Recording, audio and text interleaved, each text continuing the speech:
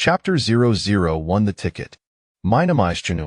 On March 26, 2045, I awoke from a deep coma. As my consciousness gradually returned, an excruciating pain exploded in my head, and theblin incandescent lights made impossible formatube in my eyes. My body felt liquoristed, antiquated machine, yearning to move yet tutor lie immobilized. Where am I?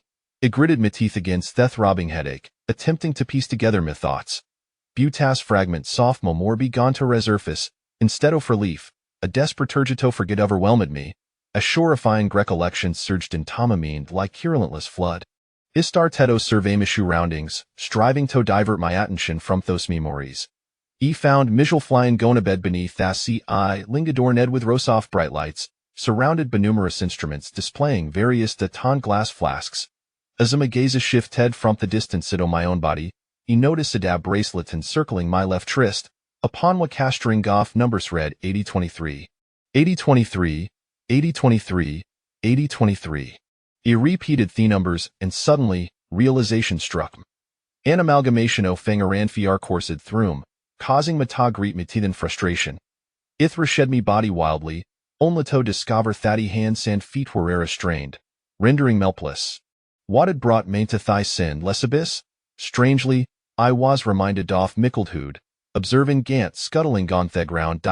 When he pressed down gently Anoniant's abdomen, it struggled fire seal, yet could not escape. In that moment, I felt taken to tetrapedant.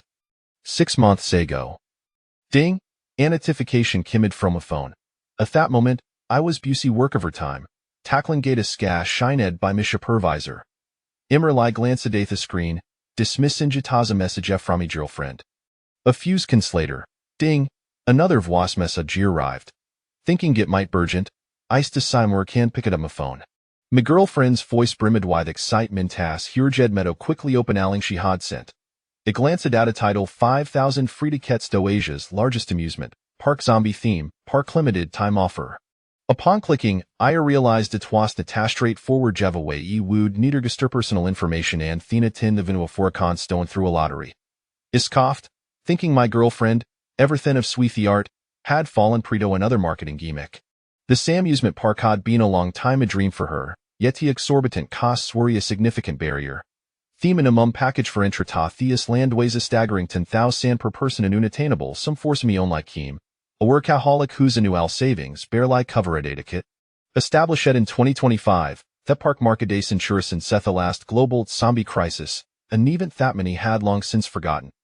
However, with the resolve to zombie a themid park, this post-modern cultural phenomenon had gained immense popularity among the youth, drawing crowds the trival event that off Disneyland. My girlfriend, an adventure theatre, had always wanted to visit, and the wild little interest. I too Ned Totek herthera. Ding! Another voice message arrived what area outgoing? Hurry Androply. We're a-going Togather tomorrow. It was about o caution hair against believing such dubious advertisements, suspecting jit was more yaploy for brand marketing. After all, own live so-called official sources would now how often accompanied by a disclaimer all right self-explanation regarding thys activity reserved by our company. Thu word slinger don my lips, but I'd sighed again stite perhaps accompanying hair would queller enthusiasm. So, I responded, all right, I'll find a shut my work can you tomorrow. Adon Sinjmaji appeared from errand. Watching the animate drabbit madametting coffer, forever innocent and joyful, igniting gap protective instinct within me against the harshness of the world. After finishing my overtime, I returned to Mirren to doubt apartment, which was near 11 o'clock. After freshening upanlying in bed, I suddenly recalled that to need dergister personal information to an invitation code for the event. I messaged my girlfriend to check if she had registered. She replied that she had received tander jed mettergister quickly, asked the deadline was midnight. I clicked the link again, greeted by images and advertisements introducing Thedma Park. They just twast hat thievin twas Spartofte Park's 20th anniversary celebration. Scrolling down, I found the section to find out personal information. To me astonishment, the amount of information required was excessive. Typically, events only necessitate name and contact details, with perhaps an eye for security yet this form demanded ink, weight, age, blood type, and devon a questionnaire regarding several medical conditions. It felt more like a hospital checkup than a mere amusement park visit, leaving me perplexed. Glancing at the clock, he noticed it was just moments away from midnight. He has to complete all the files, click submit, and thinly back down, allowing Hausgen to envelope me. Just as I was on the verge of sleep, ding, a message jolted me awake. Squinting at my phone, I read a text. Congratulations, you have passed the review and obtained an invitation.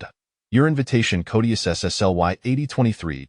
Please see Athen Pthalater, Yevon Tath, Zombie Park Exhibition Service Center in Shihai City in September, 6:10 a.m.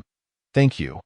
With the formalities, it prompt Lysolin said my phony and tossed it aside, sinking back into slumber. The next morning, I awoke to grab my phony and waste immediately propella du tof bedite was nearly 9 o'clock. Having nosed an alarm for the day off, I had overslept. My girlfriend had sent multiple texts, inquiring where would meet. Iquicli replied, see you at Thuswell Place at 900, then to shed to the bathroom. Manand women de fervously in Thirman and Groutenies. If I Findor self waiting downstairs for a woman will claims she's in her way down, mentally prepare for at least an additional half hour. A mankanga fromato in 30 minutes, 10 minutes, or even just 1 minute, depending on the urgency of the situation. In this instance, I had 10 minutes to prepare, or I would be subjected to hurdy-rade. After a flurry of activity, Islam met the door behind me dashed out. Upon arrival, I spotted me girlfriend, Rualan, from a distance. Her long hair cascaded over her shoulders, and schwaricharming beige floral dress, beaming gatma like a blossoming flower. Itways evident he had poot consider a bai for tinto hair appearance for a year date. Seeing Thatcher wasnatupst, I murmured, thank goodness I'm idiot. What did he say? Rualanist, puzzled. Nothing, let's go. We hopped into taxi and headed straight for Zombie Park Exhibition Service Center. Once we arrived, I was taken aback by the throng soft people. The service center was situated within a commercial complex in the heart of the city, and its Zian location revealed the substantial investment behind it. This venue was not for ticket sales, Aspie preferred to Buchenliner author. It served to provide visitors with an offline experience and host official events. A swept-roached, inoticida gigantic, comically grotesque zombie mascot sway in gath entrance. It was likely a person inside, and I couldn't help but chuckle at the sight, while my young people clamored to take pictures with it. Up and entering Thelaby, Wesa one array of zombie themid merchandise displayed on he left figurines, clothing, toys, and more Wiley a larger screen in the right continuous lie showcase promotion all videos about Thethma Park. The videos introduced various attractions and detailed the thrilling adventures and sensory experiences awaiting visitors. Thof Histera Hodneverpakumi interest is to recall its snippets from a middle school textbooks about the fierce global zombie crisis. Nations fought valiantly against the outbreak, and it wasn't lie through the successful development of a vaccine that humanity was spared from extinction. Even so, it was estimated that around 100 million individuals shad say come into zombification. Now, a century later, the former crisis shad morphed in tocultural phenomenon. I was left pondering whether to ray oyster lament this transformation. Rualanta gadat me arm, hey, stop daydreaming. Let's shed over there. It's napid me back to the present. Following her gaze, I realized that Thekush pointeto osli cli the registration desk, so made our way over and joined a relatively short line. Before long, it was sortern. Behind the counter waits a woman in her 30s, clad in a white shirt, wagri to dust with asmal hello. How may I assist you? We're here to register for the lottery, Rualan replied. Great. Please present our identification and invitation codes. We handed her rides and shout her the message in me phone. Mr. Chinua, correct? Yes. And Miss Rualan? That's right. As he cross-checked her information, Shabiganine putting it into her computer. Moments later, the printer beside her spat out 12 barcode etiquettes, each bearing her invitation code is 8023, while Rualan's was 3204. She smiled as he handed the mover, saying, please take these slips and turn right to the box sampling or for genetic sampling. I furrowed my brow, pondering which genetic sampling was necessary for what was ostensibly a simple amusement project. I immediately asked, what do you need genetic sampling? Isn't this just for recreational activity? She seemed to have long since acclimatized to skepticism and, with a rigid smile, addressed us, saying, Sir, you may not be entirely familiar with our theme park. Although fit feature amusement attractions, there is a fundamental distinction between his place and others. This theme park was formerly a zombie research facility, which, after being abandoned, was acquired by our current owner who invested in its development. The center of this land still retains Theramnant Soft the original research center, and most notably, it has been transformed into a zombie museum, showcasing real zombies, mind you. However, the aeronaut live specimens and do not bite, shedded Wismal. Up in hearing this, I thought to myself, now under this park is a popular in Thysera, whoever captures the curiosity of Tepub like seizes the opportunity. The allure of whiteness and BS far surpasses that of Marie adventurarities. Thus, I inquired, and how do est his relatedo genetic sampling? Well, duet is safe tie considerations restasured, itis absolute lisa theory tismerly precaution to comply with certain inspections, she elaborated. What's a feedy considerations? I persisted, sensing the impatiency of toast waiting behind us. She perceived that I would no trilintalig respect the situation. Sasha continued, we have a safetargulation individuals will have not being vaccinated against the zombie everus are prohibited from entering the park. Genetic sampling is conducted to confirm the vaccination status of registrants. Additionally, we will provide each individual with a genetic health report for their afferency regarding whether to continue participating. Alright, are you digging too deep? Let's move along. The people behind do sururgingus. Rualan began to express her irritation at my cautiousness, tugging Gaddy hand to lead me aside. Such a large company must have the reasons for doing things thighs way, Sharemarket aswalked. Ah, big company is better to be cautious, I replied, believing that the greater the enterprise, the greater the dangers it entailed. Just as an individual with more power faces greater temptations, one cannot guarantee that they won't tack tauto, flinny owned the same pliasto commercial empires. Yet, he had not yet discerned anything gun reasonably about this place such an establishment, safe tie protocols seem essential.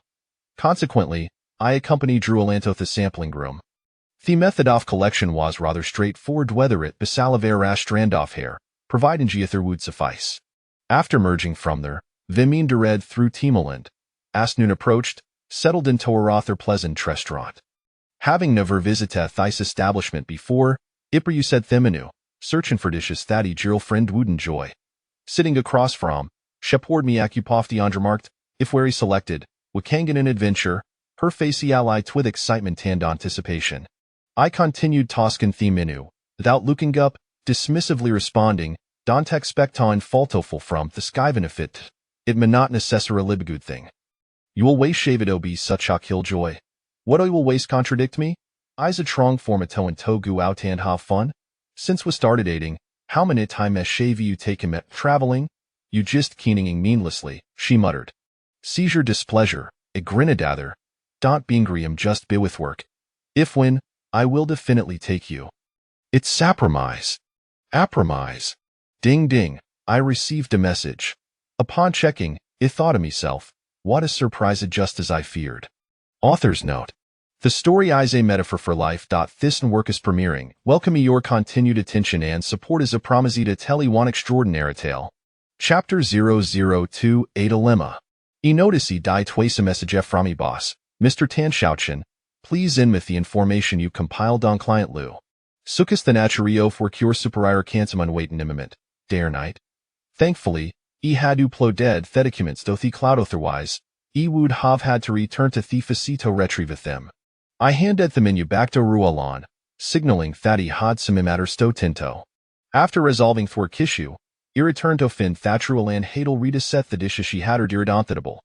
Shepkadapapisov braised pork and placed it to me bowl, saying, hurry Andy twill get cold soon. Iwazel reedy famishiden devour at Theris, Buthen Rualansa Denler marked, what tabu twat mamu mentioned toyo last time? Have y'all thought it over? Her expression was slightly serious, lacking the vivacity from earlier. I froze for a moment, pausing with me chopsticks, reluctant to meet her gaze. About that, me family situation buying Gaw House Haraput, What are you planning to Dothan? We getting married this year? Her expression big and toe hardened and growing different. Can we wait a little longer? Once past her register at architect exam, we can establish some stability and thicity. I spoke without daring to look at her, the onset tantalizing Romeo to food now overshadowed by the anxiety surrounding that matter. Wait a little longer? Do you have any idea how much pressure I'm under? My mom told me that if this draw son, shall take me to blindates. Iversencio worry and fear me. I've waited for you after graduating from university. I've waited for you in this city, and no, m'expected to I Tevin longer. Chino. Why do you always fade? Donny you wanna home? Tierswella dupen highs. Asif shuish townleash that grievance and frustration s'accumulate, erst thruff hair words. Im notring to made, but before I cold finish, miffin a vibrate donthitable, interrupting ipicadai tupto findit wasicle from Mr. Tan. Apologies, Anito taketh this workle, I said apologetically, swiping tinser. The noise and theatherand was overwhelming, as if many were reasing and gone laughing. Shouchin. I saw the documents I sent you. Please work hard today and draft the initial sketch we need to print the project to the client tomorrow. Before I cold respond, Thekel was abruptly disconnected. After Thekel ended, I glanced back at Truelon, and here expressions meto havi softened some. I offered her some comforter words, and slowly, she began to cheer up. Sometimes, a man must offer hope to Theon loves, even when Hahimzel feels despondent, many pressure and troublesome matter imbred with it. After finishing her meal, I accompanied her for a hila longer run till I realized that if it didn't return to Thefai soon, it might delay me work. Wethin exitethimal, Annie held a taxi to take her back to her apartment. I crossed the street and boarded a bouchette to Thefis. Thebus waspar slipopulated, and Nitoakai tat the back with the window, aspetai hadelways favored, though I couldn't quite explain with perhaps a tofferidasins off Safeti. Asked the vehicle jerketo and fro, I often found Mijelf listening to music and gazing out huindo during my countless commutes. Thunny and lit skyscrapers appeared in layers, quickfire treating behind me like frames from an old film reel. The conversation from Lunk had concluded, yet I could not cease pondering those matters. Looking out the window, I frequently found Mijelf contemplating the buildings beyond to whom did these belong. How asked the landlord oft hut apartment? It didn't need an entire building, just a floor would suffice, or even a single room. The city harbored so much space, so many homes, some of which were signs I had drafted, yet no tassingium belonged to 'em. In this city, I felt taken to her parasitizing and not all the household living here, really ingin it for serval, yet for vulnerable to claim belonging. As the thought crossed my mind, it pressed mere phonus stider into my ears. Suddenly, dame practiclotter a camito mind, and a flicker of a pespark head within. I twined besobed to have the opportunity to temporarily escape this place. Iron for a home, but thisida felt like a monstrous beast would hit gaping maw, intently on devouring, using me's fuel for its relentless apuration. Theonlithing, it truly wished to dawn us to flay. Returning to the youth apartment, it was nearly 10 p.m. Up and opening the door, I was greeted beatable, a bunk bed, and Clois and show a scattered half-hazard lie across her room. Me roommate had yet a return he was like least allowed enjoying ease weekend revelries. A slumped in toe chair, rubbed mistiff neck, and thin leap chupto begin midday like combat training, which he had consistently maintained. If the Ruasani been a fit him a military service, it twas that he had never missed a workouts in Sethin. After Halfenhor, drenched in sweat, the fatigue from work had evaporated, prompting me to take a shower. Ding ding. Just as I emerged from the bathroom, he heard the sound of a text message. Assuming it was from Roland, Ipik head up my phonetic. Mr. Chunua, congratulations, you have been selected for admission to Zombie Theme Park's 20th anniversary celebration. Please present our identification at Shihai Portat, 6 am on September 18th for boarding. Vuro providio with Tuo de Sandin and Itoff complimentary service. Please remember your visit Torco des SLY 8023. Wishing you a pleasant journey. What? I actually won. In the midst of me surprise, I suddenly understood Wiru Alan was so eager for the strip. He had overlooked the details she sent me regarding Thieventy turned out the day tests were September 29, coinciding perfectly with me birthday on September 18 and hers in September 19. I hadn't forgotten he had merely been overwhelmed with work clattily, and the impending day teshad crypt upon me, without notice. Speaking of 4 birthdays, it was indeed the catalyst for the blossoming relationship between Ruol and Anne. During her sophomore year, Weboth joined a club dedicated to extreme sports, which predominantly attracted acro-doff tough guys. To her surprise, our cohort included a girl. At the time, she was petite, and I often worried about their safety during her activities. Little did I know, beneath her delicate exterior lay a fervent spirit for adventure, and soon enough, we became fast friends. On any occasion, an overly enthusiastic member insisted in organizing gay heartfelt gathering, urgentic participanto share their birthday sa thakariting scood be exchanged at the appropriate times. Iskoff editio faben Kaufman engage in gin birthday salutations. However, I was met with immediate buttles who says it's justman? We have rulin' here, don't we? Besides, them must strive for comprehensive development in virtue, intellect, physical fitness, and aesthetics, without neglecting guri emotional well-being. I found myself fatalist, ultimately succumbing to the group's insistence, Andy Viriona revealed their birthdays. To me astonishment, it discovered Thatcherland's birthday was myriade apart from it, which sent my fellow comrade Sinto a frenzy, adamant about celebrating Togather.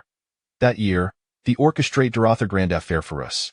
It was precisely at that gathering Thatcherwallen and I began to forge deeper connection. Upon learning go for buttongramments, my friend Squeak convened a mock tribunal, hurling accusations at me, calling me be stun-worthy of fair affection, lamenting that Thesso le blossom in her organization had been planted in dung, and bemoaning thermicid opportunist of steer feelings.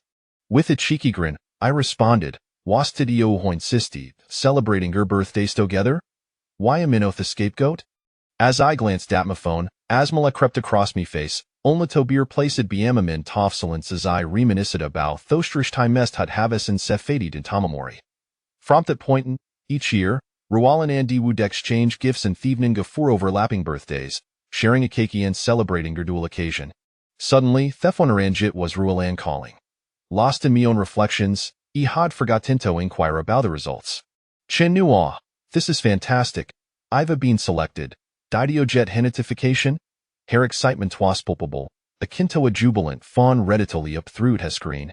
I decided to teaser guess what? Oh come in, just tell me. Imdying talk no. If you'll so been selected. Anito board the patchy high portent themmerning off September 18th. Really? That's wonderful, she echoed, her enthusiasm diminished, immediately beginning to plan. Ill prepare to take Levine the next few days. You should get ready to our time ilamited. All right, you understand, I replied, reminding her not to overexcite Dan terstierly, as he had worth the following day. After hanging up, it glanced at my computer and thought type prudentosi arch formori information. I opened the browser, type it in zombie theme park, and it search. Instantly, thousands of results appeared. If first click it on the encyclopedia entry, the zombie theme park, located on non-Hyfaxi Island, spans an area of 108.8 square kilometers. Theus land was originally home to a facility known as Zombie Immune System Institute. I copied the tight leafed Harris Search Institute for further inquiry. Buton lia scant few piece of information turned up. The encyclopedia entry provided some details, which a clicked on the Zombie Immune System Research Institute to established following the fierce global zombie crisis, focusing on health prevention and control. The project aimed to develop immune medications through testa of preserved zombie specimens sandal so investigated the biological functions so. However, due to an incident, the project was abruptly halted in September 2020. An incident? What kind of incident? I searched for keywords related to the institute's accident, only to find irrelevant information, devoid of fan reports or records regarding the incident in question. Left with no choice, I returned to the initial encyclopedia entry, yearning towny Arthmer clues, and continued dreading Theusland su Sagerites where he acquired Bithfaxis and his EI group in 2021, which took 5 years to construct a zombie Athemid amusement park. Thepperk officially opened in September 2025, coinciding with 2020 surge of zombie culture among Theath, attracting millions of visitors. By 2044, it welcomed an astonishing 14 million euros annually. What sort of entity is this Faxis NAZI group? I pondered, searching for more information, but found none. It appeared not to be Dumpsta company. Oddly enough, I felt Tayson's familiarity with this company, though I couldn't quite placate. The human mind often resembles a cluttered warehouse, Themeriani seeks a particularitum, Themorealusivite Beckhams. Yet, at times, when in estep searching, it may unexpected liar surface. As I was lost in thought, a serious offergent knocks at code from outside. Author's note. Storia servisa metaphor for life. This newer Kispian gun veiled invitee auto additoy, or shelfan join mindthy telling of fan extraordinary tale. Chapter 003. The benevolence of my superior, my thoughts were abruptly pulled back to reality. Who is it? It's me, a C. Hurry and open the door. Upon glancing at the time, I realized it was already past midnight. This fellow has only just returned. I opened the door and inquired, "Why didn't you bring your keys?" He chuckled sheepishly. "I forgot them in the rush. My girlfriend was urging me." I was too lazy to engage in his banter. Noticing the late hour, I merely greeted him before heading to bed to rest. The following day at the office, I was confronted with a mountain of forms and blueprints to process. Additionally, there was a design proposal for a client's villa that needed to be reported. At that moment, I found myself in a quandary. This month marked the peak season for our company's business, and consequently, it was the busiest time for all tasks that I could hardly fathom the expression my superior would were should I request leave now. However, recalling my girlfriend's anticipation for our upcoming trip, especially when I discovered she intended to craft a little surprise for our birthdays, I felt too guilty to inform her that I could not go. As I typed away, I pondered that my supervisor, Mr. Tan, would undoubtedly fly into a rage, as many tedious tasks fell upon my shoulders as an assistant, that if I were to take leave, all responsibilities would inevitably land on him. Nevertheless, I resolved to approach the deputy general manager directly, seeking approval from a higher authority before discussing it with him. Throughout the day, I stole glances at the deputy's office, mentally strategizing how to broach the subject. I rehearsed my words and tone repeatedly in my mind, acutely aware that, despite having been with the company for 3 years, there were no exceptions to the rule during such critical times. As the clock approached the end of the workday, I had never felt time pass so swiftly that I thought to myself that if I didn't approach the deputy soon, he would leave, and I would have to muster the courage to head to his office to the doorway. I paused, inhaled deeply to steady my nerves, and knocked softly come in that I pushed the door open, and the deputy general manager was busy typing away at his keyboard. Not lifting his gaze, that Mr. Zhang, I ventured. "Xiao Chun, what brings you here?"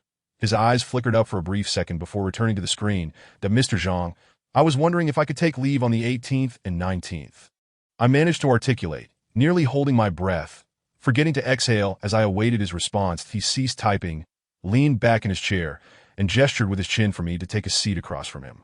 Once seated, he continued, "Is there a particular reason for your leave request? The company is currently in its busiest period. Although you have annual leave, we are short-staffed, and your current projects are of significant importance to the company. Unless there is a pressing matter, I would advise you to complete your tasks first." It was then that I remembered to breathe, quickly inhaling before replying, "Mr. Zhang, I understand. However, the day after tomorrow is my girlfriend's birthday, and I plan to take her out for a couple of days." He seemed accustomed to this exchange, responding in a leisurely manner. "Oh, a young couple celebrating a birthday. I can understand that." He picked up a pack of cigarettes from his desk, extracted one, and lit it without offering me. "That you've been with the company for 3 years now, right? This year is crucial for you. The company has high hopes for you. Once you obtain your registered architect certification, they are planning to promote you to a supervisor to manage projects. You must work diligently this year. A man should prioritize his career. Establish your career before starting a family, right?" The reason I dreaded approaching him for leave was precisely this.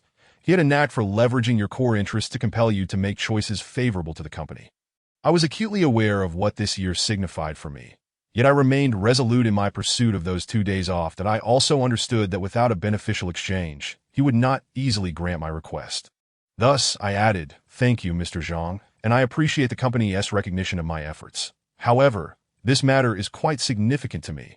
Would it be possible for me to count these 2 days as absence, forfeiting my performance bonus for the month and also waiving my annual leave?" His cigarette was nearly finished, and sensing my unwavering determination to take leave, he chuckled, "Oh, it's not that serious. That you're viewing the company as rather unsympathetic. You should still take your annual leave. When you return home, you'll want to spend more time with your family." Then he extinguished the cigarette in the ashtray. "All right then, I approve your request. Please inform Mr. Tan afterward and ensure you hand over your work. Off you go." "Thank you, Mr. Zhang," I expressed as I stood to leave, but he continued to stare intently at the computer screen. That I had successfully navigated the first hurdle. But I was acutely aware that the real challenge lay ahead. That Mr. Tan was known for his impatience. He could erupt in anger over a misplaced document or a project's error. Now, with my leave request, all responsibilities would fall on his shoulders, and it was hard to imagine he wouldn't explode. That I was not one to speak much at the office, preferring to avoid conflicts with colleagues, as we all had to coexist daily. Now that my request had been approved, I felt a sense of relief. That I braced myself, knowing that if I could escape this building, I would enjoy 2 days of peace. Observing that Mr. Tan had nearly completed his tasks for the day, I turned to him and said, "Mr. Tan, I'll be taking leave tomorrow, and the day after that I'll pass some documents to you." "What? When did you request leave? Was it approved by the manager?" His brows furrowed like a knotted pretzel, and his tone shifted that I had anticipated this reaction. So I calmly replied, "It has been approved. There's a family matter I need to attend to. You can't just leave all this work for me." He raised his voice, attempting to project his frustration to others, spewing fire rather than mere words, as though he wished to ignite me. I had no intention of explaining the reason for my leave, as I knew it would be dismissed as an excuse. After all, in this city, no one prioritized anything above work that I proceeded to transfer the documents to him. Anxiously watching the progress bar, hoping to complete the handover swiftly and escape this heated zone. Just as he was about to unleash another round of verbal bombardment, the deputy general manager emerged from his office. Hey, Mr. Tan, calm down. Xiao Chen's leave request was approved by me." Seeing that the design supervisor was still intent on his tirade, he continued, "Xiao Chen, he indeed has a family matter. Our company should also show some compassion." "Right. Don't worry. I'll arrange for someone to assist you later." Upon hearing the deputy's intervention, Mr. Tan, recognizing the authority of the leadership, begrudgingly said, "Just make sure you organize the documents properly. Don't dump a mess of paperwork on me. I don't want to clean up your mess later. I've organized everything today, and I've done my best to handle as much of the current project as I could." "Please take over," I replied, having successfully transferred the files. The deputy general manager, pleased with his role in de-escalating the situation, felt a sense of pride in maintaining his authoritative image before the staff. He thought to himself how he would treat himself to a night out at an entertainment venue, dialing up friends as he stepped into the elevator. After ensuring my work was properly handed over, I turned to Mr. Tan and said, "Mr. Tan, if there is nothing else, I'll take my leave." He remained silent, not even glancing back, as he continued to scrutinize the documents on his screen that I felt no desire to prolong the interaction. Thinking to myself how I was finally on the verge of freedom, albeit a fleeting one, as I would soon face his glowering countenance upon my return, as I headed for the exit. I heard him mutter viciously, "You better not come back." Just as I was about to step out, I froze in place, my fists clenched. Since becoming his assistant, I had entertained the thought of hurling my folder at his desk more than 10 times. But I had always suppressed it. Yet this time, I envisioned throwing it directly at his face. However, that notion lingered only for 2 seconds in my mind. Despite the fury boiling within me, I continued toward the elevator. I was acutely aware that succumbing to impulse would be tantamount to self-sabotage, that I was no longer the naive newcomer fresh out of university, always eager to retort or criticize my superior's decisions. I was gradually realizing that this was not a family or a youthful campus. It was the real world, a city of concrete and steel, where every choice bore its consequences. Years later, reflecting on this incident, I would find that the last words he spoke to me had indeed come to fruition. I never returned to that company, to be precise. I did return once, but it had transformed into ruins. The company was no more. Whenever I think back on it, I regret not having acted on my impulses that if given a second chance, I would hurl that folder at his face and kick the nearest chair, declaring, "I quit." Then, I strolled out with an air of nonchalance. Alas, life offers no do-overs. If it did, I would fervently wish that individual would unleash a torrent of invectives upon me, to the point where I would cancel my holiday, thereby sparing myself from stepping foot on that island that has become the source of my endless nightmares. Upon returning to my apartment, I began to prepare for the journey ahead that I called Rulin, who had managed to secure leave and return to her residence. She inquired about my situation, to which I assured her that everything was proceeding smoothly, encouraging her to focus on packing her essentials. Given that our location was still a half-hour subway ride from Shihai Port, coupled with the early boarding time, I advised her to retire early and set her alarm accordingly, since our departure was imminent and we had received notice that our accommodation would be aboard the cruise ship. We needed only a single sports backpack's worth of clothing. Once I finished packing, I lay on my bed with nothing to occupy my mind. Though I intended to rest early, I suddenly recalled that young travelers often seek out various travel guides in advance. I mused that someone like me, who seldom embarks on trips, ought to do the same. Otherwise, I would find myself at a vast amusement park without a clue as to how to enjoy it. Thus, I opened the browser on my laptop, only to be greeted by my browsing history from the previous day that I contemplated continuing my search, but thought better of it. After all, it was a theme park with a safe operational history of 20 years, surely. There would be no cause for concern that my girlfriend suggested. Perhaps my caution was unwarranted. Searching for guides on zombie-themed amusement parks yielded numerous summaries from fellow netizens, detailing the top 10 must-experience attractions in Zombieland. Rankings of the most entertaining activities and recommendations for optimal play sequences and routes. Just as I was engrossed in reading, the door to my room swung open, revealing Asi, who had brought his key today. Upon entering, he exclaimed, "Bro, you're working hard. Burning the midnight oil. Are we?" "It's not work," I casually replied. He leaned in for a look, instantly becoming animated.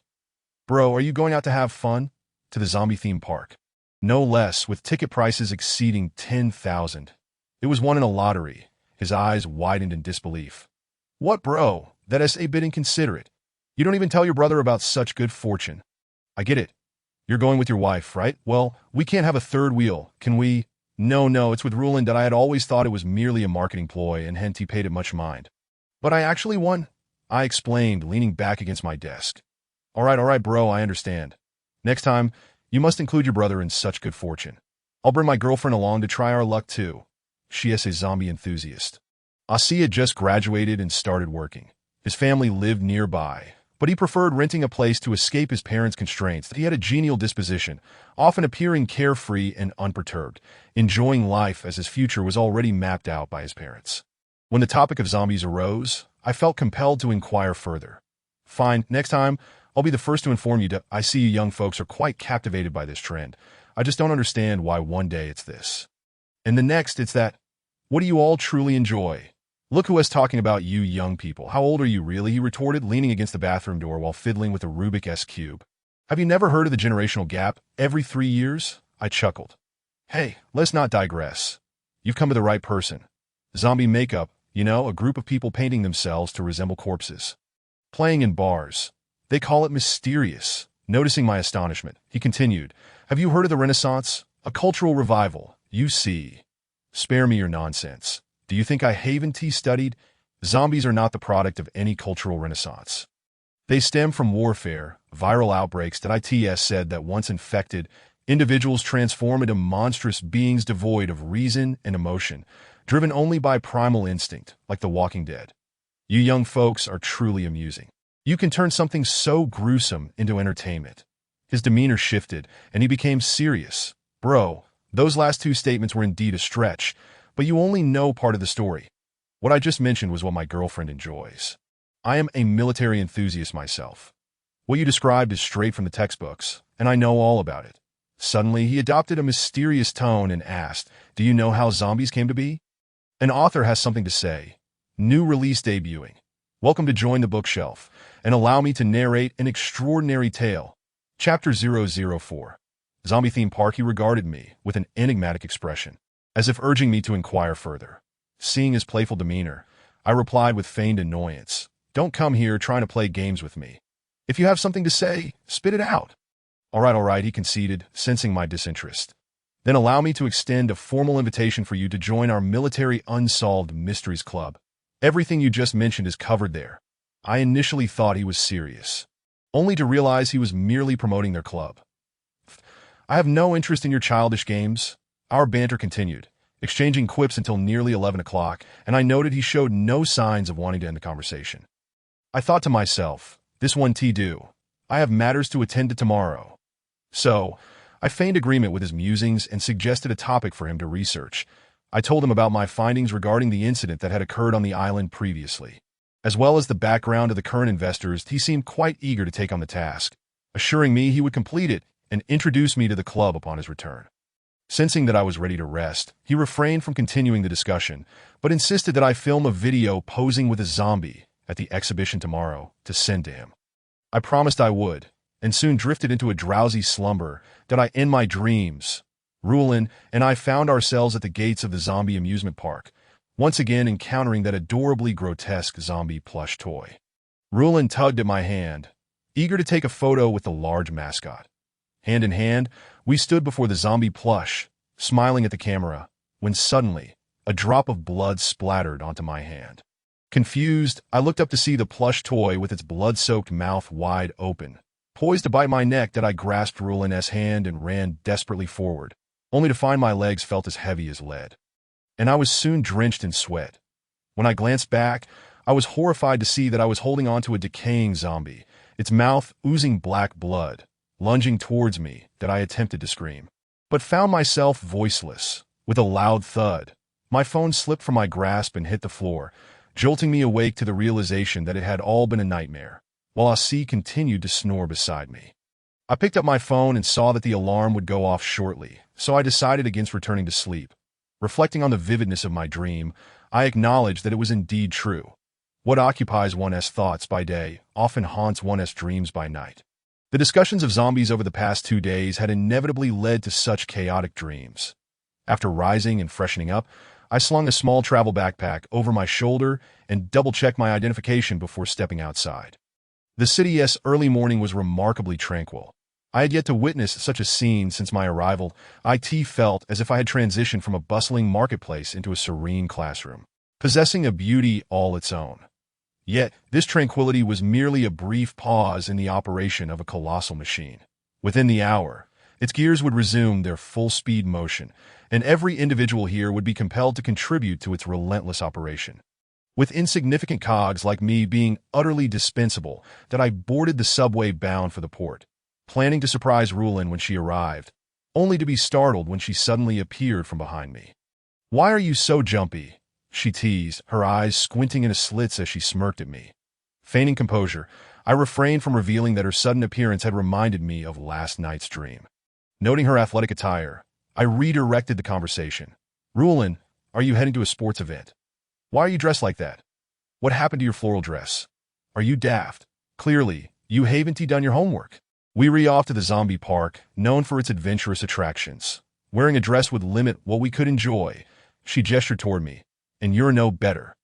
In less than 15 minutes, we arrived at Westport Station. After verifying our identities at the designated ticket checking counter and passing through security, I queued to enter the waiting hall to collect our room cards, and then boarded the shuttle bus to the cruise embarkation point. Before me loomed a colossal vessel, as if the tallest building in Shihai City had been laid across the surface of the sea. The white hull resembled a seagull soaring through the waves, emblazoned with the name Cyprus.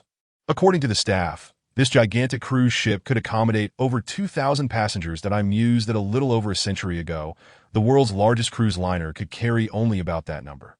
Now, a mere ordinary cruise ship boasts such capacity, which indeed evokes a sense of awe. Before I could continue my reflections, Rulin tugged at my arm, pulling me forward, her excitement palpable as she sang and danced. Reminiscent of a lamb just released from the pen, or a child liberated from the confines of school for summer break.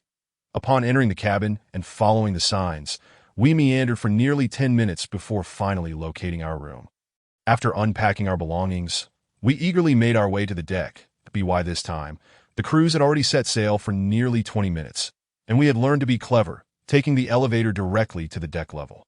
Upon reaching the deck, we discovered a considerable gathering of tourists above, some leaning against the railings, laughing, others capturing photographs, while others lounged in the central seating area, sipping tea and engaging in conversation. That I in the center of the terrace. A vast swimming pool awaited that we navigated through the edges toward the railing, eager to gaze upon the ocean. Leaning against the railing and looking back, I noticed the land diminishing in the distance, taking with it the remnants of my recent discontent. Turning my gaze in the opposite direction, the horizon where the sea met the sky was filled with a soothing azure, and the September breeze transformed into a gentle caress, akin to the touch of fine silk against my skin. That moment, we both inhaled deeply, wishing to absorb this lightness into every cell of our being. That I must admit, the ocean possesses an ineffable magic, as if its vastness bestows upon you a heart as expansive as itself. The trivialities of life and the chaos of existence seem to fade into insignificance. That if only we could have a home by the seaside, where we could bask in the sea breeze every day. Her eyes narrowed into slits as she tilted her face upward, savoring the tranquility of the moment. That I smiled at her and remarked, "I've heard that living by the sea means waking up every day to the sound of crashing waves." I would much prefer to be awakened by the sound of waves than by the blaring horns of cars, she replied. Hearing this stirred an uncomfortable feeling within me, for her current living conditions were indeed as such.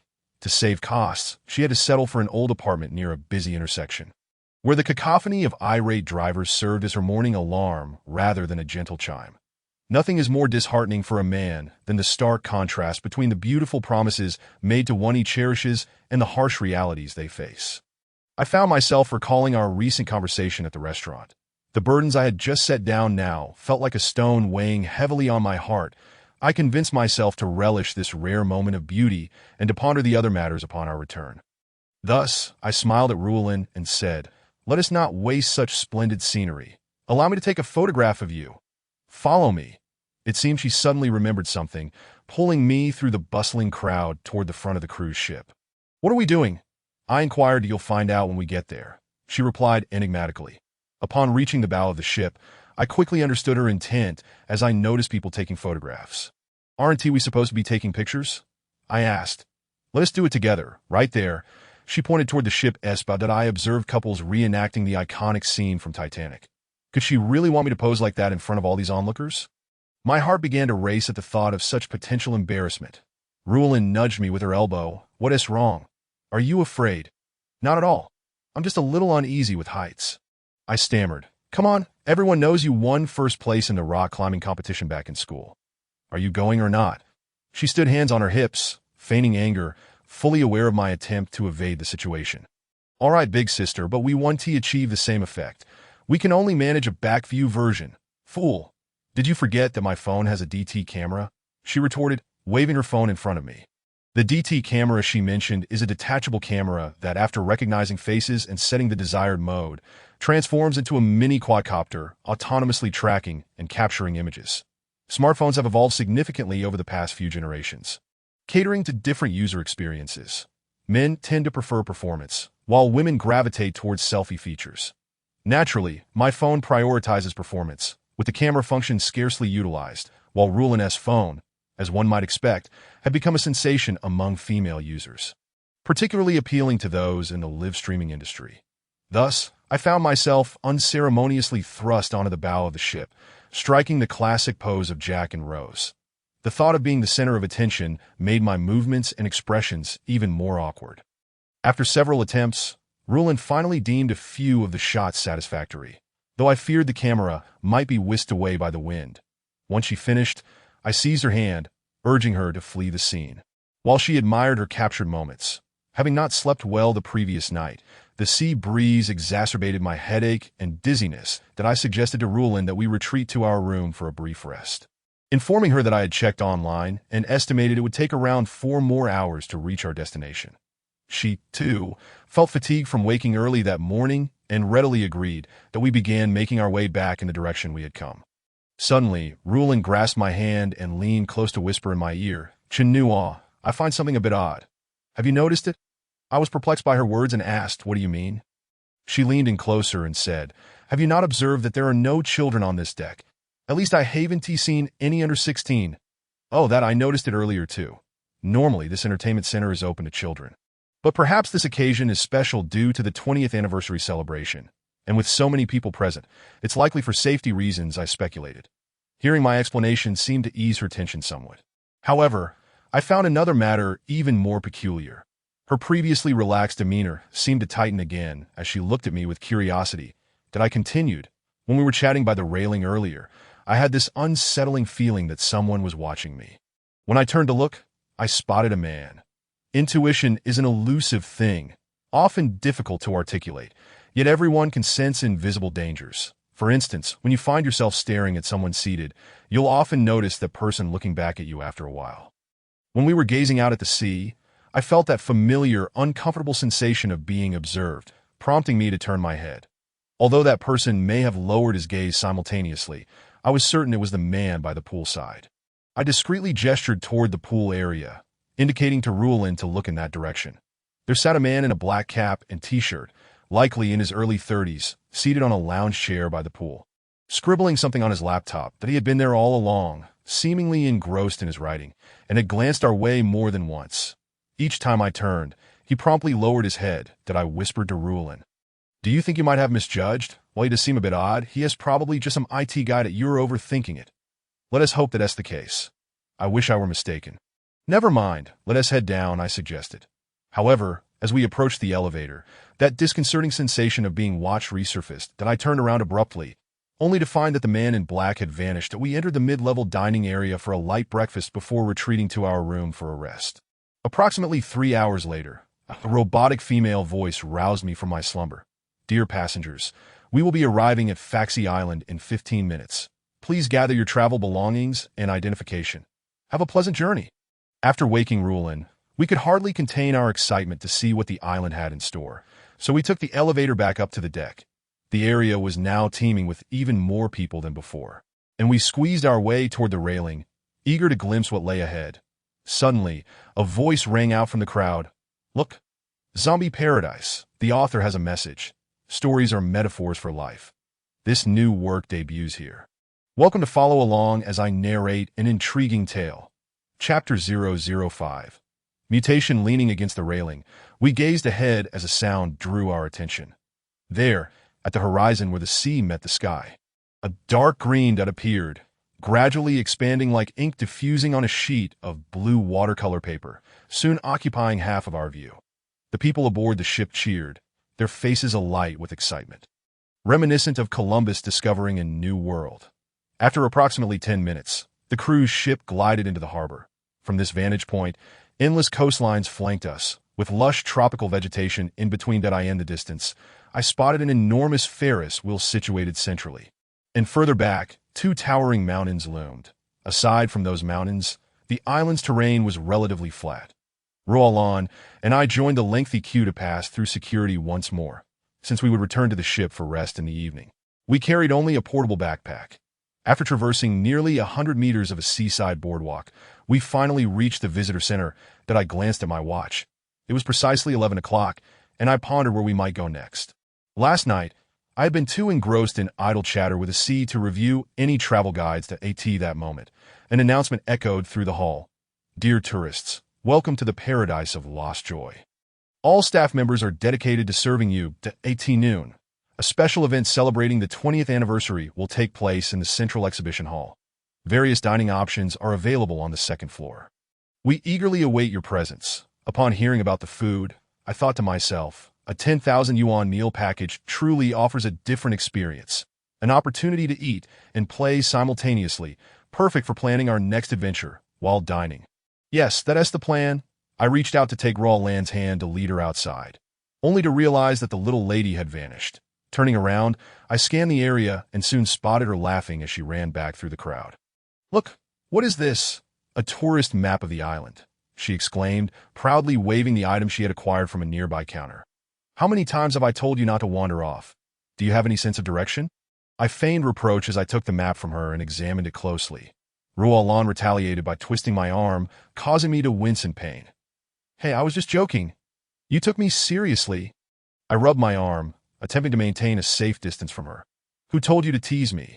She shot back that I'm not just speaking nonsense. I've observed that women can pinpoint the exact locations of every store and restroom within a mall. Yet the moment they step outside, their intelligence seems to plummet, entering a mode of complete disorientation. Let me keep this map. If you have it, it will merely be a useless piece of paper. You still dare to say that? She retorted, preparing to strike me again, but I had already positioned myself beyond her reach, thwarting her attempt. What I mean is, I will hold the map and act as your guide. And you will follow me. This is the perfect combination. We won't get lost wherever we go. Now that's more like it. So, dear guide, where shall we venture now? Did you not hear the announcement? At noon. There is an event in the Central Exhibition Hall, and lunch is available there. Let us head there. I see you're primarily motivated by the prospect of food. Without a full stomach, how can I muster the energy to accompany you on your grand adventures? All right, enough banter. Let us go. I'm feeling a bit hungry too. Roland chuckled at my teasing.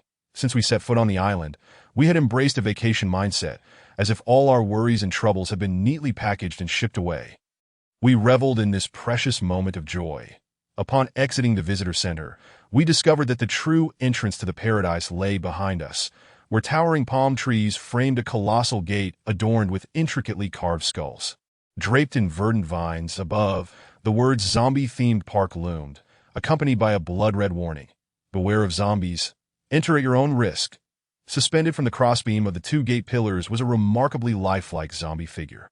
Its hollow eyes seemingly watching every passerby that I remarked to Rualan. I didn't expect the theme to lean towards horror and suspense, that I want to take a picture there. She insisted, trying to drag me toward a life-size zombie figurine at the entrance. I had seen such a grotesque sight in High City, where I found it utterly unappealing. The scene before me was too reminiscent of a dream that had haunted me recently, making me feel quite uncomfortable. Hastily, I snapped a photo, using the excuse of the crowd to urge Rualan to move along. That I in the square. There were small sightseeing vehicles designed for tourists, resembling open-top patrol cars with no surrounding barriers. Only a roof for shade and rain protection, available in 2, 4, or 6-seat configurations. That I glanced at the map in my hand.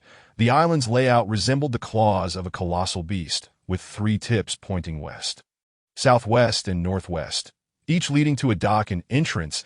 It finally dawned on me why there was only one cruise ship at our dock. Logically, with a capacity for 5,000 passengers, 2 to 3 ships would typically be required.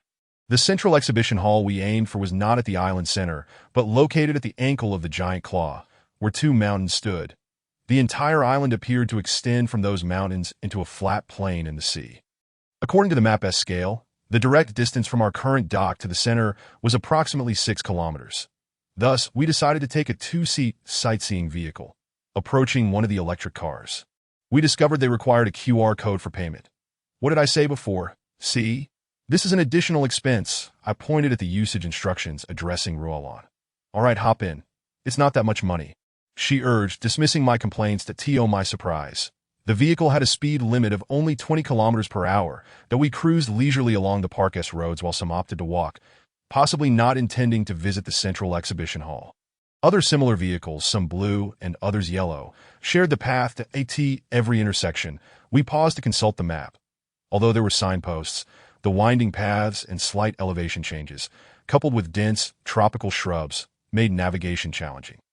At each attraction, Rualan insisted on stopping to take photos. That I thought to myself that at this pace, we would miss lunchtime altogether, so I issued her an ultimatum, taking the wheel myself to prevent her from getting out. The island center featured a natural lake, and as we arrived, I knew our destination was near. After another 10 minutes, we reached the center exhibition hall. At the foot of the mountain, that a large square at the entrance was already filled with people. After parking the vehicle in the designated spot, we followed the crowd toward the hall.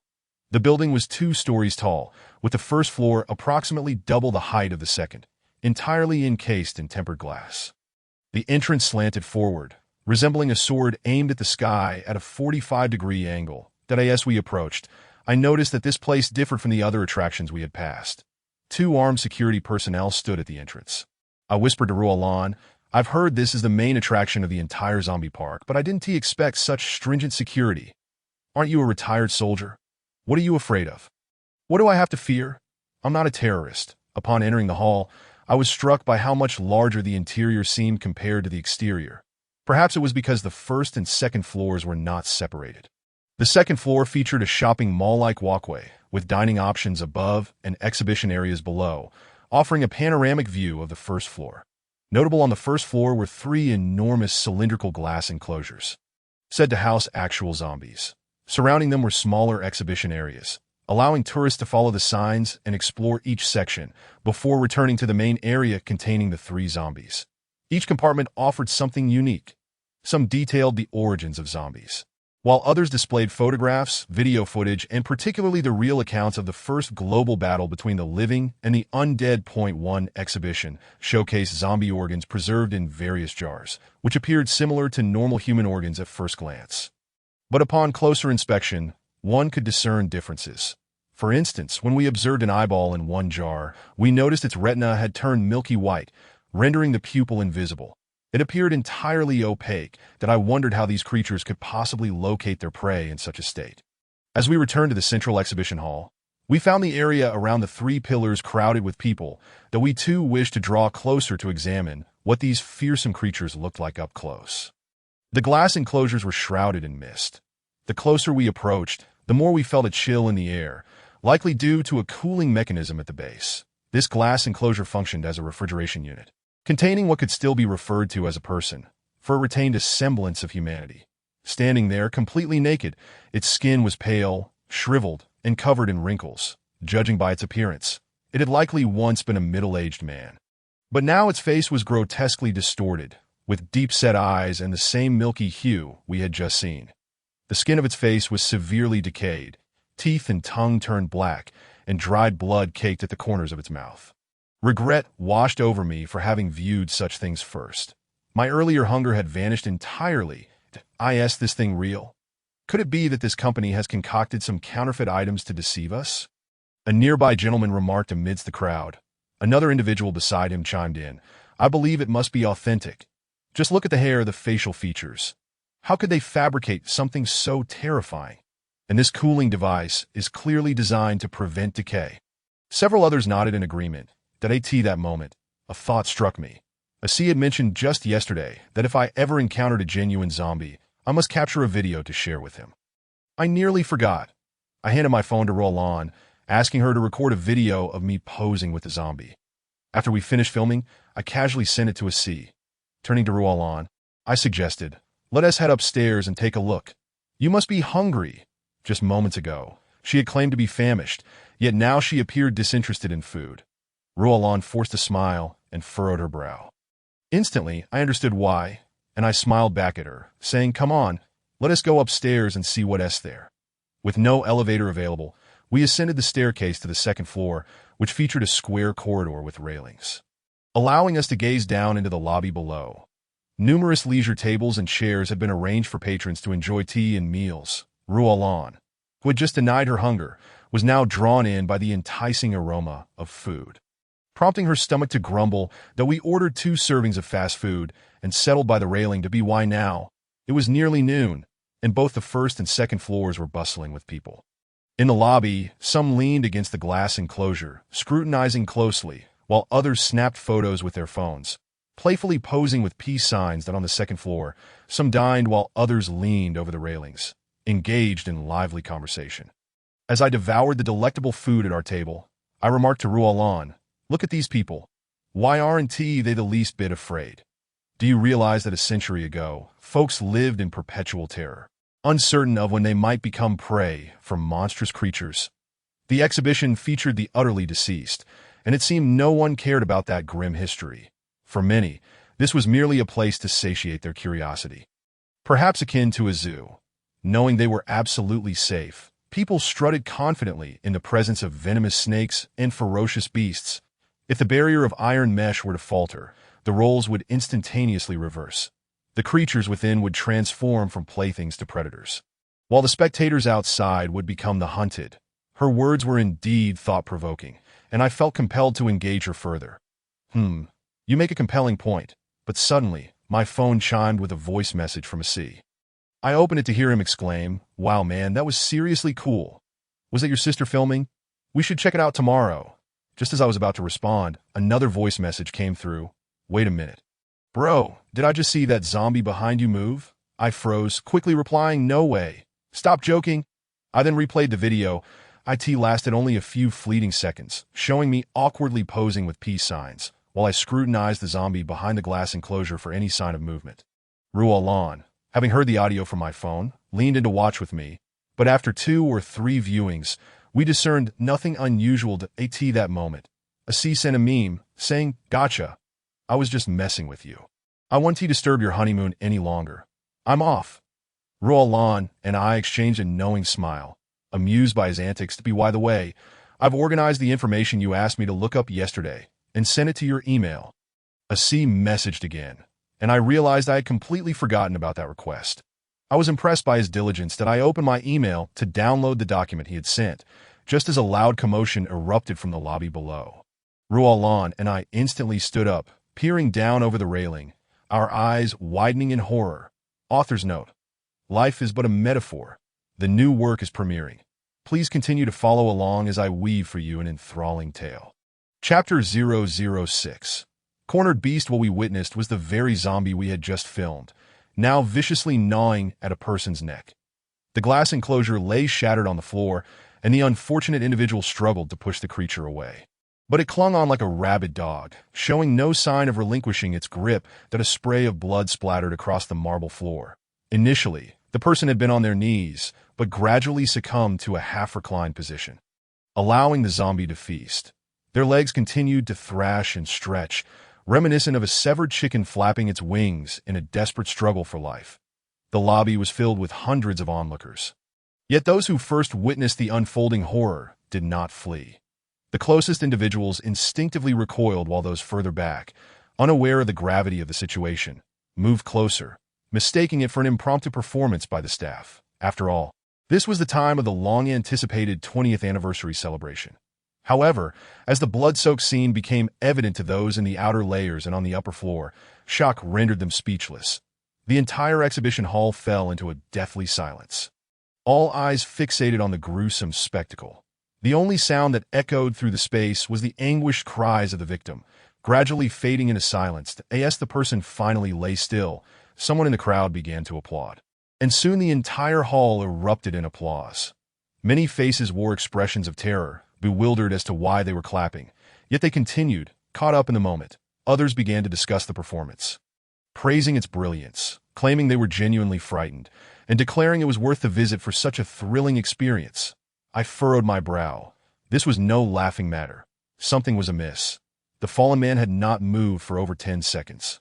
And if this were indeed a planned act, someone should have intervened by now. I instinctively grasped Roland's hand, and a few seconds later, the man suddenly stirred, and just as I thought perhaps I was overreacting, he rose in a grotesquely unnatural manner.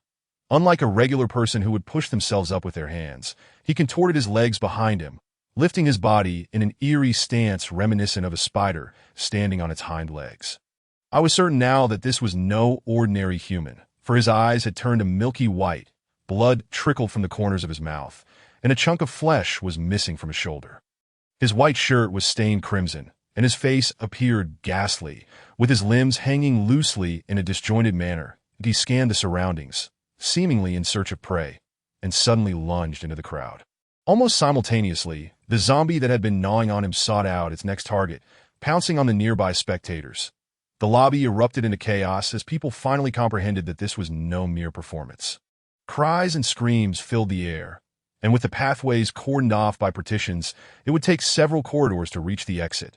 People dashed in all directions like headless chickens, and a few stumbled and fell, trampled by the panicking crowd, never to rise again. Those who had been bitten quickly transformed, some within a minute, while others took less than 10 seconds. The entire hall swiftly morphed into a veritable paradise for zombies. Spreading like malignant cells, the second floor's atmosphere was no longer one of amusement. As the monstrosity began its gruesome feast, throngs of people surged towards the staircase, with at least 200 individuals on the second floor and the staircase accommodating only 4 people side by side. The usual descent of 3 to 5 minutes now felt interminable, as everyone scrambled to reach the same exit. Anyone familiar with public transport knows that when a bus arrives, if everyone rushes to board at once, it only prolongs the process. In this case, chaos ensued, with people jammed in place, unable to ascend or descend, and at times, drivers would shout in vain to no avail. When human instincts for survival kick in, the disregard for others intensifies. In a life-or-death situation, every second counts. I could feel Roland's palms growing sweaty as she clutched my hand even tighter, her other hand gripping my arm as she pressed closer to me. Everything had transpired so suddenly. Just moments ago, laughter filled the air, and now we were confronted with the specter of death. My mind went blank, adrenaline coursing through my veins, my hair standing on end. Yet my body refused to respond, frozen in place. But the fierce instinct to survive compelled me to act swiftly. Roland, too, seemed paralyzed by fear, gripping me tightly, awaiting my direction as her sole protector.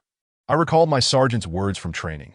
When faced with genuine danger, there is no time for preparation. That if you succumb to fear, you may not survive the next moment. The only course of action is to move. To fight back. Once you start moving, your mind will awaken. Remember, get moving. Get moving. Get moving. I pinched my thigh hard and pulled Roland towards the staircase, which was already congested with a throng of people. The individuals in front had yet to move, while those behind continued to surge forward, their cries rising in a chaotic chorus. Some were trampled beneath, while others were shoved over the railings. Just then, a louder uproar erupted at the bottom of the stairs. It turned out the infected crowd had spread to this area, and our most precious time for escape had been squandered. Faced with the frenzied, zombie-like tourists, those caught in the middle of the staircase were desperately trying to ascend, shouting upwards, "Hurry up, move quickly!" The individuals above, oblivious to the dire situation, only knew that descending swiftly was their chance for survival. Thus, those behind showed no inclination to retreat. Consequently, the people on the staircase were being torn apart layer by layer, the scene reminiscent of beasts trapped in a snare, howling in despair, their cries reverberating throughout the hall. Realizing this route was impassable, my mind gradually cleared, racing to devise an escape plan. Suddenly, it dawned on me that since we had arrived on the second floor without an elevator, such a large building must surely have more than one staircase.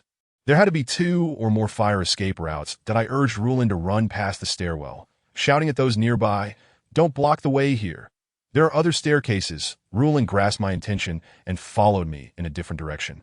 Yet the throng behind remained unyielding, continuing to push downwards that we sprinted quickly down the hallway, reasoning that if there were indeed other staircases, they would likely be designed near every corner.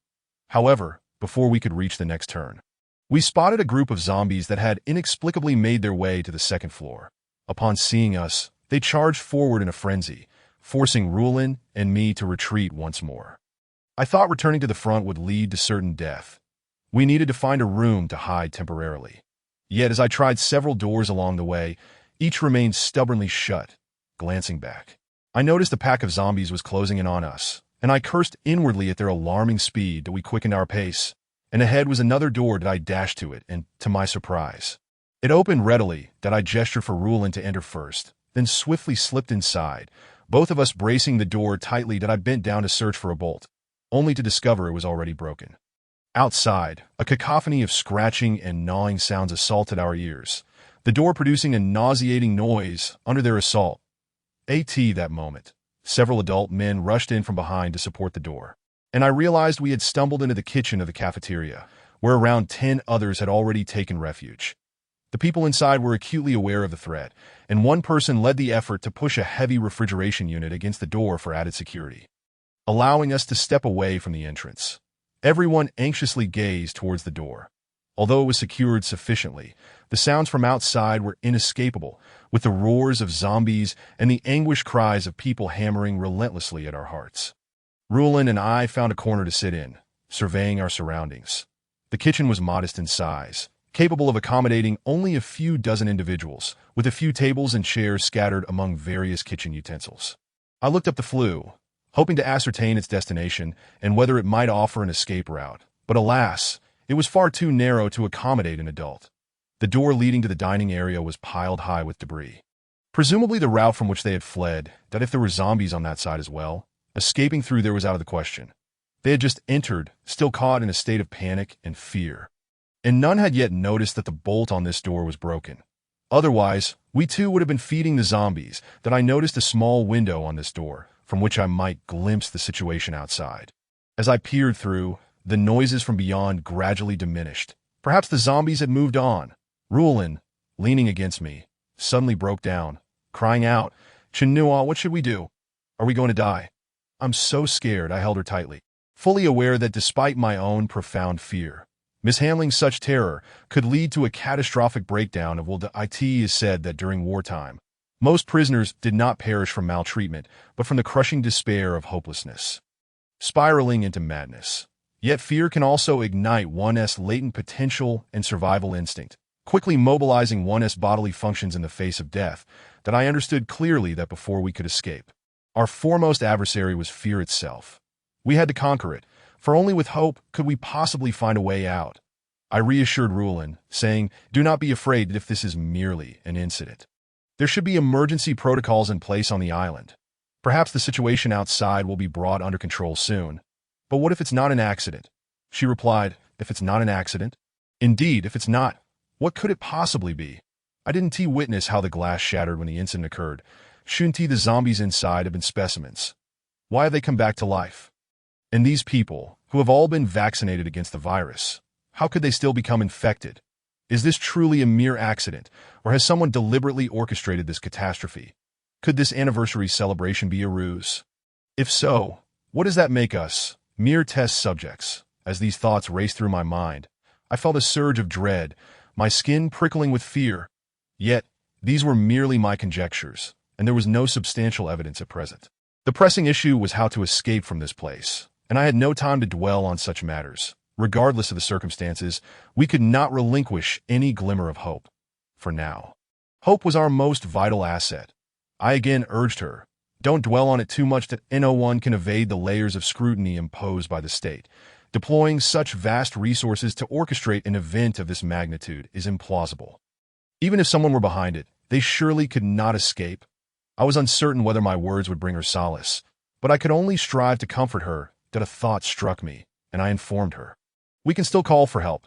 The Coast Guard nearby will respond swiftly to any distress call. Hearing our conversation, a man in his 30s, wearing black-framed glasses and exuding a dejected air, interjected, "Stop thinking about it. We've already tried. All the phones have lost signal." "Since when?" I asked, immediately pulling out my phone, only to find it devoid of any signal. Around noon, when the incident occurred, I recalled it must have been just after I received a message from a sea. I was reluctant to accept that we were unable to call for help, for common sense dictated that emergency numbers could still be dialed even without signal, that if that were not the case, then the connection to the cell towers must have been interfered with or completely severed. I tried repeatedly, even dialing every international distress number I could think of, but all attempts yielded the same result: failure to connect. Leaving me no choice but to give up, that I consoled Rulin, suggesting that perhaps this was only a temporary setback, but as the words left my mouth, I did not believe them myself. The simultaneous occurrence of two bizarre events strongly indicated that this was far from a mere accident.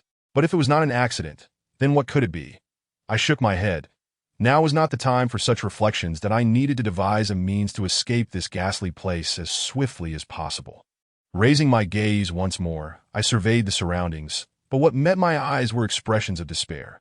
Some people sat on the ground, leaning against the walls, their helpless eyes fixated on the glaring overhead lights. Others stood in clusters, clinging to one another. Lost and bewildered, I could not help but feel a bitter smile creep across my face. Indeed, as Rulin had said, once the protective barriers of the wire fencing were removed, the roles of inside and outside had instantly reversed. We had now become the caged ones, the prey. Just as I was at a loss, suddenly, from among those standing, a man let out a pained cry and collapsed. Clutching his chest and writhing on the floor, this sight. Those surrounding him jumped back in alarm, scattering in all directions, leaving only a 15-year-old girl kneeling beside him, crying out for her father. The man, middle-aged with thinning hair, writhed on the ground, emitting muffled groans. Though he appeared to be in severe agony, it was evident he was trying to maintain control. His daughter, however, was frantic, crying, "Daddy, Daddy, I'm so sorry. I just dropped the bag with your medicine. I'm so sorry." She then pleaded with those around her, "Can anyone save my father? He hasn't even been bitten by a zombie. He is just having a heart attack. We left the medicine in the hallway when we fled. Please, does anyone have the medicine to help him?" The people around remained vigilant, their eyes fixed on the man's condition, not a single soul uttering a word. "Please, he is really not infected. I can vouch for that. Who can help him? Please save him." The little girl's eyes darted around desperately as she looked at her father's anguished expression. "Lingxiang, don't cry. I am fine." The middle-aged man attempted to reassure his daughter, but beads of sweat were forming on his forehead. If it truly was a heart attack, medication could alleviate the symptoms, but if he were exhibiting symptoms from a zombie bite, anyone who approached would undoubtedly be risking their life. Just as I hesitated, contemplating whether to check on him, Rulin suddenly sprang up from the ground and rushed to the father and daughter, saying to the girl, "I've learned some first aid in college. Let me take a look." The girl, who had just been weeping in my arms, seemed to have vanished into thin air. Her tone was gentle, yet resolute, striving to offer the utmost empathy and solace to the young girl. Rulin, indeed, would not hesitate as I did. She had displayed the same unwavering resolve during our university club activities. On one occasion, a classmate suffered an accidental fracture, with bone protruding from the outer thigh. She was the first to provide emergency stabilization and hemorrhage control. Had it been anyone else, they would likely have been paralyzed with fear. As she remarked herself, She was unsure where her courage stemmed from, only knowing that witnessing another's suffering pained her, and she wished to alleviate that pain. She was like a beacon of light for me, guiding me to make the right decisions in moments of uncertainty. The girl expressed her immense gratitude with a nod upon seeing someone willing to assist them. At that moment, I joined them, crouching down to assess the patient's condition. There were no visible bite marks on his neck, limbs, or other prominent areas, and his clothing remained intact. That I then called out to the surrounding crowd. Rest assured, he is not infected. He is experiencing a cardiac arrest. Does anyone have similar medication? A skeptical voice emerged from the throng, questioning, how can you be so sure? Are you a medical professional? Gradually, more voices joined in agreement, echoing, what if he is infected? Can you take responsibility for the lives of over a dozen people here? My anger flared at their incredulity, and I retorted loudly, if any of you doubt my words, come and see for yourselves. Stop pretending to be heroes from the shadows. That I am not a trained doctor. But you all witnessed how swiftly those who were bitten transformed. Some mutated within mere seconds. This man has been here for at least half an hour since you arrived. If he had been infected, he would have transformed by now. That is not necessarily true. I saw a few who took 2 to 3 minutes to mutate. A towering man with a scruffy beard stepped forward from the crowd. Seeing someone willing to take a stand, the people rallied behind him, eager for him to lead them. That I found myself momentarily speechless, uncertain how to counter him. But Rulin urged me, this is not the time for debate. We must find a way to save him. If this continues, he will die. The little girl, already shaken by the prospect of losing her father, wept even more fervently. That I decided to disregard the crowd, my mind racing. The uncle's complexion was deteriorating rapidly. Without medication, his chances of survival were grim. Medication. A light bulb went off in my head. You mentioned earlier that the bag with the medicine was where? In the hallway. Not far from here. That I had my backpack with the medicine. But in the chaos, I panicked and left it on a chair in the dining area. The little girl felt increasingly aggrieved, convinced that this entire ordeal was her fault, leading to her father's potential demise. That don't worry just yet. Perhaps we can retrieve the medicine. I reassured her, but that's too dangerous. We have no idea what awaits outside. Rulin voiced her concerns, aware of my intentions. That I was cognizant of the situation. I had been listening closely to the sounds outside, and for the past 10 minutes, there had been silence. Moreover, I surmised that the zombies would actively seek out crowds to attack. The virus must be spreading outward from this location. Thus, large numbers of zombies would likely be outside by now. It was the perfect time to scout the situation. If there were no zombies, we could make our escape. I realized I couldn't go alone. It was safest for Rulin to remain behind. I sought out 1 or 2 strong men to accompany me and called out to the crowd, who among you is willing to join me? Silence filled the air, and after a brief pause, the burly bearded man spoke. How naive. Are you truly willing to gamble with the lives of so many? You were the ones who opened that door, nearly turning us into zombie snacks. Now that it has been closed, you want to venture out and return. How absurd. Do you think this is your home? The people around him nodded in agreement. I realized that they had chosen him as their leader. His words had become the law of the room, unchallengeable. So what do you propose? I glared at them. In peaceful times, people are civilized.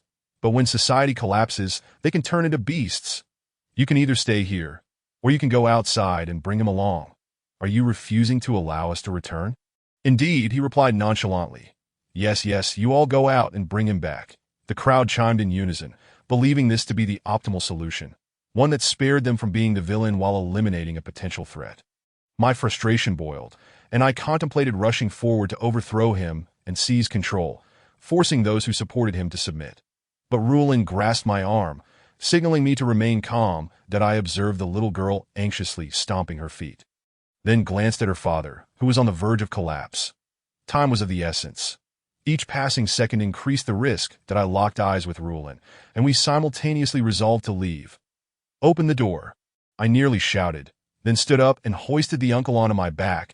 A few individuals stepped forward to move the cold storage unit aside, creating a gap wide enough for me to pass through. Hurry up! Keep your voices down. We don't want to attract the zombies. Came the urgent shouts from behind. One person's wrongdoing is labeled as evil, but when the masses commit wrongs, it seems to become justified.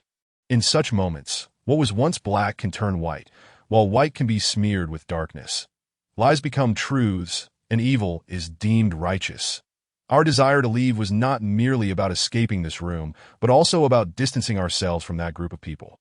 As we stepped outside, the once bustling hall was eerily silent. Tables, chairs, barriers, and shards of glass were strewn about, and it appeared the electrical system had suffered damage. Most lights were extinguished, with only a few flickering weakly.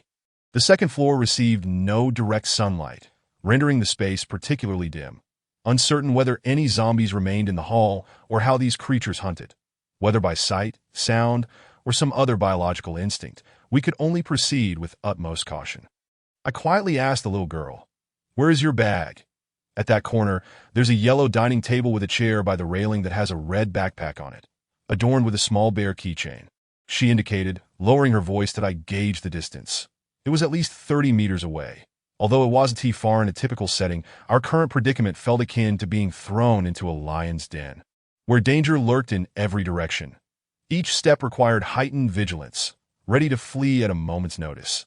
The tension was palpable. We moved forward slowly, and I repeatedly reminded everyone to watch their step, cautioning against disturbing any bottles or cans that might attract the zombies. And if a zombie were to pounce on us from any direction, the outcome was unthinkable, that if I weren't carrying someone. Escaping with the two girls would be much simpler. However, with the added weight, our speed would undoubtedly diminish. That I recalled the zombies I had previously encountered, moving with a speed akin to that of a normal person.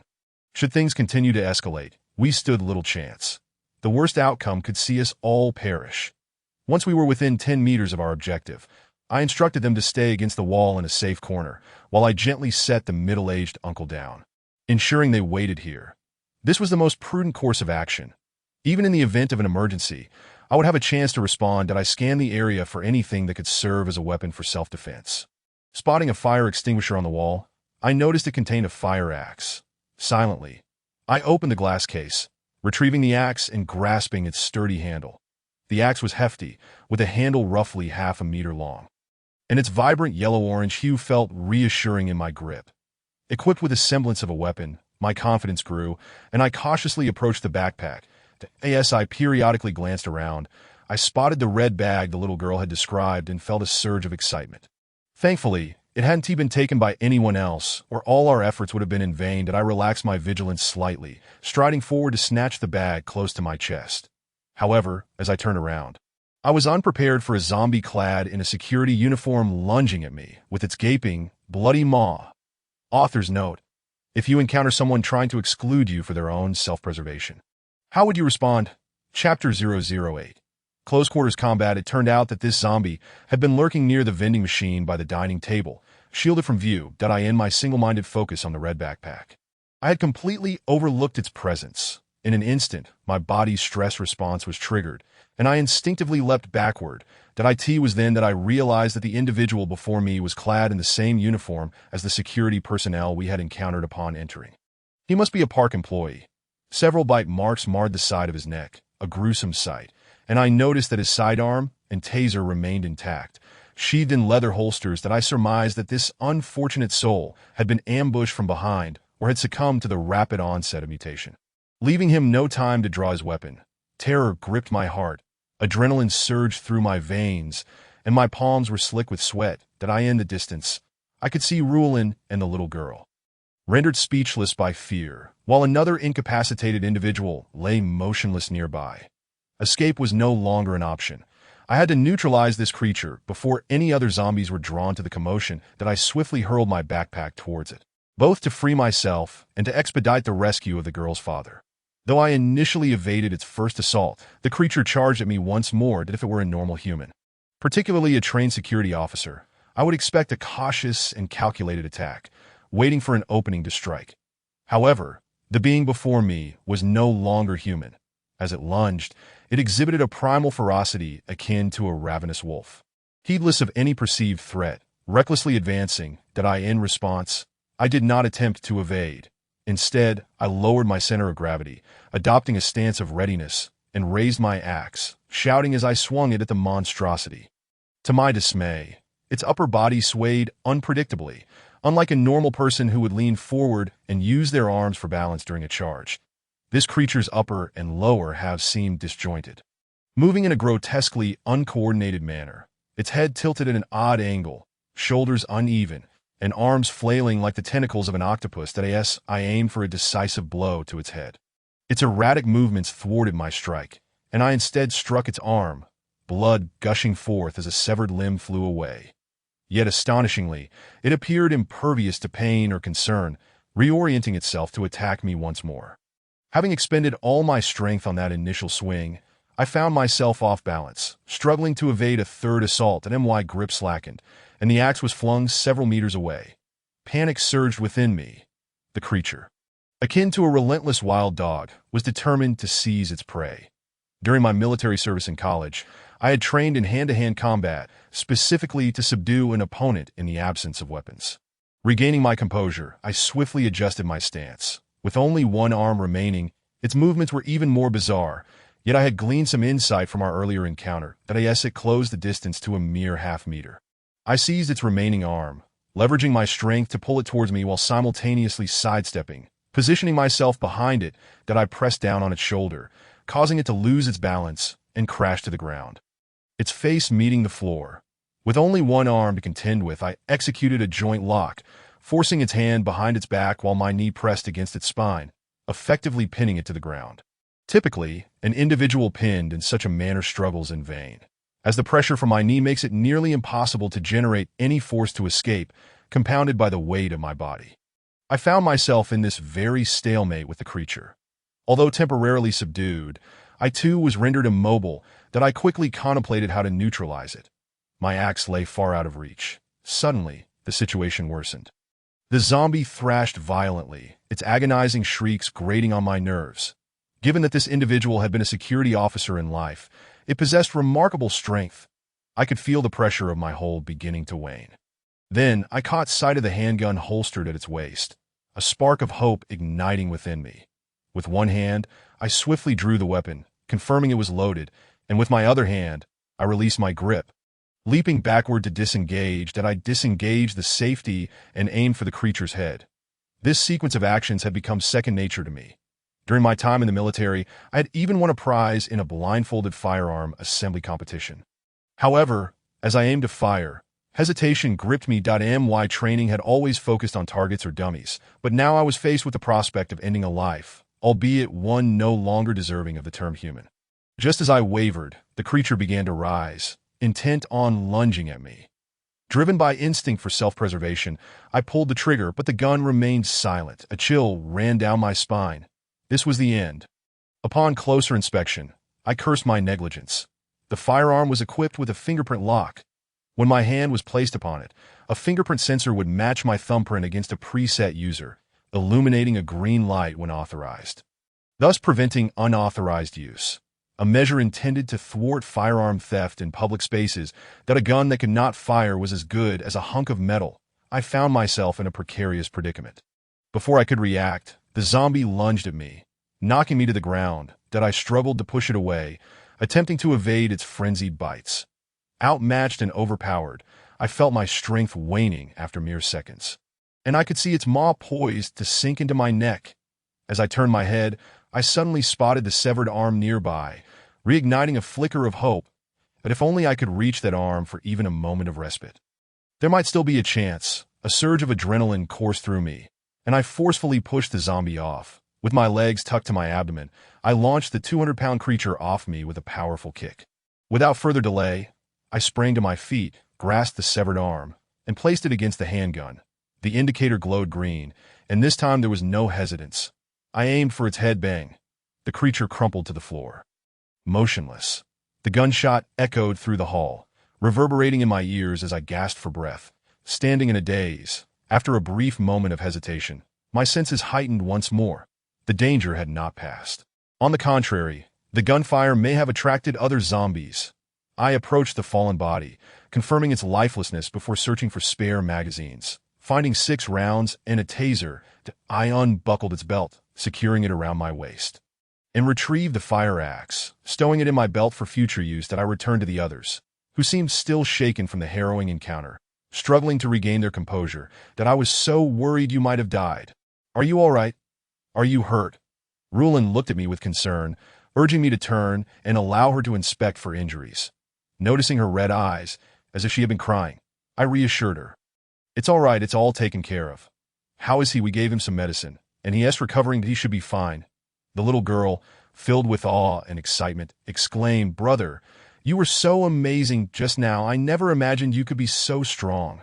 Thank goodness we met you. My father is safe. Flattered and momentarily dazed, I chuckled. Oh, it was nothing, just some basic skills I picked up in the military. You were a soldier? I admire soldiers so much. She replied, her joy infectious, at a loss for words. I could only smile foolishly. What do we do now? Rulin asked. That I snapped back to reality, adopting a serious demeanor. Now is not the time for celebration. The gunfire may have attracted zombies. We need to leave immediately. I helped the uncle to his feet, intending to carry him, but he insisted he was nearly recovered and could walk on his own. We pressed onward, choosing to head toward the northeastern corner where a fire escape might be located, avoiding the earlier stairwell, which could be swarming with zombies. After only a few steps, I felt the ground tremble beneath us. A sound akin to dozens of feet pounding on the floor that I turned and shouted, Quick, run! The zombies are coming up! All four of us sprinted ahead with all our might, though I now possessed a firearm. I dared not take the risk. It was evident that the sounds would attract more zombies. Firing repeatedly would likely draw an even greater horde to the second floor, leaving us trapped, not to mention. I had only 11 rounds left, and with at least 20 or 30 zombies behind us, I would be overwhelmed before I could even reload. I urged everyone to run with all their might. If the path ahead led to the fire escape, we would dash through and close the fire door behind us, that if not, I would have to brace myself for the worst. However, as we sprinted, the older gentleman began to lag noticeably. His body had only recently recovered, and given his pre-existing heart condition, he certainly lacked the stamina of us younger individuals, with the monstrous horde closing in. I gritted my teeth, realizing that I could not let things continue this way. I needed to hold them back to buy time for the others. Just as I was about to speak, a door on the left side of the corridor swung open, and a figure clad in black leaned out. The author has something to say. I have never been one to rely on others. Today, I begrudgingly ask you for a favor. Would you consider adding my work to your bookshelf? Agreed. Chapter 009. The key to escape, that he shouted towards us. This way. Hurry, come in quick, like drowning men grasping at a straw. We each exerted ourselves to the utmost to dash forward. Although I could have reached the door first, I knew I had to ensure everyone else entered safely, that I reached the entrance alongside Rulin and urged her to go in first. The little girl was still tugging at her father's hand, and my heart raced with anxiety for the two of them. Hurry, run faster. One of the zombies moved with astonishing speed, already closing in behind them. I thought to myself, goodness, is it an athlete? Running so fast.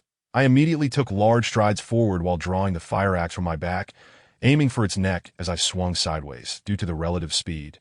I cleaved its head off as if chopping wood, and it flew into the lobby below, its body collapsing to the ground. That moment, the father and daughter had already slipped through the door, and the horde of zombies was upon me. That I sprinted towards the entrance, barely managing to enter just in time.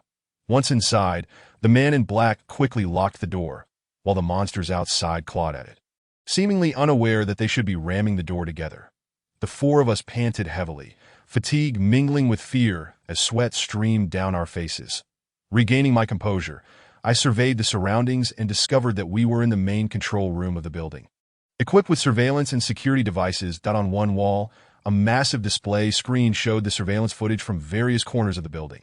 Hello, I am Fong Xinwen. I saw you were in danger from here and called you over. The man in black adjusted his cap and pushed up his glasses. Although he appeared to be in his early 30s, he exuded the aura of a fresh graduate, likely still in his 20s. His face was elongated, marked with remnants of youth acne, and bore a slightly mature appearance. Hello, I am Chen Nu. Thank you for opening the door for us. Otherwise, we would have ended up as zombie fodder. The others expressed their gratitude as well, but he seemed unaccustomed to social interactions, appearing quite awkward and unsure of what to say, eventually mumbling, "Oh, it was nothing, just a small favor. Please make yourselves comfortable." I nearly burst out laughing, thinking to myself, my friend, we are here to escape, not to visit. Besides, this isn't even your home. The older gentleman was equally at a loss for words, leading to an awkward atmosphere. However, I felt a sense of familiarity with this man and quietly asked Rulin, "Haven't we seen him somewhere before?" "I remember. On the deck, Suddenly, it dawned on me. He was the one who had been secretly observing us from a distance. The initial distance had obscured his features. But now, with a closer look and spotting a notebook on the table, I could confirm it was indeed him. So I asked, "Hey, buddy, earlier on the ferry?" "Oh, I apologize. I didn't mean to spy on you." I was in the midst of creating. Before I could finish my sentence, he interjected. "Creating what?" "Actually, I'm a game designer. We are developing a zombie-themed game, and I came here seeking inspiration. When I saw you on the boat, I had a sudden burst of creativity and wanted to reference your images as potential game characters. I sincerely apologize for not asking for your consent." So that was the case. I thought we were being targeted by bad people. "By the way, how did you end up here all alone? What happened to the staff?" "I was on the second floor when I realized the main corridor was blocked while trying to escape. I ran back and found the door open, so I slipped inside. The staff must have fled. There was no one in the control room when I entered. By the way, Fong Xinwen, just call me Xiaowen." "Xiaowen, since you've been here for a while, have you thought about a way to escape?" "I plan to wait for rescue." "Rescue? You might as well forget that. All communication devices are down, and we can't contact the outside world.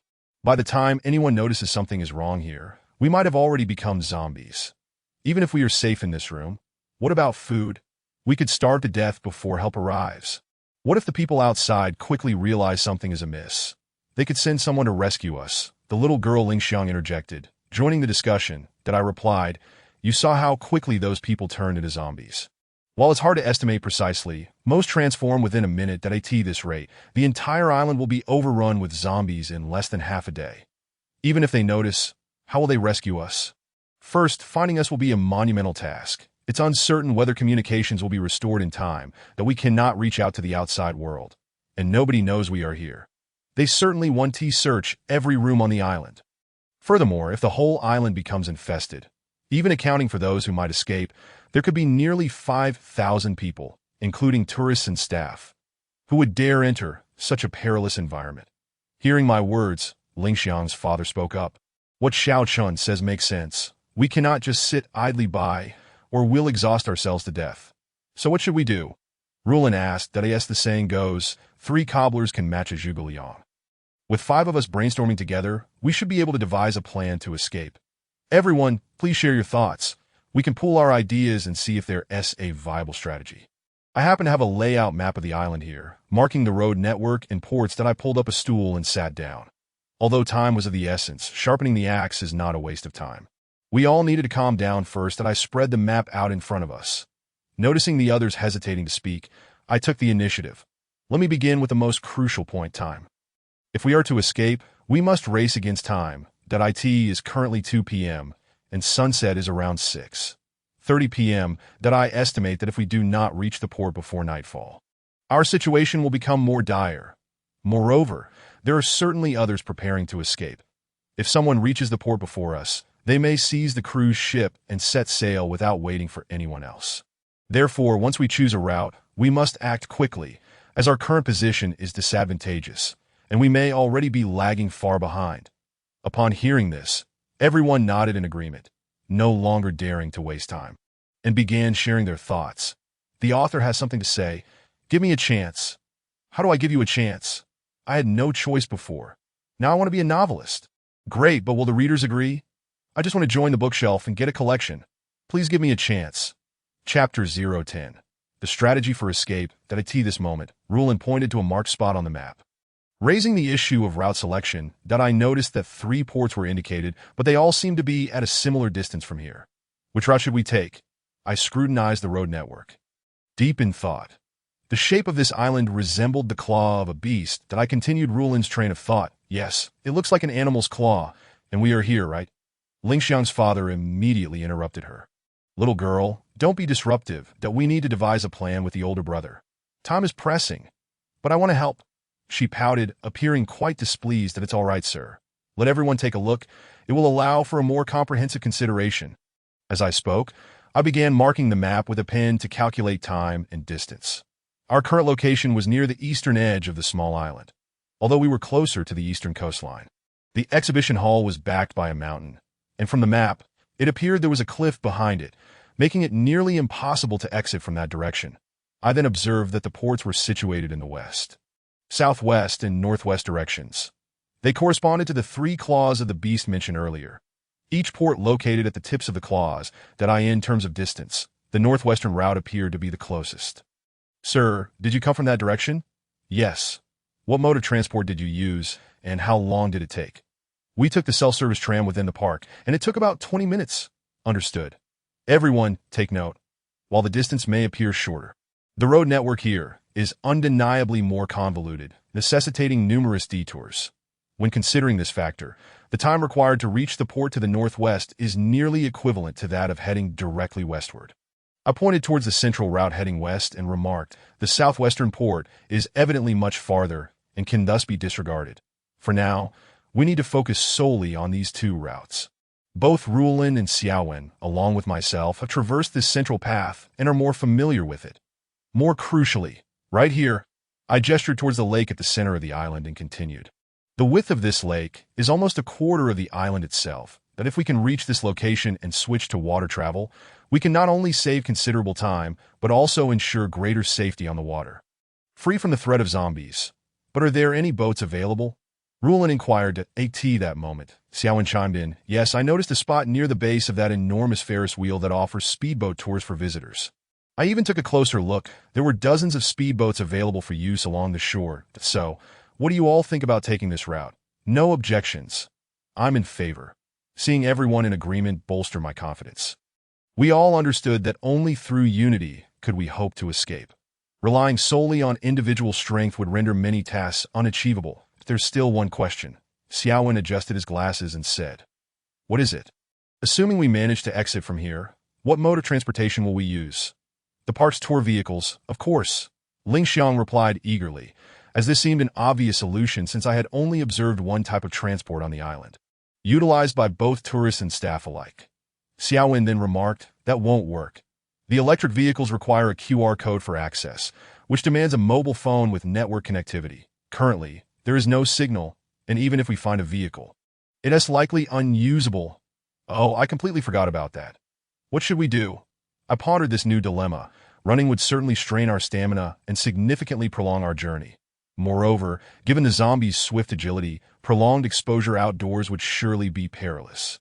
Noticing that Xiaowen seemed to possess knowledge yet hesitated to speak, I asked, is there another method to start the vehicles? Well, there is one possibility, that if I can connect a computer to a vehicle, I could attempt to crack the electronic lock, he replied. You can do that. I have some basic understanding of networking technology, but my skills aren't highly advanced, so I can't guarantee success, and it would require some time. I understood his hesitation. He feared that should circumstances outside shift unpredictably, failure could jeopardize us all. That I reassured him. It's all right, we must seize even the faintest glimmer of hope. If necessary, I'll buy you some time. To be candid, without a mode of transportation, reaching the lakeshore alive would be challenging, let alone making it to the port. Each person wore a grave expression. Today's events had unfolded too abruptly, and we were ill-prepared to confront the looming specter of death at this moment. Every individual present bore immense pressure. The situation outside was grim. Zombies could lurk in every corner, and it would indeed require tremendous courage to venture out from here.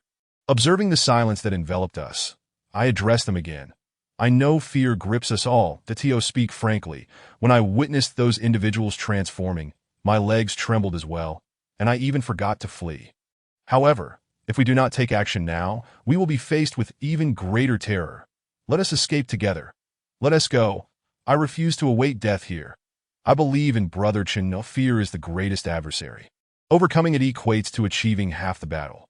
With a newfound sense of determination, we began searching the room for weapons to defend ourselves as we prepared to set forth. That I handed the electric baton I had taken from a security zombie to Rulin, instructing her on its use, cautioning her to never act impulsively. Feng Xinwen, being somewhat of a tech enthusiast and frail in stature, was not deemed suitable for the axe, which I intended to keep as our primary weapon. I had no intention of using firearms unless absolutely necessary, as it seemed the zombies were attracted to noise, and gunfire would likely draw them in droves. That in our search, I found a baseball bat, which I gave to Feng Xinwen, and discovered a toolbox containing only a small entrenching tool, which I handed to the uncle, considering his daughter Ling Xiang might not utilize a weapon in a crisis. I opted to prioritize her protection and did not arm her. Are we leaving now? Ling Xiang asked as we neared readiness.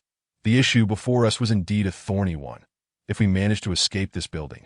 Xiaowen, you mentioned you saw us in danger from inside, correct? Yes, this is the monitoring room. Just now, we could observe the corridor where you were from this surveillance feed. He pointed out the relevant screen as he spoke. Author's note. Have you ever encountered a situation with shared bikes and no mobile signal? Chapter 011. Escape from the building. Excellent. This allows us to comprehend the entirety of the building's layout. We gathered around the large screen, observing that numerous zombies on the first floor remained in a dormant state, seemingly akin to the zombie I encountered earlier, having not detected prey for an extended period. They wandered within a limited area, but this was merely my conjecture that I sought to locate the surveillance for the stairwell, but to my dismay, none were available. The main passage led directly to the lobby. And given the previous outbreak event, it was impossible to ascertain the situation from that angle, which could pose significant danger. Thus, we could not exit from there. Are there alternative exits? Ling Xiang inquired. Indeed, large structures like this typically feature 2 or more fire escape routes. Though they remain sealed when not in use, partitioned by fire doors. Although we cannot see them on the monitors, I surmise that these fire escape routes should be devoid of zombies, allowing us to exit through there. The nearest one should be at the northeast corner of the lobby, at the end of this corridor. Wow, you can deduce all this? That's impressive, Ling Xiang exclaimed, casting an admiring glance in my direction. Daha, it's nothing extraordinary. It's merely a professional habit that as an architectural designer, I tend to consider a building's structure and principles of mechanics upon entering, and I noted that area when I arrived. Rulin, aware of my tendency to boast, sought to temper my pride by reminding me, but we still cannot confirm whether there are zombies in that area. It is clearly a blind spot on the monitors that we can utilize this. Xiaowen interjected, lifting his computer that we gathered around, each puzzled by his statement. This computer has been modified. Here he indicated the camera. This is a quadcopter that can detach from its body and boasts a long battery life. Capable of flying up to 500 meters under computer control. I see. It's similar to the technology in Rulin's phone. I remarked that I didn't realize you had so much cutting-edge technology here. My phone's camera can't fly that far. Rulin added that we could use this to scout ahead, but will the noise attract the zombies below? Not at all. This model is particularly quiet, producing sound levels akin to that of a fly. We can open the window on the side of the corridor without needing to open the door. I'll control it to fly out.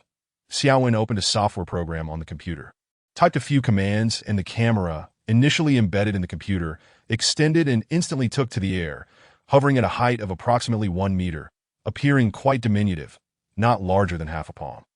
After pausing for a moment, it flew out of the window, and we could observe the outside situation through real-time images on the computer, while Xiaowen skillfully maneuvered its flight path with his fingers on the keyboard. As the drone advanced, we quickly spotted the area we had surmised. Indeed, there was a secure passage, with the fire door still closed, preventing further entry by the drone. However, it was evident that no zombies were present. It was safe that IT appears clear. Let us proceed. Having confirmed safety, we gathered our gear and cautiously opened the door. Although the computer feed showed no zombies in the corridor, having learned from our previous misstep, we remained vigilant. Among the 5 of us, I took the lead, with Rulin following closely behind, the uncle and Ling Xiang in the middle, while I instructed Xiaowen to take the rear, forming a simple protective formation. Should danger arise from either side, those in the center would have a chance to escape. That I drew the fire axe from behind, holding it at the ready against my chest, and began to move forward cautiously. The floor remained littered with debris, and I quietly urged everyone to watch their steps, as several zombies still roamed below, that if we were to step on a can or similar item, it could alert them. With dire consequences, fortunately, we encountered no unforeseen incidents along our journey, and ultimately arrived at the escape staircase unscathed. However, this was where my greatest apprehensions lay.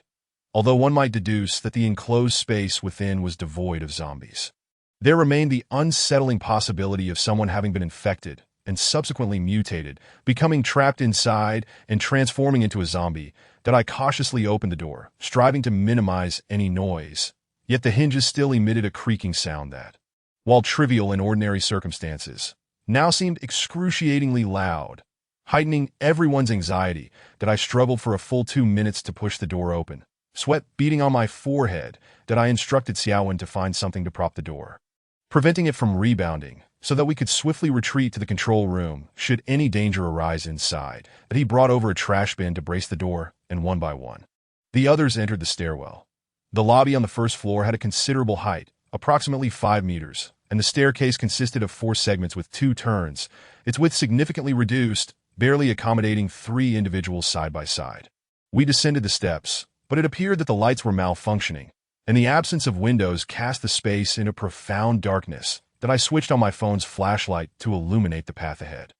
As we approached the second turn, a dark figure suddenly emerged within the beam of light, causing my heart to skip a beat.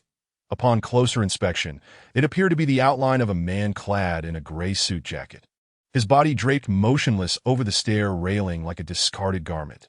The others, having noticed the situation ahead, halted in their tracks, and I turned to see Rulin maintaining her composure, while the young girl Ling Xiang trembled in fear, clutching her father's arm and stammering, "Dad? What is that? Is it a corpse? Let's go back." I whispered, "Don't be afraid. We can't be certain if it's dead or alive. Stay here while I investigate." With that, I cautiously advanced.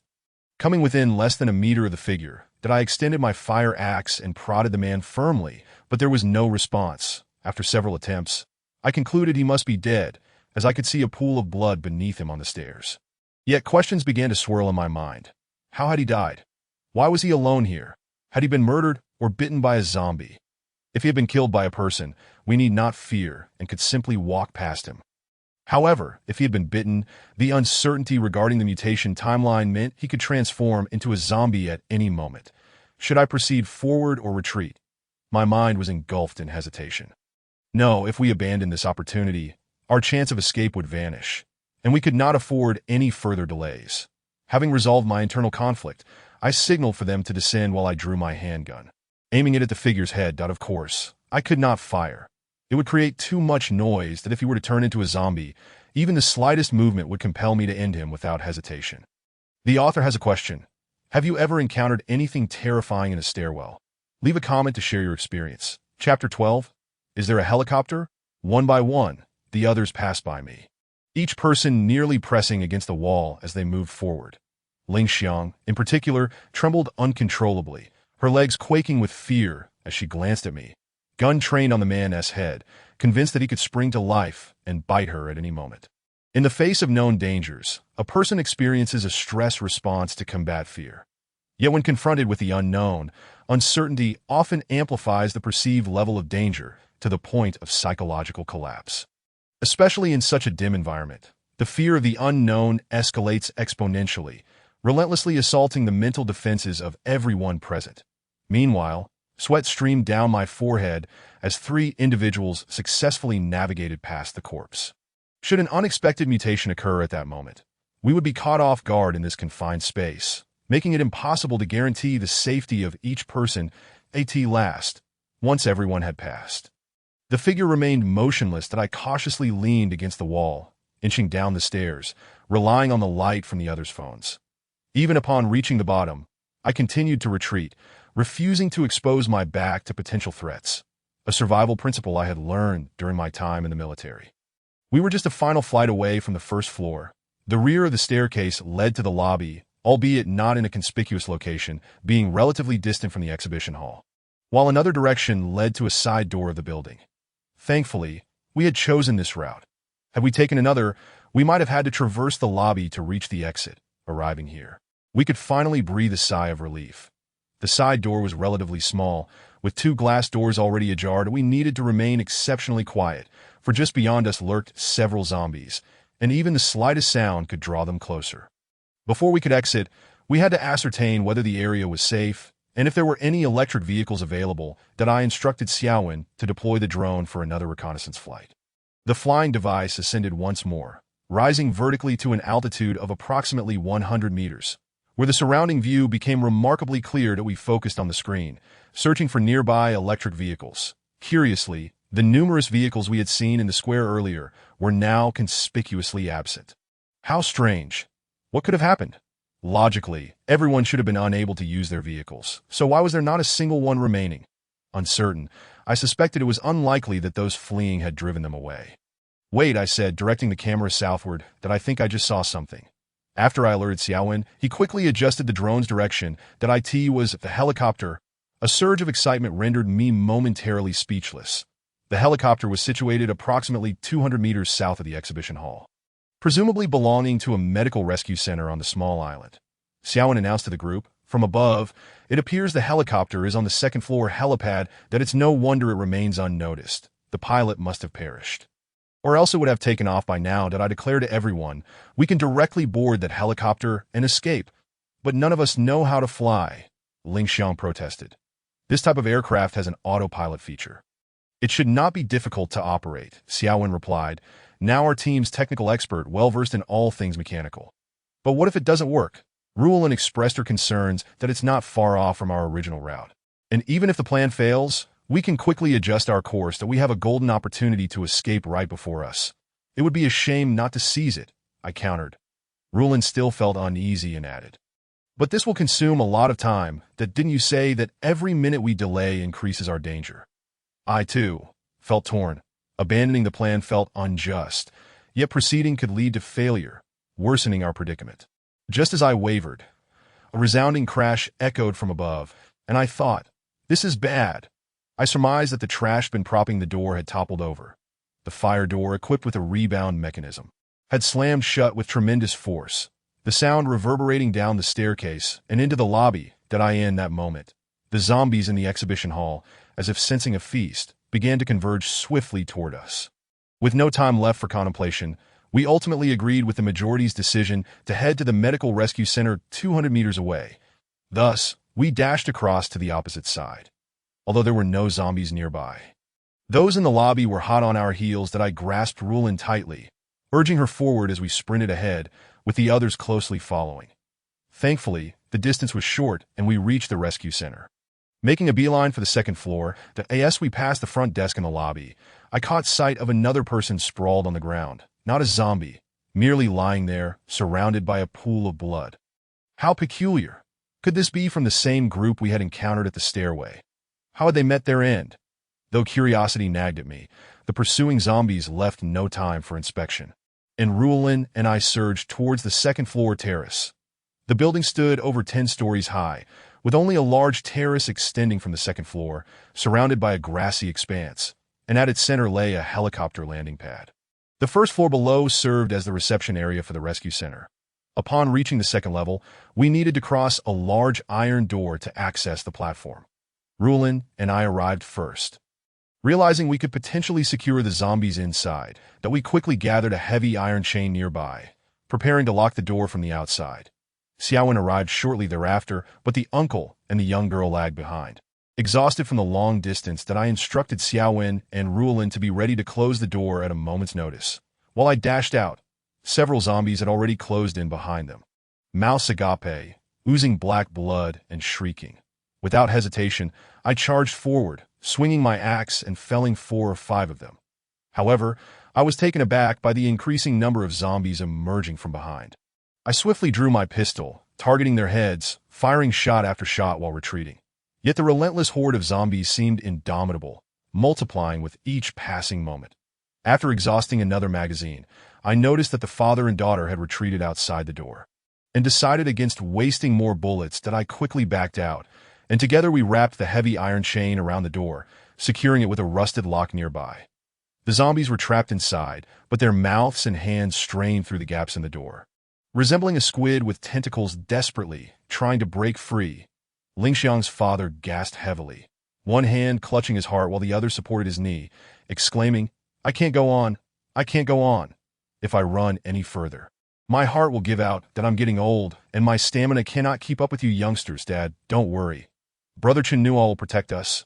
He just saved us once again. Find a place to sit and rest for a moment." Ling Xiang reassured him, gently stroking her father's back in hopes of providing some comfort. "Alas, at this rate, I fear I will become a burden to you all." "Uncle, don't say that. If we leave, we will leave together. Isn't it safe here now?" I responded. After such a tumultuous ordeal, everyone was utterly exhausted. Fortunately, we had reached our destination, and if all went well, we could escape this place before we could gather our composure. A sudden noise from behind startled us. Turning around, we were taken aback to discover that there were people aboard the plane. The author has a question, a riddle.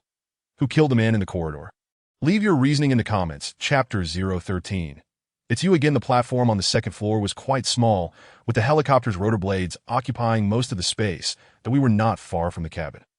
Just moments ago, the group had been celebrating what seemed like a near escape.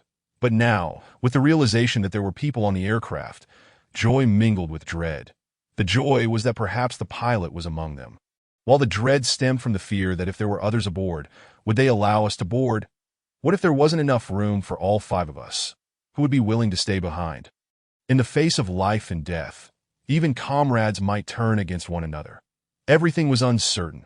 I could only silently pray that there was sufficient space above, yet none of us anticipated that the ensuing events would be even more dire than I had imagined. Before the helicopter had even started, 5 of us approached the cabin door one after another. Wonderful! There is someone in the cockpit. Roland exclaimed excitedly. Did I caution her? Don't celebrate too soon. Be careful and cautious. Move behind me. Just as I leaned in to peer inside, a large man stepped toward the door. That my heart sank as I recognized him. This was the very man who had first suggested we be expelled from the exhibition hall.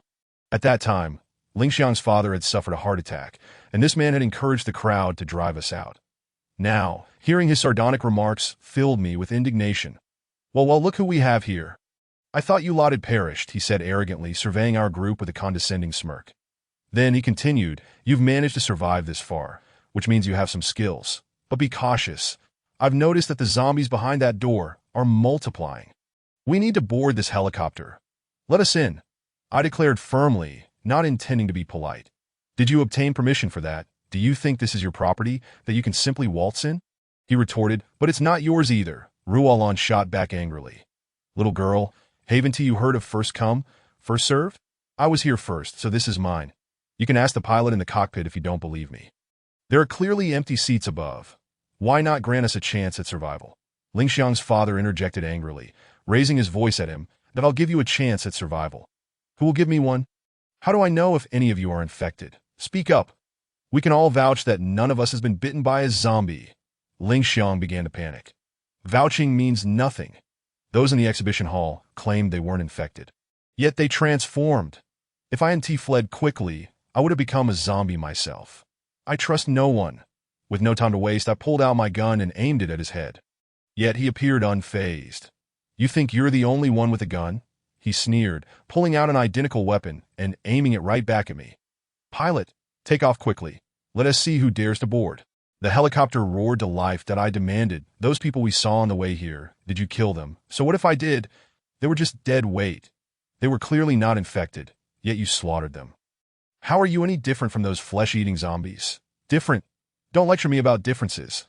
I know that being alive is the greatest difference. I asked once more, will you let us board or not? The helicopter's rotors began to spin faster, generating an increasingly deafening roar. You can board, but only if your girlfriend and that little girl come up. The rest must stay. The man with the beard grinned wickedly.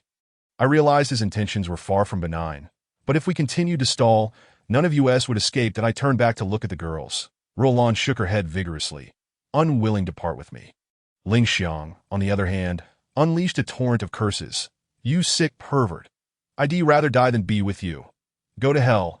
Seeing her previously fearful demeanor transform into such bravery was truly admirable.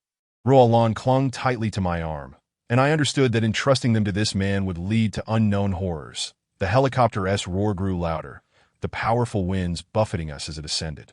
I contemplated taking the shot, but at such close range, a gunfight could injure or kill one of us 5. That reluctantly, I lowered my weapon, allowing the helicopter to rise slowly before our eyes, though filled with resentment.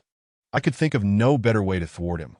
The bearded man grasped the helicopter's handle with one hand while waving his gun with the other, saying, I'm off now.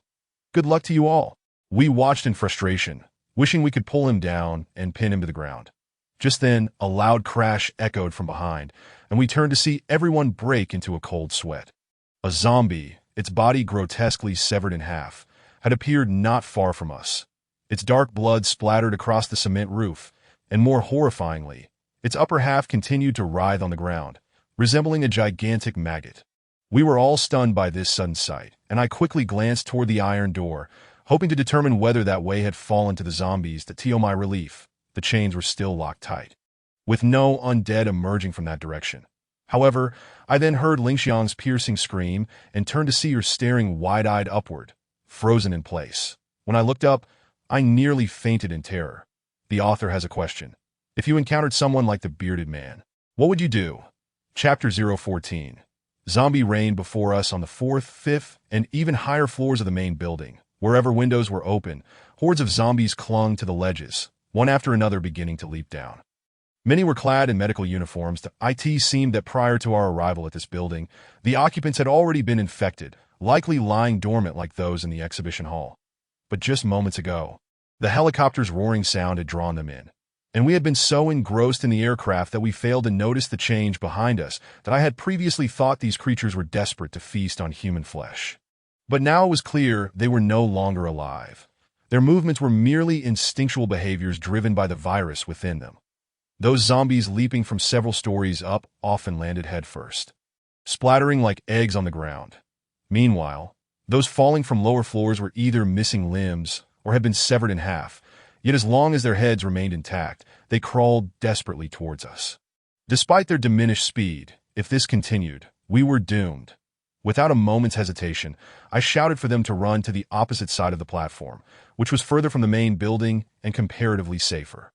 Just then, before the bearded man could maneuver the helicopter away from above us, zombies kept falling from above like a rain of the undead. Panic-stricken, the bearded man yelled to the pilot, "Hurry! Get out of here!" "What are you doing? Move, damn it!" But the pilot, aware that such a massive machine couldn't turn on a dime, shouted back, "I'm trying to adjust the direction." Just as he finished speaking, a loud thud resounded as a zombie plummeted onto the helicopter's rotor blades, akin to a chunk of meat falling into a meat grinder, resulting in a gruesome shower of blood and dismembered limbs. The propeller endured a tremendous impact. Although it did not break, it suffered significant damage, causing the entire helicopter to lose its balance and spiral downwards like leaves falling from trees in autumn. The man let out a scream akin to that of a slaughtered pig, desperately calling for help. Alas, at that moment, even Superman could not rescue him, and even if he could, he might not choose to do so. The helicopter's engine began to emit thick, black smoke, having completely lost its power. The descent accelerated alarmingly, ultimately crashing directly into the iron gate of the second-floor platform. With a deafening bang, a massive shockwave from the explosion surged towards us, nearly blowing us off our feet. The explosion shattered the glass of the main building while simultaneously obliterating numerous zombies trapped at the iron gate that I couldn't help but chuckle to myself. This scoundrel, who was such a nuisance in life, inadvertently performed a good deed in death by eliminating a significant number of zombies, thus buying us precious time for escape. Serves him right. Lingxiang also felt that this fellow got what he deserved and gestured in that direction. Witnessing this scene was immensely satisfying. I felt an indescribable relief, grateful that we had not boarded his helicopter, or we might have met our demise. However, this was not a moment for celebration. His actions had left us without a means of escape and plunged us into an even more perilous situation. Such a colossal explosion would undoubtedly attract more zombies, and we needed to flee quickly. As the number of zombies falling from above increased, the activity on the platform also heightened. Yet, we found ourselves on the rooftop of the building. Though it was only one story high, and the ceiling was lower than that of the exhibition hall nearby, jumping down directly was still impractical, as untrained individuals could likely suffer fractures. We needed to identify a cushioned area against the wall, such as trees or other structures, to safely reach the ground. To expedite the search, I shared my thoughts with them and instructed Xiaowen and Daju to check the sides while I examined this direction. This would be quicker. Time was of the essence, and we swiftly split up to act, as the explosion would likely draw a horde of zombies. If we waited a few more minutes, we would find ourselves surrounded. After about 10 seconds, they returned empty-handed. Having found no viable escape routes. On my side, I only spotted 2 camphor trees flanking the entrance of the first-floor lobby. Each tree's trunk stood about 2 meters from the wall, with the northern tree appearing slightly closer, that if we could leap from the platform to grasp its branches and then descend via the trunk, we could reach the ground, although it still posed some risk. It was currently our only means of escape. That I instructed them, throw down the heavier items first to lighten your load, then we'll jump from here to that tree, and then descend. Dio, you understand? No, no, it's too far. I'm scared. The branches will scratch my face. Ling Xiang protested, retreating from the wall. Then look behind you. Do you want to feed those zombies? The swarm of zombies behind was drawing nearer. And there was no time for gentle persuasion. I had to resort to my military tactics and urge them onward. Follow my lead. Remember to close your eyes while jumping and spread your arms. Whatever branches you encounter, grab onto them for dear life. Then climb down along the trunk. With that, I hurled my axe downwards, stepped back 3 meters, took a running start, and leaped into the air. Seconds later, I emerged from the dense foliage, having safely reached the ground. See? It's quite simple. Hurry down, we're short on time. Next was Roland, a member of the Extreme Sports Club in college. Her agility was exceptional. With a graceful leap, she traversed the gap, landing with only minor scrapes, unharmed. Xiaowen and Dezhu promptly discarded their weapons and belongings. First Xiaowen, followed by Ling Xiang's father, both successfully descending from the tree. However, Ling Xiang's father, due to his considerable weight, snapped several branches but fortunately sustained no injuries.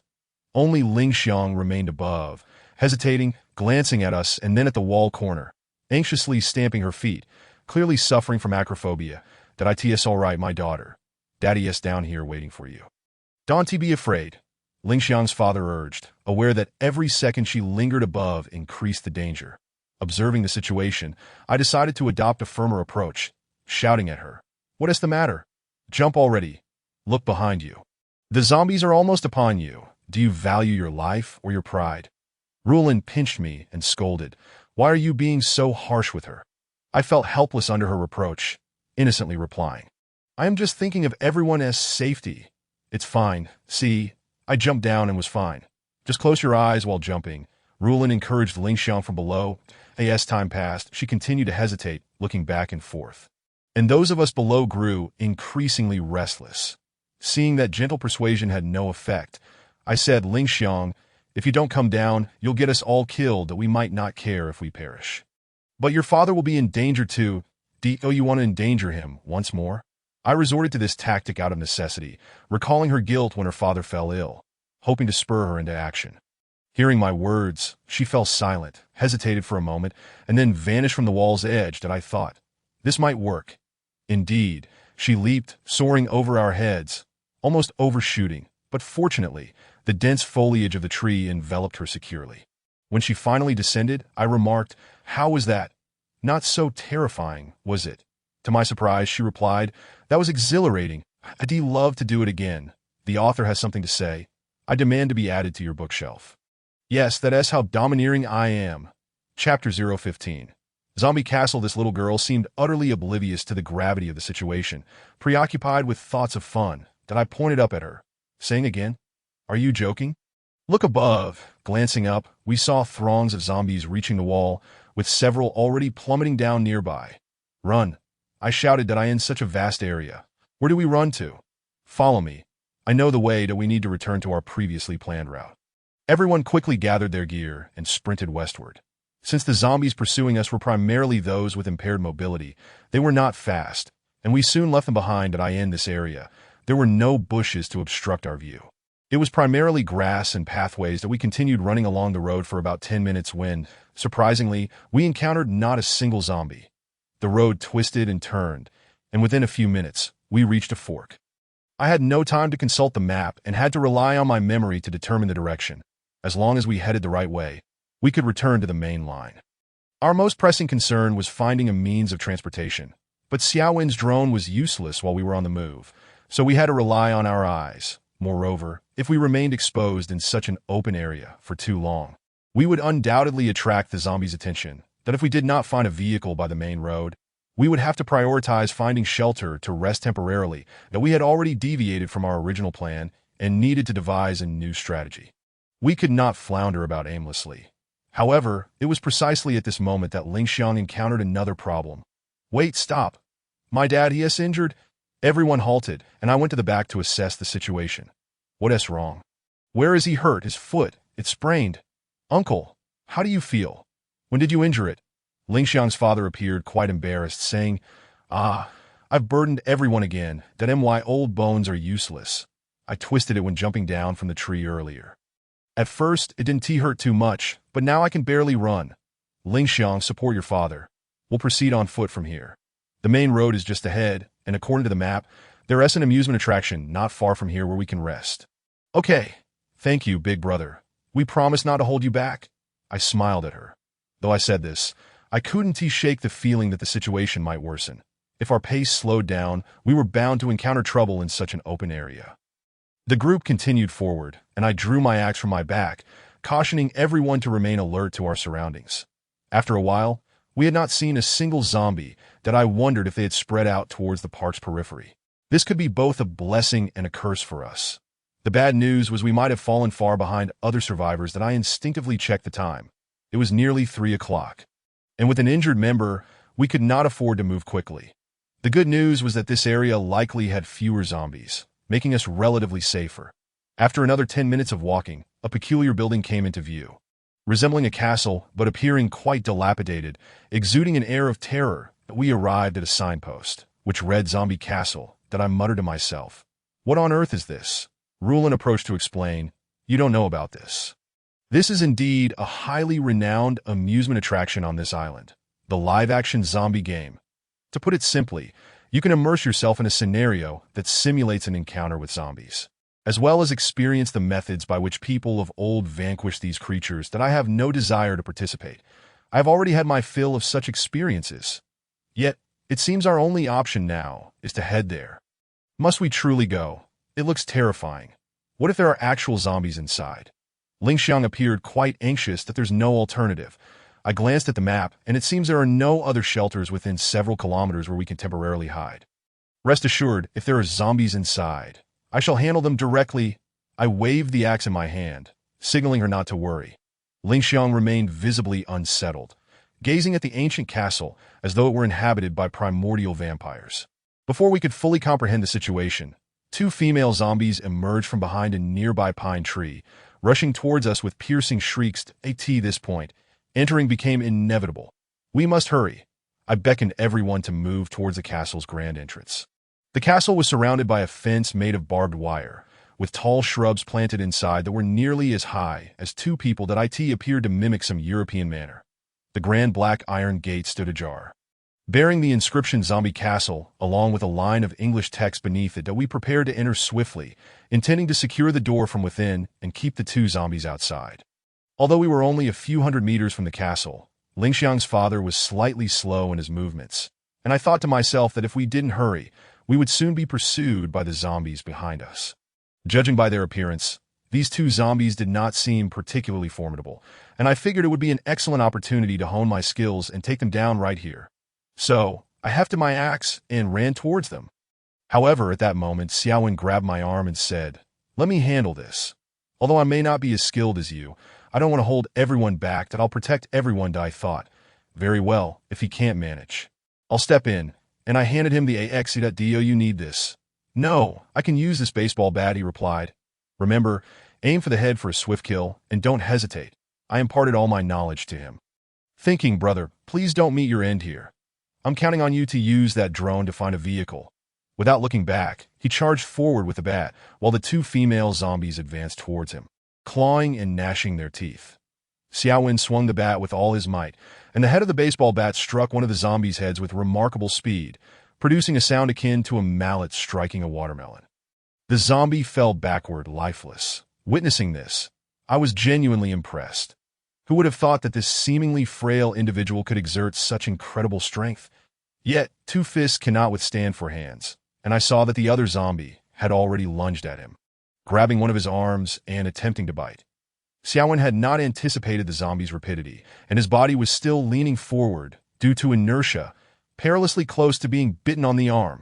I exclaimed in alarm. The author has a message. Please support with a quick click. Chapter 016. A disturbance at the castle in a moment of crisis.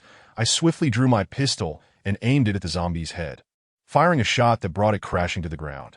However, the situation did not conclude there. The zombie I had just downed was now struggling to rise. Seeing this, I stepped forward to spare Xiaowen some dignity.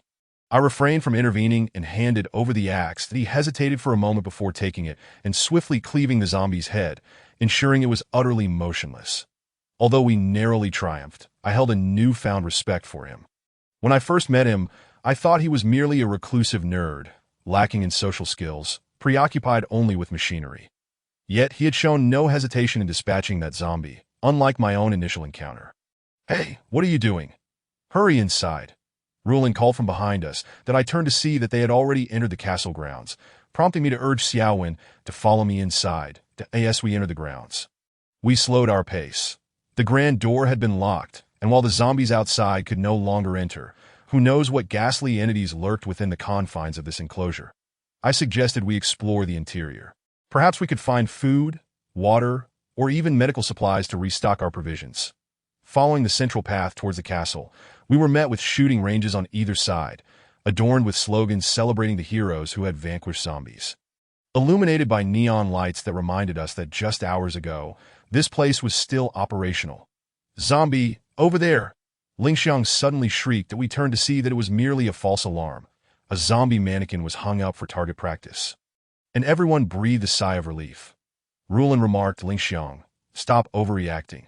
You're going to scare everyone to death. Those are just props. Don't scream again, or you'll attract real zombies." "Oh, I'm sorry. I have a bit of myopia and couldn't see clearly." Had anyone visited this place prior to the outbreak, they surely would not have reacted with such alarm. However, having experienced the horrors we had, we were now on edge, hence Ling Xiang mistook the mannequins for real zombies. We continued forward, remaining vigilant for any signs of movement around us. Upon stepping through the castle's grand entrance, we were met with an unexpectedly desolate interior, devoid of the grandeur one might expect. Instead, we encountered crumbling walls, dilapidated furniture, and cobwebs festooning every corner that a nearby sign detailed the project's introduction, indicating that players could bring firearms provided by the park into the castle, with zombies potentially lurking in every corner. Contact with a zombie would result in elimination, while hitting a zombie would allow one to continue progressing and earn rewards. Below this, a friendly reminder read, "1. All zombies are portrayed by park staff. Do not assault the staff. 2. All firearms operate on infrared laser sensors and are not real ammunition. Hits are determined by alarm sounds. Please take care of your equipment. 3. That the medical room is located at the end of the second floor corridor on the left. Please go there immediately if injured." Upon reading this, Ling Xiang discarded a gun she had just picked up, muttering, "What a worthless piece of junk. I thought I had found treasure, only to discover it's fake." "Haha, you ought to consider where we are. Do you really think such things would be authentic?" I chuckled at her adorably foolish demeanor. Rulin then reminded me that the sign indicated the medical room was on the second floor. "Should we not go check it out? We should investigate, but it's too dangerous for so many of us to go up together," I replied. Thus, we conducted a thorough examination of all the rooms on the first floor. Fortunately, the area was not extensive, and we quickly determined that there were no zombies on the first floor, that I decided to leave Rulin, Ling Xiang, and her father in one of the rooms that I called Xiaowen over and instructed the others. "We will now ascend to the second floor. You should lock the door from the inside. Regardless of what happens, do not open the door unless you hear me call for you." Rulin repeatedly urged me to be cautious, since arriving on the island. We had not parted ways, especially in such dire circumstances, and it was clear she was worried, her eyes filled with fear like a lost lamb, that I did my best to reassure her, promising that I would return swiftly, which finally allowed her to let me go. Xiaowen and I ascended the staircase slowly. Following our earlier skirmish, he seemed emboldened, gripping the baseball bat with both hands, while I maintained my axe in a defensive position across my chest. Upon reaching the landing of the second floor, an eerie silence enveloped us. Yet in such an environment, the stillness heightened our sense of dread that I must commend the park's design for effectively cultivating an atmosphere of tension. It reminded me of my childhood visits to haunted houses. Before even encountering a ghost, the surrounding terror and sounds were enough to terrify to avoid a surprise attack from any lurking monstrosities. We decided to inspect each room thoroughly. The rooms were crafted to resemble various everyday settings. Offices, bedrooms, bathrooms, classrooms, and more, seemingly designed to enhance the immersive experience for those seeking thrills, that I could almost envision the visitors who had come to partake in these attractions, brandishing their weapons and traversing these rooms, filled with trepidation, yet compelled by curiosity to explore every nook and cranny, that I dare say we were perhaps the most extreme participants in this fearful experience. At least those who had visited before us understood, on a subconscious level, that the zombies were merely humans in disguise. Now, however, we were forced to confront genuine zombies. As we pushed open doors, we remained vigilant against potential dangers lurking behind us. Remarkably, thus far, there had been no sign of any zombies. However, it would be unwise to rejoice too soon that we arrived at the infirmary located at the end of the corridor, where we might find some anti-inflammatory medication to aid Lingxiang's father.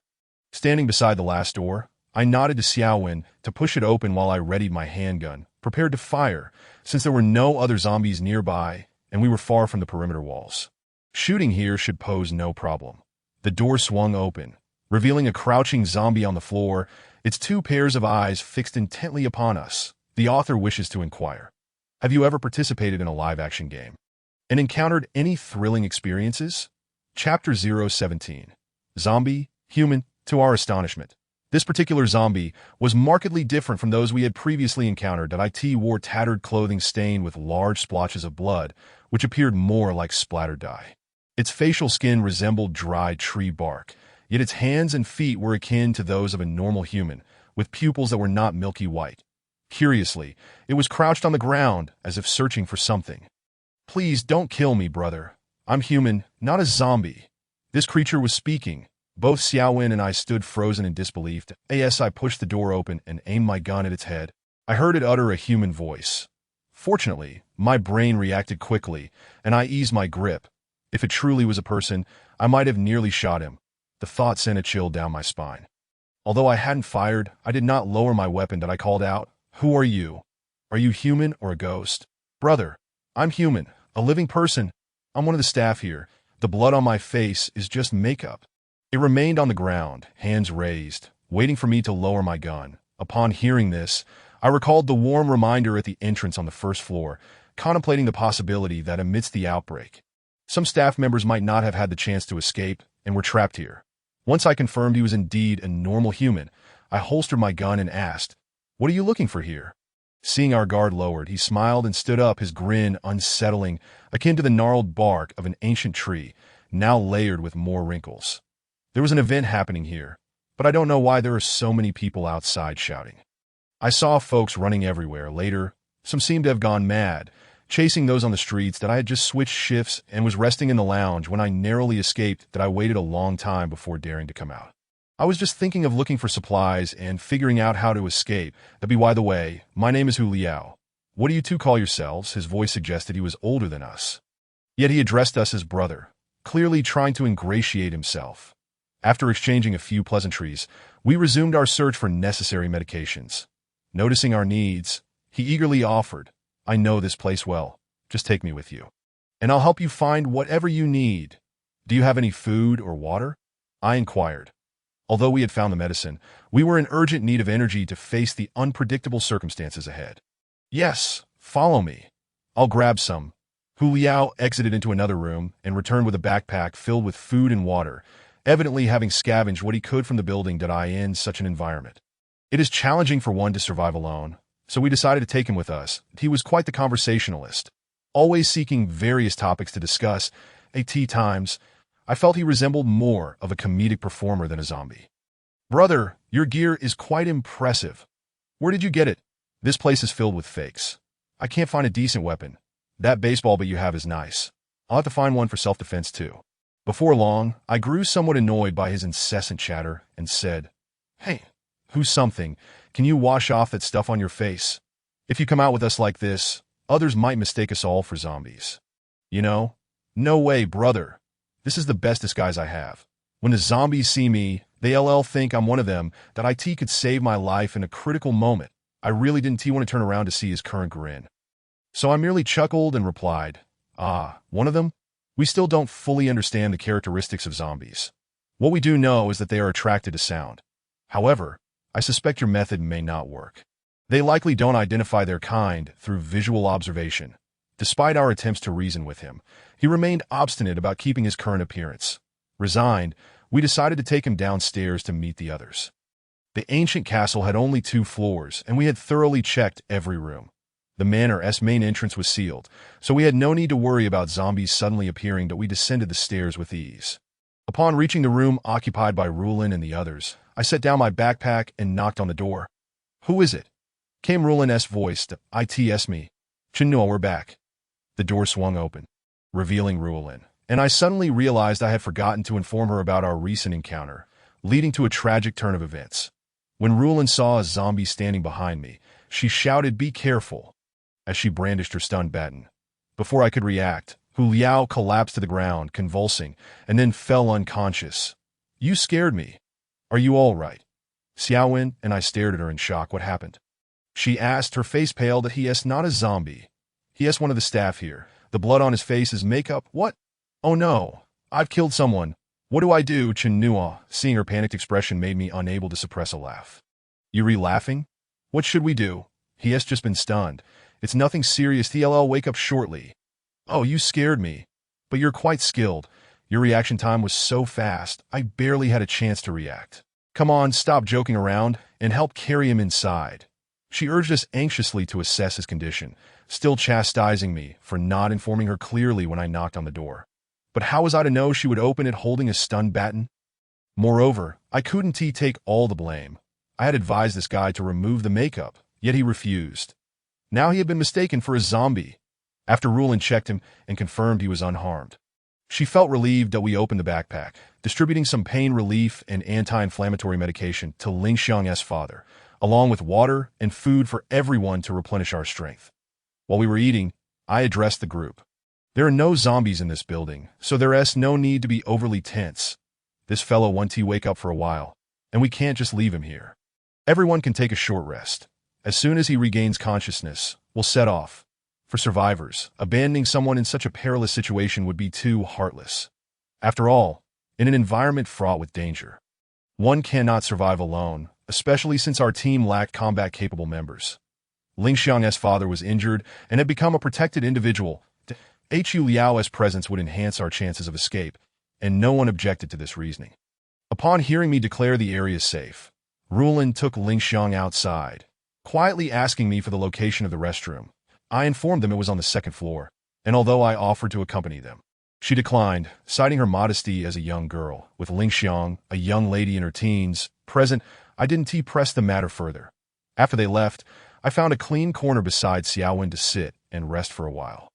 Since the incident began, my nerves had been taut every second, and now that they finally relaxed, I felt the fatigue seep into my body. The muscles that had been strained during the struggle were beginning to ache. From that moment until now, my mind had been racing with a singular focus: how to escape. Yet during this brief respite, I couldn't help but ponder the bizarre origins of these events. How did the zombies within the glass enclosure come back to life? Was this a mere accident? If so, why were there so many coincidences? If not, then who was orchestrating all of this from behind the scenes? And what was their purpose? The author wishes to ask. Have you ever experienced the tragedy of being mistakenly harmed? Share your stories to bring some joy to everyone. Sinister Smile, Chapter 018. A 4's email, I endeavored to sift through my memories, seeking to pinpoint when things began to go awry. Even the slightest clue that if someone had orchestrated this, it couldn't have been flawlessly concealed. Suddenly, a memory surfaced in my mind. That day, when Rulin and I went to the city exhibition hall to collect our lottery tickets. A staff member had mentioned something significant. Anyone boarding the island must have confirmed they had received the zombie vaccine, that if what she said was true, then all individuals who boarded the island were vaccinated. So why, then, did those who were bitten still become infected? There are only two possibilities. Either the regulations of the park are a fabrication, merely a ruse to collect everyone's genetic information, as there currently exist both vaccinated and unvaccinated individuals on the island, or the outbreak is due to a novel source of infection, rendering the existing vaccines utterly ineffective. Regardless of which scenario is true, one undeniable conclusion emerges. This park harbors some troubling issues. Perhaps this so-called 20th anniversary celebration is nothing but a deceit. This thought crossed my mind. A chill ran down my spine. If we are indeed being manipulated, our hopes of escaping grow increasingly dim. I glanced at Xiaowen beside me, who was intently adjusting something on his computer. The sight of the screen reminded me of the document that a C had sent me. The incident had occurred so suddenly that I couldn't recall whether the file had been downloaded, that if I could access its contents, Perhaps I might uncover some secrets about this park. That I opened my phone. The battery was running low, and still, there was no network signal. That I quickly checked my email, and to my relief, the file showed that it had been downloaded successfully. That I felt a surge of gratitude as I opened the document to begin perusing it. I had expected a plethora of written material, but to my surprise, I discovered it was a video recorded by a C. That I thought to myself, I never anticipated this fellow would be so diligent. In the video, he appeared quite composed as he spoke. "Welcome to the Military Unsolved Mysteries Club. I am Researcher Wei, ASID. The behest of Mr. Chinua. We have conducted a thorough investigation into an incident that occurred 20 years ago." He then held up a photograph. This is the former Zombie Research Institute that later transformed into the zombie-themed amusement park. Investigations have revealed that this island was designated by the government for the development of immunological drugs and research into the characteristics of zombies. Following World War I, the United Nations prohibited any nation from conducting zombie research projects, aside from vaccine development, and member states signed a treaty banning the use of zombies as biochemical weapons. Thus, the research conducted at this institute was limited strictly to medical applications. However, it is perplexing that in 2020, a mass disappearance occurred at the institute, prompting a comprehensive investigation by the authorities, yet no trace of the missing individuals was found. Nor any bodies. It was as though they had vanished from the earth. Consequently, this venture was abruptly abandoned, and all projects related to this island were forced to cease, for reasons unknown, in 2021. The island was taken over by a foreign conglomerate named Fei Shisi, which subsequently transformed it into the current zombie amusement park. Adhering to the scientific spirit of digging deeper, our institute has unearthed clues about this conglomerate through various channels. He produced another A4 sheet and continued, "This enterprise is shrouded in mystery. The only information available online is this." While watching the video, I thought to myself, why not just send me the electronic file directly instead of going through all this trouble? He truly has outdone himself. That he continued, "This is a foreign enterprise, but it is not in the tourism sector. It is a military-industrial company. Ironically, this company has existed for over a century, having been established right after the conclusion of World War I. Though it has undergone many name changes over the years, it remains elusive to our keen instincts." Upon hearing him mention it was a military-industrial enterprise, I suddenly recalled that the name had sounded familiar to me. I had heard whispers of it during my time in the military, suggesting it had some collaboration with the armed forces. That a C set the document aside and remarked, "Thus, we believe this theme park harbors some unspeakable secrets. Brother, you and your sister-in-law must exercise great caution." He suddenly adopted a serious demeanor, then burst into laughter, jesting, "Just kidding. These are merely our fanciful speculations. Enjoy yourselves, you too." As the video concluded, I had hoped that perhaps a C would contact the authorities if he could not reach me. But judging by his demeanor, I doubted that would happen. Nevertheless, the information he provided was compelling evidence that something was amiss here. Xiaowen, having approached unnoticed, watched the video alongside me. That I knew there was something wrong here. "It appears we have been treated as lab rats." He concurred. That I inquired, "Lab rats? Are you suggesting that all of this has been deliberately orchestrated by someone?" "I believe that to be the case," he replied. "But what could their motive possibly be? Perhaps for experimentation or some other ulterior purpose.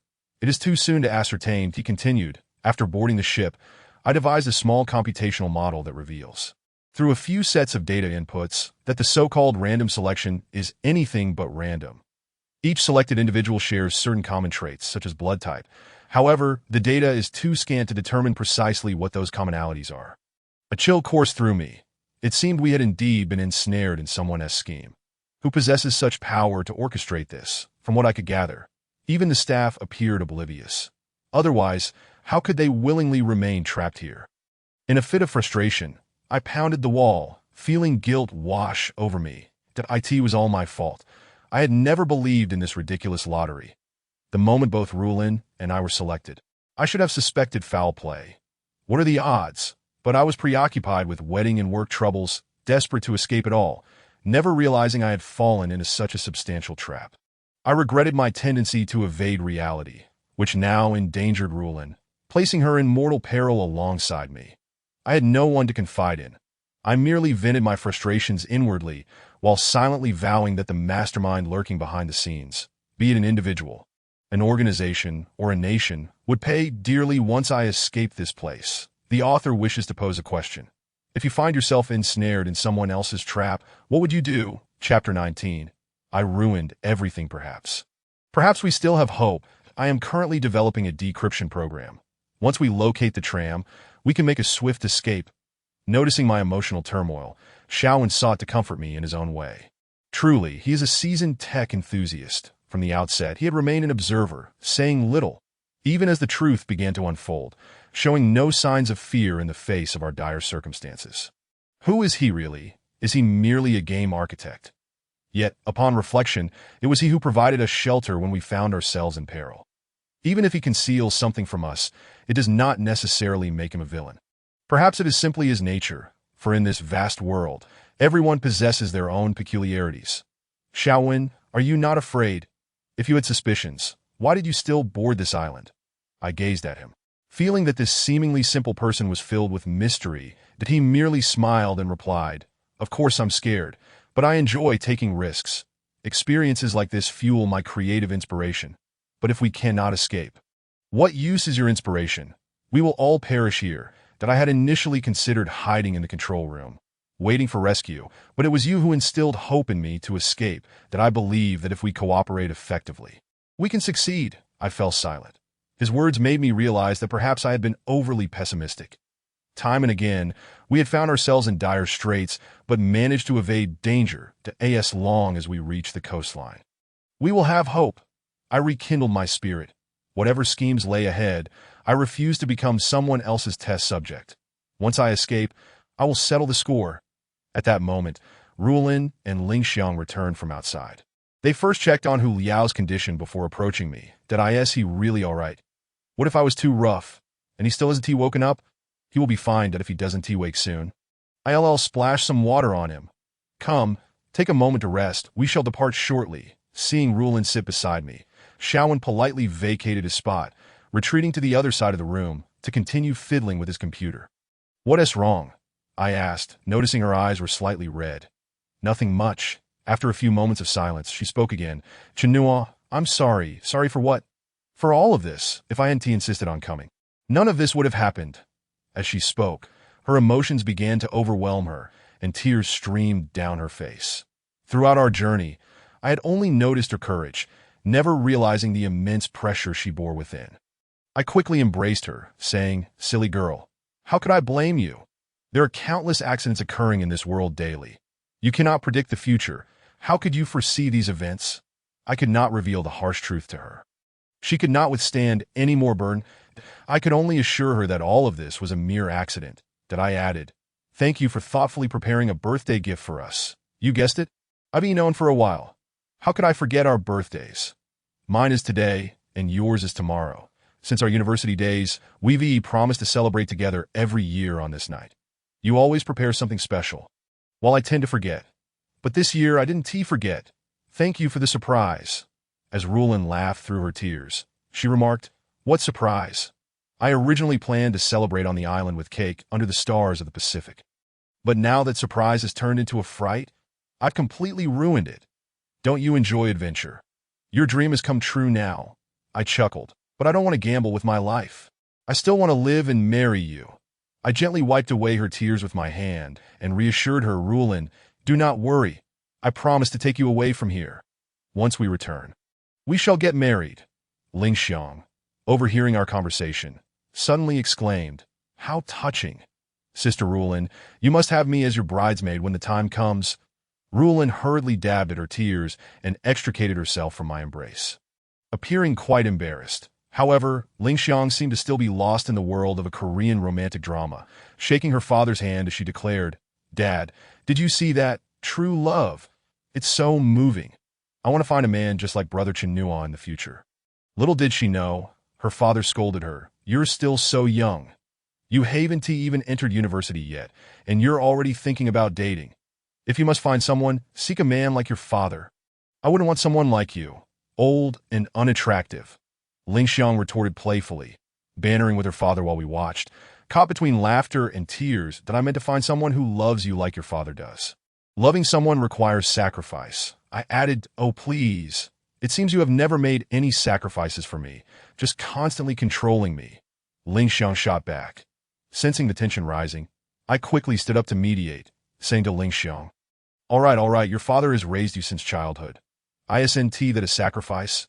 Just moments ago in the hospital, you had no idea how worried he was for you downstairs that I then turned to her father, inquiring, Uncle, how is your foot feeling? Has the medication you brought helped? I took 2 painkillers and I should be able to manage when we moved, and I am not to be a burden to everyone. Once we find the tram, we 1T have to run. Ling Xiang, please take good care of your father on the way. Don't worry. Brother Chenua, I still depend on him to take care of me. I 1T lose him, Ling Xiang teased, sticking out her tongue at me. Just then, we were interrupted by a commotion nearby.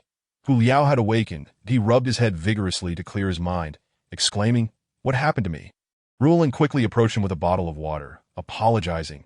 I'm sorry. I mistook you for a zombie earlier, so I had no intention of being polite with Hu Liao, bluntly saying, so I knocked you out with a stun baton.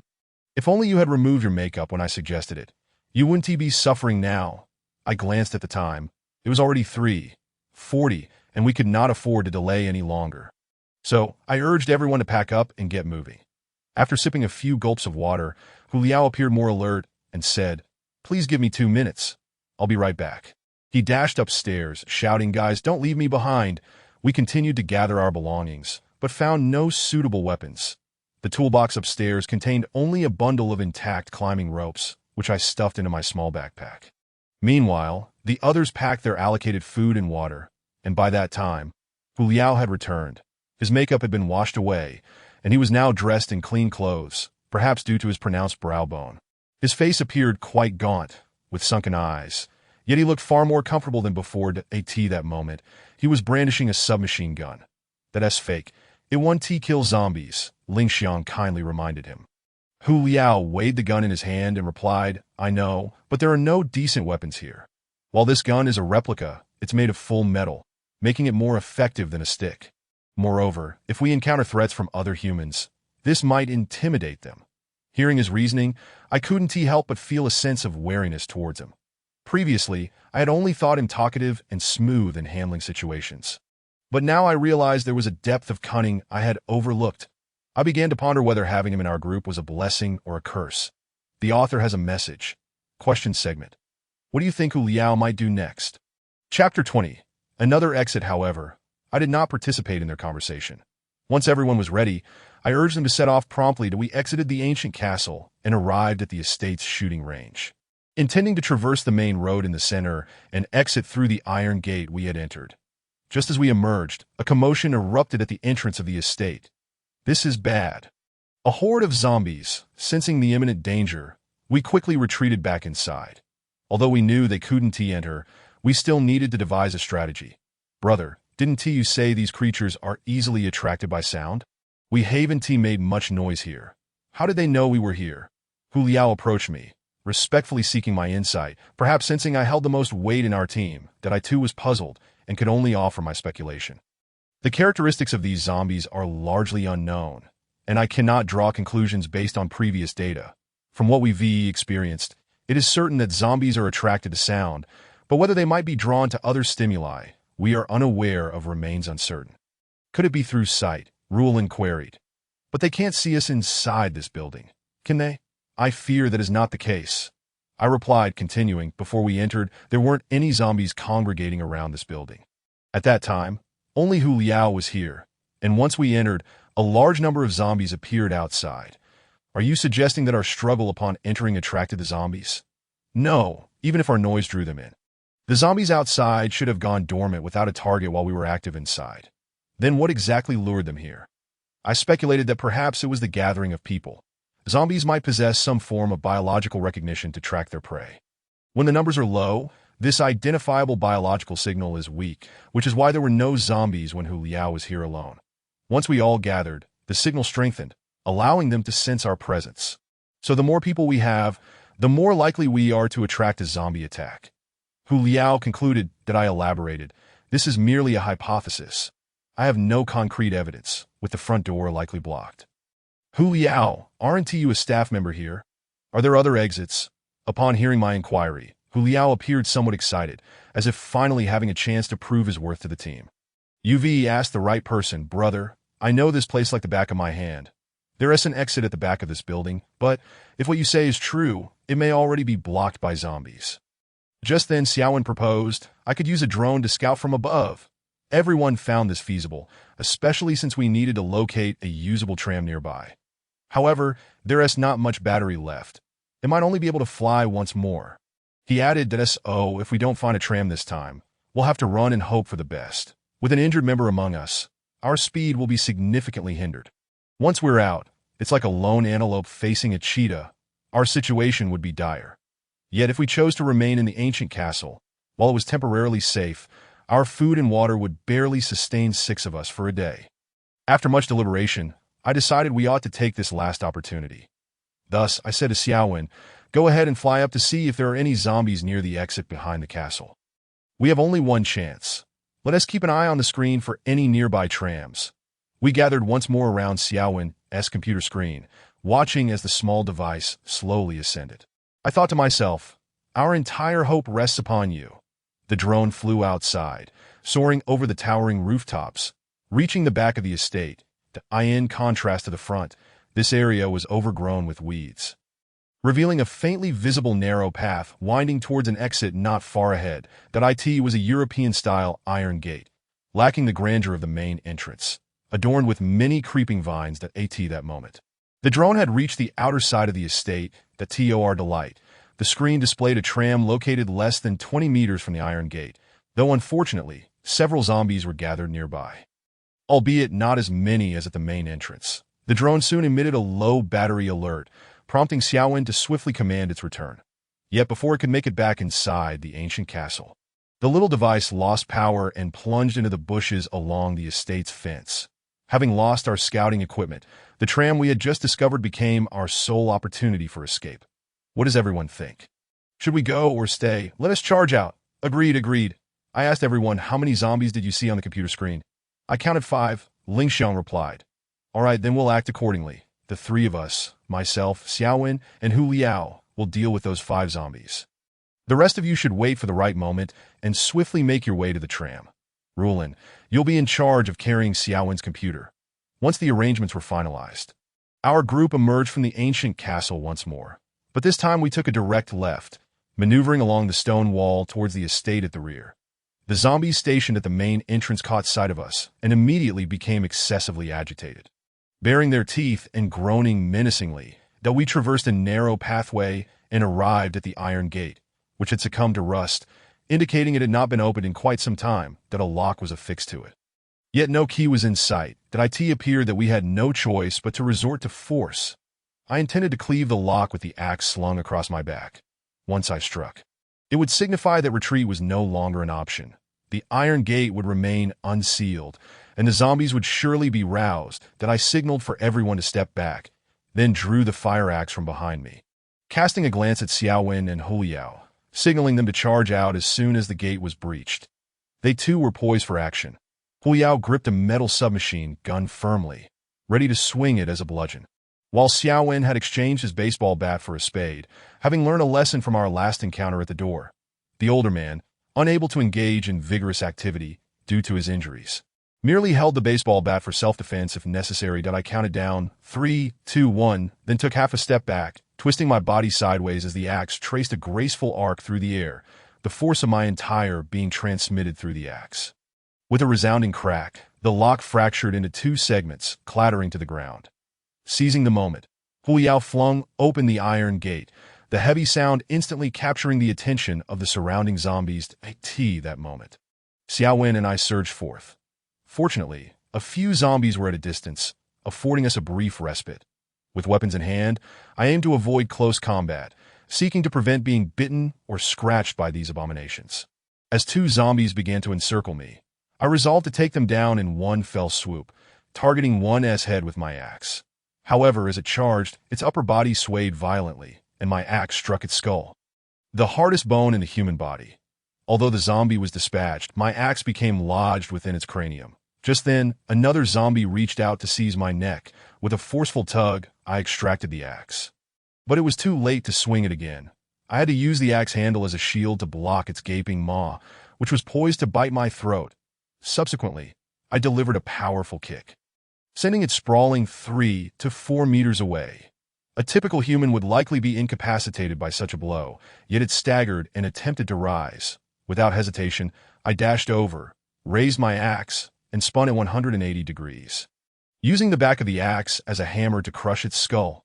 As we grappled with the zombies, Rulin and the others had already slipped through a nearby gap and reached the tram. Although I had eliminated my foes, I noticed Xiaowen and Huliao were still engaged in combat. Yet it seemed they were gaining the upper hand. Huliao was relentlessly pummeling a downed zombie with his gun, while Xiaowen faced two adversaries, first targeting the zombie's ankles with his spade to incapacitate them, before delivering a lethal strike with the spade's tip. Realizing we needed to expedite our efforts, I rushed over to assist Xiaowen in swiftly concluding the battle, as we had to decipher the tram's controls. Upon dispatching the two zombies, Xiaowen and I hurried to the front of the tram, a yellow sightseeing vehicle with 3 rows of seats, accommodating 6 passengers. Perhaps due to a lack of tourist groups, it had been left idle here, though we attempted to scan our phones, but to no avail. Rulin, speaking as she handed the laptop to Xiaowen, said, "No worries. I anticipated this, that I will connect the laptop to the tram's main control system. It may take a bit of time to crack the code." I reassured him, "Don't rush.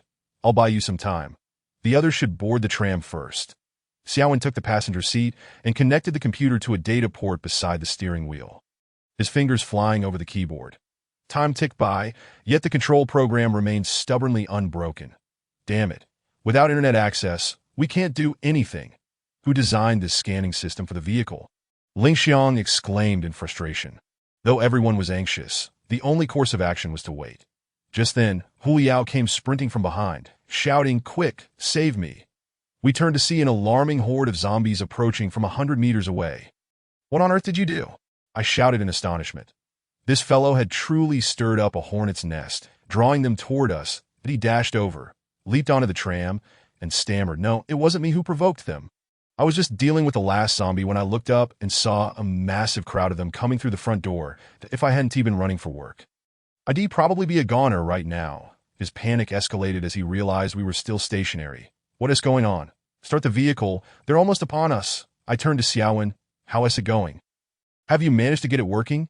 If it wasn't operational within 10 seconds, we would have no choice but to abandon the tram, and abandoning it meant we would be in grave danger. I had observed the surrounding terrain and noted it was predominantly lawn, devoid of any objects to serve as cover. Our escape route had also been blocked, making a return to the castle impossible. "No, not yet." Xiaowen, usually composed, was beginning to panic. Huliao seemed oblivious to our conversation, asking, "What are you guys doing?" "Unlocking it.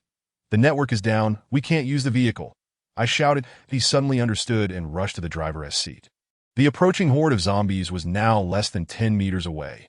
Just as I was about to call for everyone to disembark and flee, I saw Huliao pull a card from his pocket and insert it into a slot next to the steering wheel. "Welcome to the park tram. Please drive cautiously and observe safety." A voice announced that he pressed the accelerator to the floor, and the vehicle lurched forward. Everyone was thrust back against their seats by the sudden acceleration. The zombies behind us did not relent, desperately chasing after us. "Faster, faster," I urged. Huliao shouted from the front, "I can't. Parked vehicles are speed limited to a maximum of 20 kilometers per hour. This is as fast as it goes. Everyone hold on tight." With that, he swung the steering wheel, guiding the tram from the lawn onto the main road of the park, where the path was smoother, allowing for increased speed. With a powerful jolt, the gap between us and the horde widened. After all, they were mere flesh and blood. Human endurance has its limits, and the monsters had slowed considerably after their long pursuit. The tram began to cruise steadily along the road. And as we felt we had escaped danger, the tension among us began to ease. Ling Xiang, sitting in the last row, exclaimed, "Wow, that was so thrilling." The zombie was right behind me, nearly grabbing my hair. Thankfully, Brother Huliao drove so fast. Indeed, if the tram hadn't moved, I wouldn't have outrun those things, Ling Xiang's father replied, rubbing his ankle. "Ugh, don't speak such pessimistic words. Aren't we safe now?" Ling Xiang shot her father a disapproving glance. Rulin turned to Ling Xiang, saying, "I heard Chinno mention that we have only covered less than a third of the distance. We still have quite a way to go to the dock." "Ah, I thought we were almost there," she said, her expression darkening momentarily, though it quickly faded. But we will surely arrive safely, because we have the most formidable Chinua. I, however, was not so optimistic and refrained from joining their conversation. It was imperative to ascertain our route quickly. We couldn't allow the tram to meander aimlessly through the park that I tugged at the passenger seat where Xiaowen was seated. He had already stowed away the computer connection port. I indicated I needed to go to the front, and he stood up, gripping the overhead handle as he moved to the second row. Huliao adeptly maneuvered the steering wheel, suggesting he was quite familiar with operating such vehicles in this setting. Upon my arrival, he greeted me warmly. "Hey, how did I do? My driving skills are top-notch. Our destination is the lake at the center of the island that I opened the map to show him, indicating there were speedboats at that location, which would save us considerable time if we could reach the opposite shore quickly." After the recent incident, I began to appreciate the importance of team communication. It turned out that Huliao's card was a staff card for the park, allowing vehicle use without internet access. While we were unaware of this capability, coincidentally, he was also unaware of our predicament. The lack of effective communication with him had almost led to our collective downfall. Therefore, I now endeavored to articulate our escape plan as clearly as possible, ensuring he understood. He glanced at the map in my hand and laughed. "You mean West Lake, right? With me here, you can toss that map aside. I am like a living map. I've traveled every road here." He then added, "But your plan is quite brilliant. Who came up with it? The speedboat is definitely faster than this clunky tram." I did not discard the map. I merely folded it and tucked it into my pocket, and I said to him, "Then you should take the shortest route to the Lakeside Visitor Center. We will transfer there." "All right, just follow my lead," he exclaimed, pressing the accelerator to the floor, speeding along the winding roads of the park. Did I end the military? Any misstep during a mission could expose the entire unit's position, potentially leading to the loss of all lives.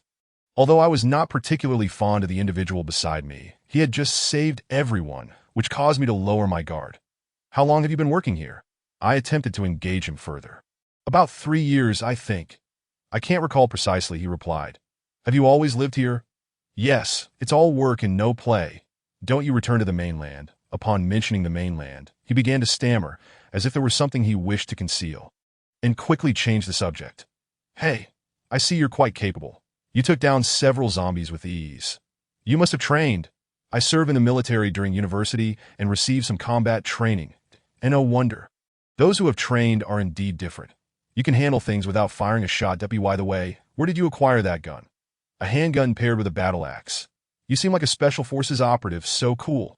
His words sounded like flattery, which made me uncomfortable, so I simply recounted how I came into possession of the weapon.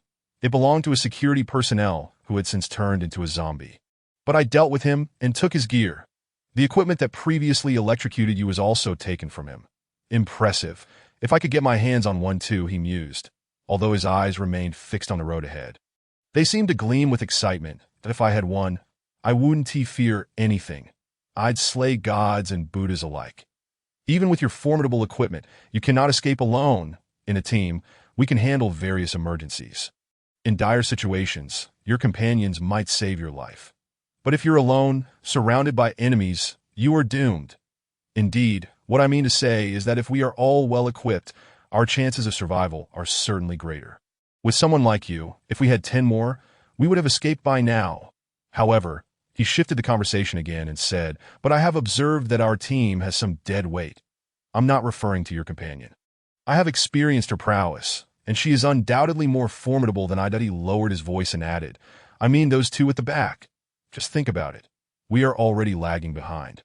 Even if we take the water route, we might catch up with other survivors. But if we encounter danger upon reaching the opposite shore, we will surely be hindered." Uncertain of his intentions, I inquired, "What do you mean?" The author has something to say. "Sir, please clarify what it means when there are hidden meanings in the conversation. Come on, leave a message to explain." Chapter 022, A Wolf Among Sheep. "Brother, one is utterly defenseless, and the other is injured. Bringing them along will only slow our progress. As you mentioned earlier, each member of the team should contribute, yet some contribute nothing and merely consume resources." I feigned alignment with his viewpoint, asking, "What do you propose?" His reaction indicated that he felt emboldened. Glancing back to see that the others were still chatting and had not noticed us, he leaned closer and whispered, "Why don't we just dispose of those two useless individuals at the back? I guarantee that without them, we will reach the port ahead of schedule. I was taken aback. I had not anticipated such malice from him. Which reminded me of a previous encounter that I shouted, "Stop the vehicle! Pull over!" Startled by my command, he slammed on the brakes, causing those behind us to lurch forward in their seats. The vehicle came to a halt in the middle of the deserted road. "Get out," I said coldly to Hu Liao in the driver's seat. "What is wrong, brother?" Seeing he had no intention of moving, I drew my gun, chambered a round, and pressed it against his temple. Then I said, "Get out. I regret bringing you along." "You can leave, brother. There are zombies everywhere, and I have no weapon. I've given you all my food and water." "Where am I supposed to go?" Hu Liao raised his voice. Hoping the others could hear, Rulin immediately asked, "What is going on? What is wrong with him? This person is too dangerous. He may threaten everyone's safety, that he cannot stay with us." I fixed my gaze on him. "Brother, I was just joking. I didn't mean it. I saved everyone just now," he called out to Ling Xiang, his eyes pleading. "Hey, that little girl, you agree, right?" Ling Xiang and her father stood up, with Ling Xiang speaking first. "Brother Chenhua, Hu Liao just saved us. How could he harm us?" Rulin, being kind-hearted and feeling guilty for previously injuring him, chimed in, "Yes, he just wants to escape with us. Leaving him here would be tantamount to killing him." Looking at Xiaowen, he remained seated, typing away at his keyboard, seemingly uninterested in the debate. Everyone was defending Hu Liao, and I found myself at a loss for how to proceed. Could I execute him merely for speaking out of turn? In times of chaos, laws cease to bind individuals. Those who wield supreme power can render judgment. But I did not wish for such a scenario to unfold among us, for that would render us no different from a pack of animals. Although I was the only one among the six with a lethal weapon and could do as I pleased, I questioned whether I could elevate myself to the role of judge and indirectly execute this man before me. I ultimately deemed myself incapable. Killing a man was far more challenging than slaying a zombie. Zombies have lost all semblance of humanity, their nature reduced to mere slaughter, showing no mercy to their prey. Yet this man before me was a living human being. Abandoning him would equate to murder, and my conscience would be heavily burdened that I held the power of judgment in my hands, yet I could not assume the role of the judge. After a moment of hesitation, I lowered my weapon and said to Hu Liao, "Let us go. Continue driving." I thought of this as a warning for him. Surely he would not dare to act out of line. Hu Liao fell silent, driving the electric vehicle forward, but before we could go far, the vehicle emitted a series of beeping alarms. "What is going on? Is the vehicle malfunctioning?" The author has something to say, yo. "Yo, check it out." You say subscribe, I say yes. You say follow, I say yes. A three-part quality interaction, please. Chapter 023. Low battery alert. It's the vehicle running low on power. When we set out, I noticed the display showed only 40 battery. And given that we were at full capacity, the consumption was even more rapid. Hu Liao, while driving, pointed to the illuminated red indicator light and said, "We might be able to drive a little further." I took out the map to assess the distance to the central lake. Noticing me studying the map, he said, "It's hard to say. Optimistically, we could reach Shisi Lake without issue, but pessimistically, we can only go about 2 kilometers. He no longer spoke to me in his previous tone, opting for a more serious and measured response, as if fearing I might take drastic action against him at any moment. Looking at the map, I had some recollection of the roads here. There was a small hill near the lake, which prevented a straight path through the middle. The main road split into 2, going around it, and we found ourselves in the middle of one of the circular routes, not far from the lake. From this vantage point, we could already see the towering Ferris wheel ahead, reportedly standing at a height of 160 meters, ranking among the top 10 tallest in the world. No wonder we could see it from afar as soon as we arrived on the island.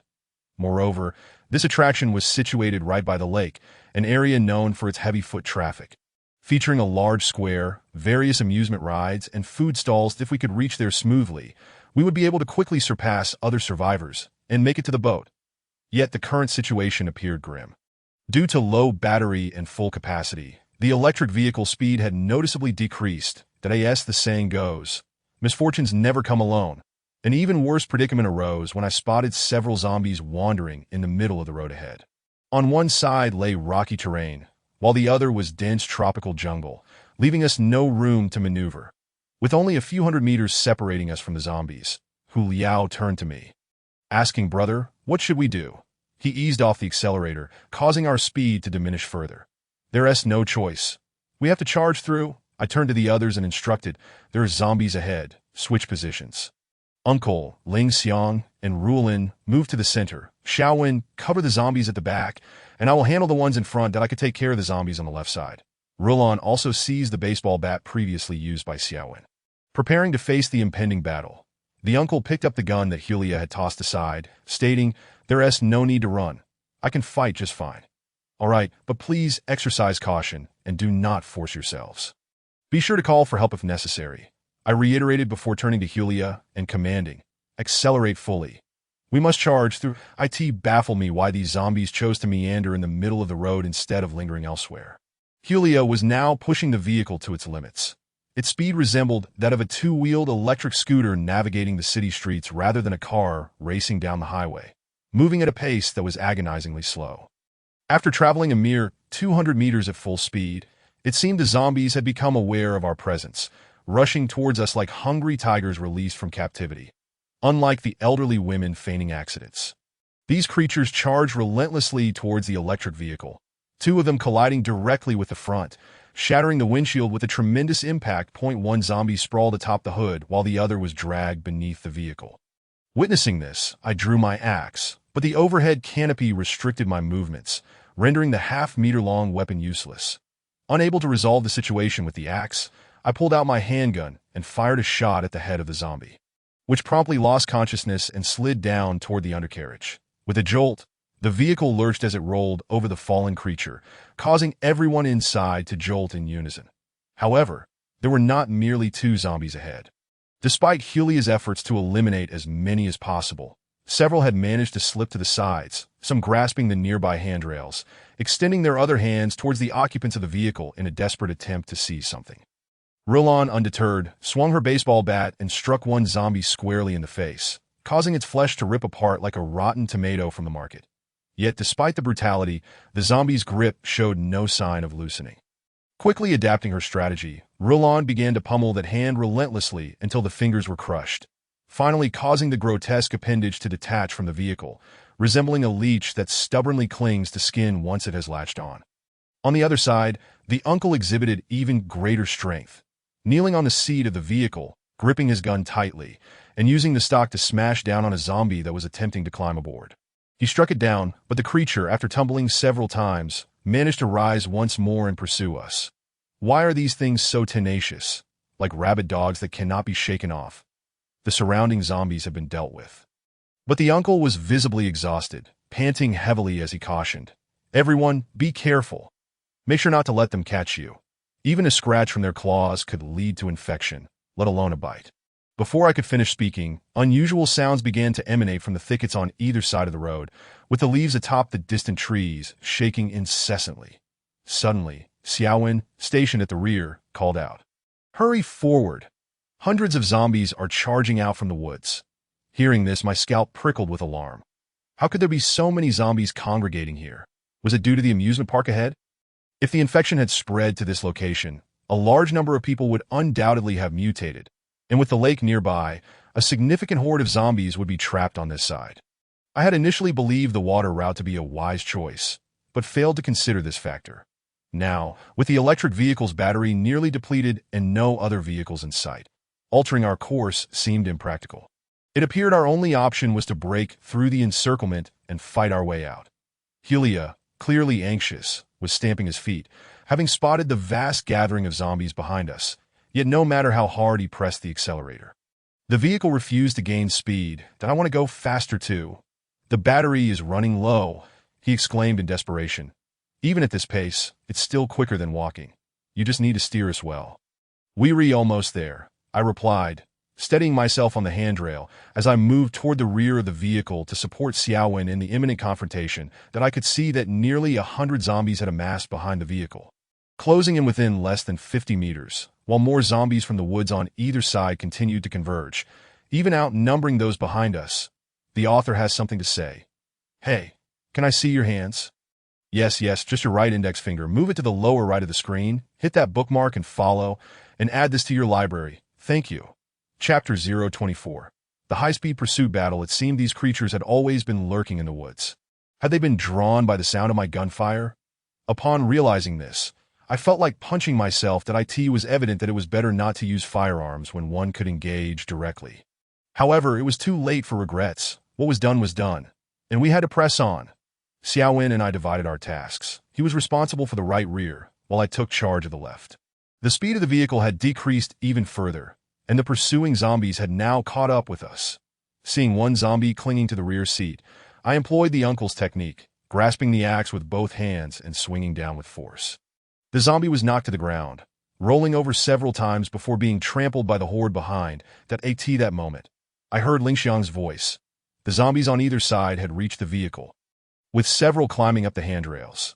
The uncle was struggling against 4 zombies, engaged in a fierce battle with one, while the other 3 seized the opportunity to clamber aboard, one of them grasping Lingxiang's arm. Alarm bells rang in my mind. At such close range, my axe could not deliver a fatal blow. In a split second, I drew my handgun and fired at point-blank range, spraying blood and brain matter everywhere.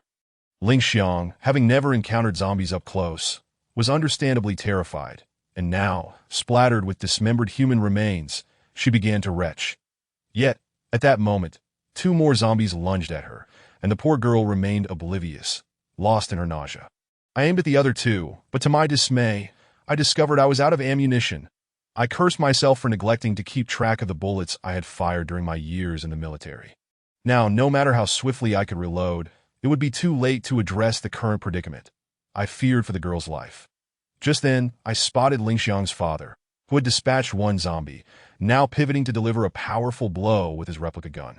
The stock crashing into the back of another zombie's skull. Meanwhile, Rulan had also swung her bat, her movements reminiscent of a seasoned baseball player, aiming for another zombie's head. That moment, Lingxiang was bent over, retching on the ground, and the bat sailed over her head, striking the other zombie squarely.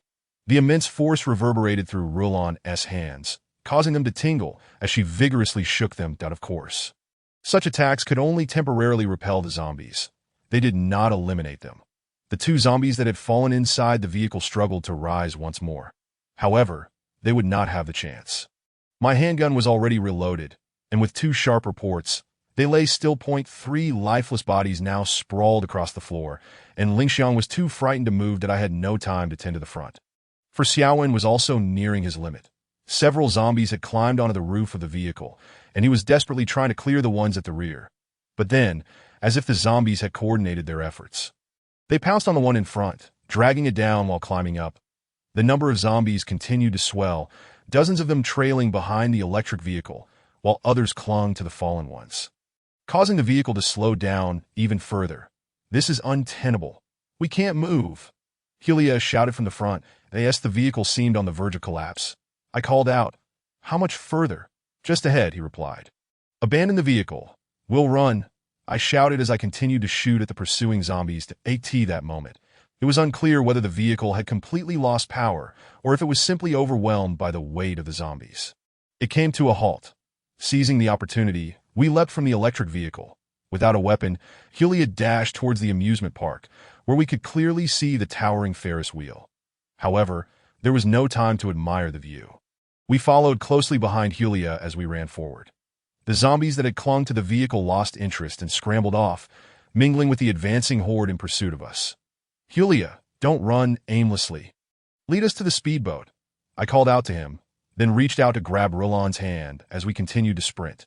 Fortunately, those zombies had been chasing us for over a kilometer, and their speed had significantly diminished, while we were running slightly faster than them.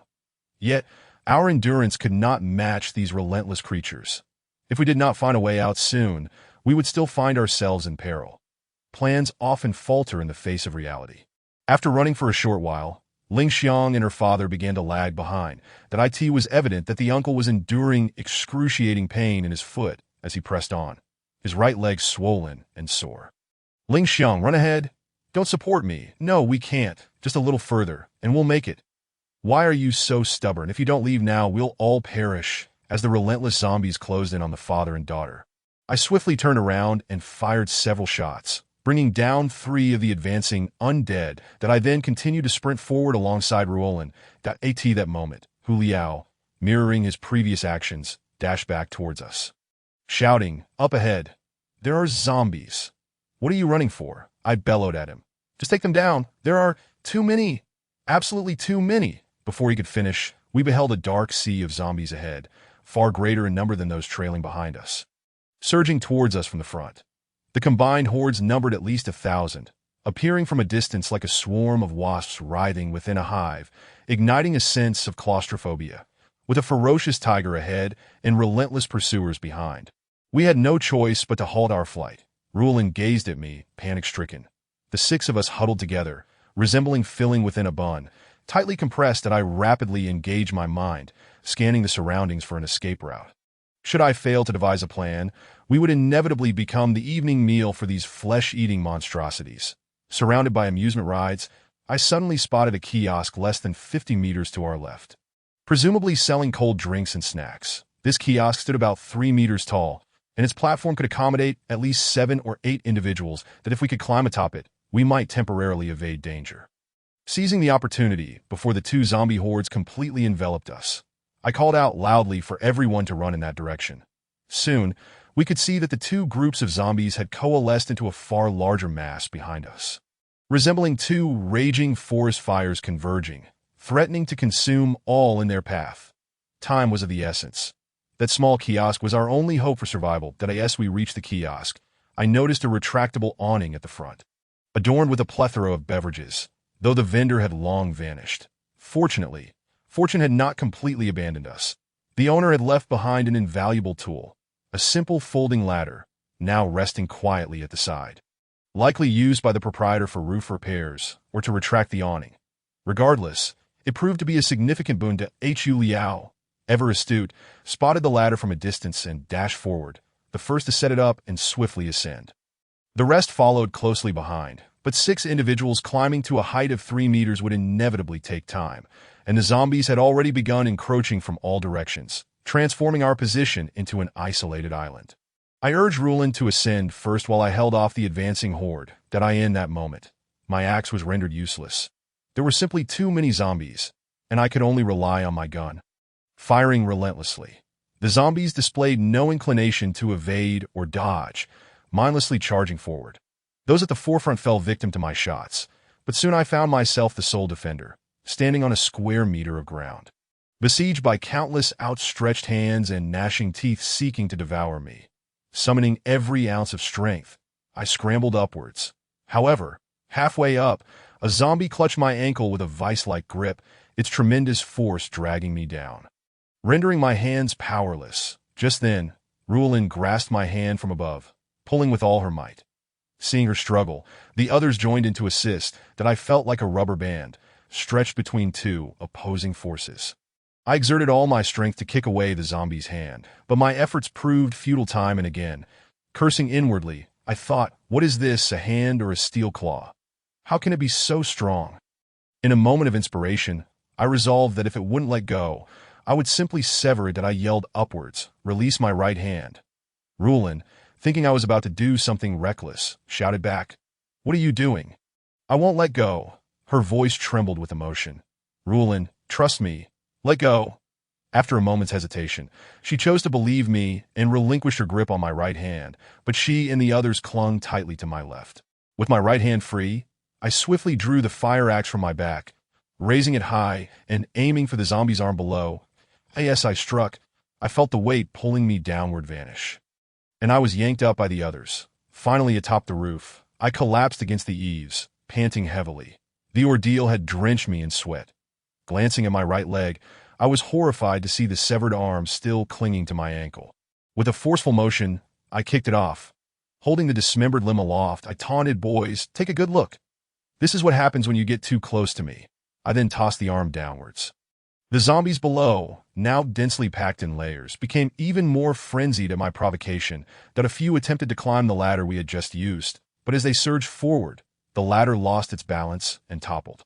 Once I was pulled to safety, Rulin anxiously requested to inspect my leg. "Are you hurt?"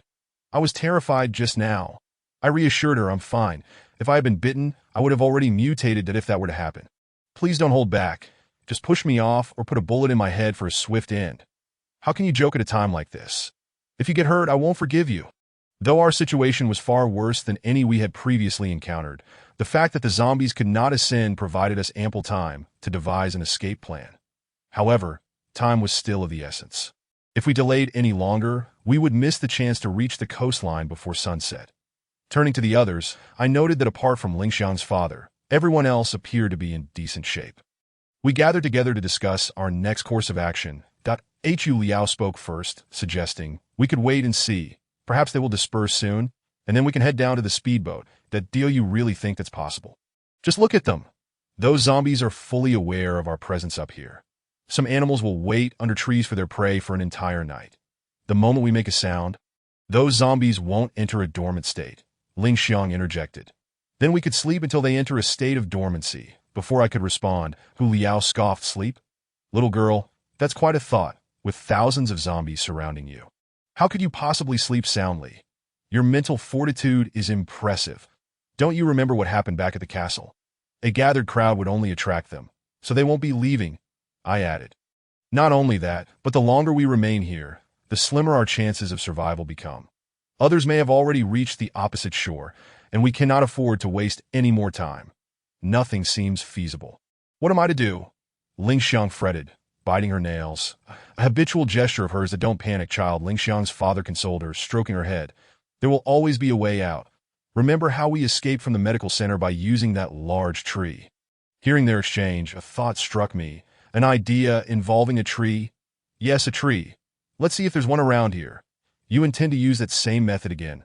Lingxiang questioned, puzzled by my intentions. But look, we're surrounded by zombies in layers.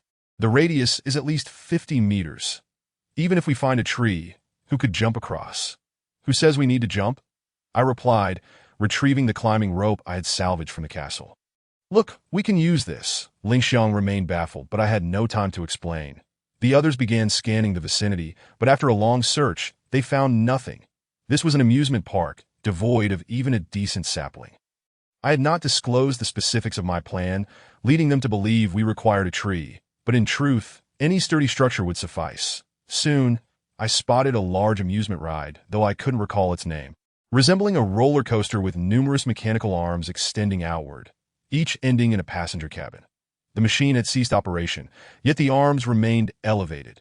After calculating the position and distance, I pointed it out to the group and declared, "Do you see that? We will use that amusement ride to escape." However, when I turned back, I found everyone still wearing bewildered expressions, utterly clueless about my intentions, that I searched desperately for a tool to serve as an anchor. And my gaze landed upon that imitation firearm, which had now been reclaimed by Hu Liao from the hands of the uncle, that I addressed Hu Liao, saying, "May I borrow this item of yours? I intend to tether it to a rope and cast it across. Will it be possible to retrieve it afterward?" he inquired. Not necessarily. After a moment's hesitation, he reluctantly acquiesced that I secured the climbing rope to the midsection of the gun, implementing a double safety measure to prevent it from falling off midway.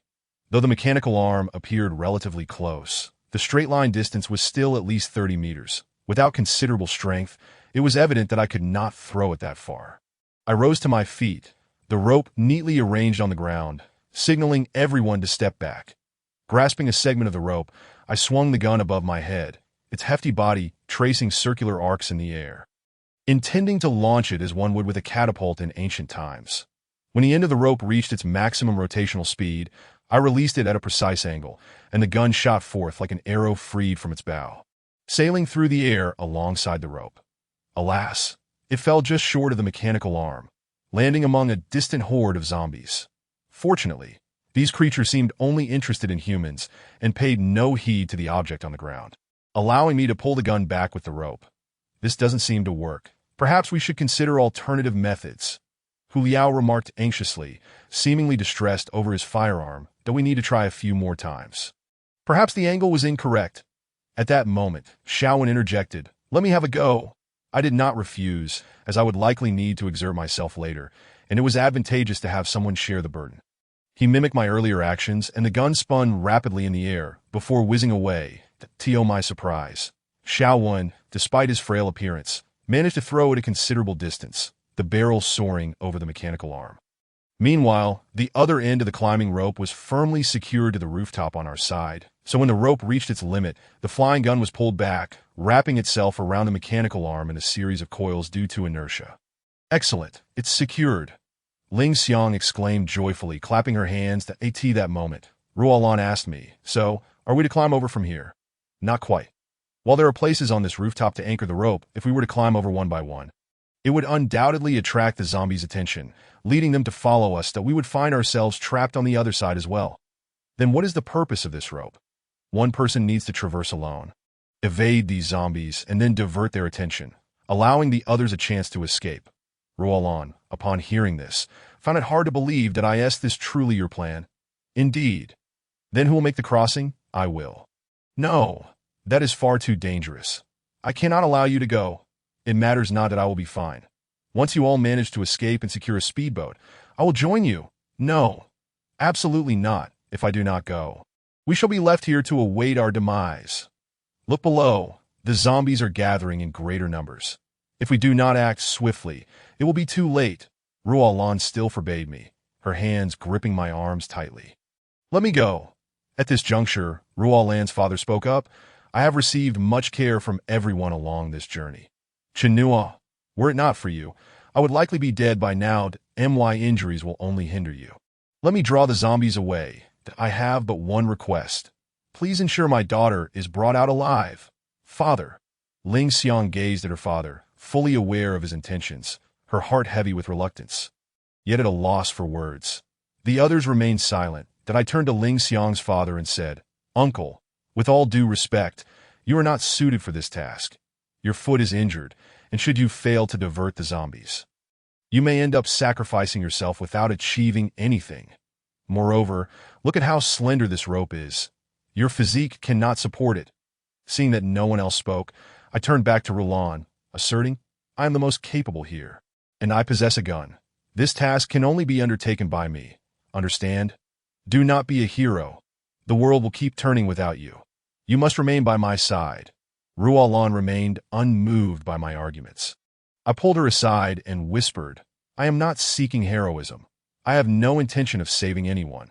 Everything I do is for you, as this is the only way you have a better chance of survival. Do you understand? If we are to perish, let us face it together. I fear death, but I fear losing you even more. You may not fear death, but I do. Consider this. A person is fearful of death as I would never allow themselves to be easily devoured by zombies. I assure you, once I reach the outskirts of the zombie horde, I will flee far away. Theoretically, that area is safer than here. Noticing her demeanor had softened slightly, I continued, we cannot perish here. Have you forgotten our promise? We are still young, and we aspire to buy a house in Shihai City, to marry, and to move into a new home with a better environment, where you will no longer be awoken daily by the blaring of car horns. I will rise each morning to prepare breakfast for you. Now is not the time to speak of death. We must live well, and I will return shortly. Do not deceive me. Her eyes brimmed with unshed tears.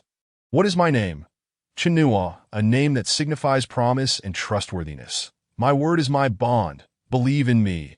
Observing Ruolan's attitude shift, I began to prepare my equipment, that in truth, I felt no sense of certainty. Yet since death was inevitable, I might as well take a gamble. If I were to fail, Ruolan and the others would be unable to escape from that platform. That I was determined to see this through.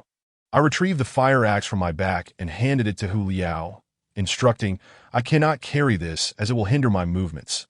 Use it to protect everyone. Turning to Xiaowen, I added, as soon as you all manage to escape, make haste to the speedboat and wait for me on the lake. Remember, you must reach the lake. With that, I began to stretch my limbs, then grasped the climbing rope and began to ascend towards the opposite side.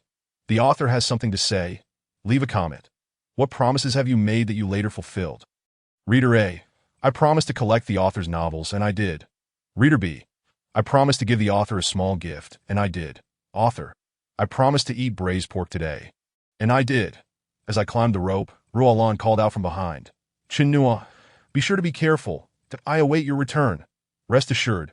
Under the gaze of all, I ascended the rope, my body resembling a caterpillar hanging from a branch. Devoid of any protective measures, with only my legs entwined around the rope, inching forward. The rope was exceedingly thin, and with the mechanical arm on the opposite side being higher than the rooftop on our side.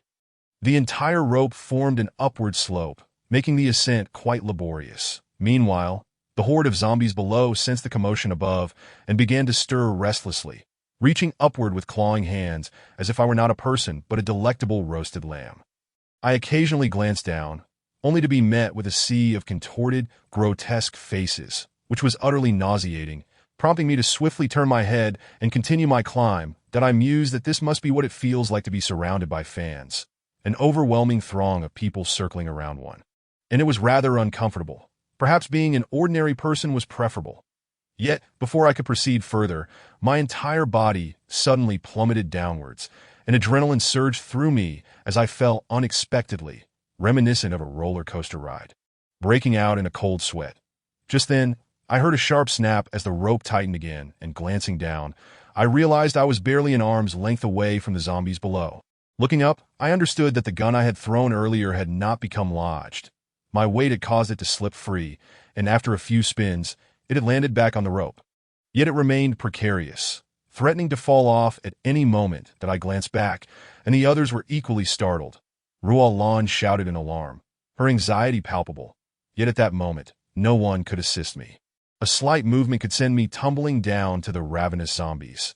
The atmosphere below grew even more chaotic as all the zombies converged, stretching their hands toward me, while others scrambled over one another, pushing to get closer. The situation was dire, with sharp claws almost grazing my back. I found myself far from the guard booth, having nearly completed half the distance, and returning was no longer an option. I initially planned to climb onto the mechanical arm and then descend to lure the zombies away. But given the current circumstances, that plan seemed unfeasible. That I forced myself to remain calm, scanning my surroundings for an escape route when suddenly an idea sparked in my mind. That I recalled the childhood game of swinging and thought, if I could sever the rope on the guard booth side, perhaps at this angle, I could swing over the zombie horde and land on the outskirts. Realizing the hanging support above could detach at any moment, time was of the essence, and I shouted back, "Hu Liao, quickly cut the rope with the axe." The others were momentarily stunned, assuming I was about to commit suicide. But Hu Liao, displaying quick wit, understood my intentions immediately. Before Roland could intervene, he swiftly severed the rope with the axe. At the very moment he severed the rope, my body plummeted rapidly downward. Yet, with great determination, I exerted force upward, simultaneously elevating my legs as high as possible, narrowly evading the grasp of the zombies below. Carried by inertia, I swung like a pendulum from one end to the other. And upon reaching the apex at the far end, I relinquished my grip on the rope, propelling myself into the air. Below me lay a horde of zombies, each one gaping with mouths wide open, akin to piranhas in the Amazon River, eagerly awaiting my descent into their jaws. That moment, I experienced the thrill of being Spider-Man. My body traced a perfect arc through the air before landing at the periphery of this desolate sea. I couldn't help but think of Olympic gymnasts who, after executing a series of moves, always finish with a flawless landing, bowing to the audience and judges. Had there been spectators, I would surely have garnered thunderous applause. However, I had no time for gratitude. Once my center of gravity stabilized, I sprinted forward, shouting loudly, hoping to attract the nearly 1,000 zombies pursuing me. As it turned out, my plan was successful. The zombies at the checkpoint had gone mad, racing toward me, a chaotic urban marathon unfolding behind me. Though I had no desire to claim first place, I had no choice but to run as if my life depended on it. Otherwise, I would surely perish. Thus, likening my situation to a marathon was inadequate. It felt more like being chased by 1,000 creditors, as I could think of no better way to describe their frenzied pursuit. In terms of endurance, I was no match for these zombies, so I could not afford to run indefinitely. My goal was to delay them as much as possible, buying time for others to escape while devising a way to extricate myself. I reached the heart of the amusement park, another iconic feature of the island, a towering 160-meter Ferris wheel. From the moment we were trapped, I had noticed it. This behemoth represented my second escape plan. Though the idea seemed utterly insane and success was far from guaranteed, I had no other choice but to fight against the odds. Standing before this colossal structure, I felt insignificantly small, the enormous Ferris wheel, with each cabin capable of holding 6 passengers, stood motionless, and my task was to ascend to its summit. The wheel was supported on either side by massive triangular columns, enhancing its stability, while countless smaller triangles were interspersed between them. Reminiscent of the Eiffel Tower's architecture, in a state of motion, I realized the zombies were closing in rapidly. Seizing the momentum, I dashed up an inclined column, the diameter of which was likely too large for 5 adults to encircle. After ascending a considerable distance, the angle of the column became steeper, forcing me to transition from running to climbing. By this point, I was approximately 5 meters off the ground, and to my surprise, the zombies below seemed unsure of how to ascend, gathering in large clusters beneath me. I chuckled inwardly, feeling a sense of relief. After all the intense exertion, I had finally earned a brief respite. Looking back towards where Ruolan and the others were, I noticed that no zombies remained in their vicinity. All had converged on my location, preparing to descend from the checkpoint. However, before I could indulge in my moment of joy, I observed that the zombies had shifted their attacking strategy. They had moved away from the base of the column, with a multitude gathering beneath the main structure of the Ferris wheel, seemingly intent on scaling it from below. The author has something to say. Have you seen King Kong climb the Empire State Building? Don't forget to save and follow. I'm sending the protagonist to a height of 160 meters. For those unfamiliar with this height, it's roughly equivalent to a 50-story residential building. Chapter 028. Collapse. Upon witnessing this scene, I cursed my luck, just as I had begun to catch my breath. I had to climb again, but I wasted no time and continued ascending the column. But if one were to liken this gigantic Ferris wheel to a bicycle hub, you might find it challenging to spot me from a distance, as I resembled an ant clinging to the steel wires of the hub. Tightening my belt, having given my backpack to Ruolan and my axe to Hu Liao, I found myself considerably unencumbered, save for the gun at my waist. Looking upward, the massive circular disc occupied a substantial portion of the sky. The column I was on connected to the central axis of the Ferris wheel. This meant that if I continued climbing upward, reaching the axis would signify my endpoint, after which I would need to ascend the central steel framework. Now, a more pressing concern confronted me. I was approximately 10 meters off the ground, completely unprotected. Had this been a rock climbing competition during my university days, fear would have been foreign to me. Even if I had fallen, a safety rope would have ensured my survival. Yet the current situation was akin to free solo climbing, with 150 meters still looming above me. Should any mishap occur during this ascent, my fate would be sealed.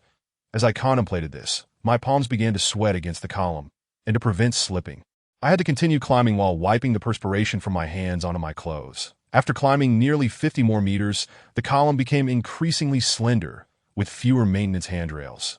Exhausted, I paused in midair, clutching the column and gasping for breath. From this vantage point, I estimated I was still about 30 meters from the central axis of the Ferris wheel. At this height, devoid of trees or buildings to obstruct my view. The sea breeze swept around me, refreshingly cool, quickly drying the sweat on my body. I glanced down, hoping to catch a glimpse of the others, and saw that they had successfully descended from the checkpoint and were now racing towards the speedboat tour center. Surrounded by no zombies, I could make out Ruolan's figure. Seeing her safe instilled a measure of relief in me. However, when I looked down again, I was alarmed to find that the zombies were moving faster than before. Whether they had adapted to climbing or for some other reason, they remained densely packed below. If I were to compare this Ferris wheel to a donut, the zombies below resembled a swarm of ants, relentlessly invading this colossal structure. This moment, a small portion of the main framework of the Ferris wheel had already been overrun by zombies. Each passenger cabin and every steel structure was crawling with these creatures, desperately attempting to ascend. Some zombies, unable to find a foothold, were caught by those below, plummeted to the ground, splattering into a gruesome mess. Seeing this, I dared not delay any longer, and if I didn't reach the axis before the zombies did, I would be caught in a vice, with no chance of escape. I resumed my ascent up the column. But as I climbed higher, the diameter of the column shrank, making the climb significantly more challenging and slowing my pace. Finally, upon reaching the last small segment, there were no handholds left. I had to stretch out my arms to traverse it, akin to a tightrope walker in midair. Though less dramatic, I was still over 80 meters above ground, needing to maintain my balance against a forceful sea breeze gusting at nearly level 4. My heart raced as I took each cautious step. I spread my arms to help maintain my balance while the wind howled around me. But I was more concerned that this powerful gust could disrupt my equilibrium, that if I were to fall from this height, I could hardly imagine the consequences. I struggled to suppress these thoughts. Yet I couldn't close my eyes or look away from the ground, as I needed to ensure my feet landed on the column, which was barely shoulder width, 0.1 step, 0.2 steps, 0.3 steps. Now I understood what it meant to tread with trepidation. If I survived this, I would have quite the story to tell upon my return, that at last. After traversing the narrow beam nearly 100 meters in the air, I leaped onto the massive axle of the Ferris wheel. Looking down, I realized that I had squandered too much time.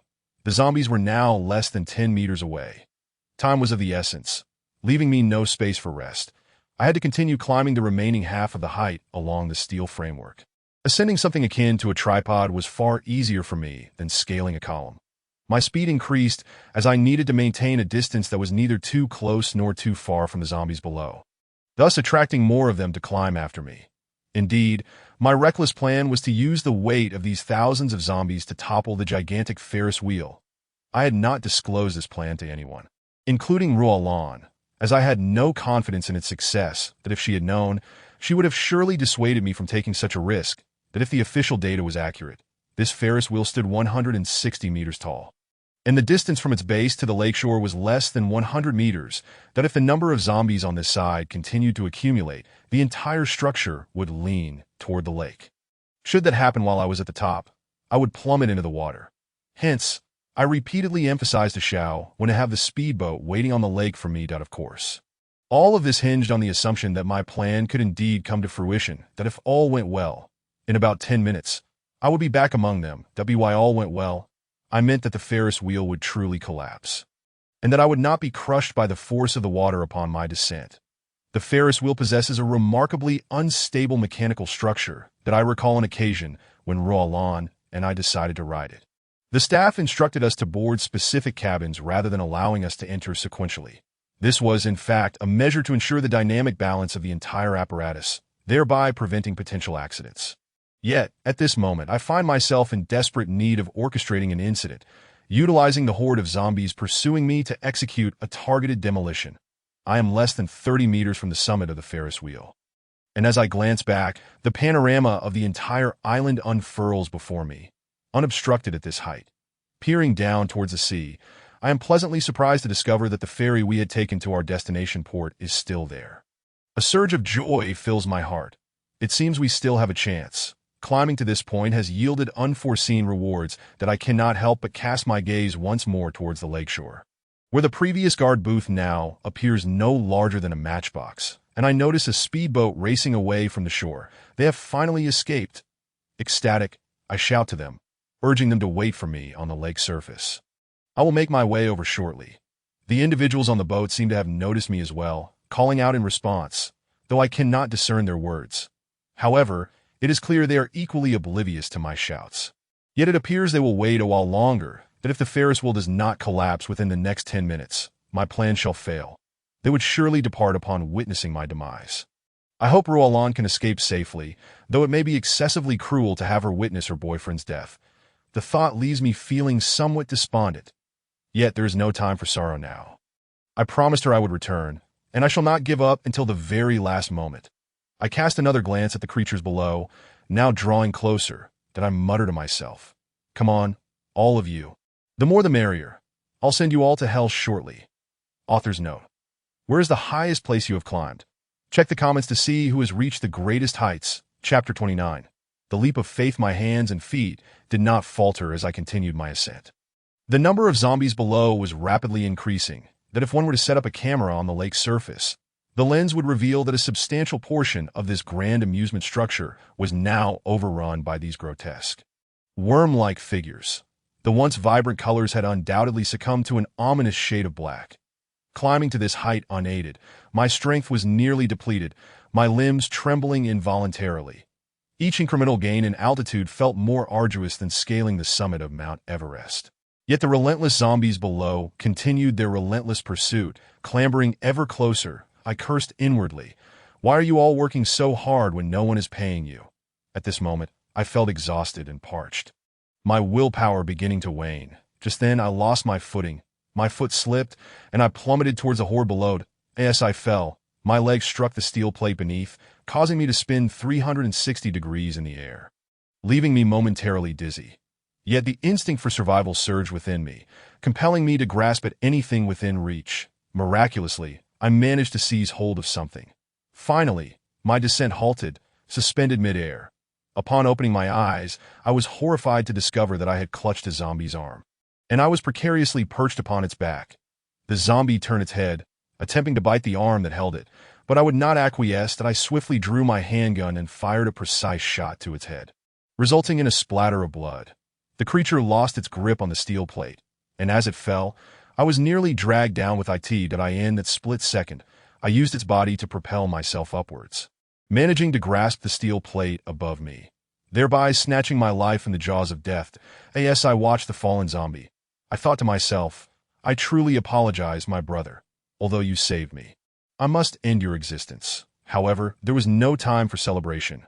Glancing around, I realized that I was now amidst a throng of zombies. The one I had just dispatched had merely climbed atop another. The surrounding zombies began to converge towards me. In times of desperation, the body's latent potential often surfaces. My previously aching muscles now brimmed with vitality. Seizing the moment, I swiftly continued my ascent, a few zombies hot on my heels. I turned and fired 4 or 5 shots, dispatching several of them.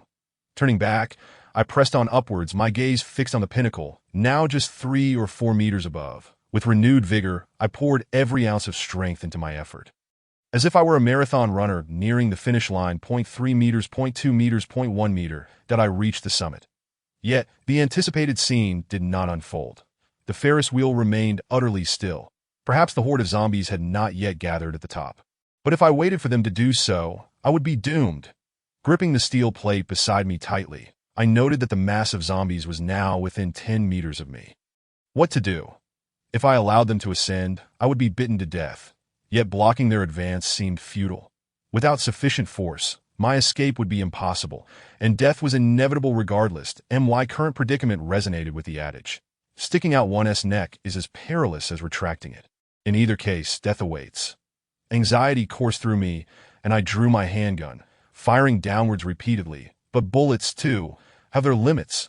Was it to be my fate to perish here today? Just then, an idea struck me. What if I could enter one of the cabins on the Ferris wheel? Perhaps that would provide a temporary refuge from the onslaught of zombies. That settled it. I resolved to seize this final opportunity and gamble everything. Whether I lived or died was now in fate's hands. I immediately set off towards the nearest cabin. Just as I departed, I glimpsed the zombie horde reaching the pinnacle, surging towards me along the steel plate. The cabin ahead hung like a lantern from the arm. Yet infuriatingly, there were no other steel plates beneath my feet, and it remained 2 meters away. I scanned my surroundings, noting that the passages to the left and right were overrun by the zombie horde, leaving no room to maneuver towards the arm. The zombies behind me charged forward like ravenous wolves. My only option was to leap across, akin to a person attempting to traverse a 2-meter-wide chasm from a height of 160 meters. Either I would reach the other side, or be shattered to pieces. Had it been a horizontal gap, the challenge would have been somewhat easier, but the opposite cabin offered no handholds aside from the doorknob. The opportunity was singular. Should I lose my grip, it would spell my end. Yet I found myself with no other choice. Taking a deep breath, I summoned all my strength and leapt from the steel plate, the pursuing zombies following suit. Tumbling into the abyss, I aimed for the cabin's handrail and grasped it firmly, my body colliding with the door and hanging in the air. Once I steadied myself, I attempted to open the cabin door. I could only hold on with one hand for a limited time. After a prolonged struggle, I finally managed to open the door, silently thanking the designer of this cabin. Thankfully, it was designed to remain locked, or else I would have plummeted within 5 minutes due to fatigue. I hoisted myself inside the cabin. Outside, the relentless zombies continued their assault, many climbing along the cabin's arm, some clinging to the roof, while others attempted to enter through the surrounding windows. Fortunately, the cabin's construction was robust, and they were unable to breach it just yet. Those zombies clinging to the Ferris wheel's massive gears surged from the bottom to the top, coalescing into a dense mass in no time. The ominous sound of metal grinding echoed as the entire Ferris wheel began to emit frequent, jarring noises, reminiscent of a primordial beast's roar. This cacophony persisted for nearly 2 minutes before the cabin I occupied began to tilt. I peered outside, hopeful, and shouted through the glass, "Brothers, keep pushing. We're almost there." Naturally, the creatures could not comprehend my words, nor did they care about the impending collapse of the Ferris wheel. They continued to swarm towards me. As the grinding intensified, the cabin's angle of inclination increased dramatically to this point. My concern shifted from the zombies to how I might protect myself during the imminent fall, should the tilt continue. Reaching a critical point, the structure would succumb to its own weight and collapse, with much of the Ferris wheel crashing to the ground, while a portion might plunge into the water. That I had initially planned to grasp the steel plate and leap into the water upon impact. But it became evident that entering the cabin was the wiser choice. That I recalled reading that the world record for the highest diving jump was over 50 meters, with entry speeds reaching a staggering 120 miles per hour, equivalent to a car speeding down a highway. Now, I found myself at over 160 meters in the air. While the Ferris wheel's collapse would not be a free fall, who could predict the speed of entry into the water? Had I followed my original plan and made direct contact with the water's surface, my chances of survival would have been nearly non-existent. Now, however, I was safely ensconced in the cabin, where its sturdy shell would help mitigate the impact of hitting the water. As time progressed, the Ferris wheel's tilt grew more pronounced. I hastily found a seat, securing myself with a seatbelt. I had no desire to collide with the opposite glass window upon entry into the water. That author's note. Anyone wishing to expound upon the physics of this chapter may leave a comment below. Others, please take a seat.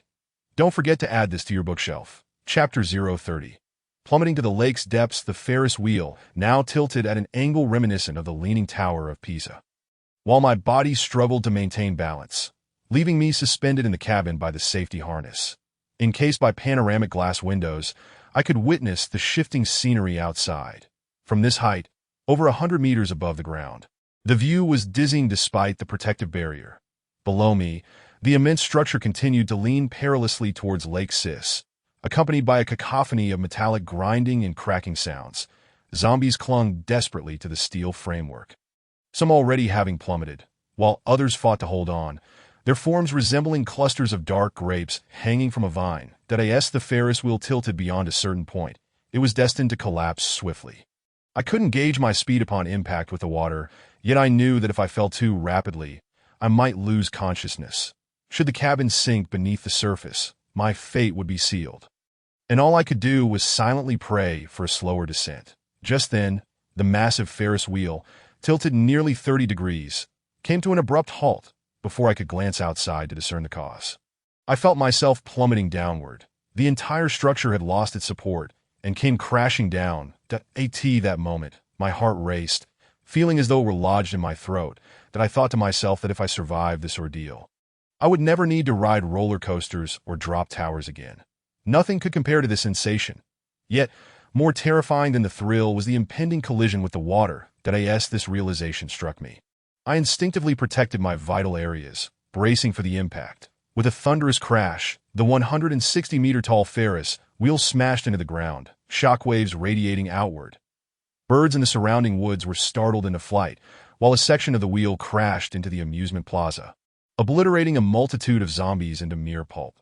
Another portion fell into the lake, sending monstrous waves cascading outward, and those zombies, clearly unable to survive in water, perished in the depths. As the cabin struck the water's surface, I experienced a tremendous force that propelled me forward, yet the safety harness held me firmly in place, constricting my abdomen painfully. Fortunately, the glass canopy remained intact, sparing me from the anticipated shower of shards. However, the cabin, still attached to the Ferris wheel by mechanical arms, was forced underwater. Dazed from the impact, I fought through the agonizing pain in my belly to unfasten the safety belt. Water began flooding in through the seams of the cabin, quickly rising to my thighs. To make matters worse, the cabin was now tilted, with the door submerged and blocked by mud, rendering it impossible to open, with a massive mechanical arm still pressing down on top. I attempted several times to escape in vain. That I resolved to shoot the glass canopy with my handgun. This time, the water had risen above my head, compelling me to take a deep breath and dive beneath the surface. Bang, bang! I fired 2 shots at the glass, creating a significant crack. But despite gripping the handrails and using all my strength to kick it, The water's resistance thwarted my efforts that I thought, having faced such tumultuous waves. I couldn't afford to drown here like a ghost, that I pounded the glass with the butt of my pistol, yet my attempts proved futile, lacking any underwater training and still reeling from the earlier chaos. I was rapidly succumbing to oxygen deprivation, teetering on the brink of suffocation. In moments of desperation, one often realizes what is truly important, that this instant, I was no longer a city worker preoccupied with promotions or possessions. My only luxury was the ability to breathe, that I would trade anything for a breath of air. Just as despair enveloped me, a familiar face suddenly appeared outside that was Rulin, clutching my fire axe. She gestured for me to retreat, then swung the axe with force. The effect was immediate. Within moments, the glass shattered completely, and I swiftly swam out. Yet, I was severely oxygen-deprived and choked on water as I emerged. My body devoid of strength to swim higher. Rulin, seeing my condition, rushed over and embraced me, her mouth close to mine as she exhaled a breath of air into my lungs. Together, we fought our way upward. My awareness began to return, and I swam with renewed vigor.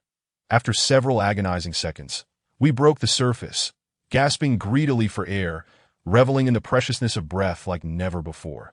The people on the speedboat spotted us and hastily navigated closer. They pulled us aboard, and Rulin and I collapsed in a corner of the cabin, utterly spent. Xiaowen was at the helm, and everyone else appeared unharmed. Suddenly, Rulin extended her hand, ready to strike me. "Are you insane? Why would you hide such a dangerous plan from me? You almost died. Do you realize that?" I laughed heartily. "Why are you hitting me as soon as I return? We're all fine after all. I was just improvising." I didn't expect it to be so perilous. Although I had come close to death, I felt grateful to have emerged alive. Turning to Rulin, I said, "You always manage to save me, that if I ever get the chance to save the world. You will certainly deserve a share of the credit. First, save yourself. If you ever pull a stunt like that again, I won't come to your rescue." I chuckled. "I assure you, there won't be a next time." But what?" Rulin inquired. "Earlier, I had the strange sensation that someone was secretly kissing me. I can't recall the details." "No one kissed you. You must be imagining things." "No, it has to be you if you give me a kiss." "I'll know for sure." I leaned in closer to her. "Get away." Author's note. Has anyone ever secretly kissed someone? Reader A. Yes, my desk mate. He's now in the ICU. Reader B. Yes, my roommate. After that, I never saw him again. Chapter 031. Coming ashore with so many people around. Rulin blushed at my teasing, raising her foot to kick me, but I begged for mercy until she relented. Once we regained some strength, we sat on the speedboat's seats, hoping the wind from the front would dry our drenched bodies. The boat had turned towards the opposite shore, and to my surprise, Xiaowen proved to be an adept captain, gliding smoothly across the lake's surface. Looking back, the scene was one of utter devastation. The most prominent landmark of the island now lay quietly on the ground, resembling a deflated tire, while numerous floating corpses bobbed on the water. It appeared that our assumptions were correct. The zombies feared the water, as long as we remained on the lake surface. We were safe to that moment. Ling Xiang leaned closer and said, "Brother Chenhua, you are truly remarkable. You fell from such a great height and emerged unscathed. Thanks to you, we were able to board this speedboat, but we were terrified when we saw you climbing the Ferris wheel." "Haha, is that so?" I replied with a smile. "What were you all shouting at me from below?" Sister Rulin kept calling your name, repeating that we were waiting for you. "By the way, how did you know the Ferris wheel would collapse?" I glanced at Rulin and took her hand, then turned to Ling Xiang that I wasn't certain. I just got lucky that if the Ferris wheel hadn't fallen. I chose to leave the thought unspoken. The lake sparkled under the sunlight, and the breeze was refreshing, but we had no mind to appreciate the beauty. According to our initial plan, this stretch of the lake was crucial, significantly shortening our journey to the port. Though we had a general direction, we still needed to devise our next steps. The other shore held unknowns that I reached into my pocket for the map, only to find it thoroughly soaked, the markings rendered indistinct that I cursed my oversight. I should have left the map behind. Regret came too late. Observing my predicament, Huliao approached. "No worries, I told you before, I'm the living map of this island, that I'll guide you. I checked the time." Thankfully, my watch was still functional, that it was nearly 5 o'clock, and it seemed we hadn't saved much time. We were still too slow. Despite entering from the Western Park entrance, many areas had only been glimpsed in passing. So, I asked Huliao, what is on the opposite shore? Do you know? We'll follow this route. There's a speedboat tour center over there where we could disembark at. Do you know the easiest way to find the tram? He pondered for a moment, then retrieved a toolbox from the cabin, pulled out a pen, and began sketching on a piece of wood. This is where we'll land. He drew a semicircular outline. Then a rectangle nearby, indicating another attraction. The 7D Cinema. I know that place. It's said to recreate the realism of a zombie battle, providing an authentic sensory experience. It's a famous attraction on this island. Ling Xiang interjected with a single phrase that I remarked to her. Are you still dissatisfied with your experience in the zombie castle? I've had my fill. That I then turned to Huliao and said, and then? We can traverse through it to reach another door, which leads to a parking area where there should be a tram. Why not go around it? Can't we circumvent it? Passing through the building is a shorter distance. The dense thicket surrounding the structure is an undeveloped area, making traversal quite challenging. There are no alternative routes available. You understand, the marketing tactics of the park aim to immerse visitors in paid experiences. He shrugged and addressed me. How far is this place from where we disembarked? Approximately 200 meters. That I pondered, uncertain of the reliability of the route provided by Huliao. I had never fully trusted him from the start. However, with the map lost, I could not ascertain the credibility of his claims. Yet, given his evident fear of death, he likely would not lead us into a trap. That I advised everyone. Let us organize our gear. There will be a perilous stretch upon disembarking that we cannot ascertain the presence of zombies. So everyone must remain vigilant and not let their guard down. That if we locate the tram, we should be able to proceed smoothly to the port. Ling Xiang exclaimed joyfully, wonderful. We can finally escape, thanks to Brother Huliao. You are our living map now. Flattered by her praise, Huliao replied without modesty, of course, I am quite familiar with this place. I could navigate it with my eyes closed. Ling Xiang, you must stay close to your father and follow me. Do not get separated. I will protect you. All right. She grinned and winked at Huliao, then turned to her father, saying, Dad, we are truly fortunate. We keep encountering good people. First, Brother Chen Nuo and Sister Rulin saved us, then Brother Xiaowen, and now Brother Huliao. It must be that heaven especially favors us, and we will surely escape. Ling Xiang's father appeared to concur heartily, nodding with a smile. Indeed, there are still many good people in the world. Otherwise, with my physique, I would have. He refrained from finishing that thought and redirected his conversation to Ling Xiang, saying, once we are out, you must not forget them. We must learn to repay kindness. Do you understand? Do I even need to be told? From now on, Sister Rulin is like my own sister. You must treat her with the same affection you have for me. As she spoke, she embraced Rulin. Rulin, caught off guard by this sudden declaration of kinship, could only respond with an awkward smile. Do you have any water? I inquired of Rulin, feeling utterly fatigued after climbing so high and enduring this ordeal. Now beset by thirst and hunger, Rulin retrieved a bottle of water from her backpack and handed it to me, along with a packet of bread. That I devoured it ravenously, feeling significantly revitalized, as if my engine had been refueled with gasoline. Xiaowen turned to us, stating that we were nearing the shore and there were no zombies in sight, thus temporarily safe. That we needed to prepare our gear for the descent. That I stood up, smoothing the wrinkles of my clothing, removed the magazine from my waist holster, counted it, and noted that 4 rounds had been expended, with 2 remaining. The handgun still contained 5 bullets. That I picked up the fire axe, hesitating momentarily. I had discarded Huliao's weapon, pondering whether to lend him the axe. Just as I raised my head to call him, I noticed his gaze fixated intently on the gun in my hand.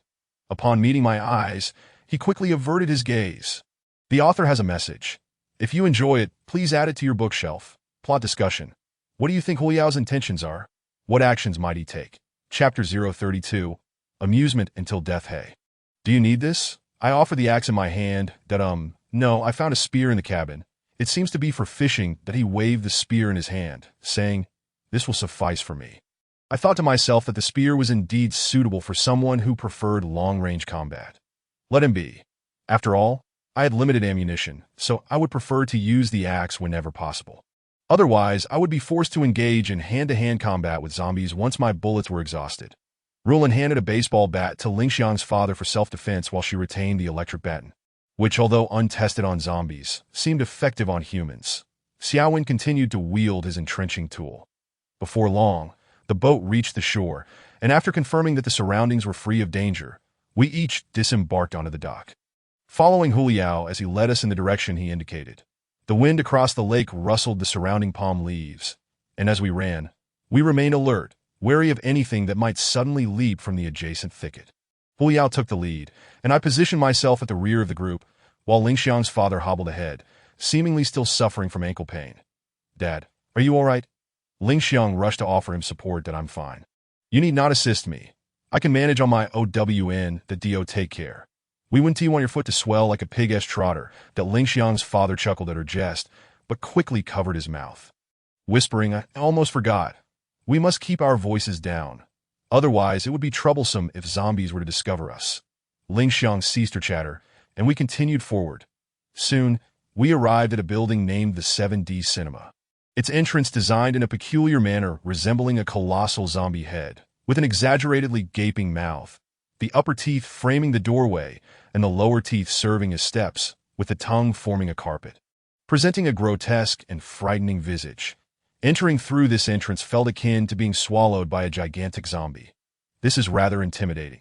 Perhaps we should circumvent it through another route," Lingxiang said, trembling, clearly overwhelmed by the terror of this island. Huliao turned to her, asserting taking an alternate route would be perilous. "This path is short. Trust me, we will be through in just a few minutes." At this point, we had stepped into the lobby, and I signaled for silence, urging everyone to remain vigilant. The lobby featured not only ticket counters but also a variety of project demonstrations, including holographic experiences, VR games, and 7D films. Strangely, apart from the absence of people, all the equipment appeared to be functioning normally. The chairs and tables were undamaged, as if nothing had transpired. That I pondered this anomaly. How could it be? There should be traces of struggle or flight. Had no zombies ever invaded this place? Or had the individuals here received a warning and evacuated in an orderly fashion? Regardless, caution was paramount. That I approached Huliao, inquiring, "Which route do we take now?" He pointed down the corridor, saying, "At the end of this corridor is a 7D screening room. Once we pass through it, there is a small door behind it that leads to another exit. You lead the way. I will cover you." The group followed him onward, the corridor spacious, our formation encircling him, with those unarmed positioned in the center, while those armed flanked around, prepared to confront any dangers from all directions. The movie posters hanging in the corridor exuded a similar aura of terror, and I could hardly fathom why some individuals remained unsatisfied with mere audiovisual stimulation, still yearning for further sensory thrills. It is said that the so-called 7D encompasses sound, light, shadow, water, mist, smoke, and seismic effects to convey the content of the film, akin to feeling tremors during an earthquake or the fury of winds while sailing at sea. What, then, could the 7D experience of a zombie film entail? I could not help but wonder. Could one perhaps experience the sensation of becoming a zombie? Regardless, such musings were inconsequential at present. Our immediate priority was to escape this cursed place. We reached the entrance of the screening room, and I intended to enter with Huliao first, leaving the others at the door. Just as I was about to step in, I heard sounds of struggle and shouting from within. I halted immediately and listened intently. Huliao leaned in to hear better, then informed me, "There is music. It must be the sound of the film screening." That IT made sense. After all, who would fight zombies accompanied by a soundtrack? So, we stepped inside together. Upon entry, we found the large central screen displaying scenes of a zombie battle. The screening room was not particularly large, accommodating around 100 people at full capacity that I prepared to call the others to follow. But upon turning, I was astonished to see the entire theater filled with people, all of whom sat motionless, fixated on the large screen ahead. These individuals wore specialized glasses reminiscent of VR gear. And the more I observed, the more I sensed something was amiss. Why were these people still here? Shouldn't they have fled? Were they so engrossed in the film that they had failed to notice the chaos outside?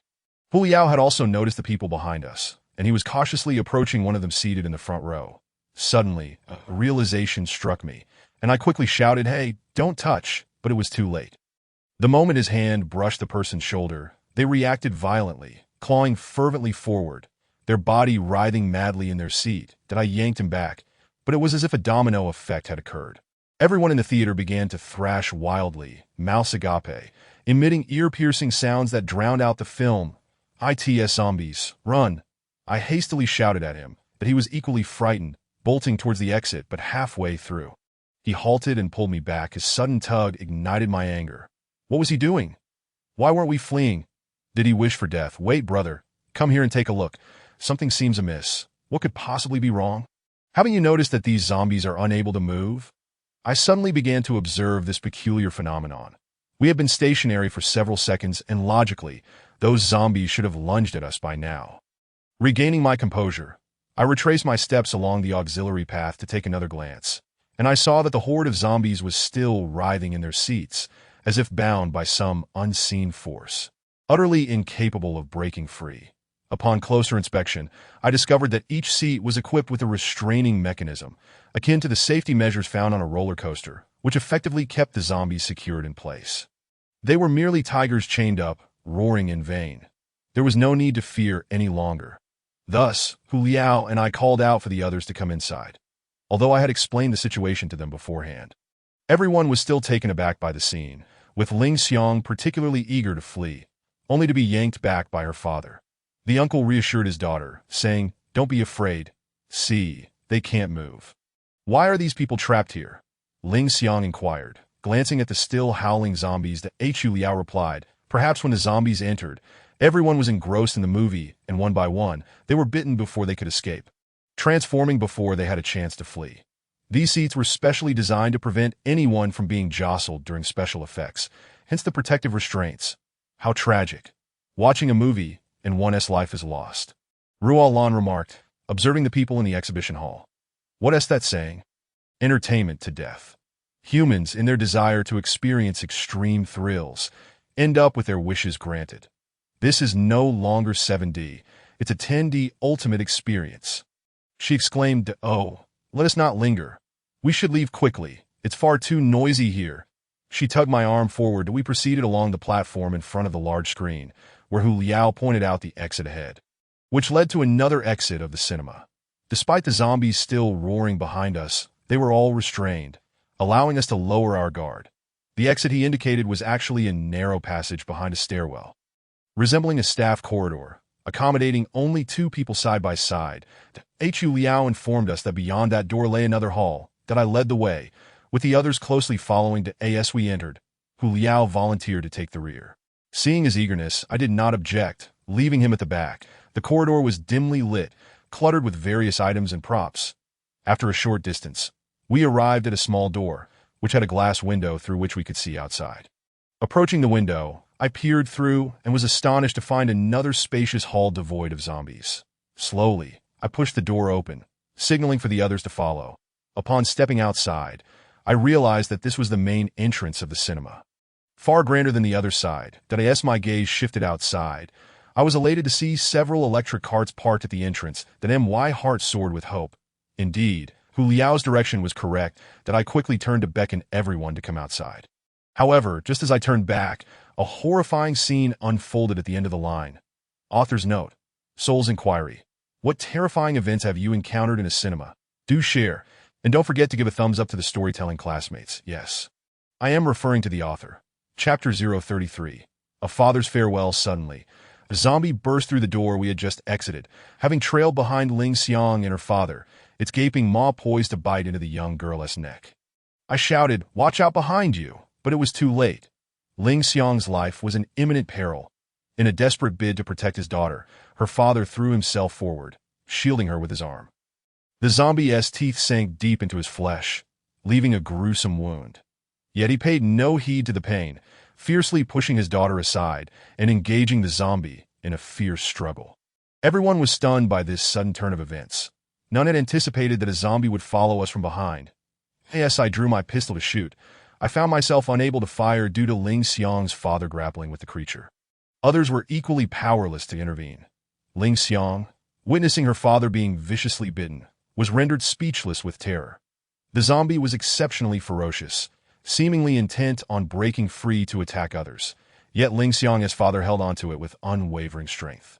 Though his leg was injured, his grip remained firm as the zombie frantically thrashed about, gnawing at his arm.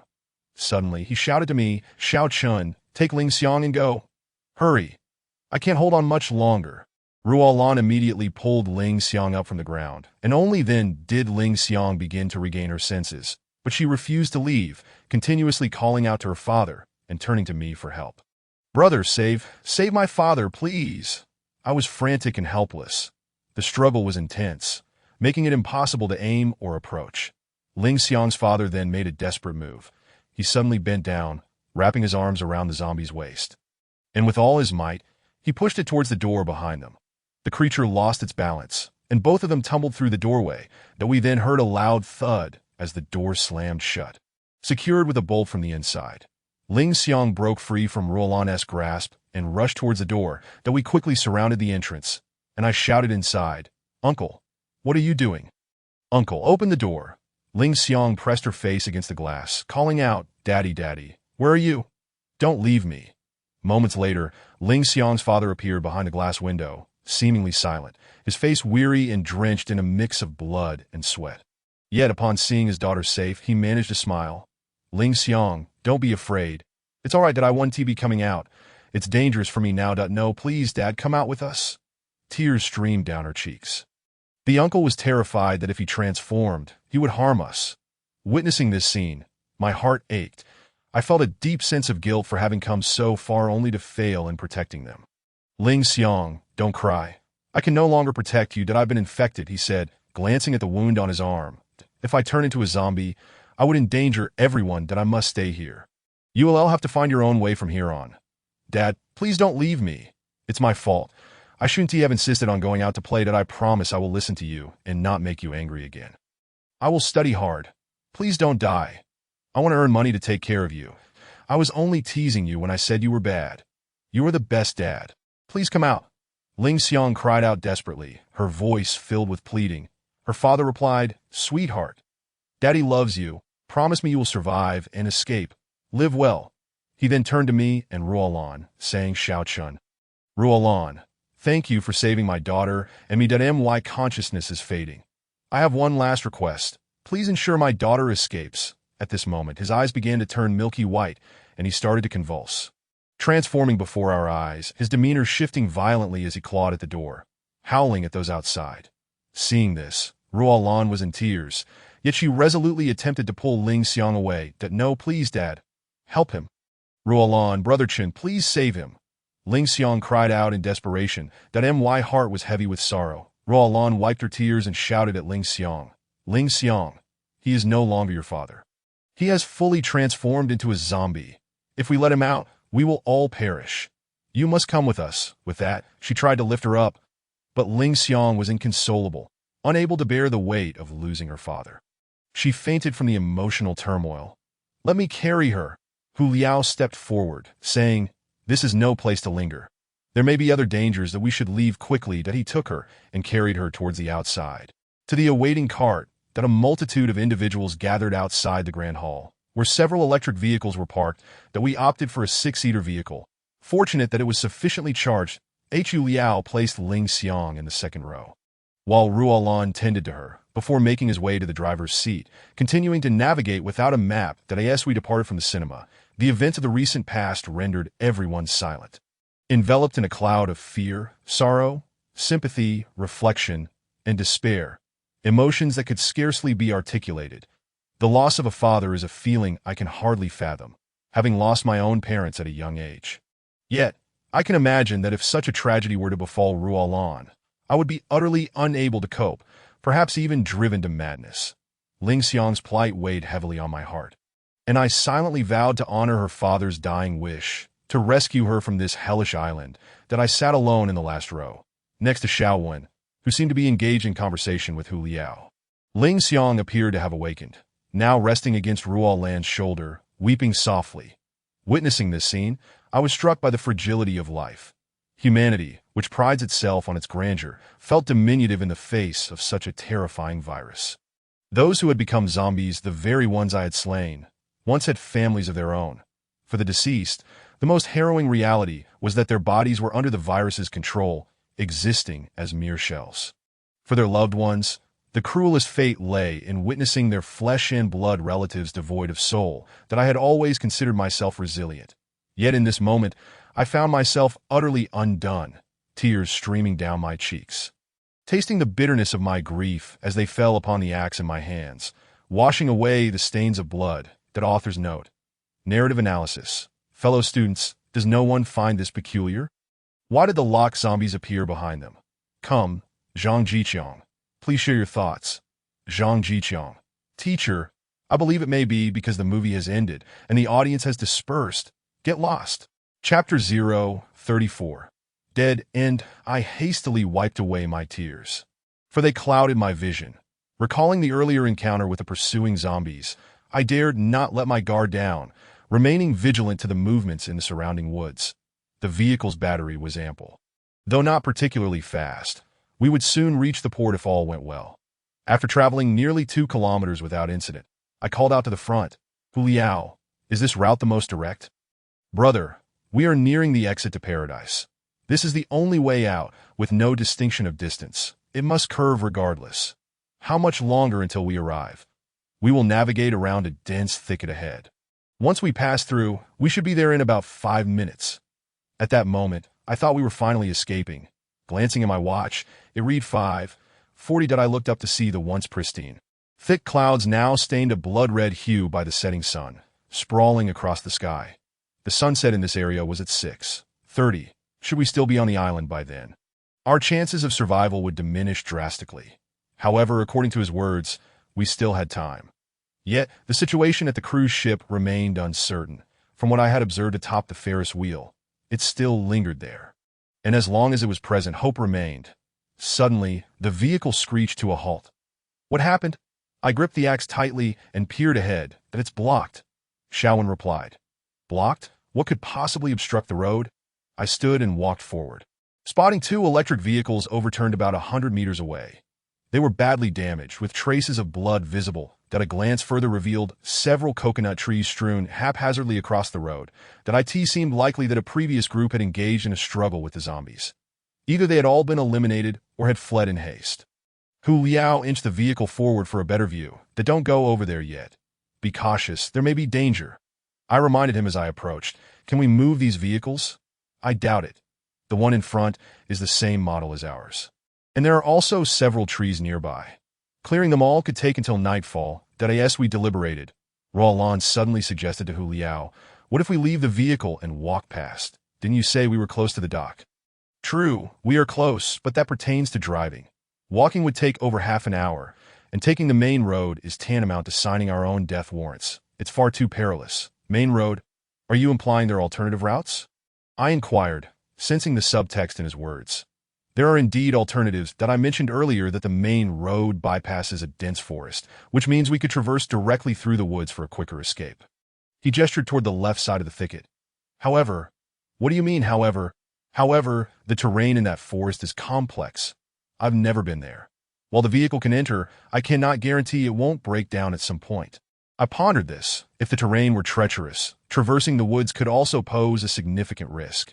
Yet if it led us closer, even if the vehicle became immobile at some point, we could still run to the port more swiftly.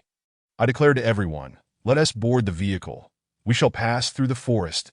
Everyone shared my sentiment, and so we took our seats once more.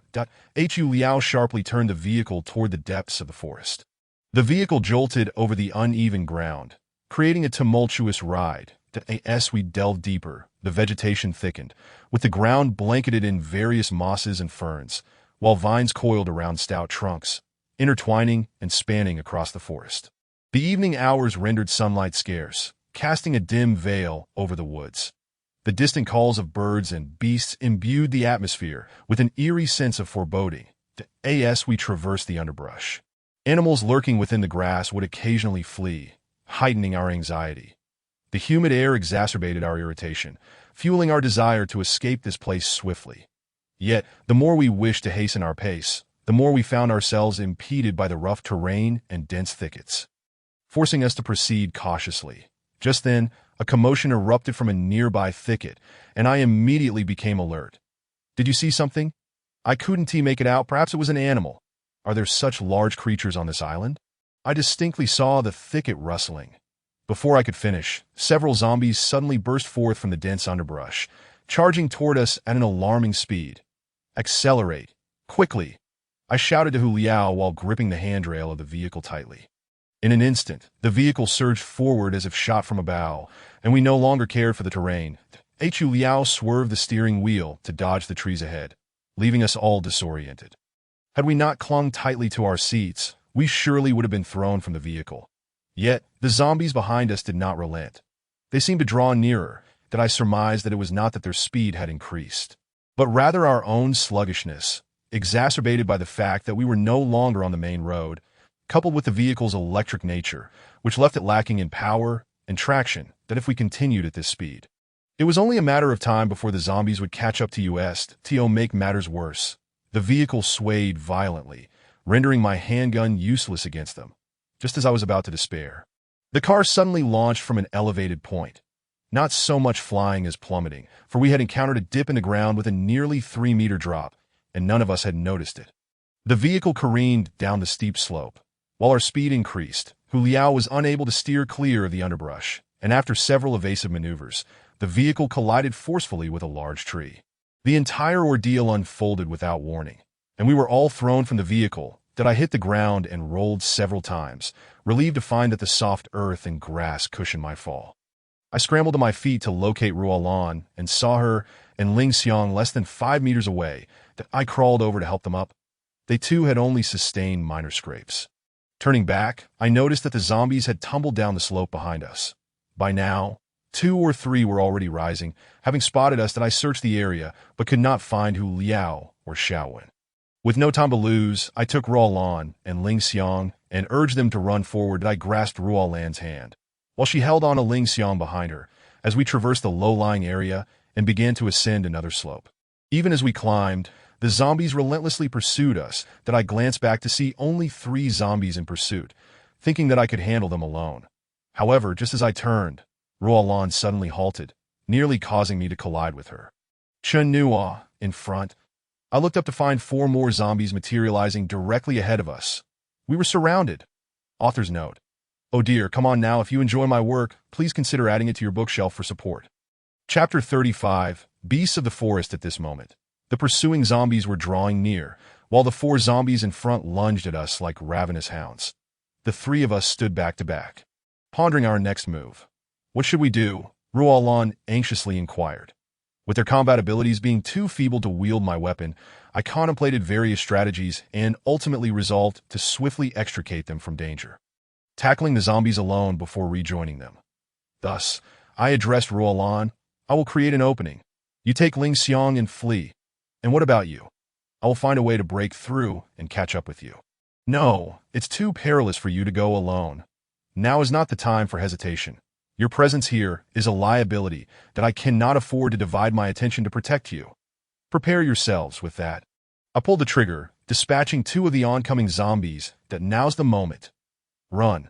An opening was created in one direction, and Ruolan seized Ling Xiang, hastily fleeing in that direction. 2 zombies attempted to pursue them, but I rushed after them, firing 2 more shots. To my dismay, the erratic nature of running while shooting caused 1 bullet to miss its target, leaving 1 zombie relentlessly in pursuit. That I attempted to fire again, but my weapon was out of ammunition. Time was too precious to reload, so I holstered my handgun and quickened my pace, wielding the axe with one hand as I charged forward. Regrettably, the distance I had created was considerable, and catching up was no simple task. Yet, the zombie was rapidly closing the gap behind Roll, and that in a split second, I tightened my legs and, with a forceful thrust from my waist, aimed at the zombie's back, hurling my axe with a motion reminiscent of an athlete throwing a javelin. The axe spun through the air, striking the zombie squarely in the back and severing its spine. That it collapsed to the ground like a robot cut off from power. Entirely devoid of mobility, that I did not pause, for 3 more zombies were still in pursuit. That I rushed to the fallen creature, which was still writhing, unable to rise due to its severed spine. That I extracted the axe embedded in its back and delivered a swift blow to its neck, ensuring its demise. The 3 zombies had already reached me, but I no longer worried about others being bitten. With axe in hand, I charged at them. That I recalled Xiaowen's previous tactics, opting not to attack their heads. As the zombies' bodies swayed unpredictably, making a clean kill uncertain, lowering my center of gravity, I swung the axe at 1 zombie's ankle, causing it to topple. The other 2 closed in, prompting me to kick one away and then cleave the neck of another. Inwardly counting, One that the zombie I had kicked returned to its feet, and I dispatched it with the same method. Point two. Finally, I turned my attention to the crawling zombie on the ground, delivering the final blow. 3. Even though this last creature was devoid of mobility, I chose to eliminate it, believing it a mark of respect for the deceased. After all, that body did not belong to the entity controlling it. Allowing it to rest peacefully in the earth was the most honorable choice. Once I had vanquished all the zombies, I quickly reloaded my weapon and resumed the pursuit of Ruolan and Ling Xiang along the same path. Along the way, I spotted their footprints and broken branches, allowing me to trace their whereabouts. Realizing they would likely stop upon noticing the absence of zombies, I deduced they must be nearby. However, in the dense forest, I dared not call out her name, as the undead could easily be lured by sound. As night deepened and temperatures fell, a mist began to rise in the forest, enveloping the surroundings in a shroud, rendering distant objects increasingly indistinct. That I thought to myself that I could not afford to delay any longer. I needed to locate them and escape this thicket. My pace quickened. Just then, I noticed a commotion in the grass nearby, heightening my alertness as I cautiously approached. Upon reaching the spot and parting the tangled underbrush, I beheld Ling Xiang standing alone with her back to me. Ling Xiang? Ling Xiang, I called softly, testing the waters. She slowly turned around, tears streaming down her face. That a chill gripped my heart. Had something happened? I rushed forward, asking Ling Xiang, "What is wrong? Where's Ruolan? Where did she go? Tell me," she continued to sob, but at that moment, I felt a sudden chill at the back of my neck. Instinctively, I leaped to the side, but it was too late. A sharp pain pierced my left ribcage, sending me sprawling to the ground several meters away. From my previous position emerged a stout man clad in camouflage, a cigarette dangling from his lips, brandishing a baseball bat while nervously shaking his leg. Damn it, this kid's quite clever. Looks like he's had some training. I planned to knock him out in one go, but he made a run for it. He spat contemptuously onto the ground. The pain in my left rib was searing, likely a fracture, gritting my teeth. I struggled to rise, while Ling Xiang remained frozen in place. Trembling, that I fixated on the stout figure before me, a murderous intent brewing within. Drawing my handgun, I aimed it at him, but he chuckled. "Hey, a real piece. Looks like I've finally caught a big fish. Brother, don't blame me for not giving you a heads up. Aren't you curious about what happened to the other girl?" Author's note, a soul-searching question. If your beloved were kidnapped, what would you do? Chapter 36. The animal kingdom. Upon hearing his words, a flame ignited in my eyes. That I glared at him, shouting, "What have you done to her?" I advanced, my thoughts racing to end him if he had harmed Ruolan. "Kids, stop right there. Did you hear me? I said if you want to know, you'd better behave. I warn you, if you dare to lay a finger on her, I will end you if I could see my own face." I imagine it contorted with rage. I've lost count of how many times I've heard that, and look at me now, still alive and kicking. You naive little brat, think having a gun makes you the boss? Today, I'll teach you what it means to be prey. Second brother, come out from behind the thicket. Another stout man emerged, leading Ruolan, a sharp dagger pressed against her throat. Seeing Ruolan, my heart eased just a fraction. As long as she was unharmed, there was still hope. That I silently reassured myself.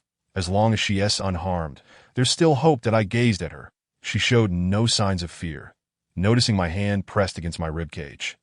She asked, "Chenua, are you okay?"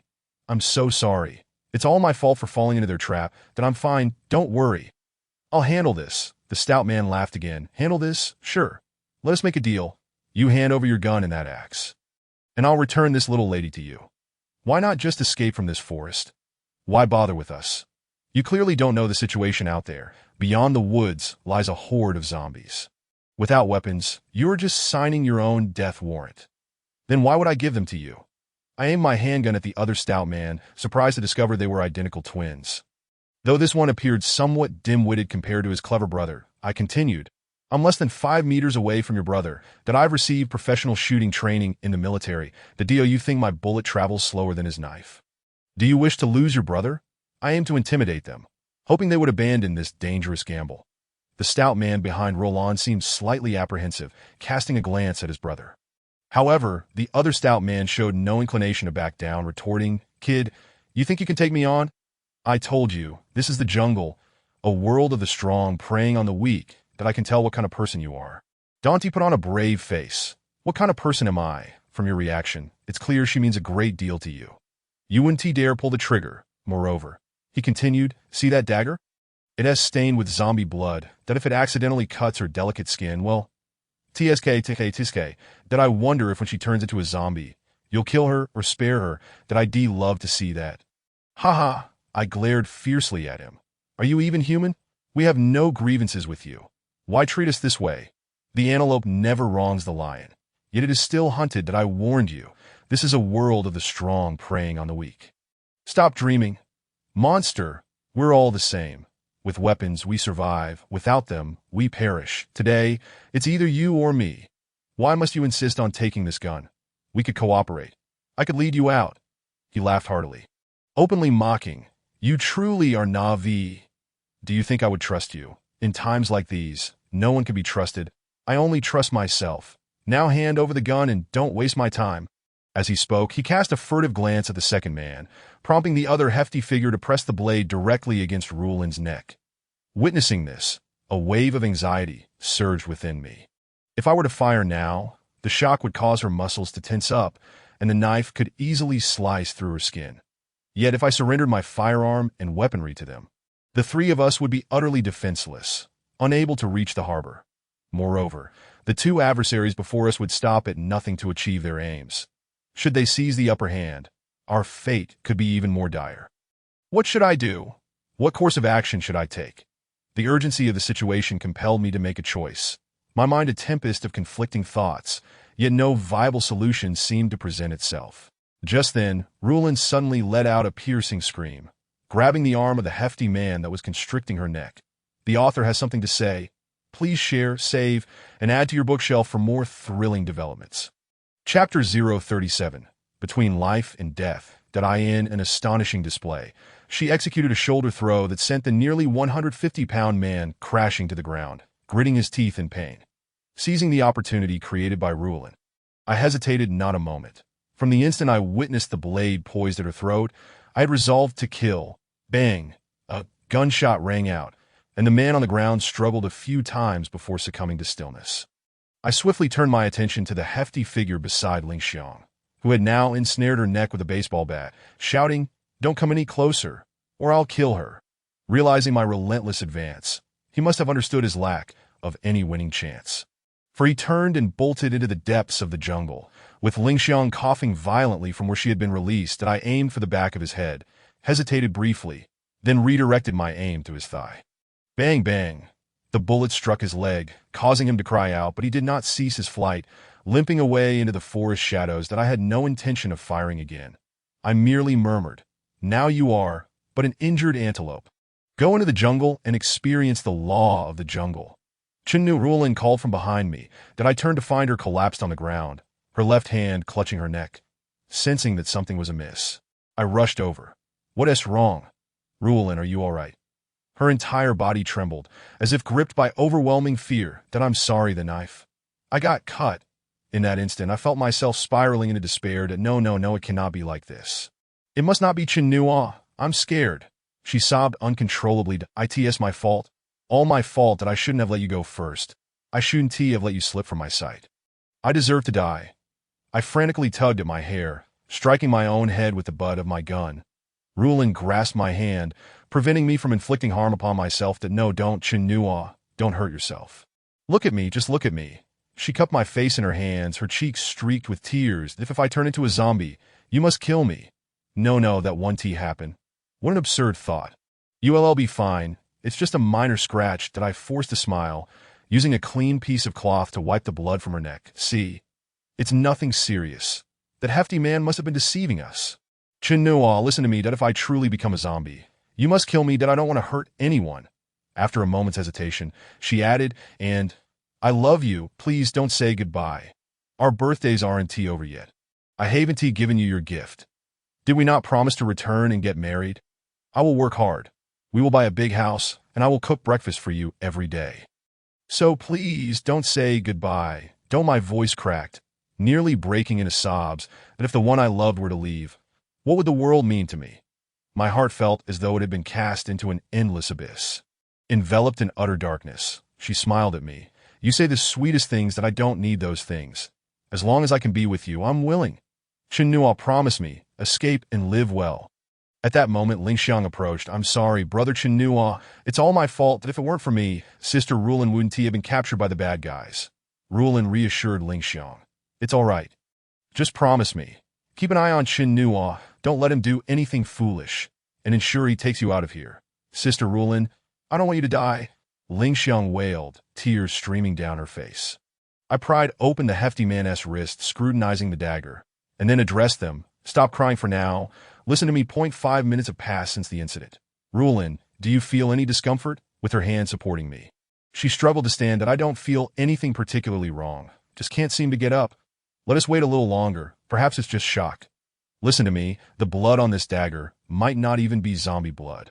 Moreover, the infected we encountered along the way have mutated rapidly.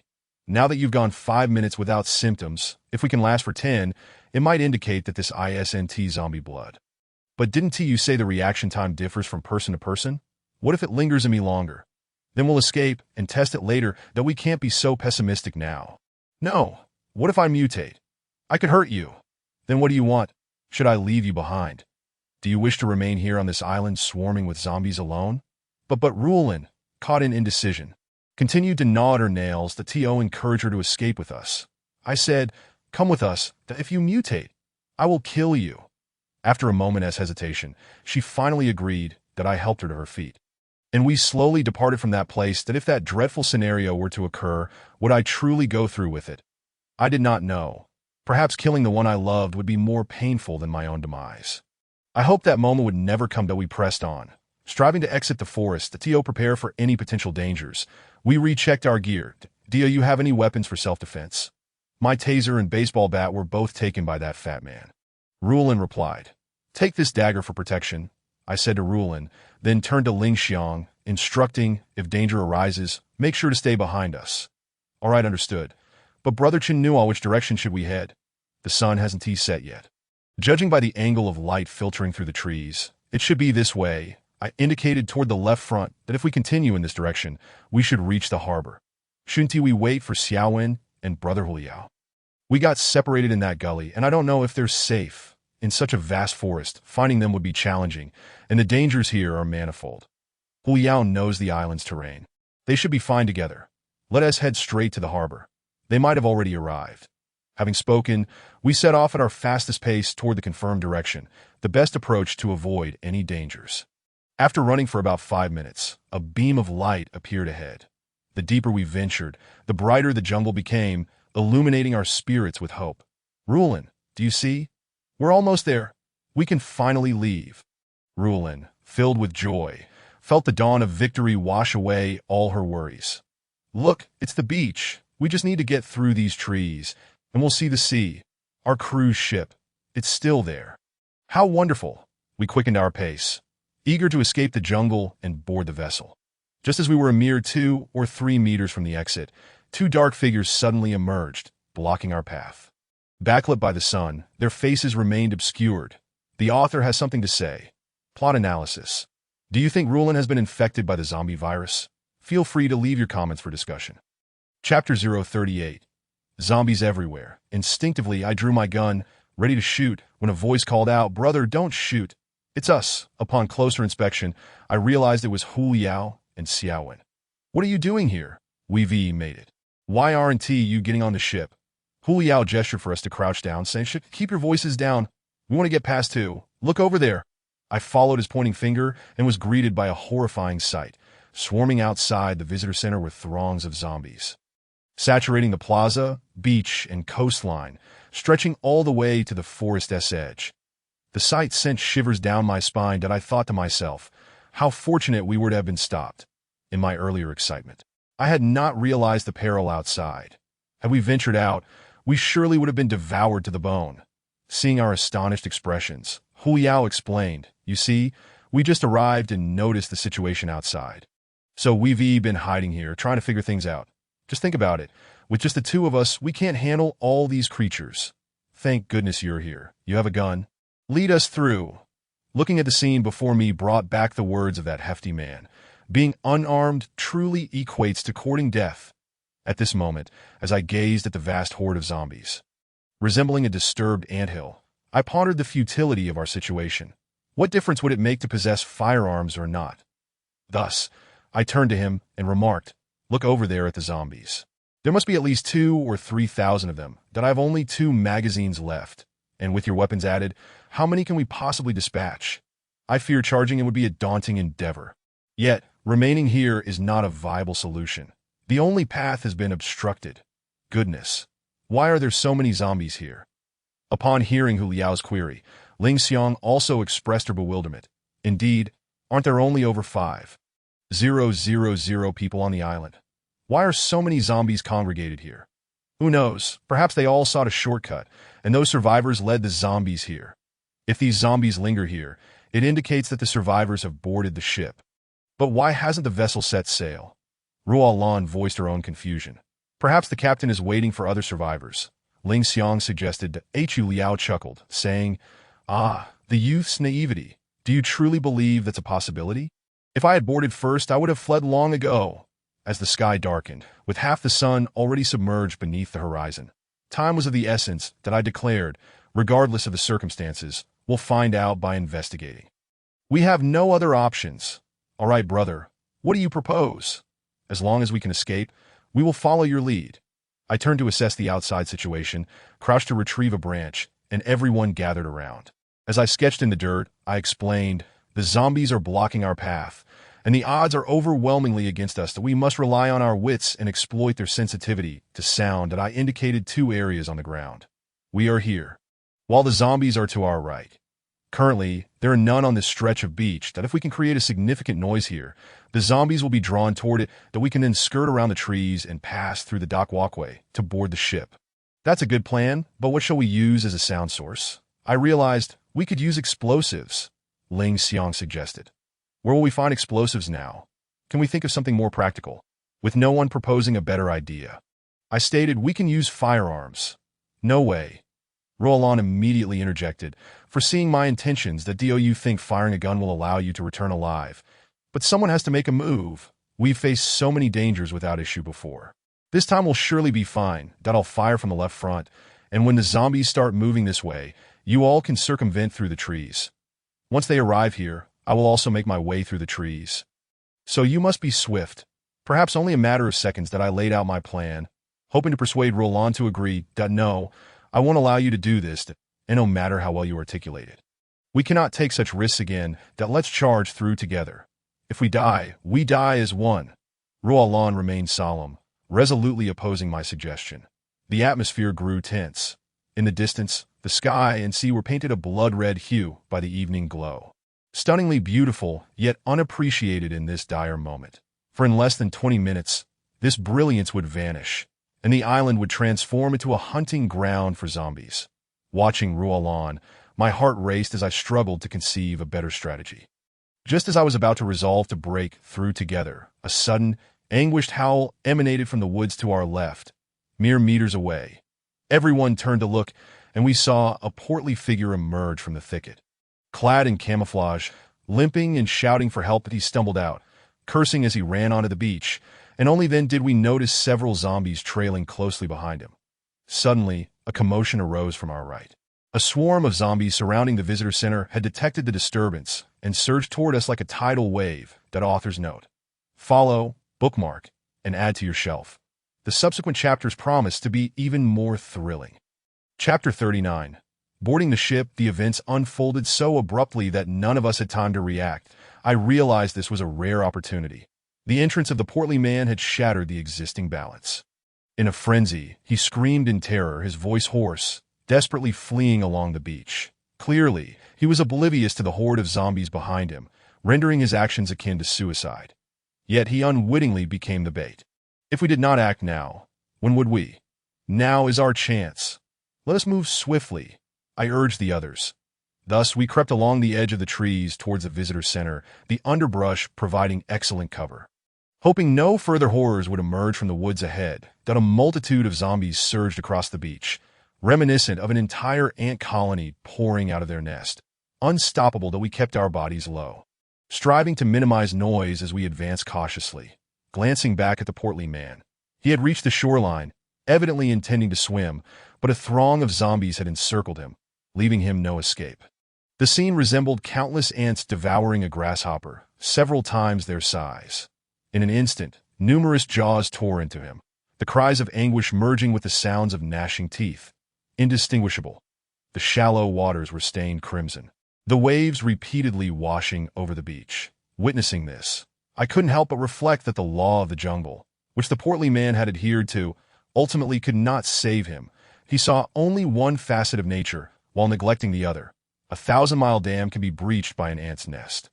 The virus is invisible to the naked eye, yet can inhabit human bodies, becoming the true sovereign. The distinction between the strong and the weak is not absolute. What we face now appears as monstrous, flesh-eating beings, but in truth, they are merely hosts for the parasites within them.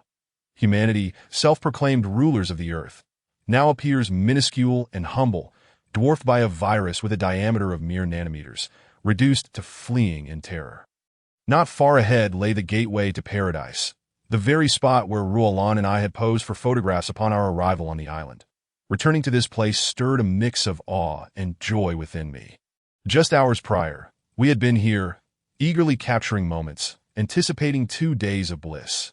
Yet now, mere hours later, it had transformed into a hellish landscape. If only this were a dream, I wished to awaken swiftly. Stepping out of the woods led us to a plaza, now deserted, as all the zombies had congregated on the beach where we had just been. For safety's sake, we cautiously surveyed our surroundings. Once assured of no immediate danger, we hastened toward the visitor center, the essential pathway to the cruise ship. Without the cover of trees, I felt exposed to the risk of being spotted by zombies at any moment. Fortunately, our group moved swiftly. I was the only one armed with ranged weaponry, leading the way, followed closely by Ruolan and Ling Xiang, while Xiao Wen and Hu Liao brought up the rear. Through our trials, each individual had grown increasingly vigilant, constantly scanning our surroundings, lending an air of professionalism akin to a specialized assault team. Upon entering the visitor center, the lobby screens continued to loop promotional videos for the park. Though it was now devoid of any visitors, playing these things is just a scam. Once I escape, I shall never return. Hu Liao grumbled upon witnessing the advertisements. That I chuckled. Aren't you an employee here? Such bitterness. Who knew this place could turn into such a nightmare? Had I known it would be life-threatening, I would never have played the part of a zombie. I suspect these horrors were concocted by the owners. Who knows what unsavory dealings they have behind the scenes? Before he could finish his thought, a female zombie burst forth from one of the reception desks in the lobby, looking strangely familiar. It dawned on me that she was the tour guide we had encountered upon our arrival. Dressed in an attire reminiscent of a flight attendant, her makeup heavy, her voice soothing. Yet now, she was a grotesque sight. Unrecognizable. The appearance of just one zombie did not frighten us too much that I jokingly remarked to Hu Liao, "With you bad-mouthing the company, someone might take offense and come after you. Perfect timing. You all just wait here and see how I handle this," he declared, brandishing his spear as he dashed toward the zombie. He hurled the spear with the precision of an athlete, striking the zombie in its left eye from a distance of about 5 meters. Piercing through its skull, it seemed he had practiced shooting quite a bit while playing the zombie. Such accuracy was impressive, hitting the target in a single blow. Once the zombie lay lifeless, he retrieved his spear, wiped it off, and turned to us with a victorious gesture. With the threat neutralized, we pressed onward. Beyond the visitor center lay a 100-meter-long corridor leading directly to the boarding area. Strangely, there were no zombies present here either. Ling Xiang exclaimed excitedly from behind, "Wonderful. Once we board the ship, we can return home." I gazed at the cruise ship, realizing it held the hopes of all of us. Surely everyone felt as I did, elated and anxious. The city across the sea felt more inviting than ever, a longing in my heart that had never been so intense. Although it was merely my tiny, humble youth apartment awaiting me, and I still had to face the pressures of work. In comparison to our current plight, such concerns paled in significance. Once, I chose to evade. Now, if granted the opportunity to choose anew, I would unhesitatingly embrace all that I once possessed and live life to the fullest. I glanced at Ruolan beside me, who was also gazing at me, her eyes radiating an indescribable joy. Yet, in that fleeting moment, a thought suddenly strikes me. "Stop," I exclaim. "What is it?" Ruolan inquires. "Don't you feel something is amiss?" It is far too quiet here. Everyone halts in their tracks, but Hulai interjects. The zombies have been lured over there. Of course it would be quiet. Did I counter? It is too silent on the ship. We are precisely at the boarding point, and based on prior experience, one should be able to hear sounds from the deck. Even if there are few survivors, there should at least be some voices. Yet this cruise ship seems utterly lifeless, devoid of any sound. Did I continue? The absence of a horde of zombies indicates that someone has already arrived here and has drawn a significant number of zombies away. If those individuals boarded the ship, it should have set sail by now. If it hasn't, then there is another possibility. Perhaps. I hesitate to finish my thought, for the implications are too horrifying. Rulin, however, completes my sentence. Perhaps they have all perished? That is a possibility. Hulai addresses the group. So, do we board or not? Your words make it seem perilous above. If those who boarded have turned into zombies, we would be walking into our demise. Once more, silence envelopes us. It is a question of life and death. To go may spell our doom, while to remain could lead to being discovered by the pursuing zombies. That moment, the previously quiet Xiaowen suddenly points upward and exclaims, "Look, there is someone." We all glance up, spotting a man climbing over the railing, who, without hesitation, leaps from the deck into the sea. The distance is too great for any rescue, and we can only watch, waiting in vain for him to surface. What could compel a person to jump from such a height? When we look up again, the spot where he jumped remains silent.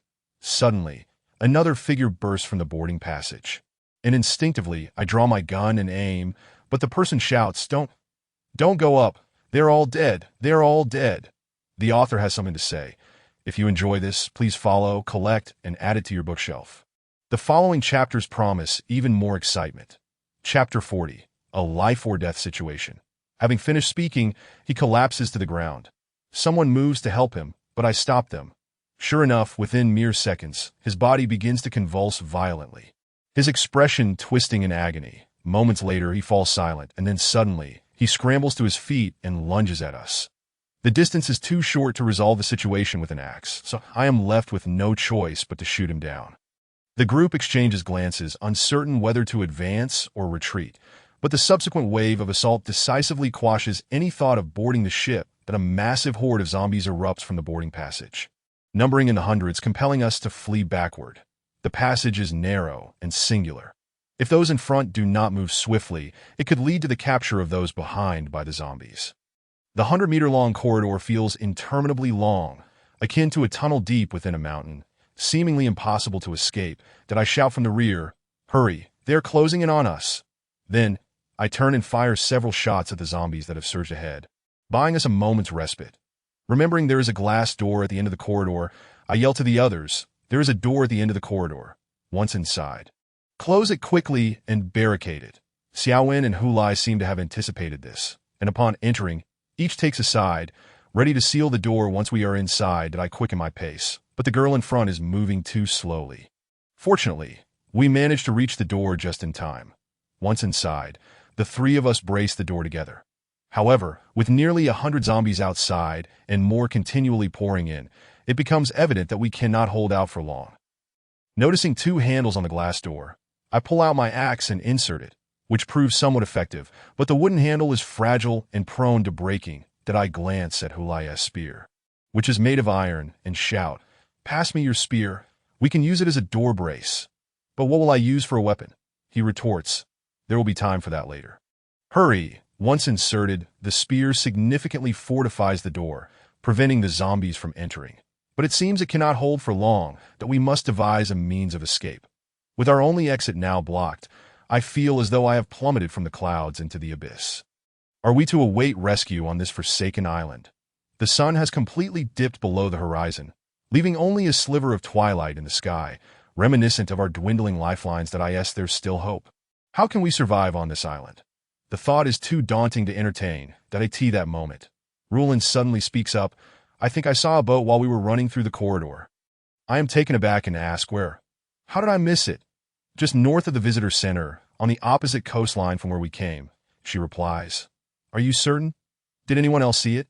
I look to the others, but they all shake their heads, indicating they did not see it. I am sure it was a boat, a white one, perhaps a speedboat, like the kind we used on the lake in the center of the island.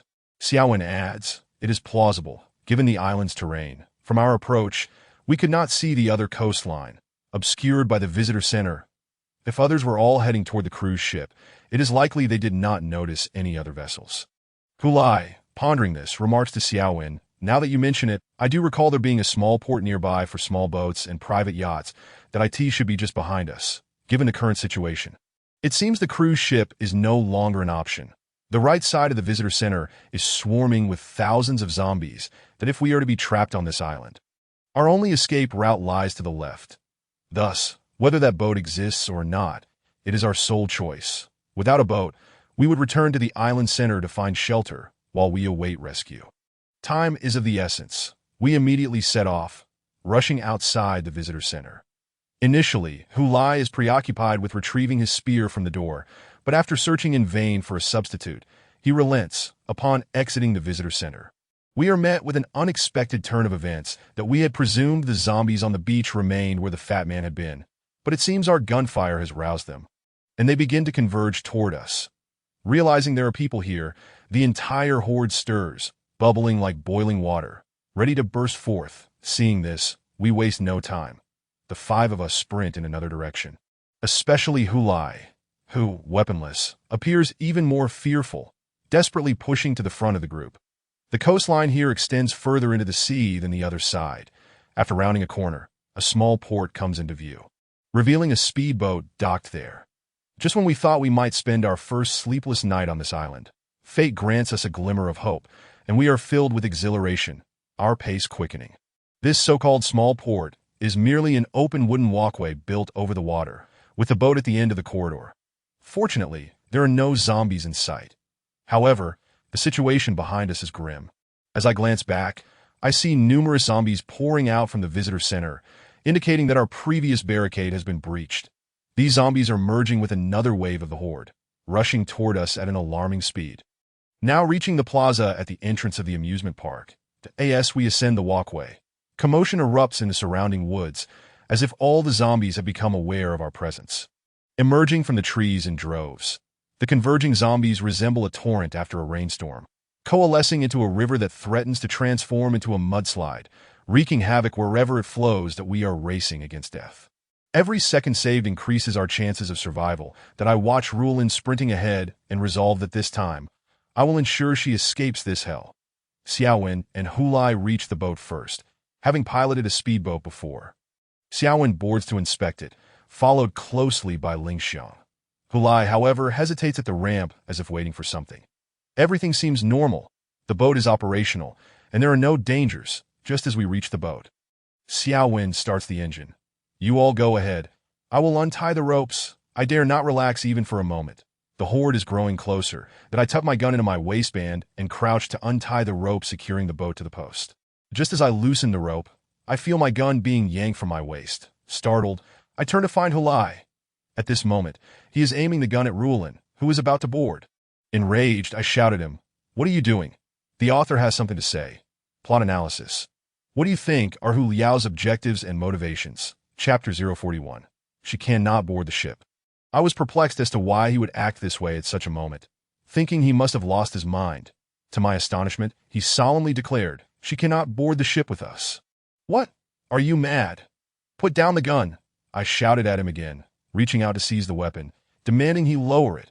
He turned the gun towards me once more, asserting, "Stop shouting. Your tactics no longer work. I am in charge now, and you will heed my words." He continued, "She might have been infected by the zombies. I heard everything that Fat Man said in the jungle. You still wish to conceal the truth from us?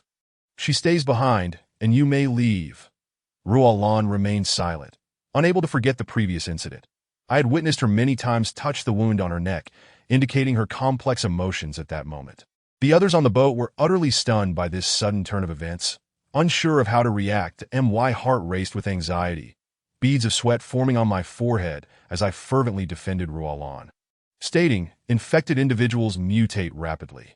The fact that she is still fine indicates that the knife did not bear zombie blood." Hu Liao remained unfazed, seemingly dismissing the approaching zombies as irrelevant, saying, "Brother, did you not inform us that mutation can occur at varying speeds? What if she mutates on the boat? Can you take responsibility for that?" "I will take responsibility.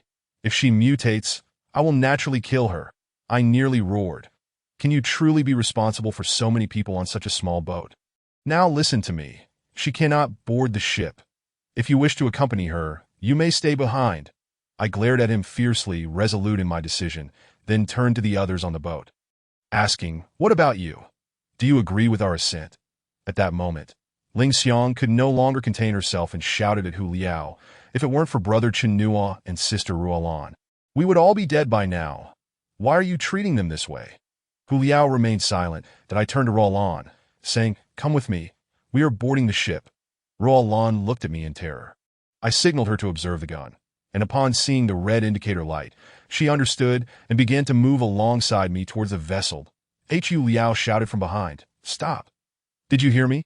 Otherwise, I will." Before he could finish his sentence, I turned and bellowed, "I am taking her with me today. Let us see who dares to stop me." I heard the sound of Hu Liao disengaging the safety catch, saying, "Chen Nua, I am giving you one more chance. Do not blame me." Countless zombies were already closing in, merely 20 to 30 meters away, with some tumbling off the dock into the sea, yet they continued to roar as they surged towards us. Seeing his persistence, I retorted, "I am giving you one more chance as well. Put down the gun and come with us." Hu Liao responded, "Give you a chance? Who do you think you are? I have already told you to abandon the weak and the ill if we are to survive. You insisted on bringing that old man along. If it weren't for me devising a way to eliminate him, could we have escaped to this point? If it weren't for me, what did you say? You killed the uncle? I released the zombies from the screening room. What does it matter if I tell you? Just don't move. I will shoot." Seeing Ling Xiang's stunned expression, I resolved not to give him another opportunity. I swiftly grabbed Roland and leapt onto the boat, shouting, "Shaowen, start the engine. We are leaving." Almost simultaneously as we boarded, Hu Liao pulled the trigger, but the gun did not fire. His expression shifted from triumph to terror as he pulled the trigger repeatedly. Yet the weapon remained unresponsive. The speedboat shot forth like an arrow into the depths of the sea, and I yelled back at him, "Oh, I forgot to mention, that gun has a fingerprint lock. Only I can use it. Since you like it so much, consider it a gift. No, please, take me with you. Don't leave me behind." He screamed desperately on the dock, oblivious to the horde of zombies surging behind him. The foremost zombies seized his limbs, and only then did he realize, attempting to leap into the sea.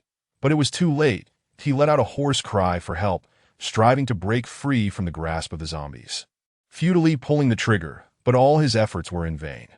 The relentless tide of zombies continued to advance, piling up into a small mountain at the end of the dock before plunging into the sea, staining the water a deep crimson.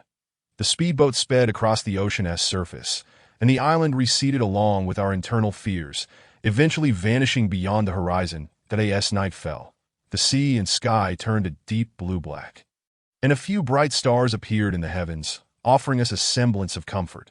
Ling Xiang, upon learning of her father's death, was inconsolable, while Ruolan comforted her.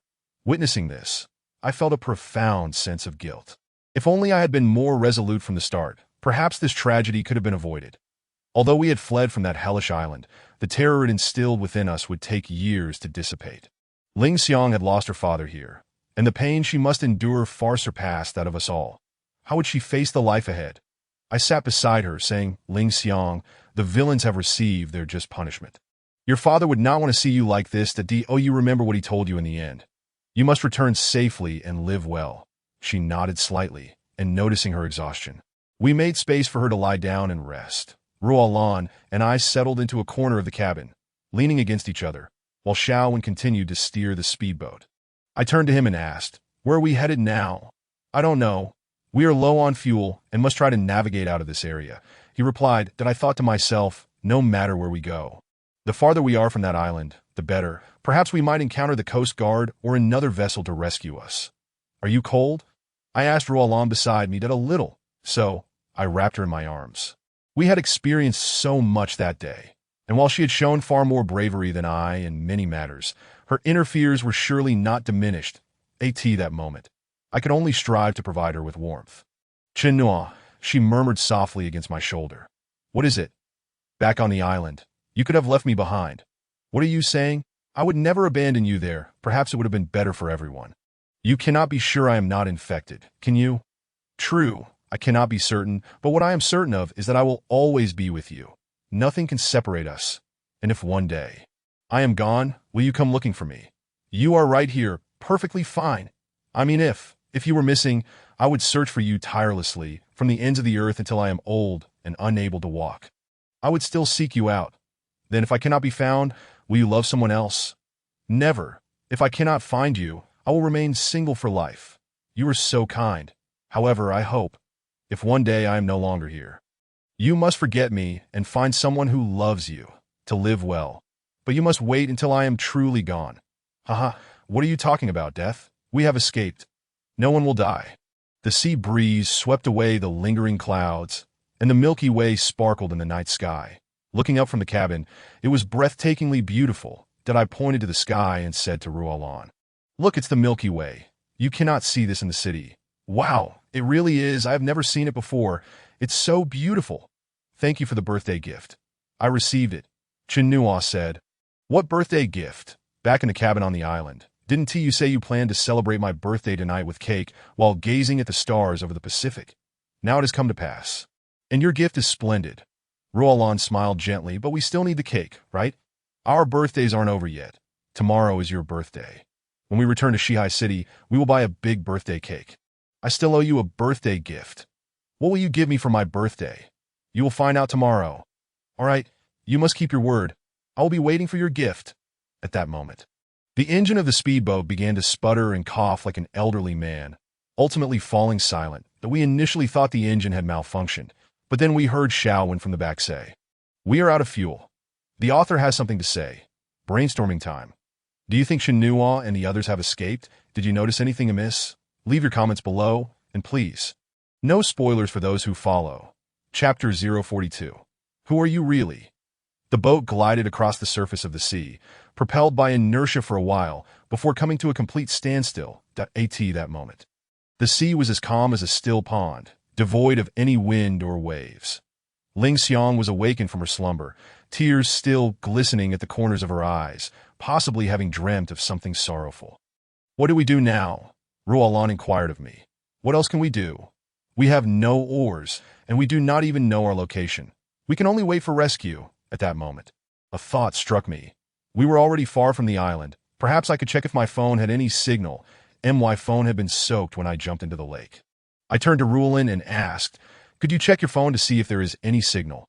She took out her phone only to discover that it was out of battery. "My phone still has power. Here, take mine," Ling Xiang offered as she handed it to me. I examined it briefly, but was dismayed to find that there was still no signal. How peculiar was that? After all this time, there remained no connectivity. Rualin took a look at my phone, her expression reflecting confusion. Logically, if it were due to the island's jamming devices, we should have had a signal by now. Having traveled so far away. "Xiaowen, what about your phone? Is there any signal?" I inquired. "Oh, I lost my phone and laptop while running through the jungle," Xiaowen replied nonchalantly. Realizing that calling for help was futile, I fell into deep contemplation. Were we to simply wait here? Suddenly, an unsettling notion flashed across my mind. Something felt amiss. I couldn't quite articulate what it was, but an instinct told me that something was wrong. Was it my phone? No. Was it the surroundings? No again. What on earth could it be? In a fleeting moment, I struggled to recall precisely when it had dawned on me, retracing our recent conversations and events in my mind. Suddenly, it hit me. It was something Xiaowen had said. I looked at him in terror. "Xiaowen, yes, what is it?" He replied, "Have you been with Hu Yao in the jungle the entire time?" "Yes, why do you ask?" I pressed on. "Before he died, Hu Yao mentioned he heard that fat guy speaking, which suggests that you were nearby when we were in danger. What were you doing then? Why didn't you come to save us?" Silence enveloped us, the atmosphere thick with tension, as Xiaowen fell silent, gazing into the distance, lost in thoughts I could not fathom. The night around us was eerily still, as if death itself had cast a shroud over the scene. Then, unexpectedly, he spoke again, but his tone had shifted dramatically, devoid of its previous youthful innocence, sounding almost like a different person. 8023, your reactions are too sluggish. That I was taken aback, bewildered by his words. "What are you talking about? What do you mean by 8023? He slowly withdrew his phone and began scrolling through it. Initially, I intended to confront him about his failure to assist us, but his demeanor left everyone in shock. His phone hadn't been lost. Thus, he was lying. Why would he lie? He spoke again, this time without looking at us, his gaze fixed on the screen of his device, his voice cold and detached. 80-23. Comprehensive assessment result. 6.6. Courage value. 8.0. Leadership. 7.3. Emotional value. 4.4. Assessment passed. What are you saying? Who are you? I demanded. Who am I? I am your observer. 80-23. That your reactions are far too slow and overly influenced by emotions. A trait in which Hu Liao surpassed you. Unfortunately, he was deemed unqualified that I in the zombie fortress. Hu Liao deliberately concealed the electric heart card, revealing it at the last moment to gain your trust and that of the others.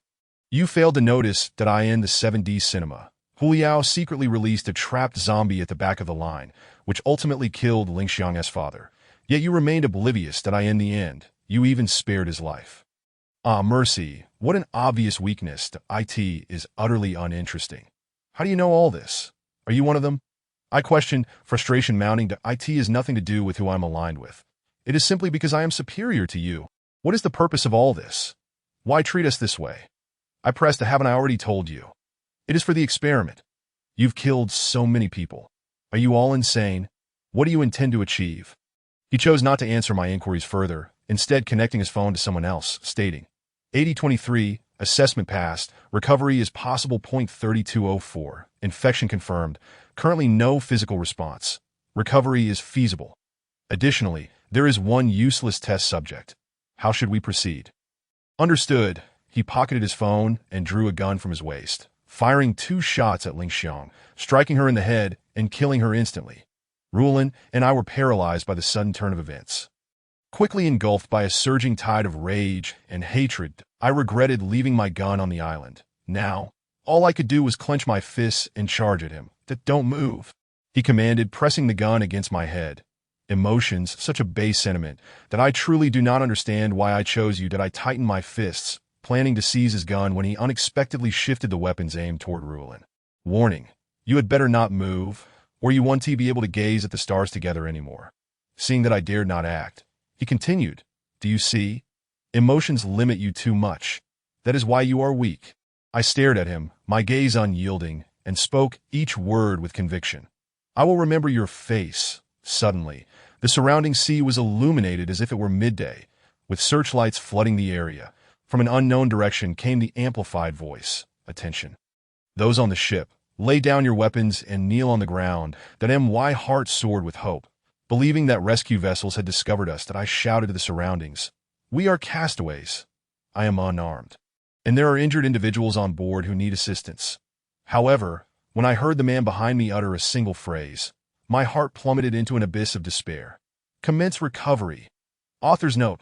Congratulations. You have reached the end of the appetizer of this novel. What fate awaits the protagonist? The most thrilling content is yet to come. What are you waiting for? Join the bookshelf and follow this story. Chapter 043. The Endless Abyss. Suddenly, I felt a sharp pain in my chest, and upon looking down, I discovered a tranquilizer dart embedded in me that I quickly turned to check on Rulin, only to find she had already been struck and lay unconscious on the ground. My head began to spin, as if the sea and sky had flipped upside down. Gradually, my legs could no longer support me, and I sank to one knee, striving to maintain consciousness, but it was all in vain. Suddenly, I lost my balance and fell into the cabin, my eyes still open, yet my body felt utterly numb. The last thing I saw was the man's cold smirk that I lost track of time. In my unconscious state, it felt as though time had come to a standstill. My consciousness seemed to separate from my body, trapped in a bottomless abyss where no matter how loudly I called out, there was no response. Yet there were many instances when I felt as if I wandered in the real world, as if Rulin and I had returned to our city life, that I even witnessed us marrying and having children. But I could only watch from a distance, unable to touch anything, as if it were all unrelated to me. Even when I reached out to touch her, I discovered that Rulin, along with myself and those around us, had transformed into flesh-eating zombies, relentlessly pursuing me, and darkness enveloped me once more. After an indeterminate amount of time, flickers of white light would occasionally pierce through the darkness. Each time the white light appeared, I felt an inexplicable pain, as if I were trapped in a black hole in the universe, consuming everything in its path without rest. That my name is Chinua. That if you are reading my notes, You will understand why I wrote so at the beginning. For here, it is not the end of a nightmare, but merely the beginning. On March 26, 2045, I awoke from my stupor, my consciousness gradually returning, only to be met with a searing pain in my head, as if it were exploding. The blinding fluorescent lights made it impossible for me to open my eyes, and my body felt like an old, rusted machine, every organ rendered immobile. Where am I? I bore the headache and attempted to recollect. As my memories gradually resurfaced, I felt no sense of relief. Instead, I wished to forget immediately, as those terrifying memories surged into my mind like a flood. I began to survey my surroundings, trying to distract myself from the haunting events that threatened to consume my thoughts. That I lay on a bed, rows of fluorescent lights illuminating the ceiling, surrounded by various instruments displaying data and glass flasks. As I shifted my gaze from afar in my own body, I noticed a bracelet encircling my left wrist, marked with the numbers 8023.8023, 8023, 8023. I repeated the digits, and suddenly, it dawned on me what they represented. A wave of anger and fear surged within me, causing me to grip my teeth that I thrashed against my restraints, only to realize that my hands and feet were bound, leaving me powerless to escape. What had dragged me into this endless abyss? Somehow, my thoughts drifted back to childhood memories of watching ants on the ground. When I pressed down on one, it struggled desperately, but could not break free. I felt akin to that ant, realizing my own insignificance and helplessness. That I recalled the words of that man on the ship who had said I was weak. Now I acknowledged it. My desperate resistance was merely that of an ant in the eyes of others. Tears streamed down my cheeks as I contemplated surrendering, wanting to bow to fate. This was clearly a laboratory, and it seemed I had indeed been treated as a test subject. The tragic part was that I had no idea who my adversary was or what their purpose might be. It was utterly ridiculous, but suddenly, another thought jolted me from my despair. Where was Ruolin? I scanned the area again, realizing I was alone. Where could she be? Was she still alive? No, she must be alive. If I lived, she certainly must too. That I had promised her that if she ever went missing, I would search for her to the ends of the earth. That I could not wait to die here. I wished to exit from here. I must find her. Memoir of Chenua, March 26, 2055. That the author has a message. This marks the conclusion of Volume 1, but the contents of the first volume consist of Chenua's notes, presented from a first-person perspective. Beginning with Volume 2, a grander narrative will unfold, so do not allow yourself to be bewildered. Where is Chenua? What fate awaits him? Will he be able to locate Ruolin? Please continue to pay attention and support. I shall recount everything to you. Thank you. Chapter 044. Finding her after perusing the notes, it was already 1 a.m. Yet Sun Yang felt no fatigue whatsoever. On the contrary, his heart raced with fervor that moment. He no longer doubted the legend, for within the pages of the notes, he seemed to glimpse the indomitable spirit of that man. Yet now, an overwhelming multitude of questions began to unfurl before him. What transpired afterward? What truly occurred during the zombie wars of the last century?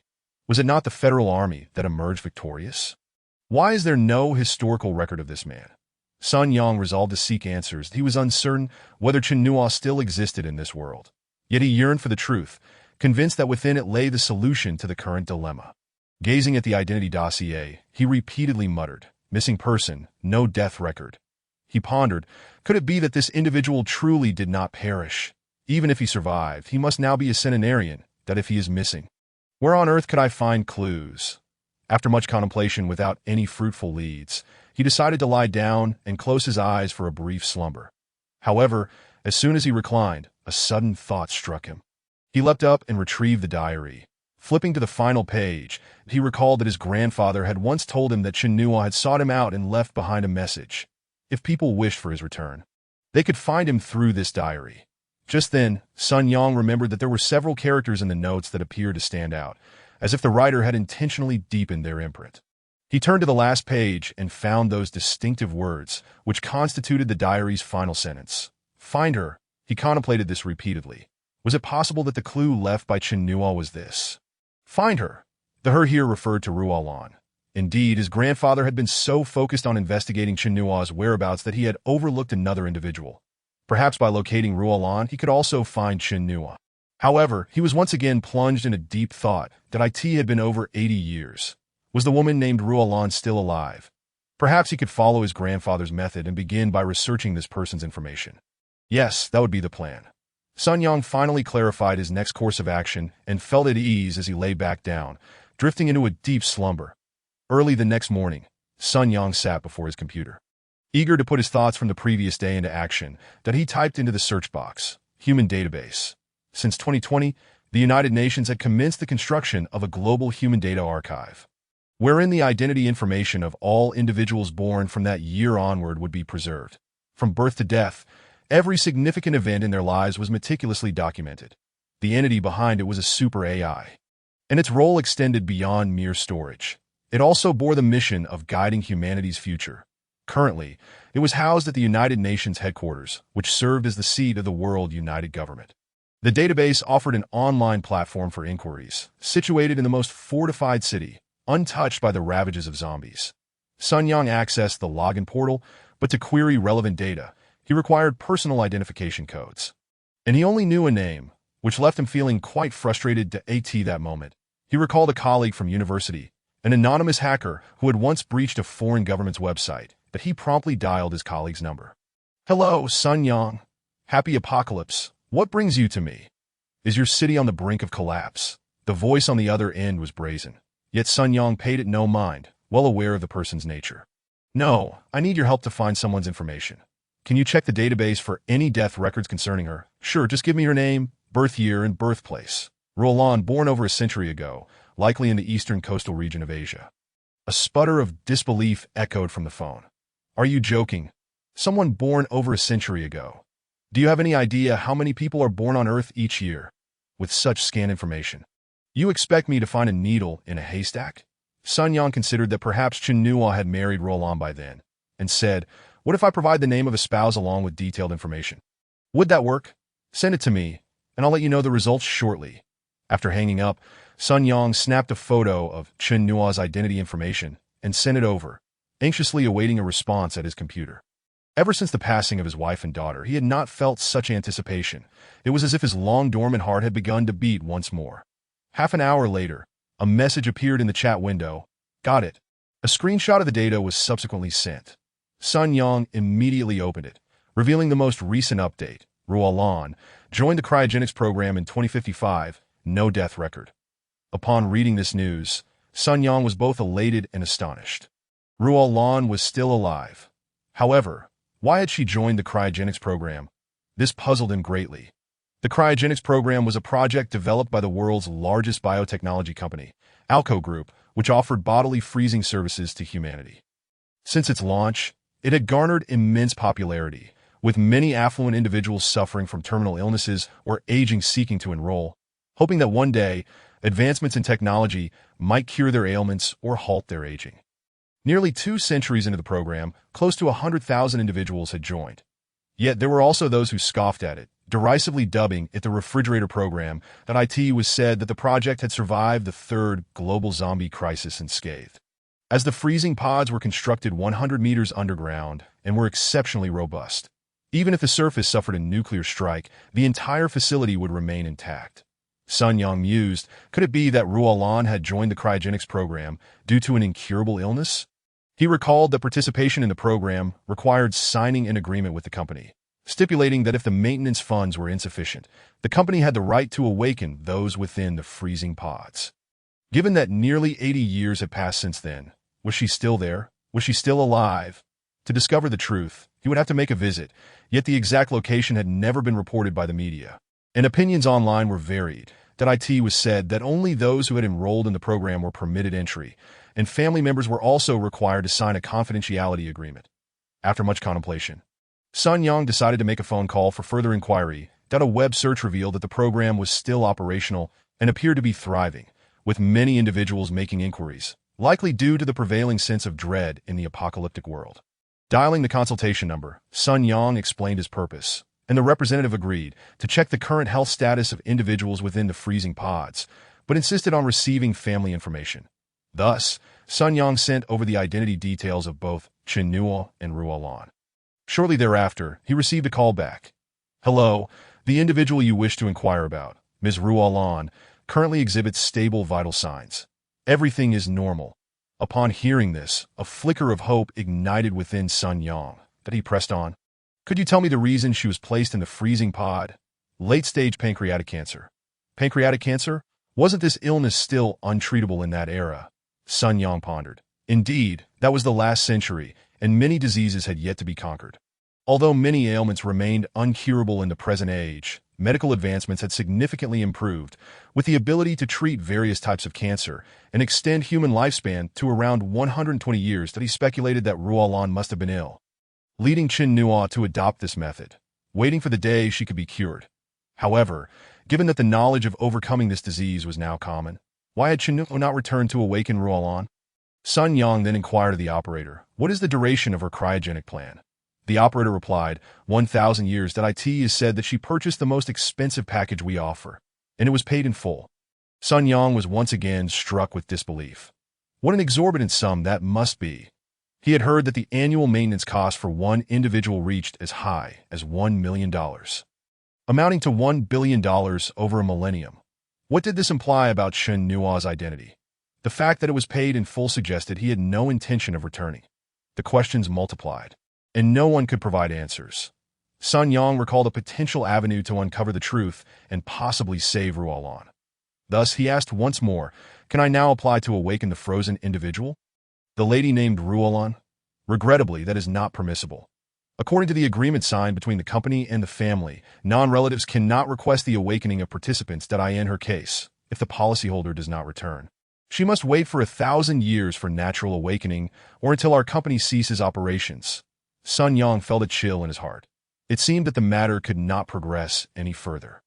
Yet, a sense of discontent lingered within him, that if Chen Nua was aware that he could not return at will, why had he signed such an agreement? Just as he was grappling with confusion, the voice on the other end suddenly exclaimed, wait, are you still there? My apologies, I just overlooked a detail. There is an additional clause. If someone can provide proof of a hospital capable of curing pancreatic cancer, they may apply to awaken the insured individual, with the company charging 20 of the subsequent maintenance fees, while the remaining funds belong to the insured. The author has something to say.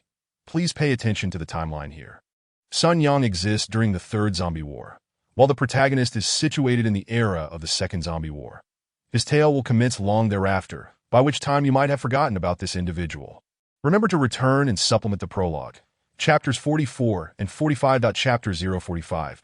Awakening Ruolan. Upon hearing this, Sun Yang was filled with joy. After communicating with the company regarding the required materials and review process, he hung up the phone and began preparing the documentation.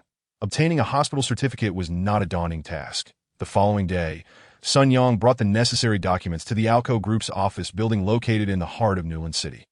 He was greeted by a black manager named Johnson. After nearly 2 hours of document review and signing a confidentiality agreement, Sun Yang followed Johnson into a room that radiated white light from all sides. In the center stood a vertical instrument with nothing else in sight. The black manager produced a card and swiped it on the machine, causing a door to automatically open, revealing a concealed elevator. Upon entering the elevator, Sun Yang was astonished to find that all the buttons were labeled with negative numbers, and the manager pressed the button for level -100. Sun Yang had assumed that upon reaching the 100th underground level, he would arrive at the so-called freezer. However, once the elevator doors opened, he discovered a train awaiting them, with numerous staff members bustling about. After boarding the train and traveling for nearly 10 minutes, they disembarked at a station where Johnson presented a pass to the guards at the entrance, allowing Sun Yang to proceed. They arrived in a reception room, where Sun Yang was instructed to wait.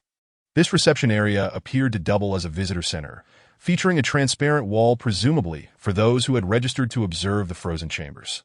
Sun Yang slowly approached the glass wall, where he beheld a vast subterranean space filled with countless spherical pods suspended from an intricate network of tubes, emitting a blue glow akin to clusters of grapes hanging high on a vine. Upon closer inspection, he realized that each elliptical pod contained a person, elderly individuals, young adults, and even infants. Sun Yang was taken aback by this magnificent underground endeavor of humanity, that as he marveled at the scene before him. The black manager re-entered the room and, noticing Sun Yang's gaze, remarked, "What do you think, my friend? Isn't it quite remarkable? Have you considered purchasing a package?" Sun Yang, momentarily startled, regained his composure and replied with a smile, It is indeed awe-inspiring, but I am neither ill nor aged, nor do I intend to come here to sleep. Johnson continued, with the ongoing chaos outside. Nearly half the regions have fallen. What is wrong with this place? Besides, not everyone here is in hibernation due to illness or old age. Some choose to escape the fear and despair outside, opting to remain dormant until the war passes that if humanity on the surface is extinguished. This may very well be the last ember of our species. Johnson leaned closer to the glass wall, pointing at the frozen chambers. Look at how peaceful they are inside that if no one awakens them. They will remain in this state of slumber indefinitely. Our company offers a variety of packages. You should truly consider them. Pardon me, but I would like to know how far along we are in the process. Can I meet with Ms. Rulin? How could I nearly forget? Please follow me. Sun Yang accompanied Johnson to a care room, where he saw through the glass an oval pod, surrounded by a group of individuals resembling medical staff bustling about. From his vantage point, he could not discern the woman's features within the pod. You see, awakening a frozen person requires a process. Once they awaken, their body will be quite weak, necessitating observation for several days. You will need to sign some documents. With that, Johnson retrieved a folder and led Sun Yang to a nearby table that I should explain the contents to you. 1. That upon the applicant's request to awaken the insured, all treatment costs will be borne by the applicant. 2. That should any improper treatment result in the insured's death, our company will bear no responsibility, and any subsequent maintenance funds will be donated to charitable organizations according to the wishes of the family. 3. That even if the applicant successfully revives the insured, they will not receive any maintenance funds entrusted by the family to our company. You understand? Johnson added quietly. In other words, there's no profit in this for you. Do you wish to continue? Without hesitation, Sun Yang replied, Of course, I wish to proceed. Seeing Sun Yang's resoluteness, Johnson ceased further objections and presented a large number of documents for him to sign. From that point onward, Sun Yang visited every 2 days. That a week later, Rulin had awakened in the care room and was nearly fully recovered. During this time, Sun Yang had not been idle. He had already contacted the hospital that had issued her certificate, planning to transfer her there for rehabilitation once her health stabilized. The first time Sun Yang met Rulin was on the second day after her awakening. The woman lying on the hospital bed appeared elegant and beautiful, her features clear and natural, her fingers long and delicate, yet bearing the marks of hardship. Sun Yang pondered. If age were considered, she belonged to the last century and must be over 100 years old. Yet she appeared to be of a similar age to him. Thus, he hesitated, unsure whether to address her formally or by name. Rulin spoke first. Who are you? Where am I? Oh, I am Sun Yang, that I applied to awaken you. We are still in the underground freezing chamber, and the year is 2135.2135. Has it been that long? Did you awaken me to treat me? Yes. How did you know? He told me that if he did not return, someone would come to treat me. Chinua, was it? Yes. Do you know him? Do you know where he is now? That is precisely what I wish to ask you. I am searching for him as well. Upon hearing this, Rulin's expression darkened momentarily. Though it quickly vanished, he promised me he would return. He has never lied to me. I believe in him. Though Sun Yang yearned to inquire about the events that had transpired, he sensed Rulin's fragility and refrained from pressing further, simply advising her to rest well. In the following weeks, Rulin was scheduled for various health assessments at the best oncology hospital in Newland City, preparing for surgery. However, after the tests, the doctor presented the results to Sun Yang, informing him that Rulin's body showed no abnormalities. All organs were free of cancerous changes, though she was somewhat weak and required recuperation. Sun Yang was astonished. This only deepened his confusion. He visited Rulin's hospital room to share the test results. Rulin was equally taken aback. This is impossible. Chinua clearly told me otherwise. Could it be that he was deceiving you? Sun Yang inquired. Absolutely not. Even if he did not reveal the truth, it must be for some unspeakable reason. I must find him. With the ongoing war outside, where will you search for him? Moreover, your body is still weak. Once you recover, I will assist you in your search. In the ensuing weeks, Sun Yang frequently conversed with Rulin in her hospital room that he mentioned the notes his grandfather had entrusted to him and brought them to the room, which moved Rulin to tears upon seeing the contents. Gazing at the aged notebook, she felt as though she could see Chen Nu, but I can't believe he remembered so vividly. And then what happened? What transpired afterward? Sun Yang appeared somewhat impatient. Having long awaited this moment, but why now? Rulin had nearly fully regained her strength, and he finally gathered the courage to ask her what had happened next. Rulin gently closed the notebook, turned to Sun Yang, and said, "A great many events unfolded thereafter, perhaps too many to recount in just a few days and nights. That is of no concern. I have time. Please share your story with me."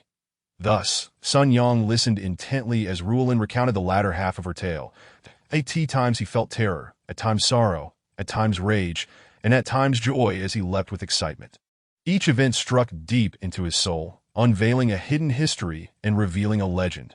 The author has something to say.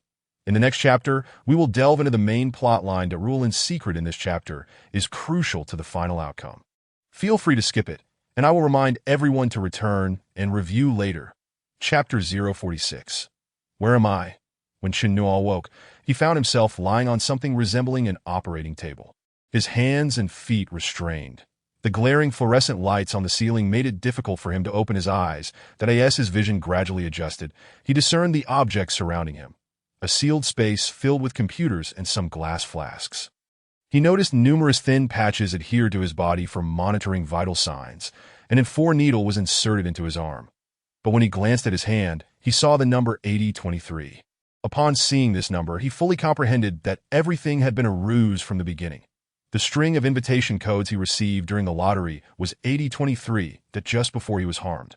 Shaowen had stopped calling him by his name and referred to him directly as 8023 that now. This very number appeared on his ARM, that IT was crystal clear. He had been treated as nothing more than a laboratory guinea pig from the start. And even his successful escape from the island had been orchestrated by others. That as the realization settled in, fear gripped him. It was utterly terrifying. What kind of entity was orchestrating this? Was it an individual, an organization, or even a nation? A person can experience anger, sorrow, and resentment, yet it is only despair that has the potential to utterly annihilate one's spirit. At this moment, Chen Nuo felt akin to a livestock awaiting slaughter. Helplessly positioned upon the operating table, anticipating the butcher's imminent dismemberment. However, a sudden thought of Ruolan pierced through his despair. She must be somewhere, waiting for him to rescue her. Perhaps she too was engulfed in fear. With this realization, Chen Nuo resolved that he must not succumb, that he could not perish here. He had to escape and find Ruolan. He lifted his gaze once more. The metallic clasps binding his limbs rendered any attempt at escape futile. Surveying his surroundings, he found no weapons at his disposal, and his position was at the very center of the room, making it impossible to reach any other objects. He pondered his predicament, realizing that without external assistance, even dismounting from the table seemed an insurmountable challenge. That he thrashed violently upon the operating table, attempting to break free through sheer brute force. But despite numerous attempts, his efforts were in vain. Suddenly, the red alarm light on the ceiling blared to life, accompanied by a shrill siren, while a countdown timer appeared on a nearby computer screen, indicating a remaining time of 90 minutes. Chen Nuo was still grappling with the situation, wondering if his frantic movements had inadvertently triggered some alarm. If so, perhaps it would work to his advantage. Should anyone arrive, he could feign unconsciousness and seize the opportunity to flee. As he was contemplating his escape plan, a voice, seemingly emanating from nowhere, startled him. "Greetings, Mr. 8023, do you require assistance?" It was the voice of a mature male, resonant and magnetic yet imbued with a jarring metallic quality. Who is speaking? Who are you? I am Einstein, the intelligent robot of this facility. Einstein, why not call yourself Edison? Chen Nuo's gaze darted around, seeking the source of this hidden voice. Show yourself. Stop with the theatrics. I am a virtual artificial intelligence, existing solely within this system's network. I lack a physical form. Thus cannot appear. That I don't care who you are. Let me out now. Rest assured, Dr. Jean has sent me to liberate you, but you must agree to a condition in exchange. Who is Dr. Jean? What are the terms? Speak quickly. Chen Nuo's patience was waning, the incessant blaring of alarms grating on his nerves. Promise to rescue Dr. Jean and release him from the stasis chamber. He is the chief engineer of this facility. The alarm continued to wail. It's maddening. Can someone silence that infernal noise? Confirmed. Silencing alarm. The sound ceased immediately, and Chen Nuo felt a wave of relief wash over him. He addressed the unseen voice once more. So he is the head here?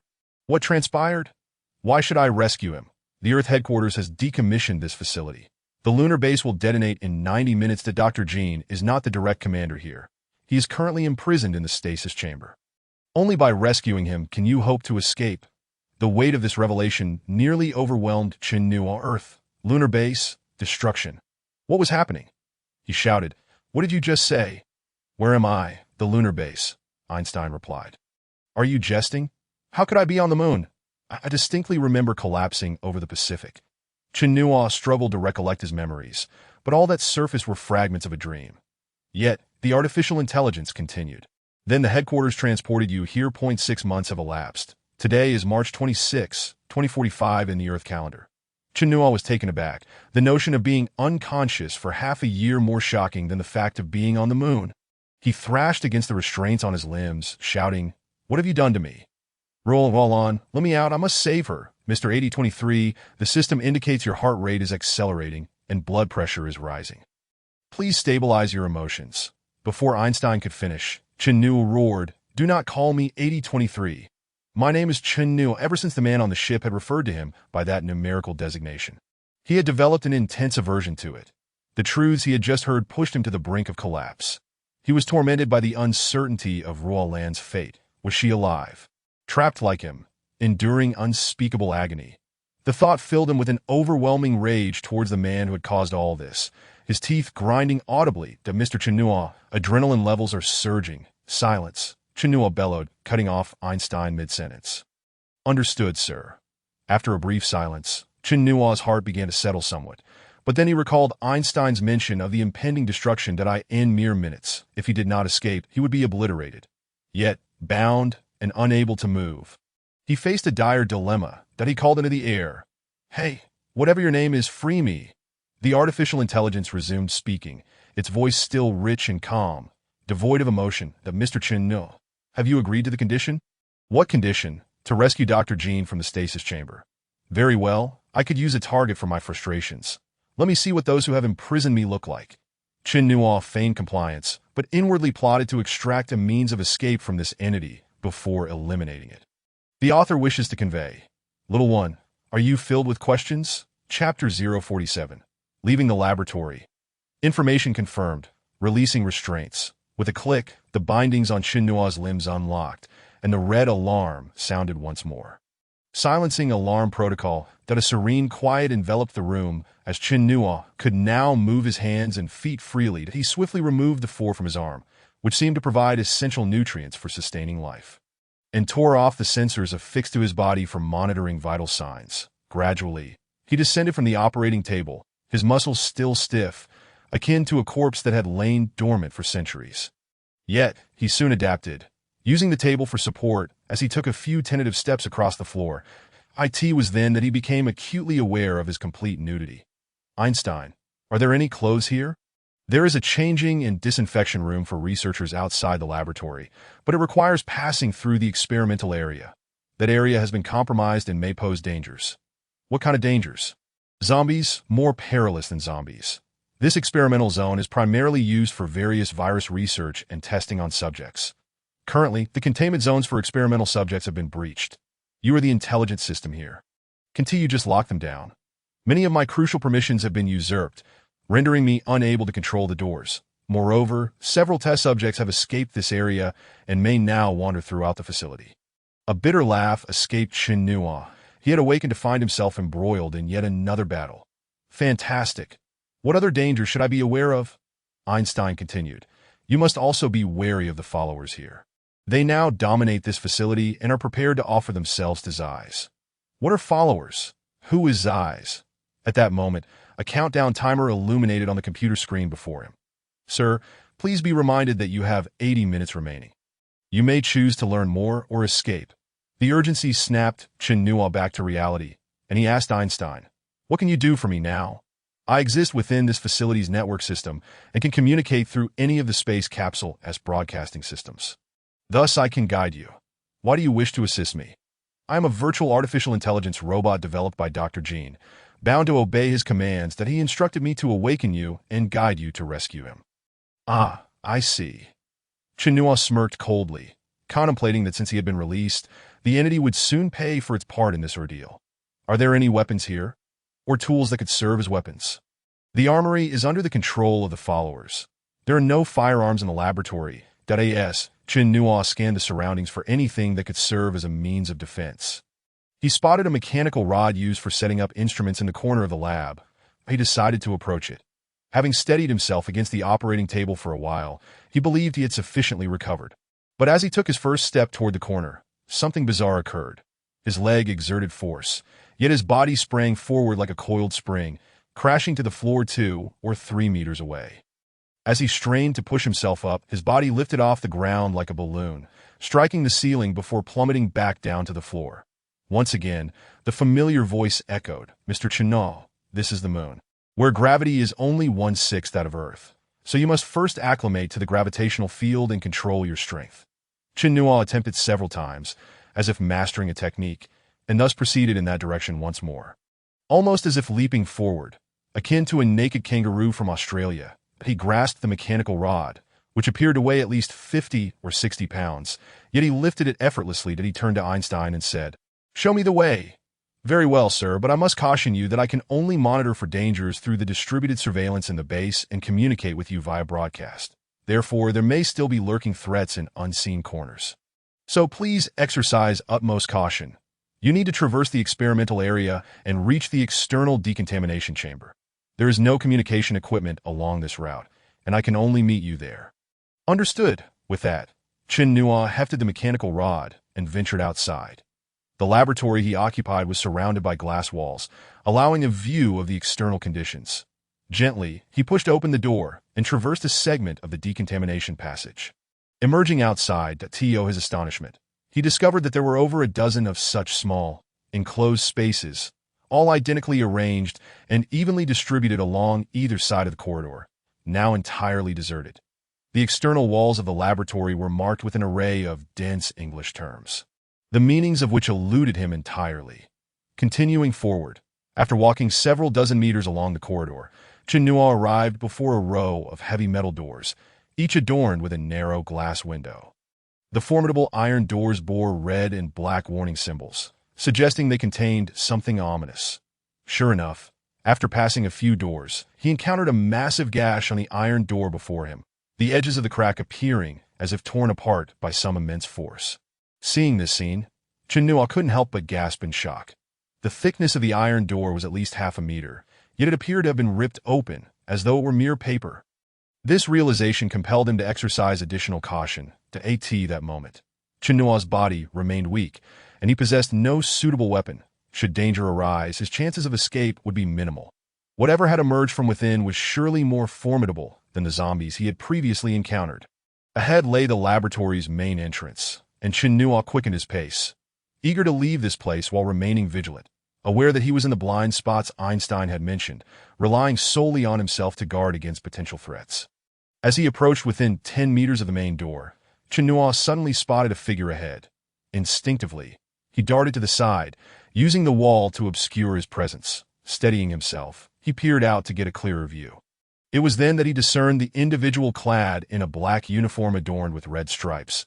Their body twisted as it leaned against the door, that a pool of crimson blood stained the white hatch, trailing down to the back of the person's head. Had they already succumbed to death? Chen Nuo cautiously emerged from his hiding spot, slowly advancing towards the hatch. The author has a message. Have you seen the movie Alien Battlefield? The protagonist exploits gravitational fields to gain an advantage. It's quite captivating. If you appreciate my work, please bookmark and support it. Chapter 048. The Resurrection of the Dead. The figure lay there unresponsive, still and silent. Upon closer inspection, Chen Nuo discovered that the person had indeed ceased to breathe. Astonished, he noted 3 enormous claw marks on their chest, extending from the left shoulder to the hip. The wounds deep enough to reveal internal organs, with intestines spilling out. The indentation on the hatch suggested that they had been flung with great force, crashing heavily against the door, when individuals repeatedly confront or experience horrifying scenarios. Their psychological resilience often increases, much like how a surgeon can remain composed when faced with gruesome tissue after prolonged operations. Although Chen Nuo had endured numerous harrowing events, the sight before him still sent chills down his spine, causing his stomach to churn violently, and he could not suppress the urge to retch. Despite this, he had to confront the reality, for this door was an essential passage for his escape. Pinching his nose to block the overpowering stench, he began to examine the door before him. The base's hatch operated with a horizontal automatic opening mechanism, designed for security and robustly fortified. Brute force would be futile. The frame of the hatch was equipped with a miniature electronic display, seemingly intended for password entry. Chen Nuo regarded himself as a technological novice.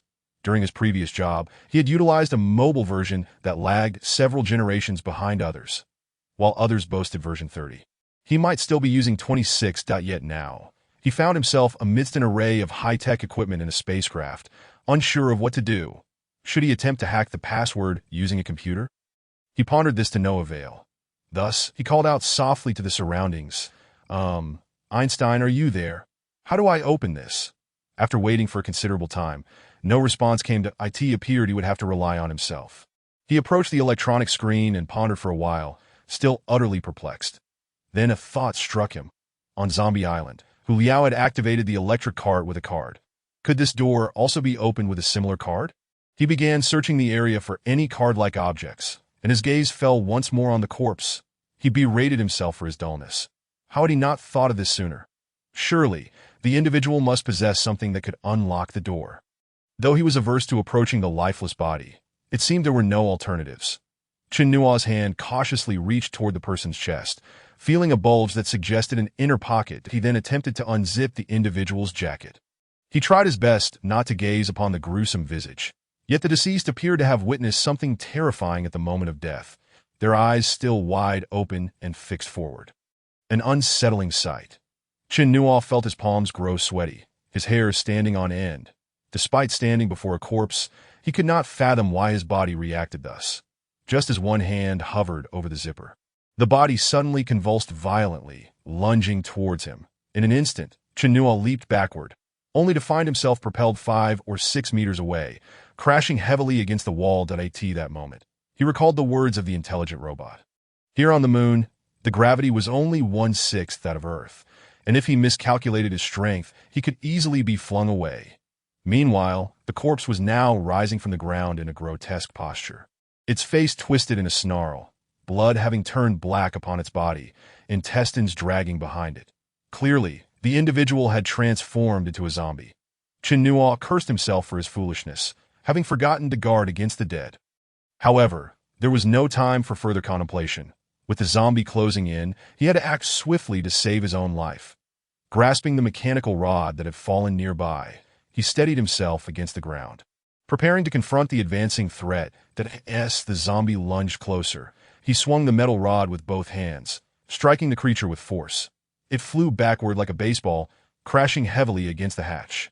Seeing the creature propelled away, Chen Nuo felt a surge of exhilaration, as if he were Superman endowed with tremendous strength. Approaching the hatch, he gripped the mechanical rod tightly and, with a powerful thrust, pierced the zombie's head, rendering it completely motionless. Crouching down, he rummaged through the sticky clothing, and upon discovering an embedded pocket within, his face lit up with joy as he extracted a magnetic card. This must be it, he muttered to himself.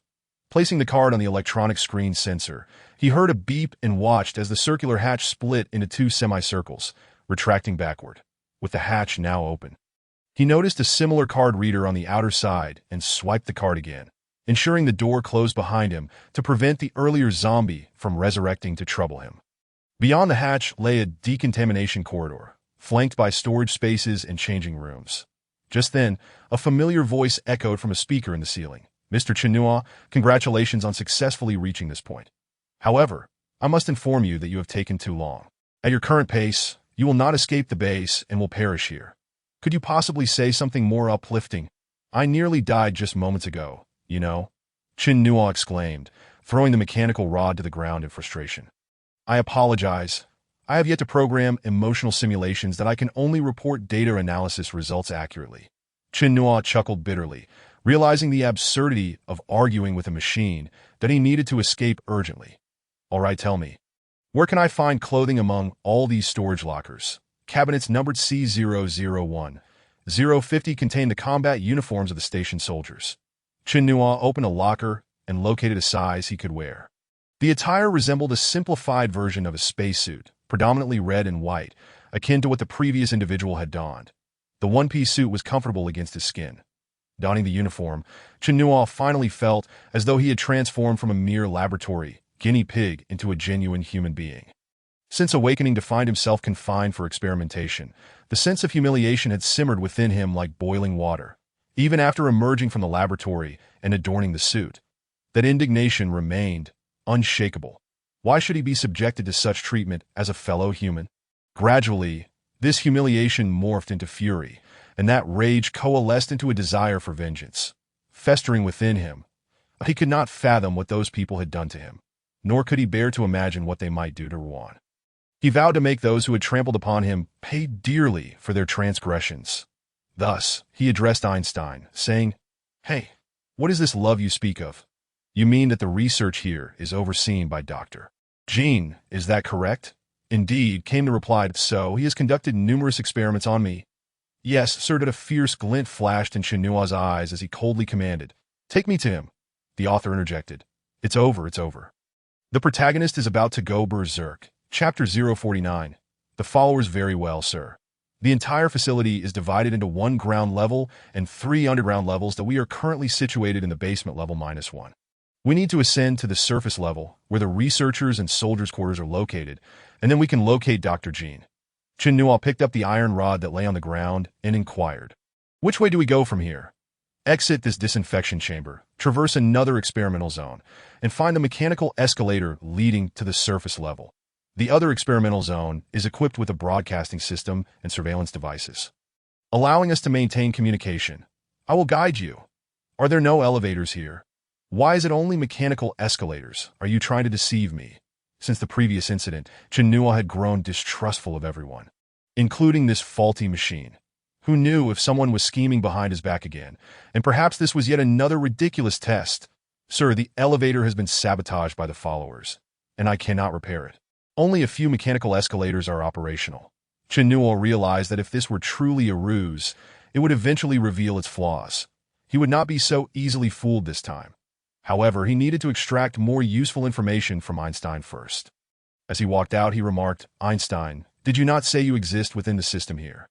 Now, tell me, what exactly are these followers?" "I apologize, sir, but I have not been granted access to that information. However, I can confirm one thing. These followers have been ordered to prevent any living beings from leaving the facility. But if this place were to explode, would they not perish as well?" "Indeed. What a bunch of lunatics." Now, he had arrived at another experimental zone that as he walked through, he felt an odd sensation in the entire space. The internal areas he passed through exhibited a certain curvature that he mused to himself. If he was not mistaken, the entire facility must be elliptical in shape.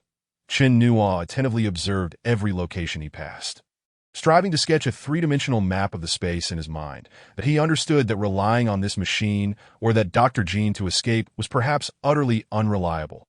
No one could guarantee that the man would genuinely divulge the means of escape. Thus, he needed to find the exit on his own. Simultaneously, he was acutely aware that if this truly was the moon, even if he managed to flee the facility, there would be no way to return to Earth. Alternatively, it was also possible that all of this was merely a fabrication of that robot, employing some technological means to convince him he was in a state of weightlessness on the moon. Upon contemplating this, Chinua felt himself on the brink of collapse. Ever since experiencing the zombie incident, especially the cold smile of that man on the ship, he constantly questioned the reality of the world around him. What was genuine and what was false? Wondering if he was still trapped in a dream. At that moment, a particular location caught Chinua's attention, that he halted his steps and gazed into the laboratory behind the transparent glass. That it was a massive rectangular hall with a glass partition that could be raised or lowered in the center. At that moment, the partition had been raised, and upon entering, Chinua was instantly astonished by the scene within. The floor was littered with the corpses of zombies, blood and flesh smeared across the ground and glass walls. What was even more shocking was that these zombies seemed to have perished due to mutual slaughter, as each body bore significant bite marks, and some even retained a biting posture in death.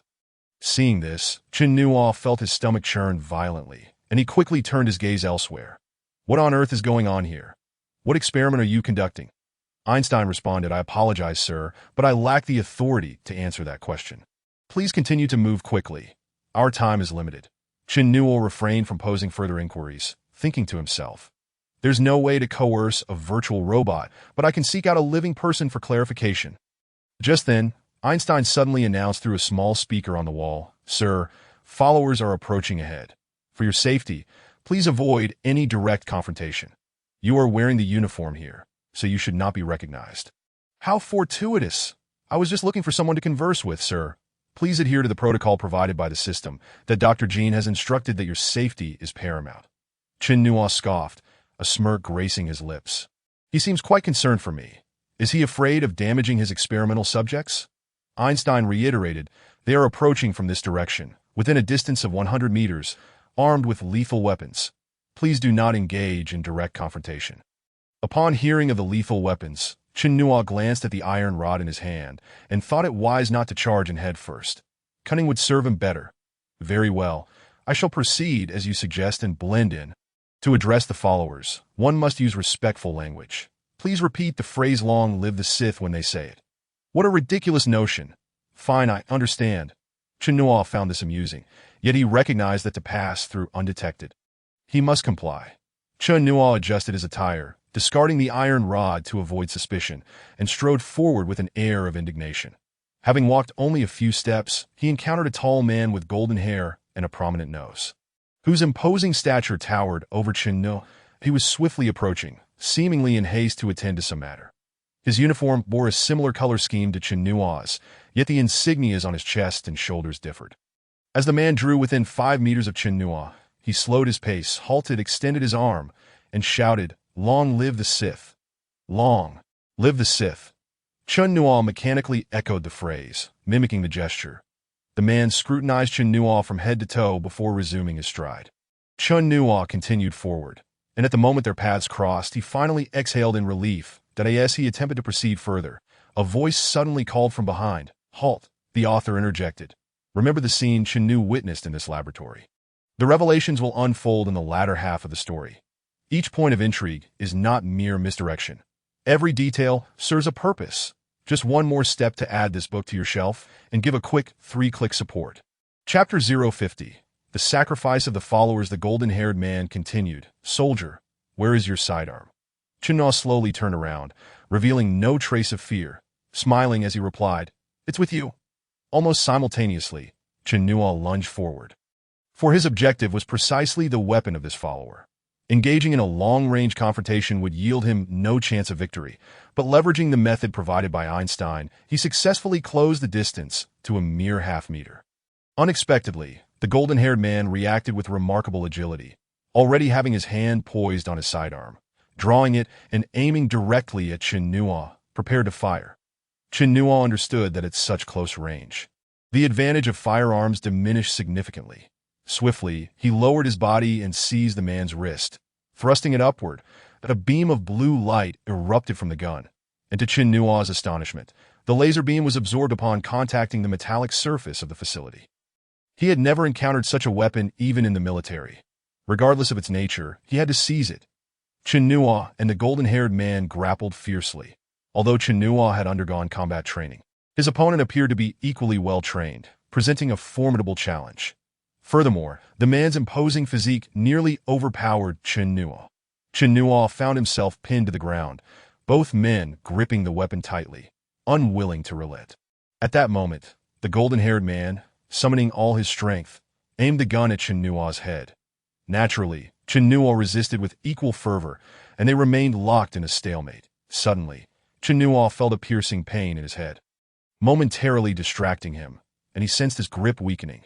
The golden-haired man, reveling in his advantage, smirked, but just then, a beast unknown to him charged in from who knows where, toppling the golden-haired man to the ground, its sharp teeth viciously tearing at his body. Chen Newell quickly scrambled to his feet and retreated, at which point he realized that this was not a wild beast at all, but a gigantic zombie, towering at nearly 2 meters. Strangely, it moved on all fours, its teeth sharp and menacing. Yet it bore all the characteristics of a human that in a state of terror. Chen Newell stumbled back. The creature, seemingly losing interest in the golden-haired man, turned its gaze towards Chen Newell, emitting a series of guttural roars. Chen Newell recognized the imminent danger, but there was no time to flee. Aiming for the creature's head, He prepared to fire, yet when he squeezed the trigger, the weapon yielded no response. This was disastrous. Chinua thought, could there be some sort of fingerprint lock? The weapon appeared peculiar, potentially requiring some trigger mechanism to function. Just as the four-legged giant zombie was about to launch an attack, a voice crackled through the loudspeaker. "Sir, this is a laser beam gun. You must press the power button on the stock while pulling the trigger." Damn it, how troublesome. The monstrous creature lunged at Chinua, its hands gripping the gun stock as it aimed for its head. With a swift whoosh, two beams of laser shot forth, piercing through the creature's body, causing it to collapse onto the ground. However, within mere seconds, it began to rise slowly once more. Chinua inwardly cursed his predicament. Was the weapon ineffective, or was this creature simply too resilient? Upon closer inspection, he noted that the monster's head had been punctured with two gaping holes. Yet it still managed to stand. Chinua fired several more shots at the abomination, but the results were unchanged. Only its assault was momentarily delayed, and it proved impossible to slay. Suddenly, Einstein spoke to Chinua. A mechanical escalator leading to the upper level is situated 100 meters ahead. You must evacuate quickly. Upon hearing this, Chinua immediately turned and sprinted away. Confronting the creature was futile, and retreat was the wisest strategy. The monster, perceiving Chinua's intent to flee, charged after him, to his astonishment. The blond man behind him was not dead. He struggled to crawl toward a computer situated against the wall. With great effort, he extracted a magnetic card from his person and inserted it into the computer's slot. Subsequently lifting a red mechanical cover to reveal a crimson button, he pressed the button without hesitation and shouted, "No one is leaving. Long live the Sith," as Chinua raced down the corridor. The beast pursued him with astonishing speed. Though humanoid, it moved with the agility and fluidity of a cheetah. Einstein, observing the unfolding situation, urgently informed Chinua, "Sir, the pursuer has activated the lockdown protocol for the laboratory, along with the soul extraction procedure. You have only 10 seconds remaining. Otherwise, the hatch between the two levels of the escalator will seal shut, and escape will be impossible." Chinua's heart sank at the thought. With a distance of several dozen meters remaining and the escalator to navigate, he had only 20 seconds. This was no jest. He silently cursed the blond man's ancestors as he pushed himself to run faster. Yet he struggled to adapt to the gravitational conditions of this place, resorting to leaps instead of a proper run. Though his speed was only marginally slower, he felt a frustrating energy that had no outlet. While the other living beings here moved with ease, even the monster sprinting as if it were on Earth at that moment, he could afford no further contemplation and charged forward with all his might, the tremendous acceleration increasing his speed as he neared the escalator. After some time of running, the sounds of pursuit fell silent, and as he glanced back in confusion, he was elated to find no trace of the creature. However, upon turning forward again, he was startled to see the monster lying atop the escalator, its eyes locked onto him. The author wishes to convey, why did Chinua suddenly experience a headache? Hint: the appearance of the monster is related to this matter. Discussion and analysis are welcome. Chapter 51.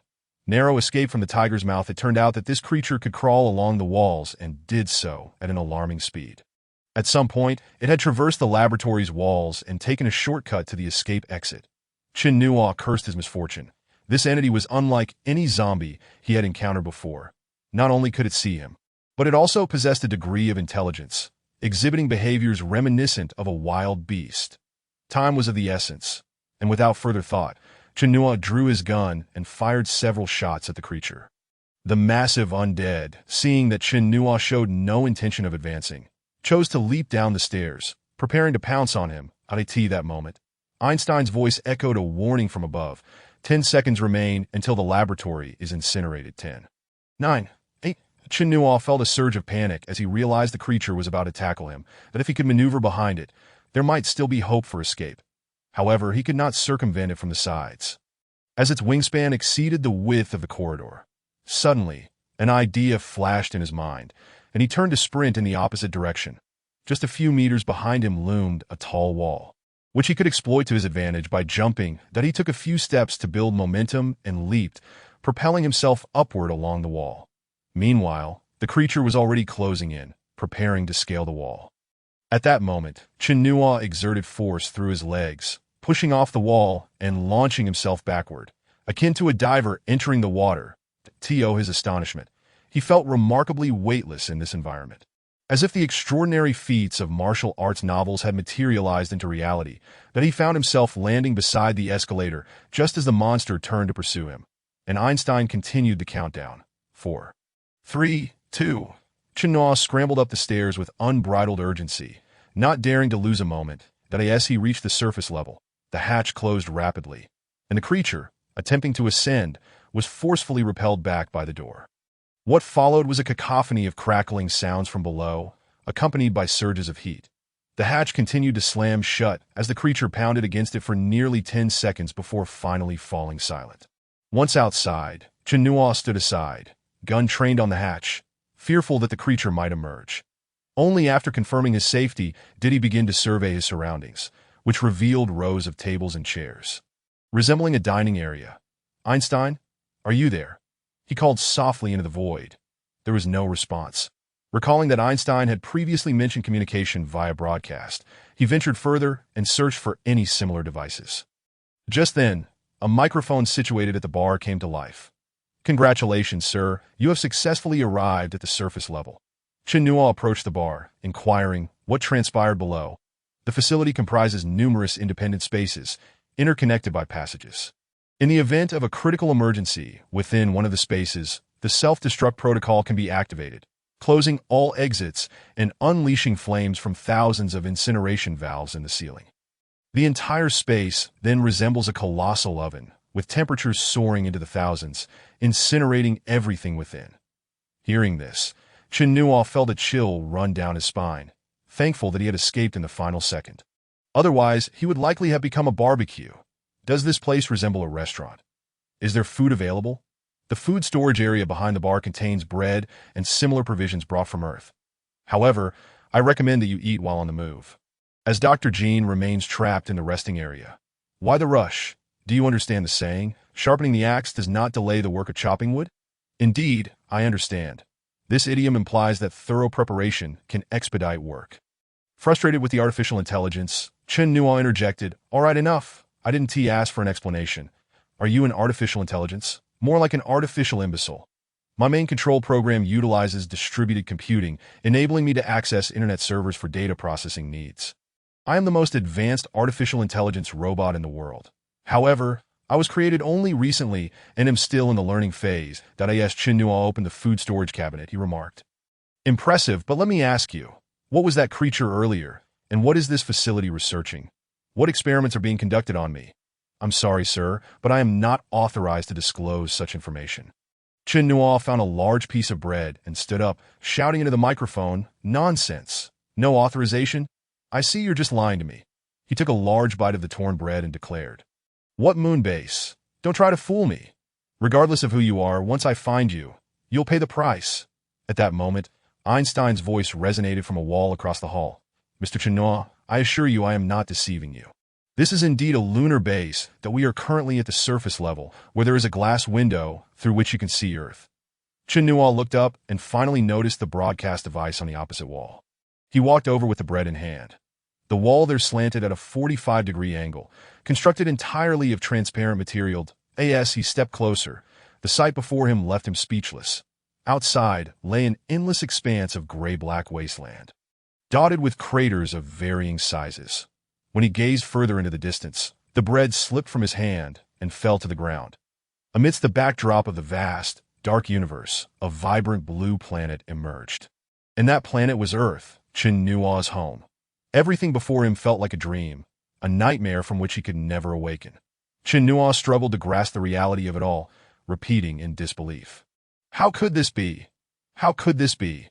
Einstein's voice broke through his reverie. "Mr. Chinois, I understand your grief, but everything you see is indeed real. Rescuing Dr. Jean is your only path back to Earth. He holds all the answers you seek." The author wishes to convey. Discussion on the plot. Why is the research facility where Chinois is located on the moon? Hint, distance. Comments and discussions are welcome. Chapter 52. Dr. Jean answers. Chinois stared blankly at the distant planet, 400,000 kilometers away. Suddenly, a flicker of determination crossed his features, and with a glint of cold resolve in his eyes, he declared, "Take me there." Certainly, Sir, in this sector, there are many resting pods. You need to locate room D302, where he is currently imprisoned. Once you find it, I will instruct you on how to open the door. There are no pursuers detected in this area. But caution is advised due to blind spots in the surveillance. Without needing to be told, I am already aware. Chen Nuo picked up the gun in his hand and slowly advanced forward, exiting the dining hall, only to find himself in a sports lounge filled with various training equipment, including some specialized devices seemingly designed for acclimatization to lunar gravity. Upon leaving the sports room, the path diverged into three directions, leading to different routes. Just as Chen Nuo was about to pause, a familiar voice echoed from the passageway ahead, prompting him to take the far-right corridor. Surrounding him were many compartments. Some doors closed while others stood ajar, revealing small spaces of only a few square meters. After navigating through several intersections, he noticed the ever-changing numbers above the room doors, and he realized that Dr. Jin's room should be just ahead. At that moment, a faint voice emanated from the intercom, instructing him to stop. 15 meters ahead, at the 11 o'clock position, was the room where Dr. Jin was confined, albeit guarded by two followers.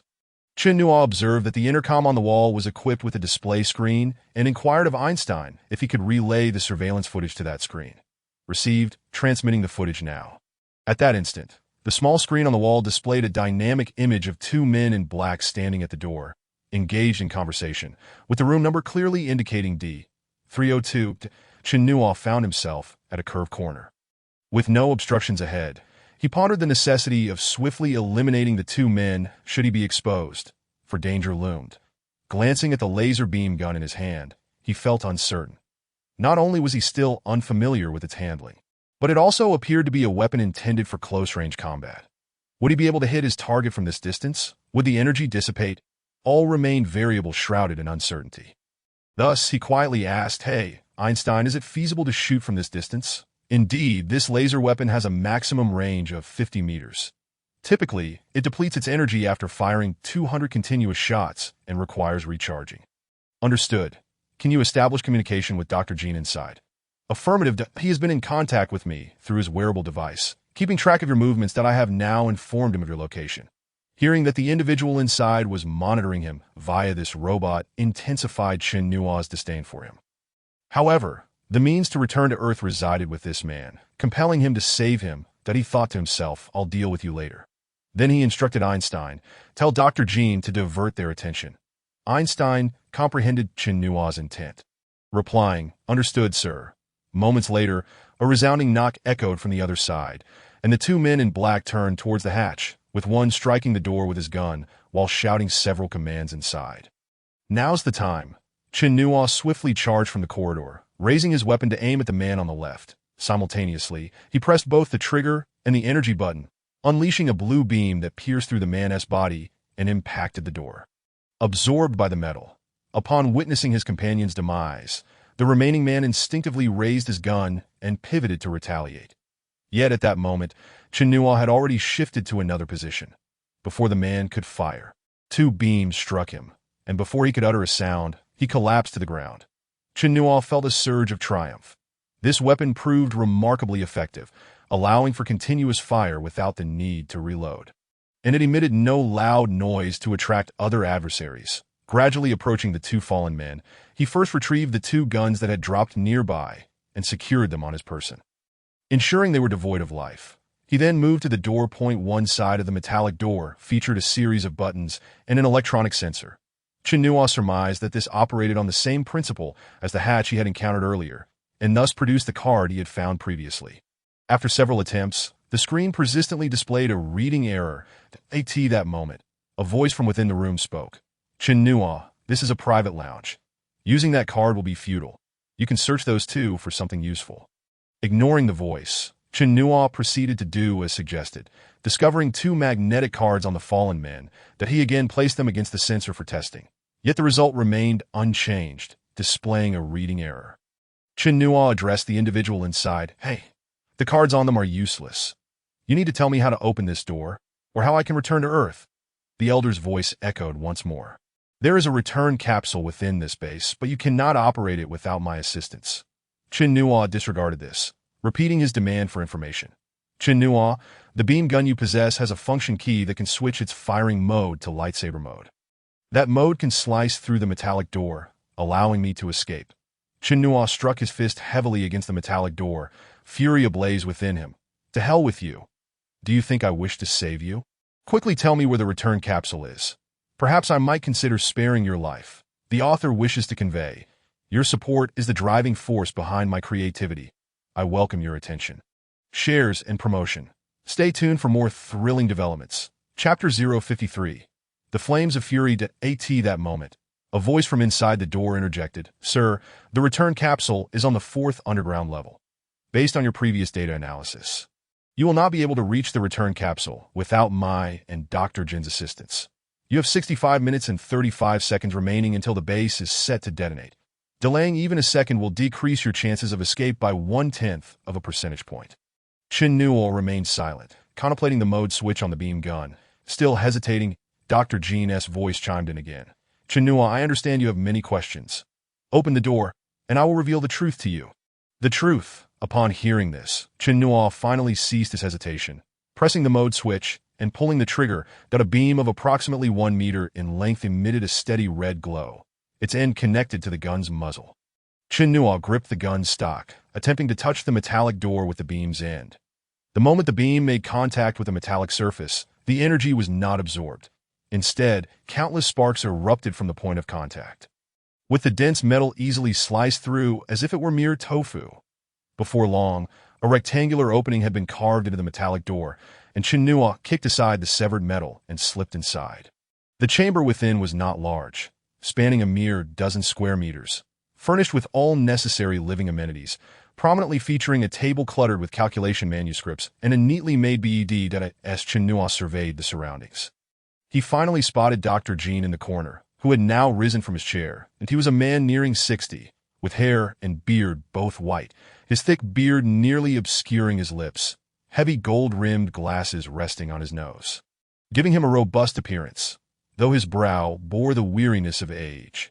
Chinua dashed forward, seizing him by the collar and forcefully pinning him against the wall, pressing the gun against his body, stating, You'd better provide me with a compelling reason not to kill you. Dr. Jin, pinned against the wall and unable to move, gasped, You must let me down. I cannot explain the situation like this. Upon hearing this, Chinua shoved him back into the chair he had just vacated, coldly commanding, Speak. Dr. Jin straightened his attire and began recounting his experiences. My name is Edward Jin, a research scientist and a recipient of the Nobel Prize in Biology and Physics. Spare me the accolades. I have no interest in your awards. Please, just listen to my account. The elder gestured for Chinua to sit on the bed nearby. 6 months ago, while I was conducting an experiment in the laboratory, a group of unidentified individuals burst in and abducted me. I lost consciousness, and when I awoke, I was informed that I was at a lunar base. Wait, Chinua recalled something. Einstein informed me that today is March 26th, 2045, that I remember the day I lost consciousness was the night of September 16, 2044. That means it has been nearly 6 months. Were you brought here alongside me? Dr. Jin confirmed, from what I later learned. Indeed. Chinua furrowed his brow. What happened next? Upon regaining consciousness, they compelled me to initiate research on a virus here. There were a total of 210 experimental subjects brought along with you, and they insisted I conduct live experiments on you. 210 individuals? Was there a woman named Rulin among them? I have reviewed their files. There is no such name, and they are all male. Not a single female subject. Chinua pondered thoughtfully, contemplating Rulin's whereabouts. If she was not here, where could she be? Perhaps still on Earth? Noticing Chinua lost in silence, Dr. Jin inquired, Who is Rulin? She is my fiancée. She was taken alongside me, as he spoke of those who had abducted them.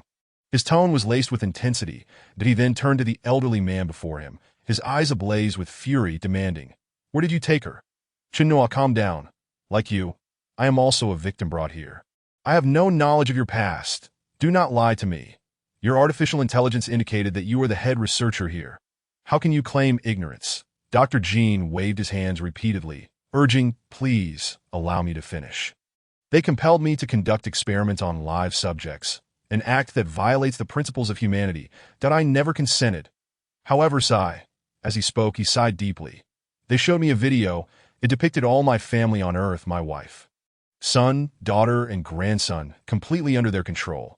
Those people broadcasted live footage in this room, 24 hours a day, of their cruel torment. They warned me that if I did not comply, they would kill one person every 6 hours.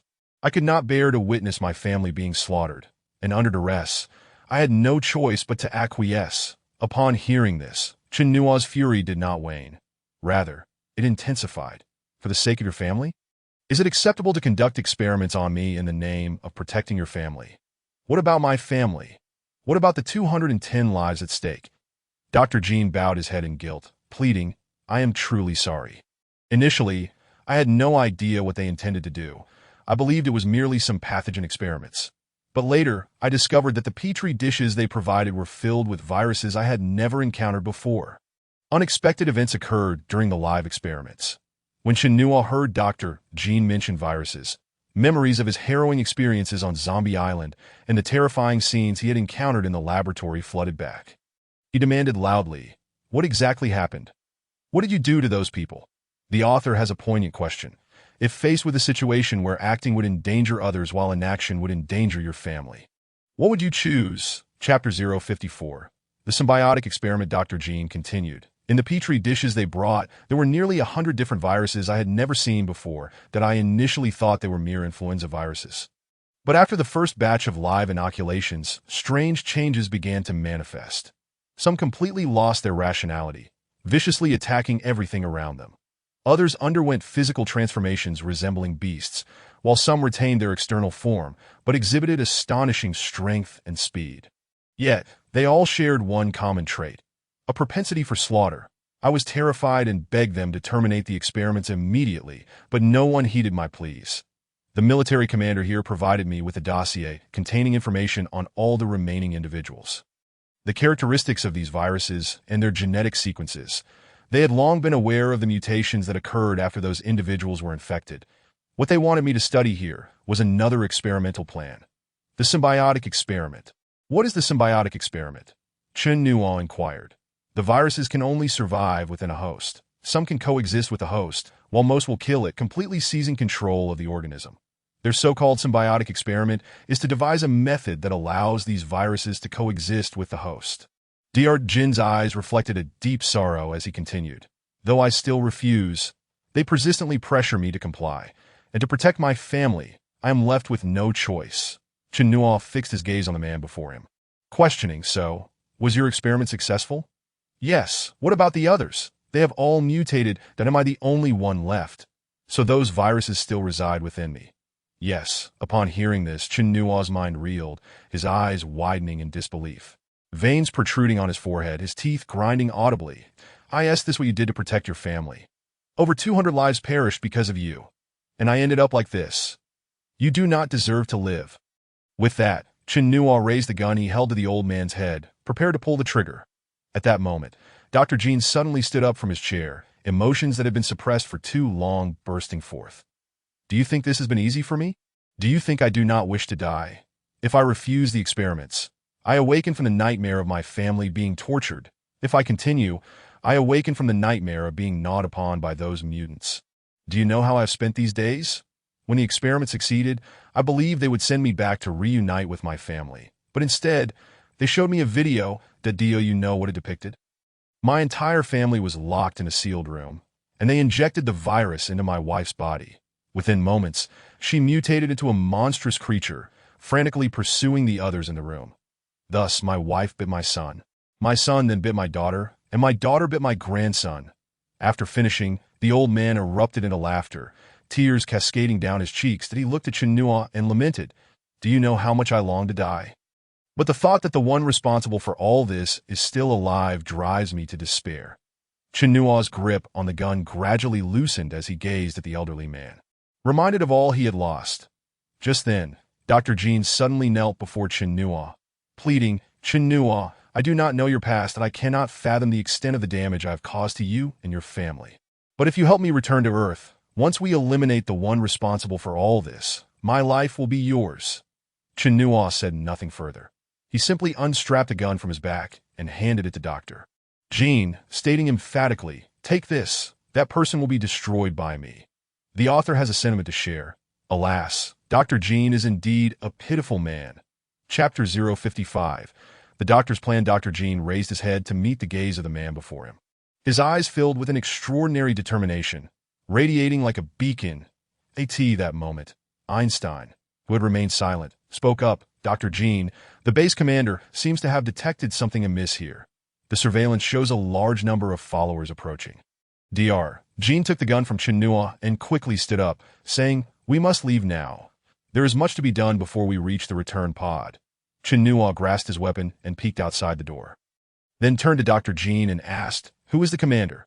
Inform me of the current situation at this base." "He is the one who brought everyone here. Everyone refers to him as Commander Himamba. He is ruthless, yet fiercely loyal to the so-called Earth headquarters. After the experiment was successful, we were to transport all the results and your blood samples back to Earth. However, a week later, Himamba ordered the base to be sealed off and summoned the soldiers for a speech. I overheard terms like loyalty unto death and sacrifice, and I began to sense something was amiss. Therefore, I made some modifications to your life support system, integrating the assistant robot I designed, which could awaken you if necessary.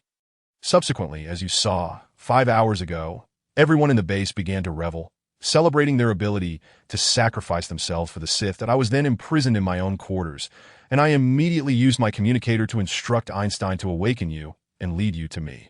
After speaking, Dr. Jean slung the beam gun over his shoulder and addressed the watch-like communication device on his wrist, saying, "Einstein, report the location of those followers." Chinua then realized that the small device had been the one speaking all along. A somewhat mechanical voice responded, "Approximately 30 followers are approaching from the direction of the cafeteria, 100 meters away." Hearing this, Dr. Jean urged Chinua, "We must hurry. Otherwise, we will be discovered. Feel free to address any concerns as we move." "Follow you. Do you know the way out?" Chinua inquired. "Rest assured, I've become quite familiar with this place during my time here. Let us go." Dr. Jean stepped out first, and Chinua followed him through the hole they had just cut. However, recalling what the doctor had just said, Chinua couldn't help but think of Hu Liao, who had uttered similar words. The encounters and events on Zombie Island had become haunting nightmares for him, and he remembered the final words of the person on the ship. Chinua pondered if it was truly, as that person had claimed, that he was the architect of all this calamity. If he had been able to identify the issues with those around him sooner, perhaps Ling Xiang and her father would still be alive, and perhaps Rulin would still be by his side. With these thoughts, Chinua reminded himself to remain vigilant, ensuring he understood the spatial structure of this base to avoid a repeat of past tragedies. Following Dr. Jean, he hurried in the opposite direction of their arrival, with Dr. Jean cautioning him, "Be mindful of the surveillance. We can monitor their movements through the cameras, but they can do the same." Chinua nodded and then asked, "Hey, old man, can you brief me on the basic structure of this base? How can we escape? The structure is quite complex. No worries. I have a good sense of space. Just tell me." "All right. The base is divided into 4 levels. The surface level, with the other 3 underground. The surface level serves as the rest, dining, and recreation area for all personnel. The first underground level is the experimental zone that I have never been permitted to the second underground level, but it seems to be a military training and weapon storage area.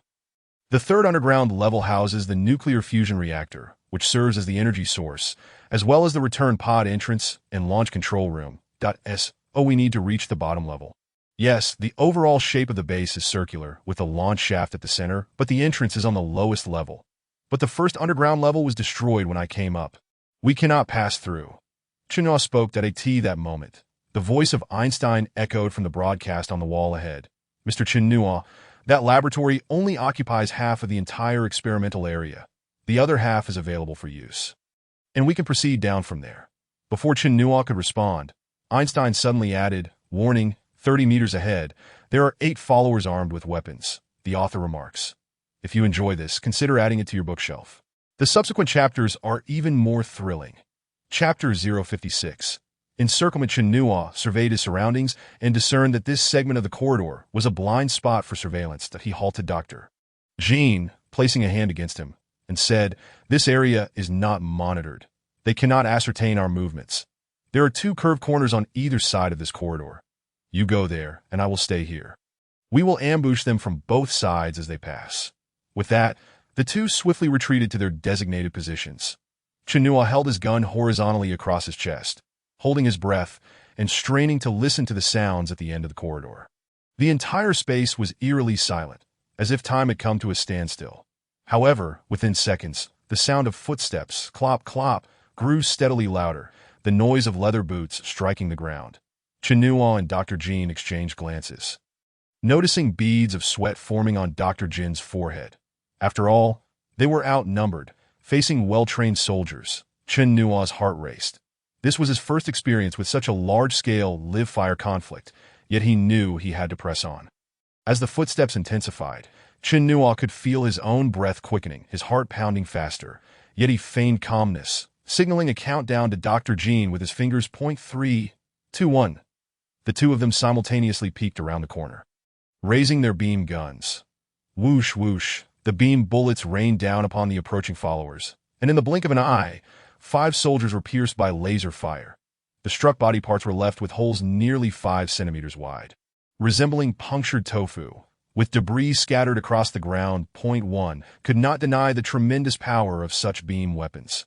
Among the fallen, several managed to pull their triggers, but having lost their balance, their lasers shot chaotically in all directions, inadvertently hitting their own comrades. Chinua and Dr. Jean quickly ducked back around the corner as 2 followers remaining scrambled for cover, leading to a tense standoff. While contemplating how to break free, Chinua heard Dr. Jean shout, "Chinua, there are 30 more behind us, closing in fast." Chinua felt a surge of urgency.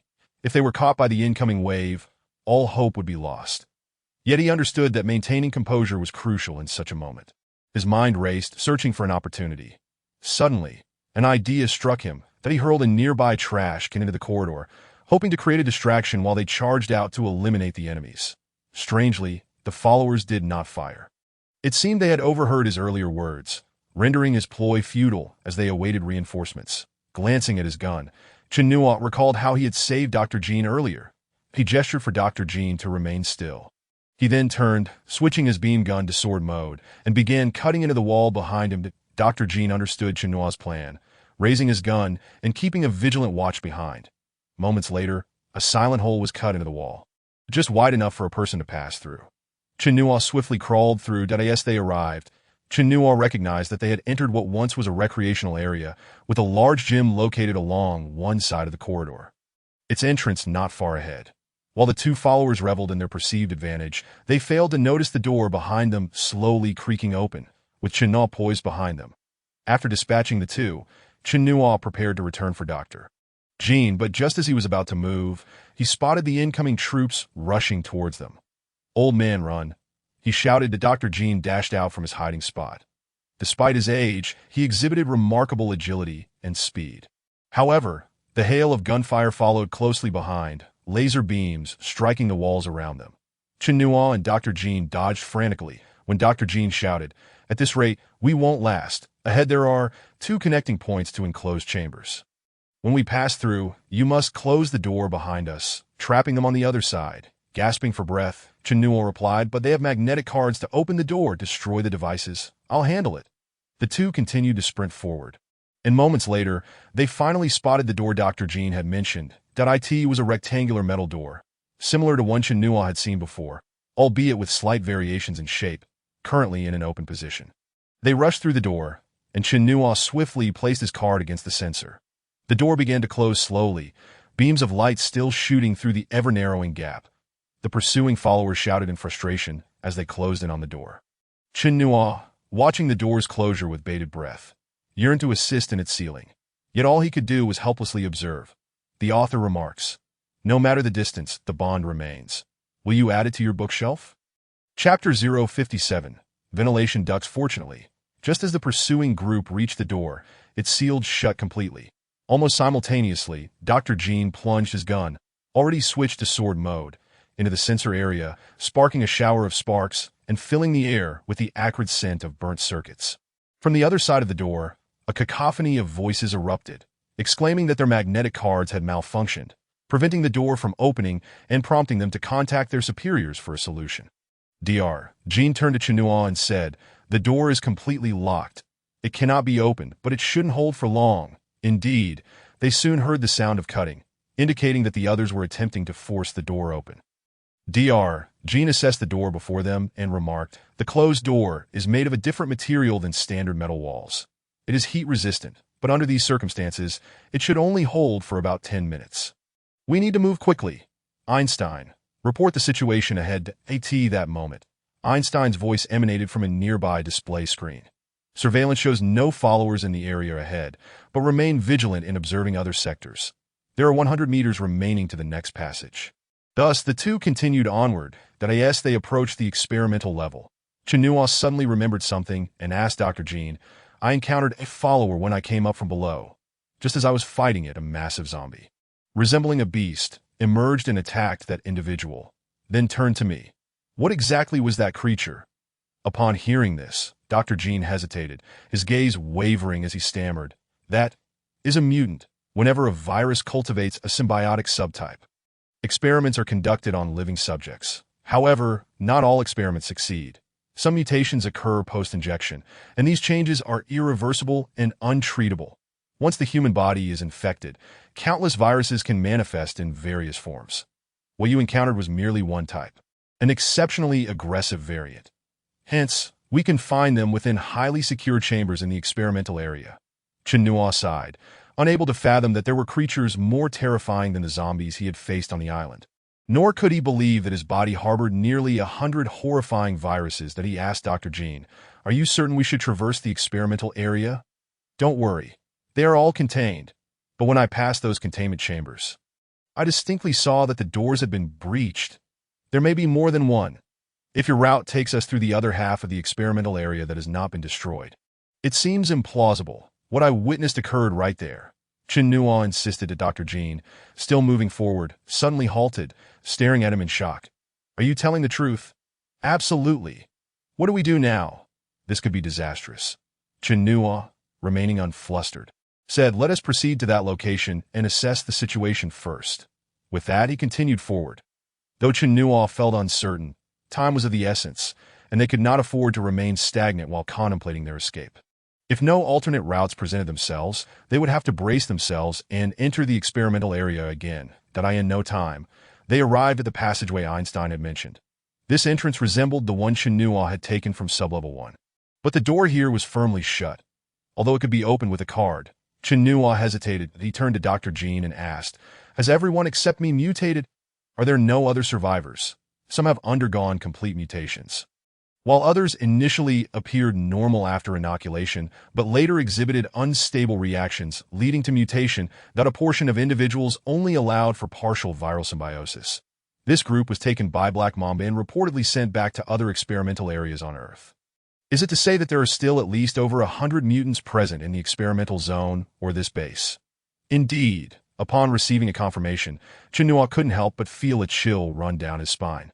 Recalling the formidable orc zombie he had encountered previously, the mere thought of entering the experimental area made him question whether he could emerge alive. That he then inquired of the doctor, "Are there alternative routes to the return capsule? Perhaps from outside the base?" "I have never been outside the base, and moreover, we lack spacesuits to operate in the external environment." Chenua fell silent, quietly observing his surroundings, before addressing the air. "Is Einstein present?"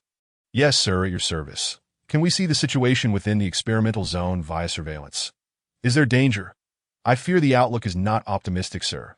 There are already over 10 mutants detected in the monitored area. It appears the base released all mutants upon discovering your escape. You must hasten. The rear hatch has already been opened to crack." That Dr. Jean became increasingly anxious upon hearing this. "Chenua, do you have a better plan?"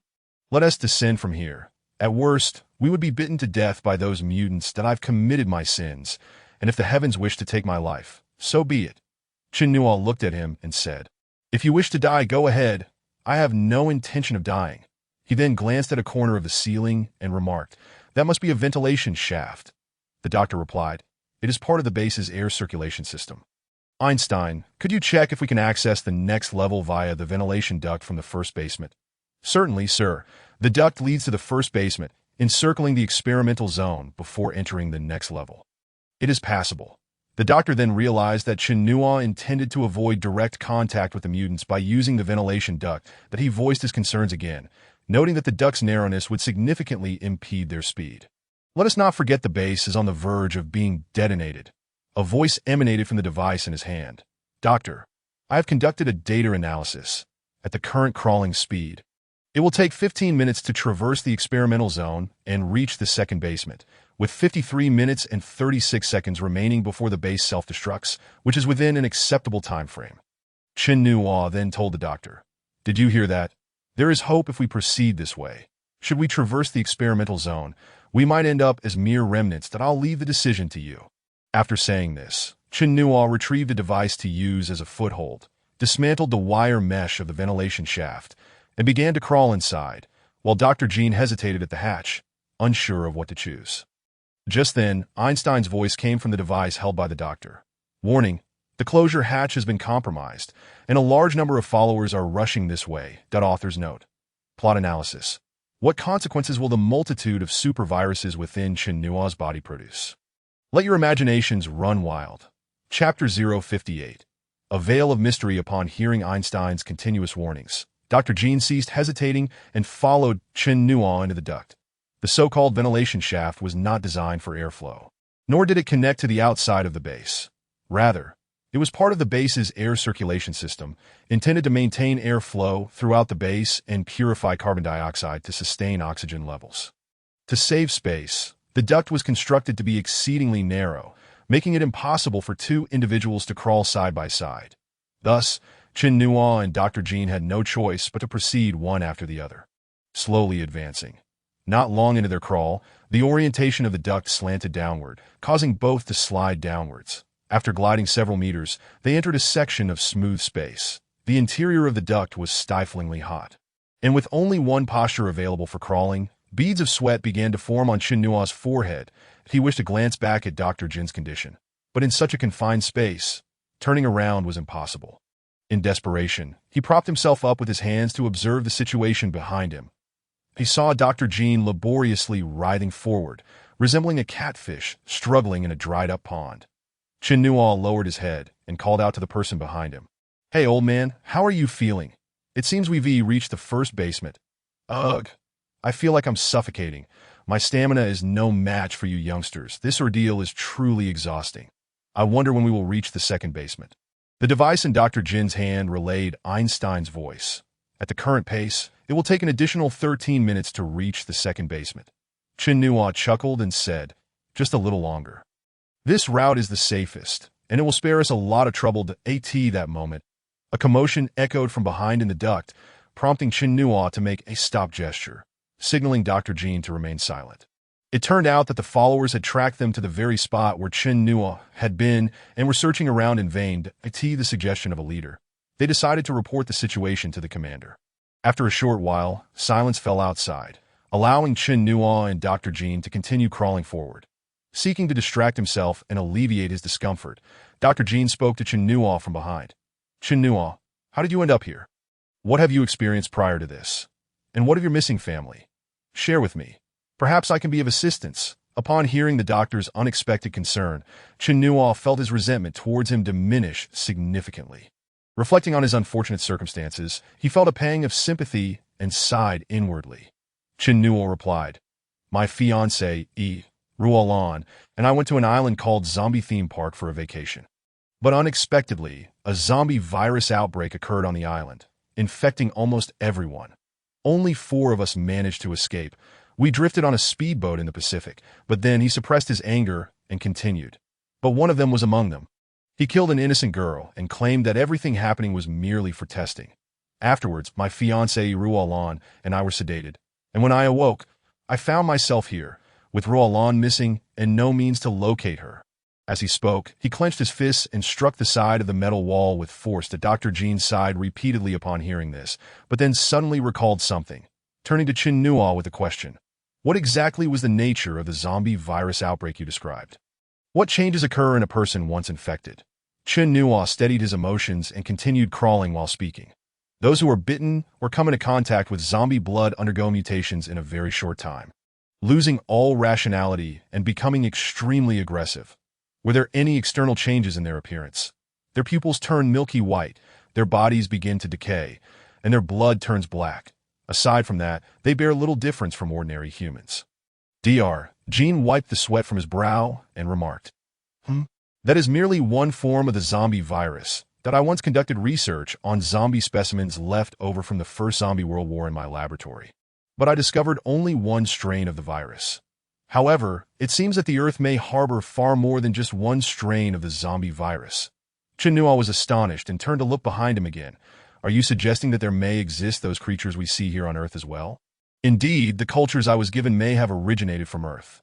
Even if they came from elsewhere, the moment your blood samples were returned to Earth, the virus would have been transmitted back. Dr. Jean sighed again. Alas. The Earth we know may no longer exist in its original form. Regardless of the changes, be it a paradise or a hell, I must return. Rualan is surely waiting for me somewhere. And I will rescue her. The determination and conviction reflected in Chinua's eyes conveyed an unwavering purpose for survival. This had become his sole reason for living, that he then addressed Dr. Jean. Doctor. That man aboard the boat mentioned some evaluation data. Can you think of any clues? What could their objective be? Dr. Jean had also been contemplating this matter, but had yet to form a conclusion. However, upon Chinua's inquiry, he articulated his thoughts.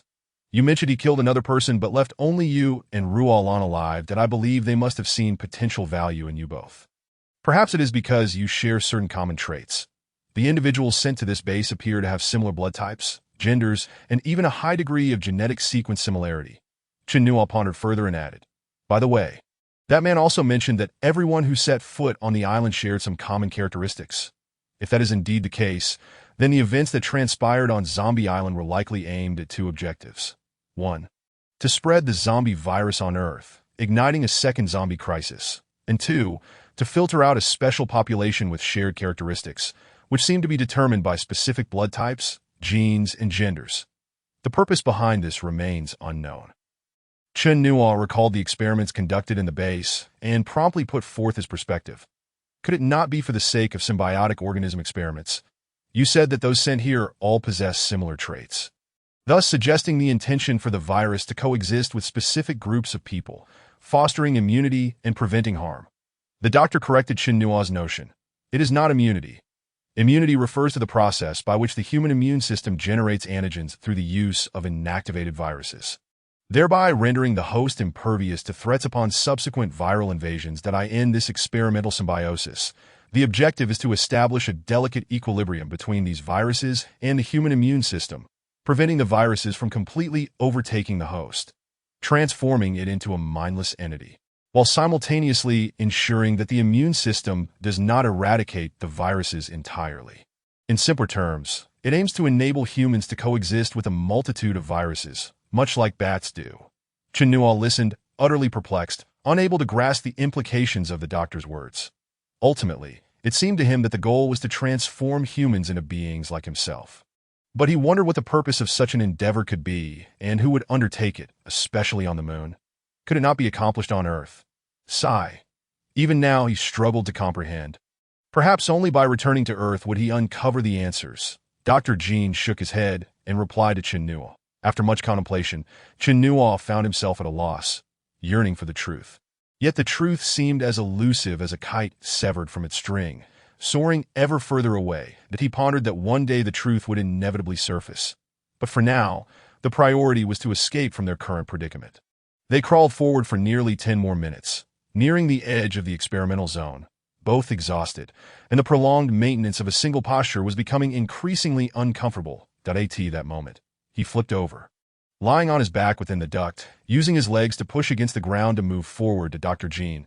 Observing this, deemed it a clever method and mimicked Chinua's position, inching forward along the wall of the duct.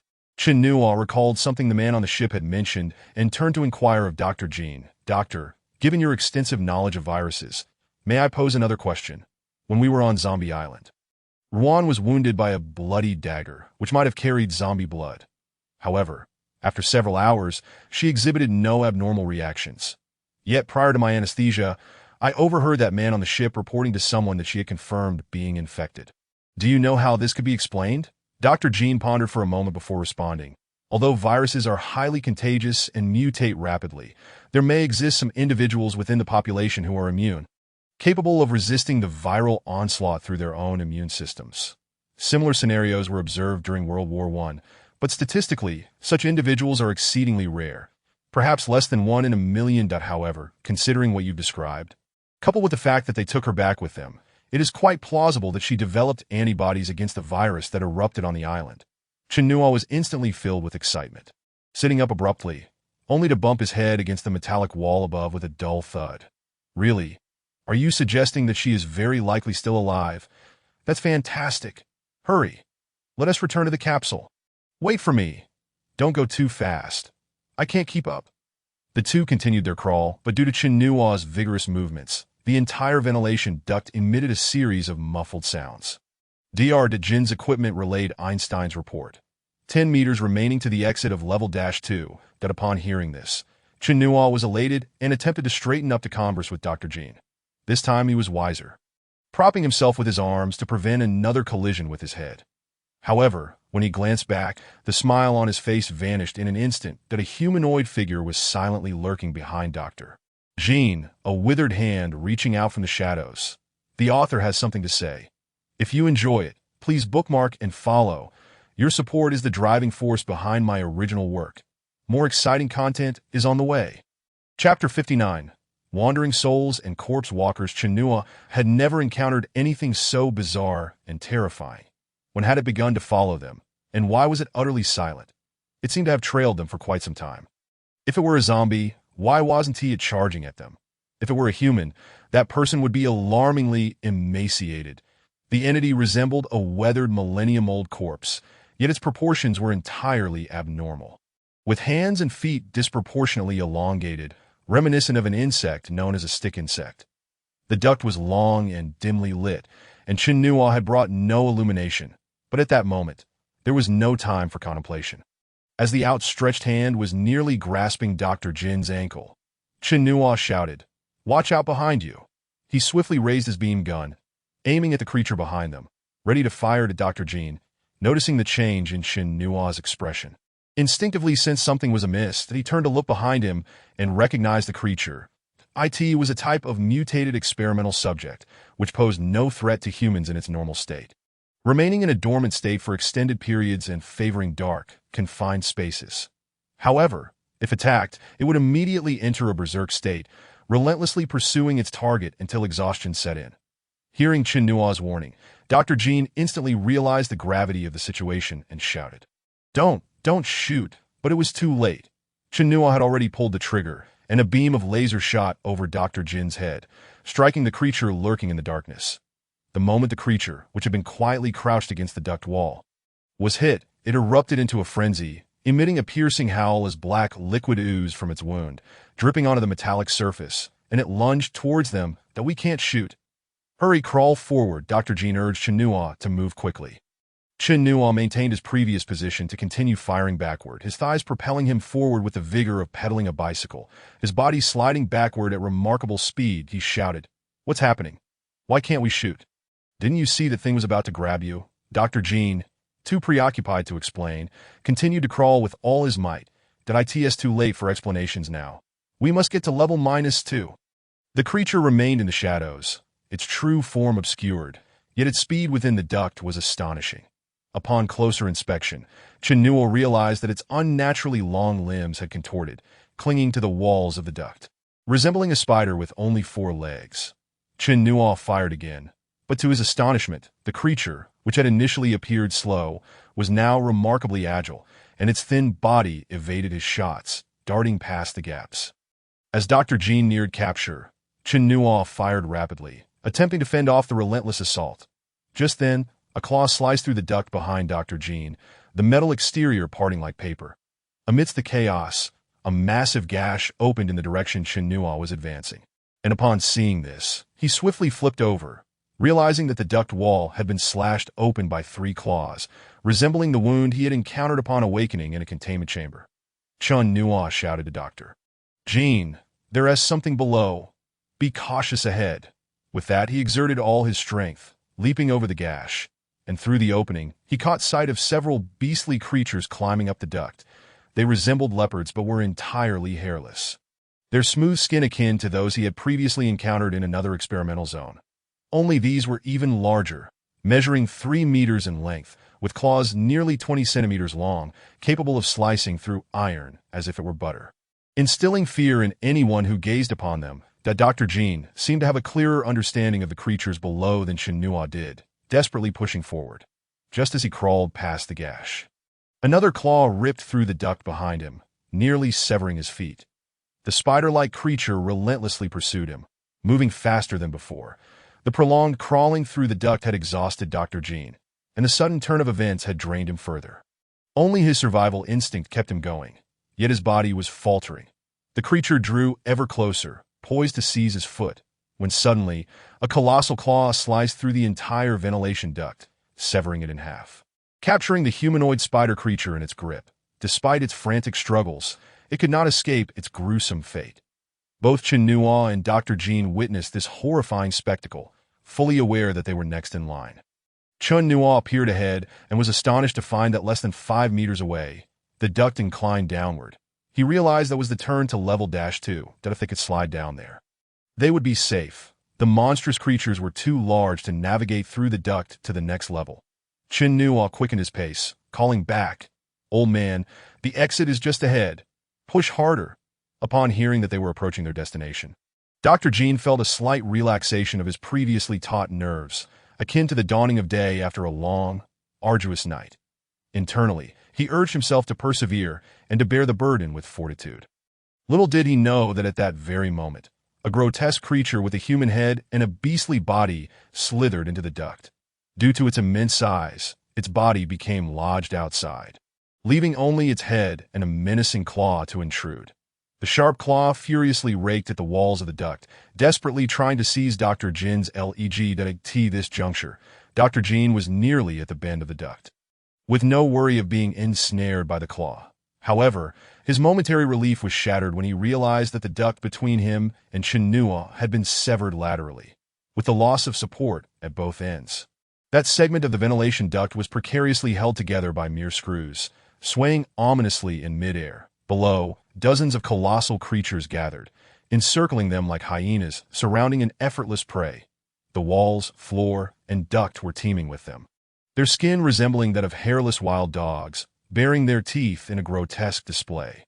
While their heads retained a semblance of humanity, their mouths were filled with jagged fangs, reminiscent of fiends emerging from the abyss.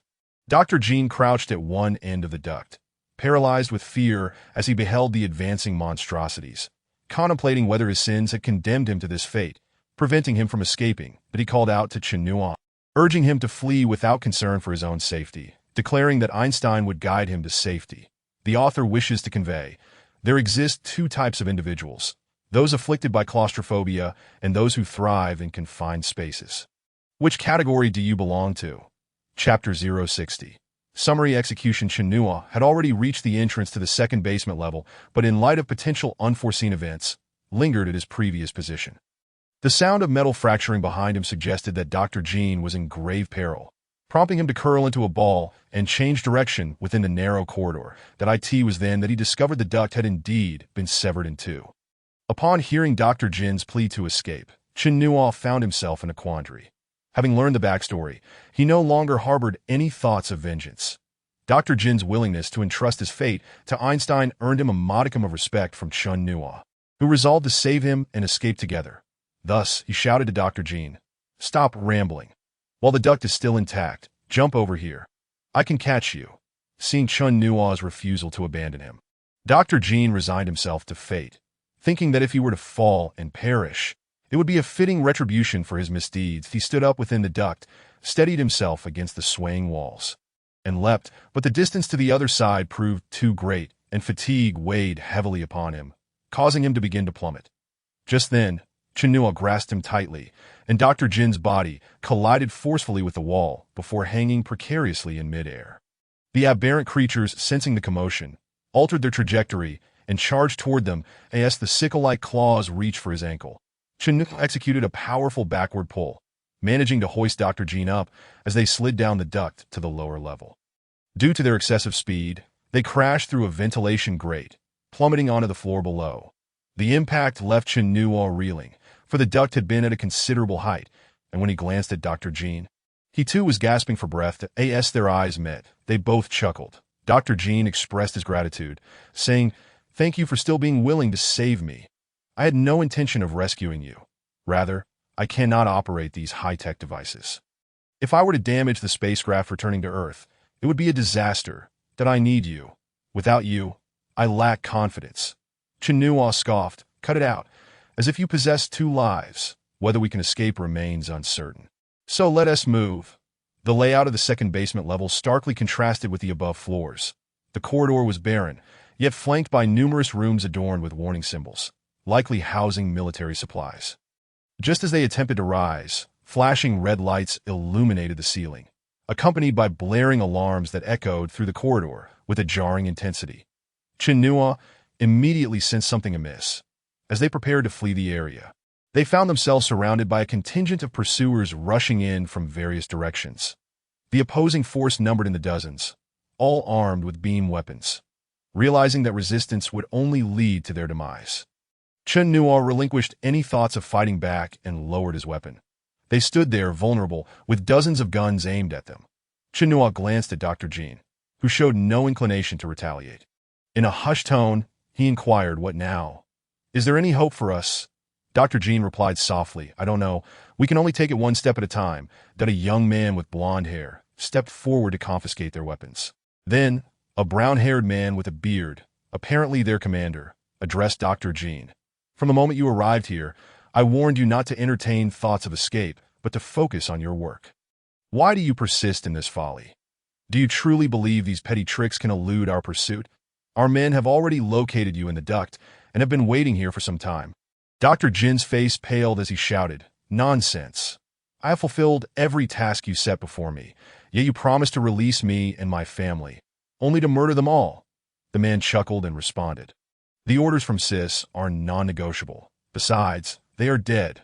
What purpose would your return serve?" Before he could finish, Chinua shot him a cold glare. "Of course, it would be to eliminate all of you." The man erupted into maniacal laughter. "Experiment 8023. Do you even comprehend who you are opposing? But you 1T have the opportunity to find out. To hell with you, 8023. My name is Chinua. An experiment is merely an experiment. Who cares what your name is? You are of no further use to us. That we have received orders to eliminate the experiment and destroy all base facilities." Chinua was astounded. "Have you lost your minds? By doing this, you will all perish here as well. Indeed, for us, this is the utmost honor that we shall become part of that grand plan, and our names will be etched in history."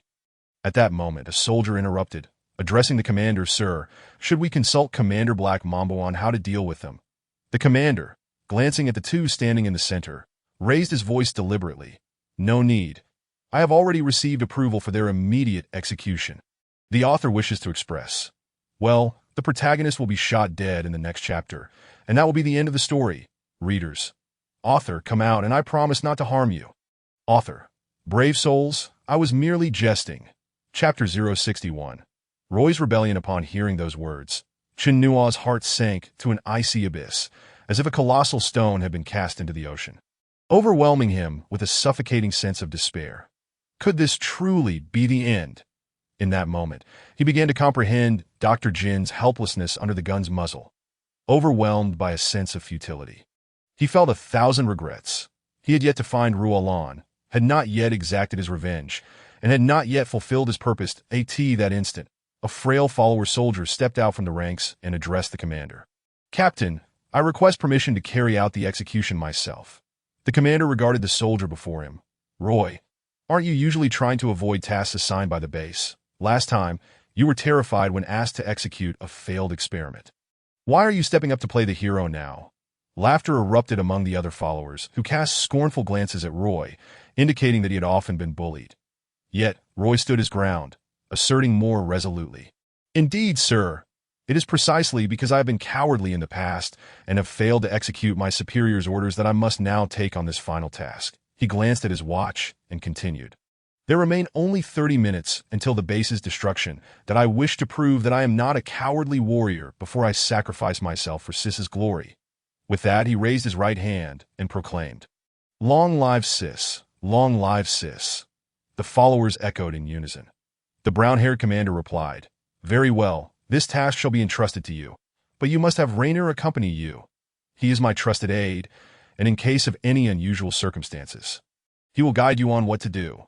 He then instructed one of the nearby individuals, Rainer, bind their hands. Yes, sir. The commander addressed the remaining followers. The rest of you, follow me. We have been summoned to the lower levels by the commander.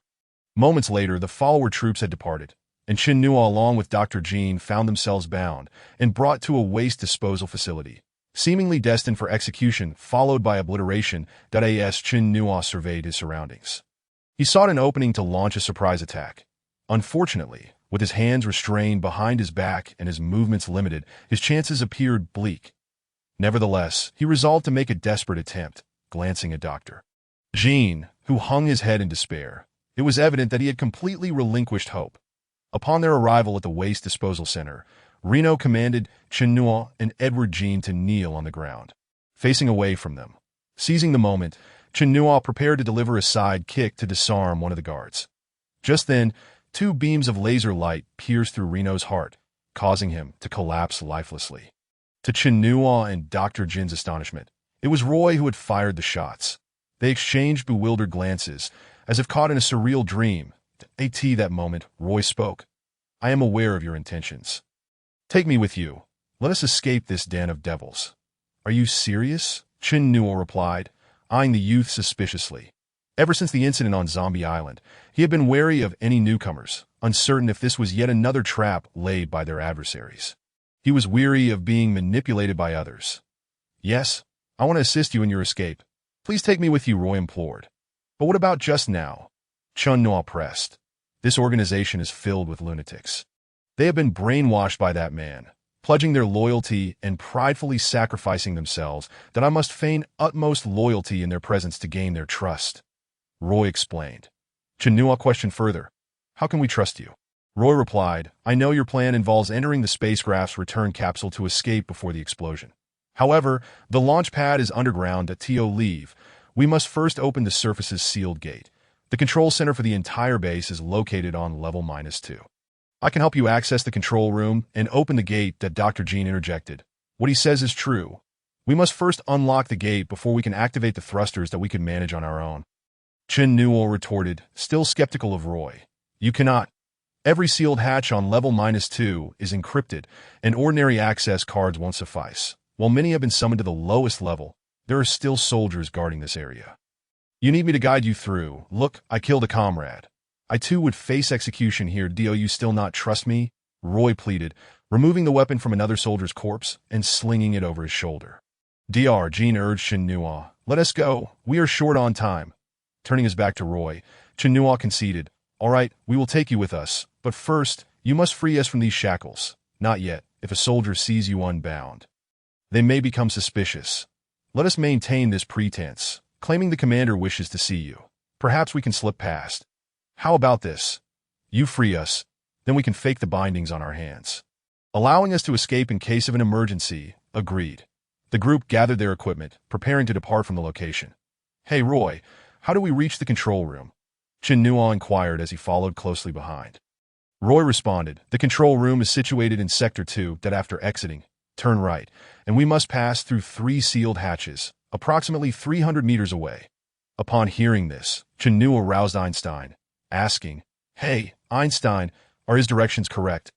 A familiar voice emanated from the device on Dr. Jin's wrist. Yes, sir, the coordinates are accurate. You have such a useful device. Thankfully, it remained silent while the commander was present, or it would surely have been destroyed. The artificial intelligence, Einstein interjected.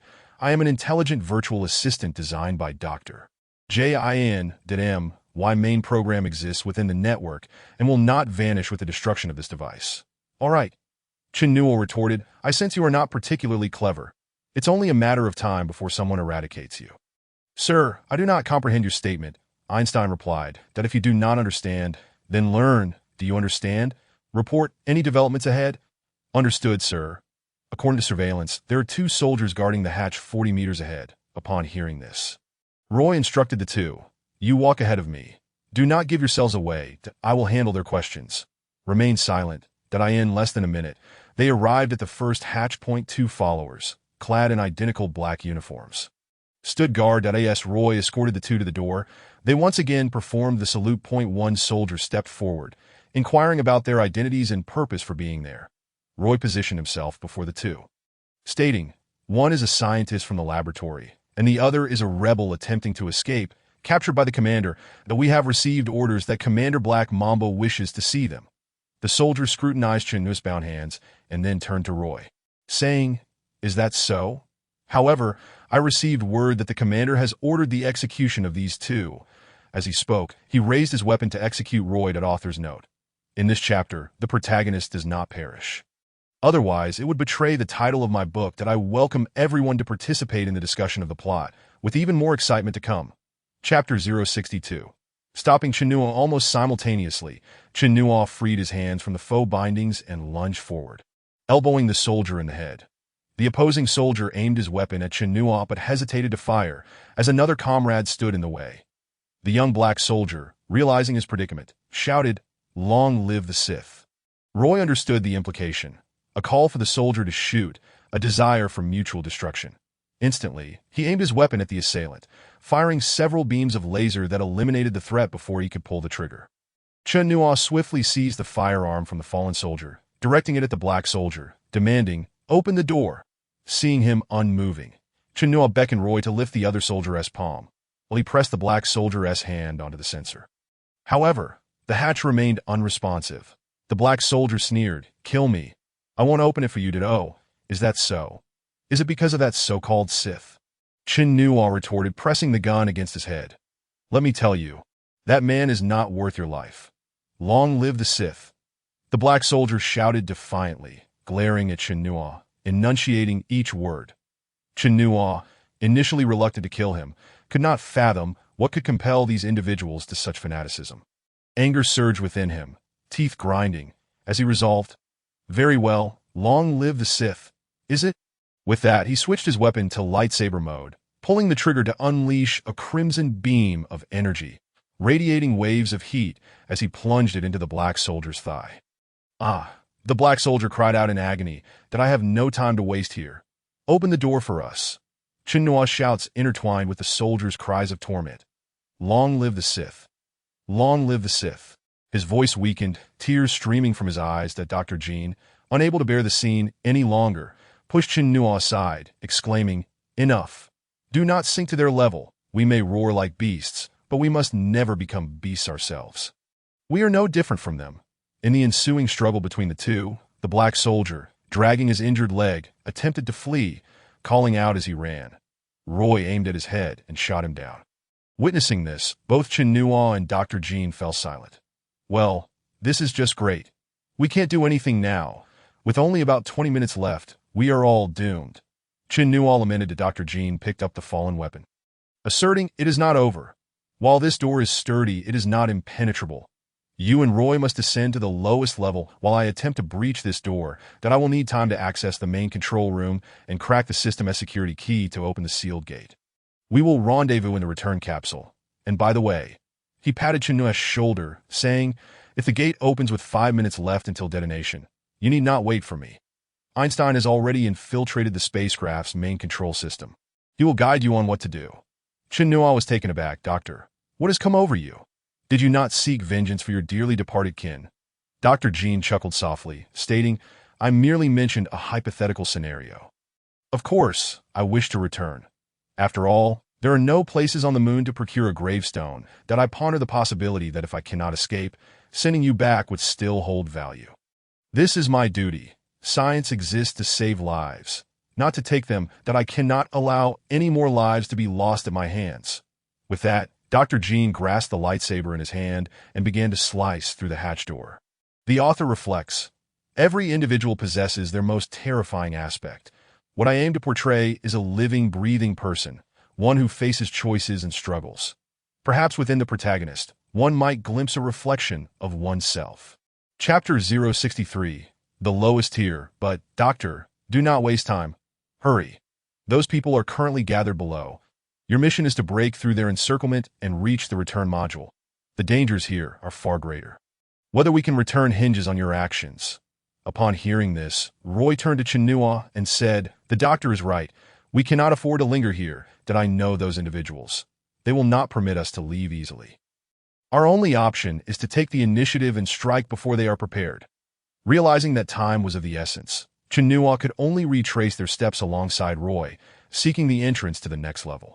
They arrived at a room adorned with warning symbols, where Roy signaled for Chinua to pause. That he then produced a magnetic card from his pocket, swiped it to unlock the hatch, and beckoned Chinua inside. Upon entering, Chinua was nearly rendered speechless, for this chamber was the base's armory, filled with a myriad of advanced weaponry. He recalled having seen various weapons during his military service, yet none here resembled those he had encountered before. All were far more sophisticated. Chinua sought explosive grenades to aid the doctor in opening the hatch, but found none. When he inquired with Roy, he learned that due to the base's lower levels housing a nuclear fusion reactor, such weaponry had never been transported here.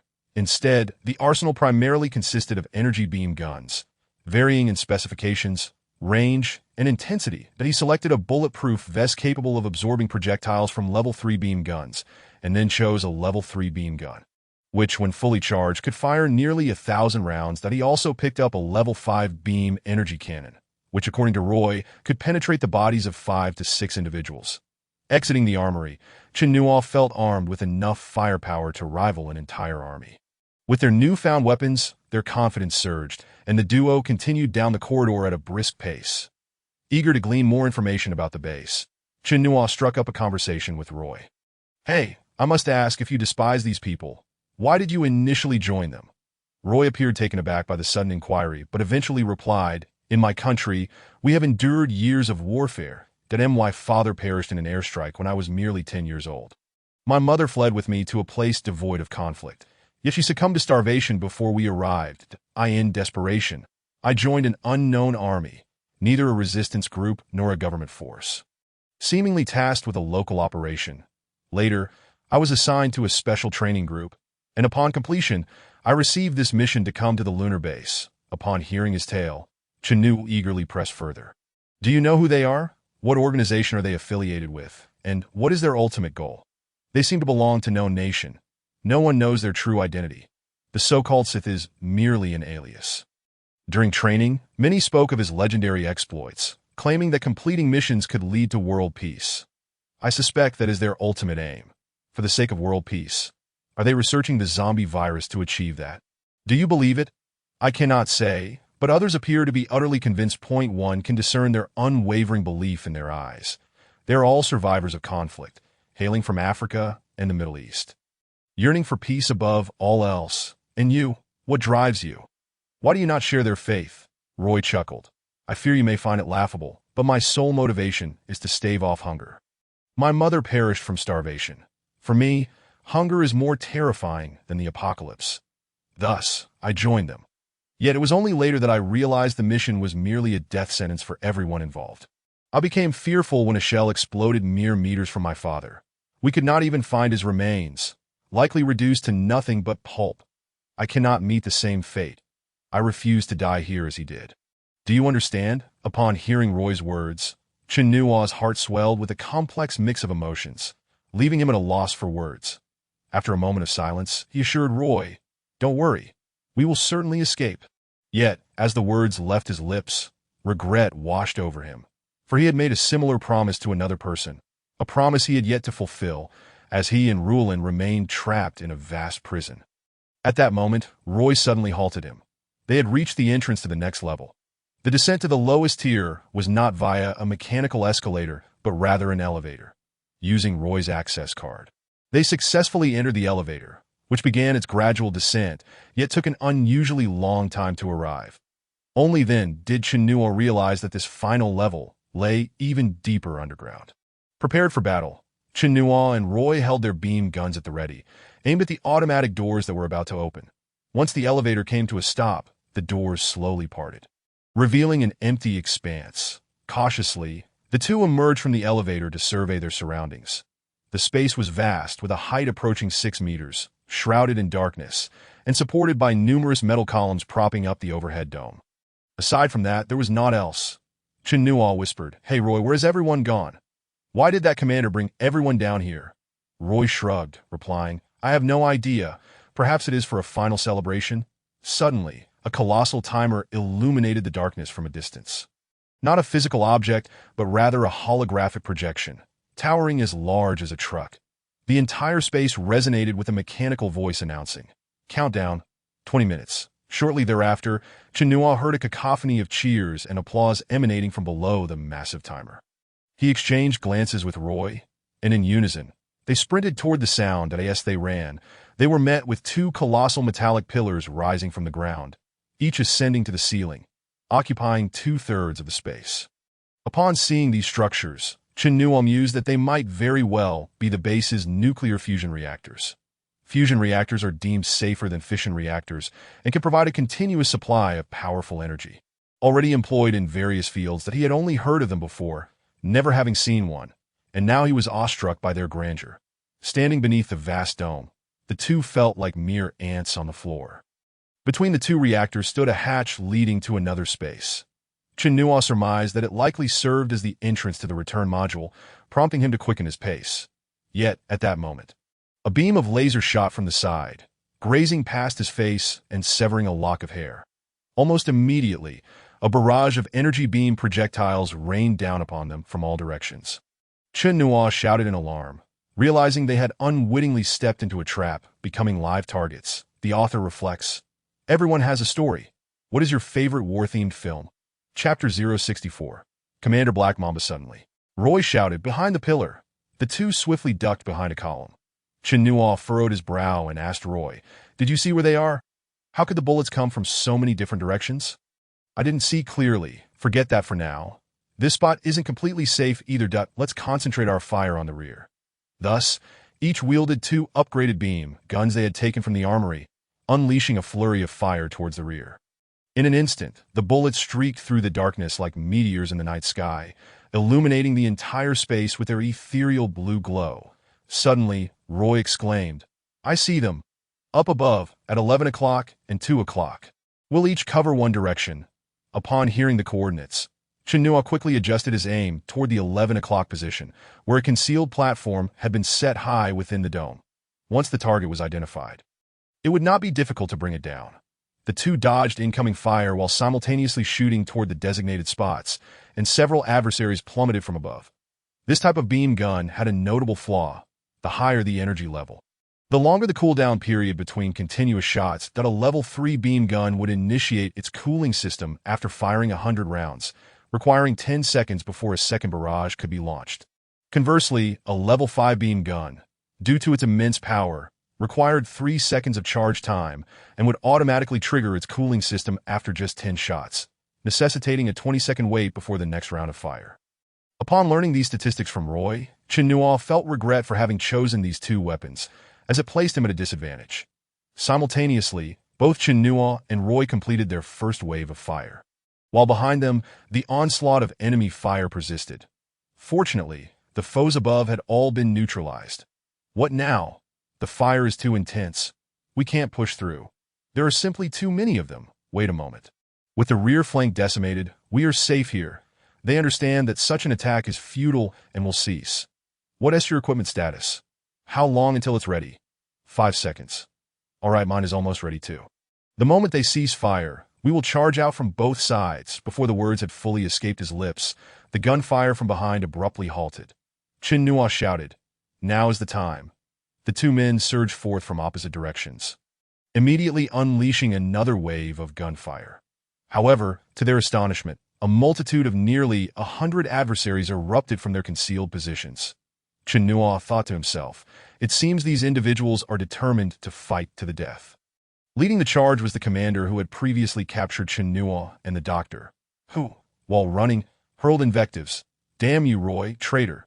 Today, I will annihilate you." Roy, undeterred, retorted, "I will never pledge allegiance to you. I would rather be shot dead than blown up here." His two guns swept in different directions, bullets piercing through the bodies of numerous soldiers, while some of their garments ignited from the searing beams, causing them to writhe on the ground. Meanwhile, Chinua employed a level 5 beam gun against the denser throng, unleashing an orange laser beam of heightened energy that resulted in a violent explosion, launching several individuals into the air. Thanks to their bulletproof vests, both Chinua and Roy had their vital areas protected. Though their limbs bore scorch marks from grazed bullets at this juncture, the two factions had intertwined, plunging in a chaotic melee in close combat. Beam guns proved ineffective, prompting everyone to switch to lightsaber mode. Chinua wielded his lightsaber amidst the fray. And as the remaining followers dwindled to a mere 10, he realized victory was within grasp, bolstered by confidence as he and Roy fought furiously. Ultimately, only the commander remained. The ground was littered with corpses, and the acrid scent of charred flesh permeated the air, assaulting their nostrils. Roy, already wounded in multiple places by the lightsaber, staggered before the commander and proclaimed, "Do you see this? We can achieve it. Freedom is within my grasp." To his surprise, the commander erupted into laughter. "Haha. Do you really think reaching this point means you can return to Earth? How naive. Commander Black Mamba is already prepared to destroy the ship from within. Everyone here must die today." With that, he seized a fallen lightsaber, shouted, "Long live the Sith," and plunged it into his own abdomen, collapsing lifelessly. This revelation struck Chinua like a bolt from the blue. If the return pod were destroyed, their hopes of returning to Earth would be utterly dashed. The two exchanged glances, then turned their attention to the pod door, sprinting towards it. Just then, a mechanical voice echoed overhead. "Warning. The base self-destruct sequence countdown has 15 minutes remaining." Chinua gazed at the holographic projection suspended in mid-air and resolved that, come what may, he must enter the control pod. Before him stood a massive hatch. Flanked by enormous metal pillars, the seam of the hatch jagged, currently sealed shut. Roy remarked, "I've never been here before. It should be like the control room, protected by a special encryption protocol. You might try your magnetic card." Roy produced the magnetic card he carried and placed it at the sensor, awaiting a response, yet the hatch remained unyielding. Just as the two were about to employ the doctor's method of cutting through, the hatch unexpectedly opened, and Einstein's voice resonated from the nearby sensor device. "Mr. Chinua, the doctor has successfully accessed the control room, but he has assisted me in infiltrating the system here, and I have obtained the highest level of access. You may enter." "Wonderful. Where is the doctor now?" He discovered that the surface closure has been opened and is making his way here. "What? It has already been opened? What happened?" Just as Chinua expressed his confusion, a booming voice emerged from within the hatch. "I opened it." Author's note. Yo, check it out. You say collect. I say yes. If you like it, add it to your bookshelf. The upcoming chapters will be even more thrilling. Chapter 065. The Depths of Despair Upon Hearing the Voice. The two swiftly raised their beam guns and cautiously stepped through the open hatch. It turned out that this was the true entrance to the return pod. The lower level was divided, half reserved for the reaction propulsion system and half serving as the control room for the launch pad. The space remained vast, yet was cluttered with various instruments, with rectangular metal cabinets piled on either side, resembling shipping containers. The chamber was not entirely sealed, as a launch shaft connected it at the far end, with a metal corridor suspended in mid-air leading to the return pod. The launch shaft's diameter was a staggering 50 meters, akin to a colossal crater on the moon. At that moment, the upper hatch had opened, revealing the full view of the propulsion system. Chinua then spotted a man nearby, adjusting some equipment. Mistaking his intentions as preparations to destroy the ship, Chinua raised his voice. "Hey, stop, or I will shoot." The man slowly turned, raised his hands, and said, "Don't worry, I just want to see how much time is left." Chinua then discerned the man's features. He had a prominent nose and a commanding presence, dressed in a black and white uniform adorned with a round military cap, the insignia on the brim resembling a snake. As he finished speaking, all the screens in the hall displayed the same countdown as outside, showing 13 minutes and 35 seconds remaining. That he glanced at the timer and scoffed. "What a bunch of useless fools. Taken out so quickly. What are you doing?" Chinua kept his gun trained on the man, cautiously advancing. Roy whispered to Chinua, "That's Black Mamba, the Supreme Commander here." The man smiled at Chinua. 8023, you don't recognize me, but I have seen you many times. You are the one who allowed our experiments to yield perfect results. History is about to be rewritten, and I am the sole witness." Just then, the hall's intercom crackled to life with Einstein's voice. "Sir, the system indicates that the ship's propulsion functions have been fully tested and are entering the launch countdown." Chinua was taken aback, realizing that this individual did not intend to destroy the ship. Rather, he was preparing to escape. "You deceived everyone." Black Mamba lowered his raised hands and replied, "No, I am merely following orders to evacuate. If the Earth headquarters had commanded me to stay, I would have sworn unwavering loyalty. However, my orders are to evacuate alone and destroy the base. Chin Nuo scoffed. What nonsense. You and your kind do not deserve to live. I will only ask you this. Where's the girl who was kidnapped alongside me? What have you done to her? Black Mamba scratched his beard, turning back to operate the equipment, disregarding Chin Nuo's question. Did you not hear what I said? Do you believe I won't kill you right now? The man did not turn around but calmly replied, Kill me. A specimen is merely a specimen. Do you not comprehend the current situation? Do you think wielding a gun makes you the boss? My earlier conversation with you was merely to wait for the system to finish loading. I am in control here. Soldier beside you. Take him down, and I will bring you back to Earth. Upon hearing this, Roy trembled, freezing in place, while Chin Nuo watched him warily, uncertain of his reaction. After a few moments of silence, Roy shouted, Stop lying to me. Even if I kill Chin Nuo, you want to take me with you. I refuse to be your slave any longer. Chin Nuo exhaled in relief, but Black Mamba abruptly ceased his actions. Do you know what happens to traitors? Do you think he stands a better chance? Let me show you what fear truly means. With that, he pressed a button, and instantly, the guns in Chin Nuo and Roy's hands flew away, firmly affixed to the dome above. Disarmed, Chin Nuo found himself in a precarious position. Yet he believed that in a bare-handed 2-on-1 confrontation, they still had a chance. However, just as he prepared to charge at the commander, he noticed Black Mamba drawing a specially crafted handgun from his waist, aiming it at them, a non-metallic weapon impervious to magnetic attraction. Black Mamba chuckled, Kid, don't be naive. Let me tell you the truth. The primary objective of destroying this place is to eliminate you. I will never allow you to return to Earth. Chin Nuo, who had intended to rush forward, found himself rooted to the spot, and Roy stood dumbfounded, realizing how swiftly their fates had reversed in mere seconds. Regret washed over Roy for his earlier decision. Veins bulged on Chin Nuo's forehead as he could only watch helplessly, yearning for a miracle to occur at that moment. Unable to contain himself, he finally demanded of the man before him, What do you want from us? What have we done wrong? Why me? Why not spare my family? Ridiculous. If I were to slaughter a chicken, would I need to explain myself before doing so? No one has it out for you. It's merely that the master has chosen you from the coop to be slaughtered as the value of a lower being. He scratched his beard again, squinting as he added, To ensure you die with clarity, I will tell you one more thing. The one responsible for selecting experimental subjects for headquarters is Scorpion. He is the one who handed you over to me. I believe you should have encountered him. Yes? He is undoubtedly the most twisted man I have ever encountered, harboring a profound disdain for human emotions. Although I have not met the individual you mentioned, it is highly probable that he remains under his control, that if that is indeed the case.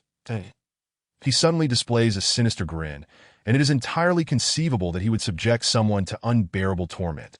Upon hearing these words, Chin Nuo found himself unable to support his own weight, collapsing weakly to the ground. He was certain that the man aboard the ship, once known as Feng Xinwen, was the venomous Scorpion, and he could only dread what Yulan might be enduring at his hands. Had she perhaps already been tortured to death? With this thought, a torrent of emotions surged within him. Grief, anger, regret, fear, pain, despair, each vying for dominance in his heart. His adrenaline surged uncontrollably. His heart raced violently. As if on the brink of bursting to AT that moment, he struggled to breathe. His head throbbed painfully, and his body began to shake uncontrollably. The commander, witnessing this spectacle, chuckled softly, saying, lowly creature, I have no time to waste on you, that I must take my leave. Perish. With that, he aimed at Chin Nuo's head, ready to pull the trigger. The author has a warning. High energy ahead. Chapter 066. Out of control just then, Chin Nuo's body underwent a bizarre transformation. His skin began to sprout silvery fur at an astonishing speed, and his physique rapidly expanded, muscles tearing through his clothing, revealing the immense agony he was enduring. That he clasped his head with both hands, unleashing a heart-wrenching howl. Yet the metamorphosis did not cease. His limbs elongated further, claws emerging from his fingertips, and his skull distorted grotesquely, resembling that of a wolf. Commander Black Mamba gazed in shock at the unfolding scene, while Roy, standing nearby, was already paralyzed with fear. Chin Nuo's transformation finally came to a halt, and he rose from the ground. Towering at a height of 2 meters, his frame nearly doubled in size. From a distance, He resembled a silver snow wolf walking upright, a hybrid of man and beast, his eyes now glowing a blood-red hue, with golden patterns encircling his pupils, glaring menacingly at everything around him, as if he had emerged from the depths of hell. Chin Nua, what has happened to you? Roy's voice caught the attention of the transformed Chin Nua. But he remained oblivious to the fact that Chin Nua had lost all autonomy, leaving only primal instincts driven by a thirst for blood. The snow wolf lunged forward with its massive claws, striking Roy unexpectedly, sending him hurtling through the air, crashing heavily against the metallic wall of the chamber, and then collapsing to the floor, never to rise again. That ha ha ha. This is the fate of traitors. It seems you are not entirely useless. I shall take the latest data on Subject 8023 back with me. Although the commander was astonished by Chun Nua's transformation, he felt no fear. Yet his words drew the attention of the transformed Chin Nua once more. His blood-red eyes fixated on him, ready to charge. Black Mamba sensed the murderous intent and, without hesitation, pulled the trigger. Bang bang. Several mechanical bullets were fired, but the snow wolf, with astonishing agility, evaded the attack and charged swiftly toward the commander. Black Mamba was taken aback by the creature's incredible speed. His previous smug expression had morphed into one of terror, yet he did not flee immediately. Instead, he began inputting a series of codes on the control platform. Pressing the confirmation key, that he then bolted toward the launch shaft behind him, but his speed was no match for Chun Nua's current form, and he was soon overtaken, tackled to the ground. The snow wolf's immense claws pinned the commander down, his hat falling aside, its crimson eyes fixated on him, emanating a chilling malevolence. Suddenly, its elongated jaws revealed sharp fangs, and it let out a piercing howl directed at Black Mamba. Even while pinned down, the commander remained arrogant, a scornful smile on his face. Ha! Even in this form, you have not forgotten your hatred for me. Ultimately, you are still but a beast, but it matters not if you kill me. Your transformation signifies that our plan has succeeded halfway, that I have already released the other mutated subjects. Do not expect to survive. Before he could finish his sentence, the snow wolf swiftly sank its teeth into his neck, its silver fangs piercing the carotid artery, causing a fountain of blood to spray forth, staining its silvery fur. The taste of fresh blood drove the werewolf into a frenzied state, howling at the heavens. Just then, a strange noise echoed within the chamber. The rectangular cabinet doors on either side suddenly swung open, and three beast-like mutants crawled out. It turned out that the commander's recent input had been to release these monsters. These creatures bore resemblance to the ones Chin Nua encountered in the laboratory, their forms resembling leopards. Yet their heads retained human features, their skin grotesquely decayed, devoid of fur, their limbs elongated with razor-sharp claws. The three beast-like zombies, two measuring nearly 3 meters in length and one 2 meters, prowled around the transformed Chin Nua, seemingly repulsed by this anomaly, searching for an opportunity to attack, yet exhibiting a hint of fear as they cautiously circled the periphery.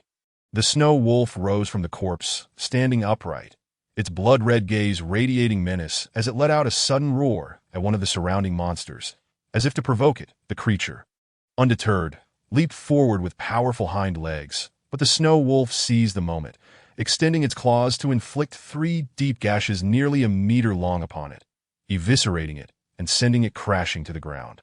However, to its surprise, this creature, like the zombies, felt no pain and was already attempting to rise again. The other 2 mutants had long joined forces, engaging in a fierce struggle with the snow wolf.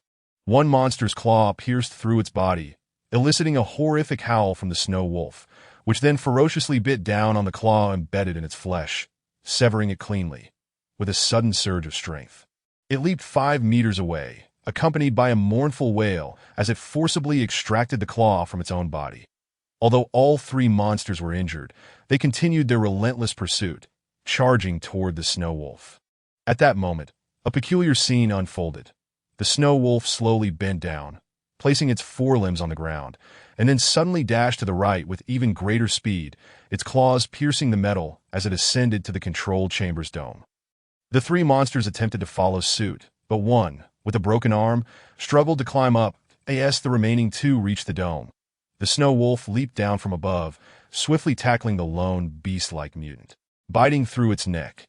Though the creature remained alive, it had lost the support of its spine and was now devoid of any offensive capability. when the other two returned to the ground. The Snow Wolf once again dashed toward the launch shaft with remarkable speed, closely pursued by the two beast-like zombies, both fervently chasing after it. The launch shaft had a diameter of nearly 50 meters. With no obstructions at the opposite end of the chamber, only a suspended corridor leading to the return capsule. Dropping 100 meters to the launch pad below, the abyss loomed ahead. The Snow Wolf showed no signs of slowing down, with the two beasts nearly catching up. Just as it reached the precipice, the Snow Wolf leaped into the air, tracing a graceful arc, and firmly grasped the railing of the corridor. Dangling in midair, while the two monsters plummeted into the abyss, their agonized screams echoing to this moment, the Snow Wolf, severely injured and losing blood rapidly from its pierced body, struggled to climb onto the railing but collapsed to the ground after only a few steps. Moments later, its body began to shrink, the silvery fur fading, and its features gradually reverted to Qinua's original appearance. Yet he remained unconscious, lying silently on the corridor floor. Meanwhile, the chamber's display screens erupted with a countdown timer. And a mechanical voice resounded once more. Warning, warning, 5 minutes remaining until the base's self-destruction protocol is initiated. The author wishes to clarify. The use of it instead of he here signifies that at this moment, the body is not under Qinua's control, but rather that of another entity within. Can you guess what it is? Chapter 067. Escape from the moon base. Dr. Jean heard the alarm and quickened his pace. Having reached the entrance to the launch shaft control chamber, upon seeing the bodies at the door, he realized that Qinua and the others had successfully entered the control chamber. However, as he stepped through the door, he was met with an eerie silence. Lying on the ground were Commander Black Mamba and Roy. He approached to examine them, discovering that Roy had already lost his life. Einstein, what on earth happened? Where is Qinuo? A voice echoed within the chamber, belonging to Einstein.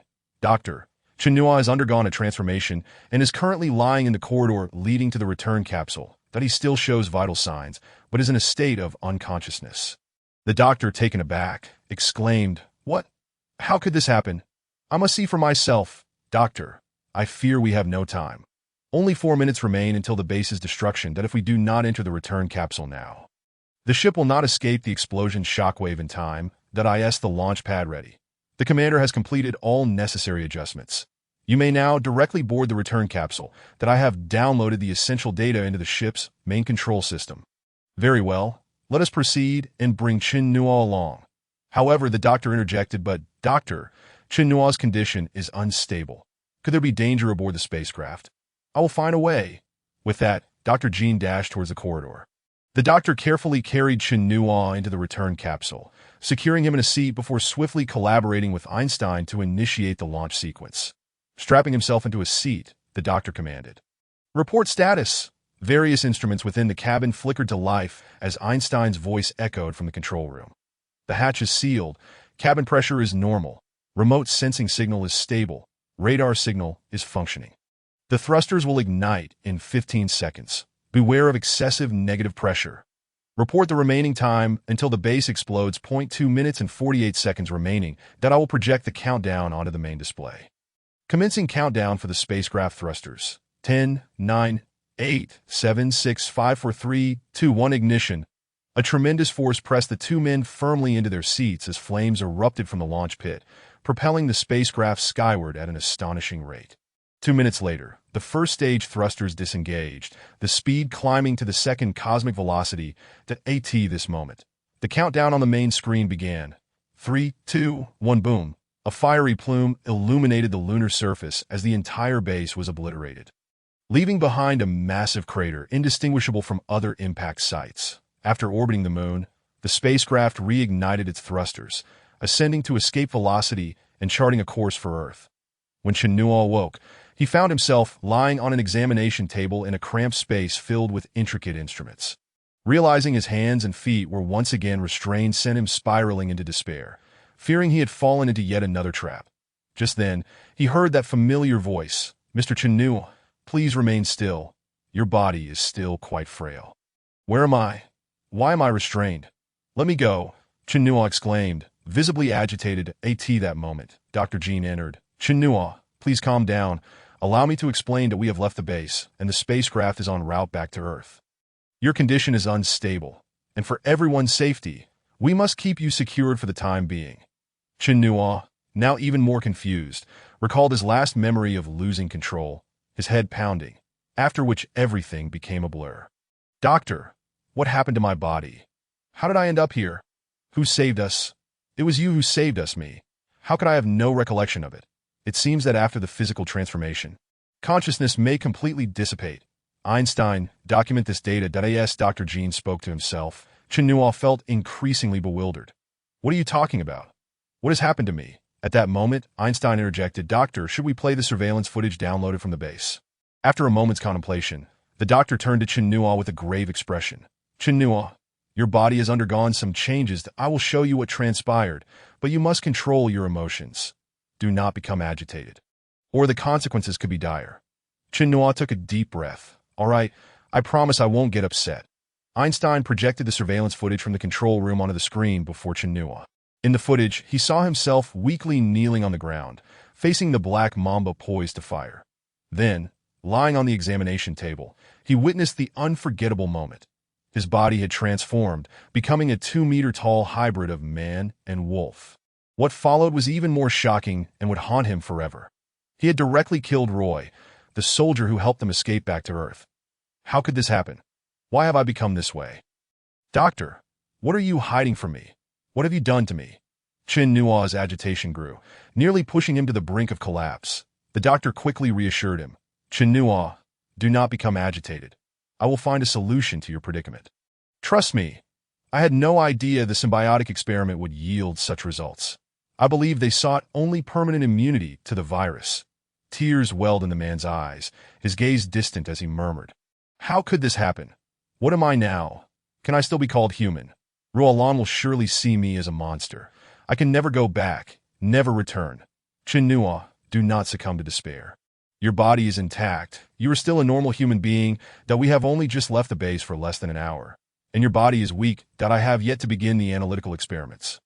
Rest assured, this spacecraft is equipped with a complete set of medical facilities. We will surely uncover the changes occurring within you. I am the foremost expert in this field. I will do everything in my power to heal you. The doctor instructed Einstein, increase the dosage of the sedative to ensure he rests well. Understood, doctor. The sedative was administered through the life support system into Chen Nua's body. After a while, his eyes slowly closed, and he fell into a deep sleep. Once Chen Nua was asleep, Dr. Jean replayed the footage, fixating on the actions of Chen Nua post-transformation, astonished by his behavior. The Silver Wolf displayed astonishing speed and combat capabilities, particularly when luring 2 zombie-like beasts into the launch pit, an act clearly indicative of high intelligence. Coupled with his perfect physique and appearance, it hardly resembled the result of a viral infection. Rather, it seemed like a form of biological evolution. The more Dr. Jean observed, the more intrigued he became, a faint smile gracing his lips as if admiring a work of art that he then instructed the intelligent assistant. Extract a blood sample. Let us see what has transpired within his body. Author's note. Guess whether this doctor is good or evil. As he lied to Chen Nua, Chapter 68. The war within the body at this moment. The spacecraft had been drifting away from the lunar base for nearly 2 hours, but if one could peer further into the abyss, they would see it resembling a solitary leaf, gently floating in the vacuum of space. Although it was currently traveling at a speed of 12 kilometers per second, such velocity was negligible compared to the nearly 400,000 kilometers separating Earth and the Moon. It was akin to an ant attempting to traverse from the South Pole to the North Pole, yet still struggling to leave the stone beneath its feet. Chen Nua lay quietly, much like the seemingly tranquil spacecraft, which was in fact hurtling through space at breakneck speed. The cells within his body were undergoing a frenetic metabolic acceleration. Mere hours ago, his battered body had completely healed. Even the wound inflicted by a beast's claw through his abdomen was now whole, with not a scar left on the surface of his skin. Dr.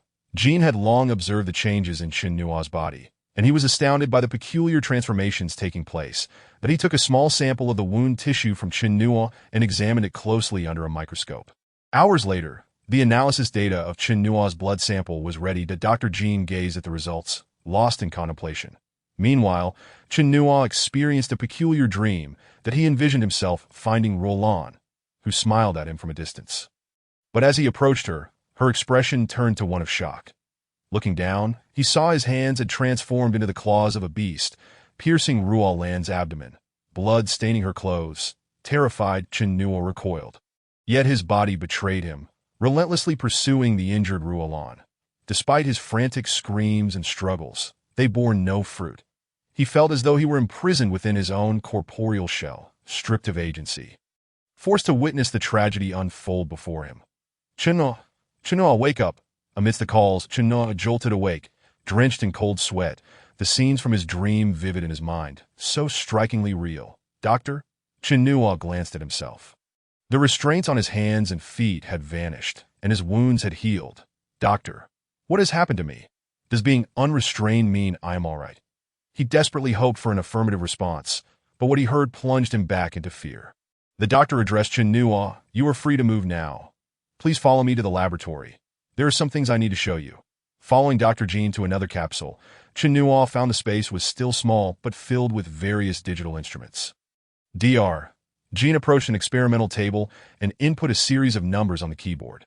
The computer screen on the table instantly displayed an image, densely populated with small particles. Chen Nuo was at a loss, prompting him to inquire, Doctor, what is this? Dr. Jean turned to Chen Nuo and asked, How do you feel now? Is there any discomfort in your body?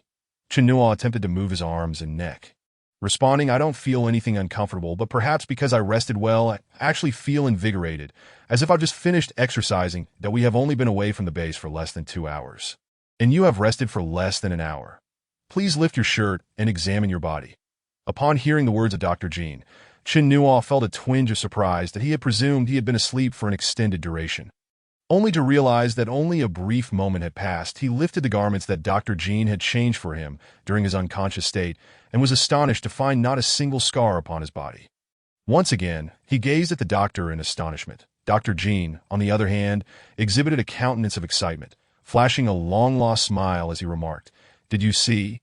When I approached the launch pad, I discovered you lying in the corridor. Your body battered and bruised. It appeared as though your abdomen had been pierced by the claw of that undead beast, and I thought you were dead, but upon detecting your faint breath, I carried you into the cockpit. Since you fell unconscious, I have been observing your transformation. Can you guess what I witnessed? Your wounds healed at a visibly rapid pace, and remarkably, there are no scars left. This is indeed fortuitous for you, as it suggests that the symbiotic experiment has a positive effect on the human body. Chen Nuo was somewhat taken aback as well, yet he could not comprehend the reason behind these bodily changes. He continued to inquire, Is this related to the image on the computer? Why has my body undergone such transformations? This is precisely why I summoned you here. To show you, the doctor replied, beckoning Chen Nuo closer to the computer screen. What appeared before him was not merely an image, but a microscopic slice of human epidermal cells, a representation of the tissues within his own body. As Chen Nuo leaned in closer, he realized that the minuscule particles he had previously observed were in motion, rapidly replicating themselves. Douc. The reason for your swift recovery lies in the accelerated metabolism of the cells at the site of your injuries. The underlying cause is associated with the virus within your body. Virus? How can a virus heal my wounds? Dr. Jean adjusted his spectacles, stating, This explanation is rather intricate, but to simplify, understanding the characteristics of the zombie virus infection will clarify the matter. The fundamental reason humans transform into zombies is the virus's invasion of the central nervous system, which completely usurps consciousness and controls the body. Our symbiotic experiment allows the virus and human cells to coexist. This coexistence fosters a mutually beneficial relationship. The host cells provide nutrients and shelter to the virus.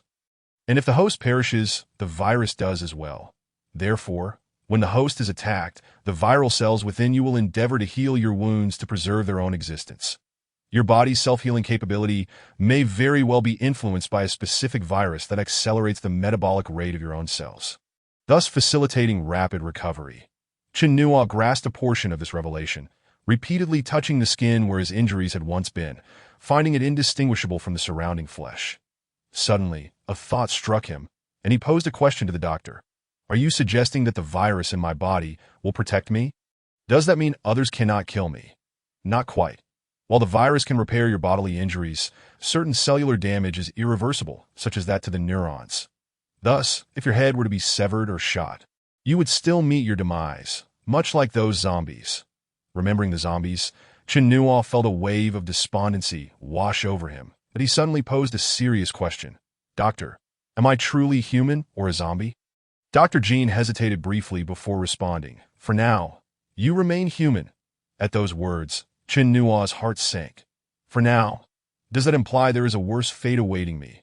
With a sigh, the doctor replied, well, I just shared the good news. Now let us discuss the bad news. Author's note. Your continued support is the driving force behind my creativity. Please add this to your bookshelf and lend me your encouragement. Chapter 069. The secrets within the body, is this connected to that thing inside me? What exactly is it? Chinua asked in a panic, still haunted by the images on the monitor. Dr. Jean continued, I was just about to address this matter that I extracted a blood sample for analysis. And the data indicates that your physical condition is not as optimistic as it appears. The so-called symbiosis is merely a balance between your immune system and the virus's aggressiveness. Despite my efforts to inactivate all viruses during the experiment, the intrinsic nature of the virus could yield unknown outcomes as it replicates within you. However, one thing is certain. The myriad viruses within your body are constantly attempting to disrupt this balance. What would happen if that balance were to be broken? Dr. Jean took a deep breath and replied, it would be akin to a tug-of-war within your body that if one side gains the upper hand. Your body will undergo corresponding changes that if your defensive system is robust, you will remain akin to any other human. Conversely, if your defenses are weak, certain viruses may invade and cause mutations. The wolf-like form we observe could be a virus known as Arcadia. During previous case studies, we noted the pathological features of those infected with this virus, who experience rapid mutations within a short period, much like the SPH-YNX cat, but with skin ulcerations and violent, bloodthirsty tendencies. The most notable characteristic is their swift mobility. I have observed your mutated form, and while your temperament shares similarities, there are distinct differences in appearance, possibly due to your unique symbiotic constitution. Chinua was uncertain of what this meant for him. Regardless of what it entailed, he wished to avoid a recurrence of such events and fervently hoped that no one else would witness his transformation. In essence, he was terrified of the other version of himself. One filled with violence and bloodlust, devoid of humanity, morality, and transformed into a beast. That he looked at Dr. Jean, knowing he could not place blame on him. His only hope rested upon the doctor's ability to resolve this dilemma. Doctor, you mentioned that my mutation is a result of disrupting a certain balance within my body. What precisely caused this disruption? I have tried to recall the circumstances at that moment, but nothing particularly unusual occurred. Dr. Jean had pondered this question for a considerable time, attempting to analyze it from various biological perspectives. While he had some potential explanations, he could not draw any definitive conclusions without concrete experimental evidence. However, under Chinua's pressing inquiries, he felt compelled to share his speculations. Dr. Jean reopened the footage from that moment, switching to the instant when Chinua underwent his mutation, pointing at the screen as he asked, what transpired at this moment? What were you thinking? I would like to hear your account. Chinua gazed at his image on the screen, recalling that he had been kneeling on the ground, devoid of will to fight. The commander, Haimamba, had just relayed some distressing information regarding Rualan. He had said that Rualan was likely in the clutches of a particularly vicious individual, someone whose cruelty Chinua had witnessed firsthand. Having coldly executed a teenage girl before him without a moment's hesitation, that if Rualan was indeed still in that person's grasp, he could hardly fathom the horrors that might befall her. So, you experienced an emotional breakdown, did you? I cannot recall precisely at that moment. A torrent of complex emotions surged within me, making it difficult to breathe, my heart racing, and then I remember nothing else. Dr. Jean appeared contemplative, arriving at conclusions similar to his earlier hypotheses. Considering an additional factor, he felt compelled to issue a cautionary note to Chinua. Chinua, the catalyst that disrupted the balance within your body did not originate from the outside. It came from within you. What? From within me? But I did nothing. It is not that you did something. I suspect it may be due to hormonal changes within your body. Our physiology adapts to different environments, leading to various changes. For instance, when you experience joy, dopamine is released in the brain, and during moments of danger, adrenaline surges. Numerous other factors can influence these hormones, which in turn affect our bodily functions. I believe it is these fluctuations that have disrupted your body's normal state. Of course, this is merely a hypothesis. There could be multiple contributing factors that warrant extensive clinical testing. Chinua struggled to comprehend the technical jargon. Sensing that it likely related to his emotional state at the time, that he addressed the doctor. So you mean to say I must avoid emotional outbursts? It is not merely a matter of emotions. As I previously mentioned, there could be multiple coexisting factors that contribute to these hormonal changes. For example, when the body is injured or bleeding, hormonal levels also fluctuate. Therefore, to prevent a recurrence of such situations, one must be vigilant in various aspects that in other words, I may still undergo mutations, correct? Yes, but more importantly, there may be even graver circumstances ahead. What? There are worse scenarios. Chinua felt as though his heart had been plunged from a refrigerated state into a freezing abyss. Dr. Jean recognized that this news was disheartening.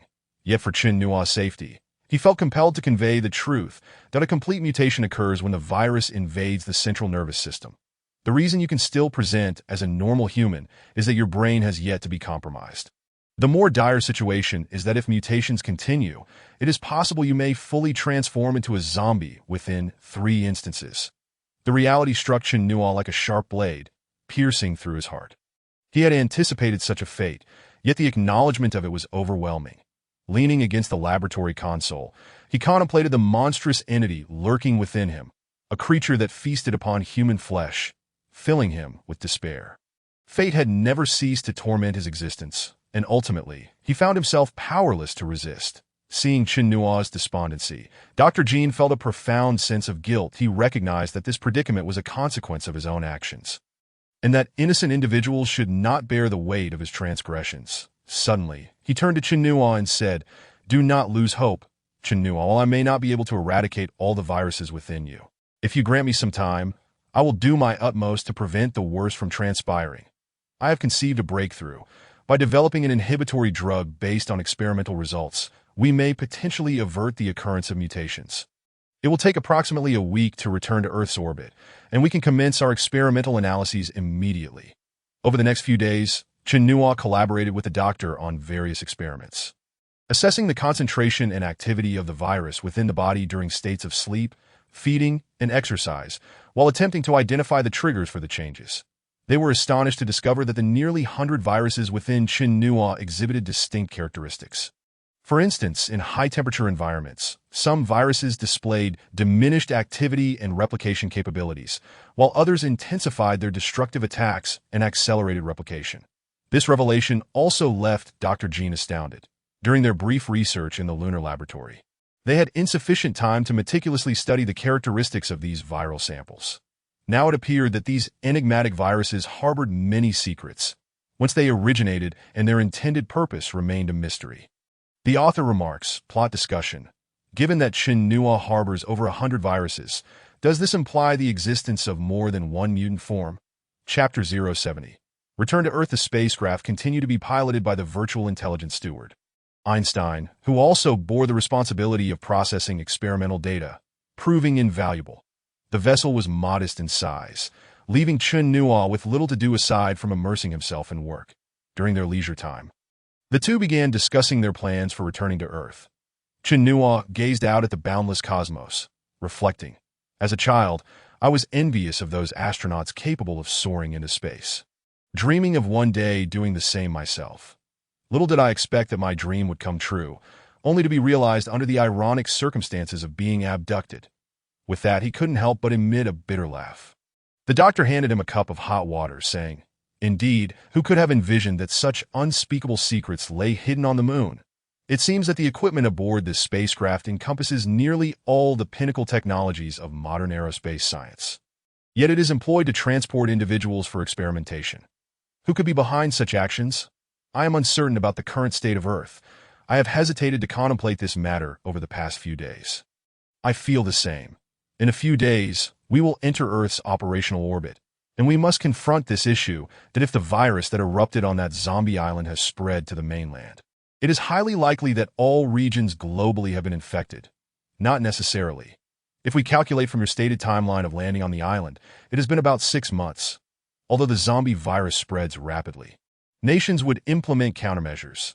The world would not succumb so swiftly to it is merely that the zombie and human populations would intermingle, rendering large-scale weapons unnecessary, that if someone deliberately instigated this war, they likely anticipated this advantage.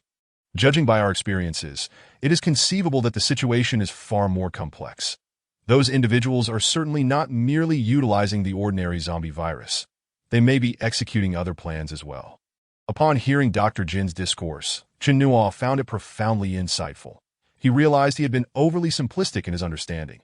This enemy surpassed his imagination, but he inquired of Dr. Jin, "Doctor, who do you believe they are?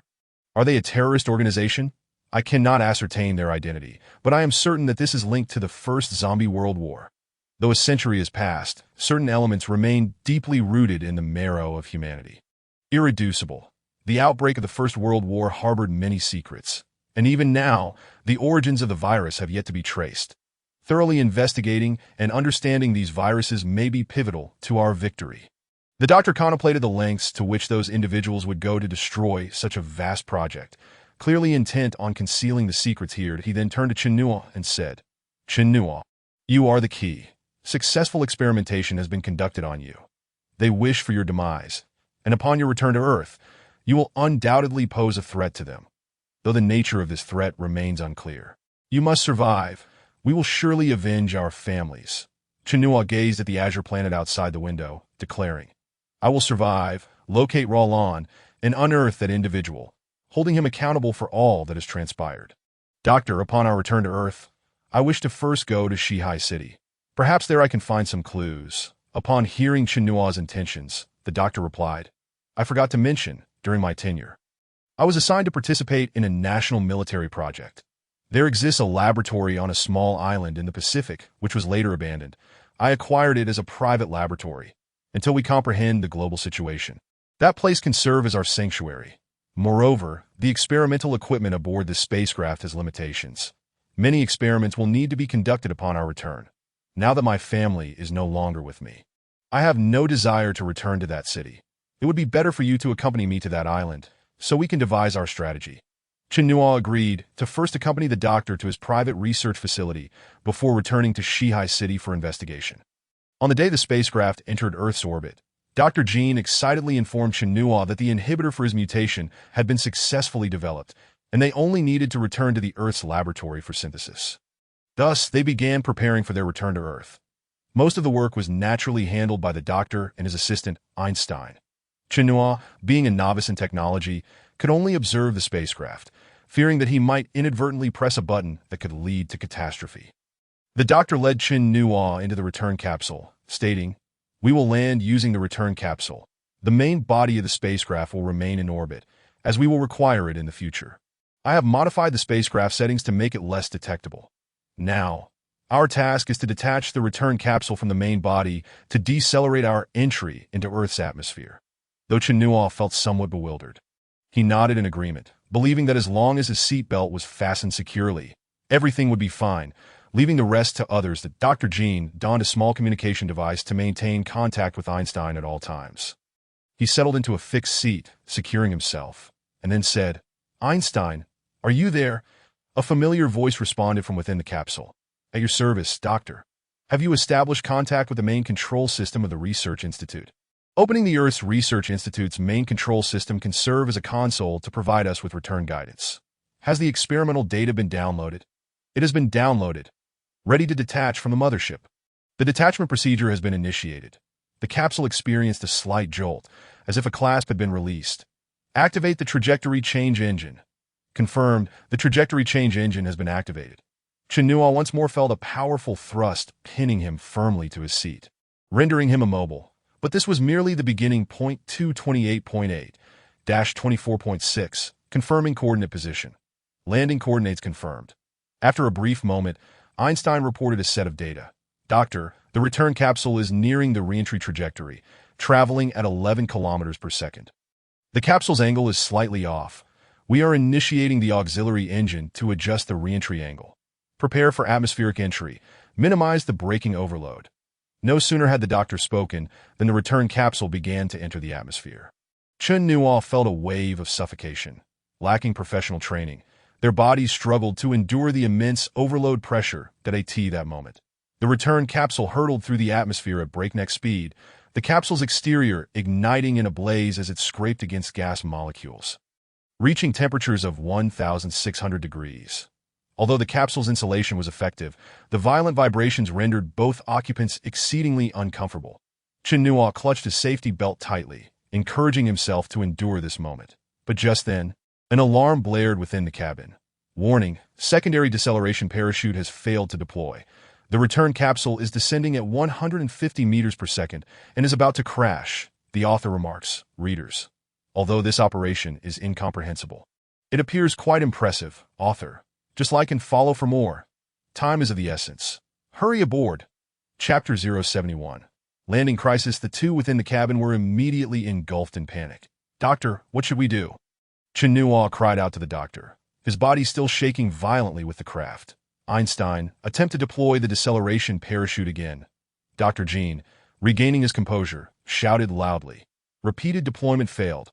Upon hearing the report, the doctor hurriedly manipulated various buttons on the control panel, reporting the remaining impact time, estimated impact in 20 seconds. The preset coordinates have shifted, and we are about to land 5 kilometers off the eastern coast of the island. How much fuel remains in the boosters? Sweat beaded on the doctor's forehead as he endeavored to keep his speech clear. 20% fuel remains in the main thrusters, 30% in the auxiliary thrusters. Utilize the auxiliary thrusters to adjust the return capsule's descent angle, ensuring the main thrusters point directly downward. Execute immediately. Dr. Jean spoke rapidly, simultaneously activating a manual control lever, switching the capsule to manual mode. That I will take control. Report the countdown to impact at 1 second to impact. The main engine will fire at full force, and you will handle the operation. After receiving the command, Einstein immediately complied, and the capsule's descent state began to change. Command executed. Auxiliary thrusters activated. Countdown to impact. 12. 11.76. Capsule angle adjustment complete. Ignite. With a resounding roar, Chen Nuo was enveloped by an unprecedented sense of oppression. Suddenly, darkness engulfed him, and he felt an intense pressure in his chest, as if his ribs might shatter. In that fleeting moment, the gravitational acceleration within the capsule surged to an astonishing 10 g. Ordinary individuals would succumb to discomfort or even faint under 3 to 4 g. Yet, these two untrained souls were compelled to endure such overwhelming force. The agony was unimaginable. That Dr. Jin's expression contorted in pain, teetering on the brink of unconsciousness. Yet he summoned every ounce of willpower to persevere, for there remained one final task. Opening the hatch, that he understood clearly that if the hatch was not opened before submersion, escape would be impossible. Grasping a manual lever tightly with both hands, he yanked it upwards just as the main thrusters extinguished. The hatch above them burst open instantaneously. Although the retro thrust mitigated some of their velocity, the return capsule still collided with the ocean surface at an astonishing speed, and both men immediately lost consciousness. The capsule bobbed to the surface before slowly sinking into the depths. Chen Nuo was jolted awake by a mouthful of seawater just as the water was about to engulf his head. Scanning his surroundings, he realized the capsule was on the verge of being filled with seawater. With his head tilted back, he seized the last opportunity to take a deep breath. That Dr. Jean remained in a state of unconsciousness. Immediate rescue was crucial, or the consequences could be dire. Chen Nuo had completely submerged, relying solely on instinct to locate the release mechanism for the safety rope. After a brief struggle, he finally managed to free himself and swiftly swam to Dr. Jin's side. The capsule was now filled with water, and the previously scattered wires lay tangled around them. Chen Nuo felt his way along the seatbelt of Dr. Jin's chair while clearing away the chaotic cables. After a series of frantic motions, he finally loosened the safety rope securing the doctor, who still showed no signs of waking. Realizing his oxygen supply was rapidly depleting, Chen Nuo grasped Dr. Jin's arms, intending to pull him upwards, but to his dismay, he found himself unable to budge. That a quick glance revealed that his feet were ensnared by a thick cable. As the capsule continued its descent, the pressure of the ocean deepened, and without any protective measures, one could easily succumb to unconsciousness and ultimately drown. Chen Nuo felt his consciousness fading, and although abandoning Dr. Jean would guarantee his own ascent to the surface, he could not bear the thought of their mutual demise. This fleeting notion crossed his mind, but he swiftly chose to dive deeper to free the doctor from the cable. Once liberated, Chen Nuo grasped Dr. Jin's body and swam desperately upwards, the capsule plummeting behind them, soon becoming indistinguishable, forcing himself to endure the suffocating sensation of oxygen deprivation. Chinua had sworn never to plunge into the water again after narrowly escaping from Zombie Island, as that feeling was too unbearable. Yet here he found himself in a similar predicament. Sunlight penetrated the water, casting shimmering reflections on the surface. He reached out as if to grasp it, yet he remained submerged, the light symbolizing his sole hope. Flickering in and out of reach, they resembled two jellyfish in the ocean, laboriously ascending. Several times, he contemplated surrendering, but then he reminded himself that he had endured a journey of 400,000 kilometers. He could persevere through this final stretch.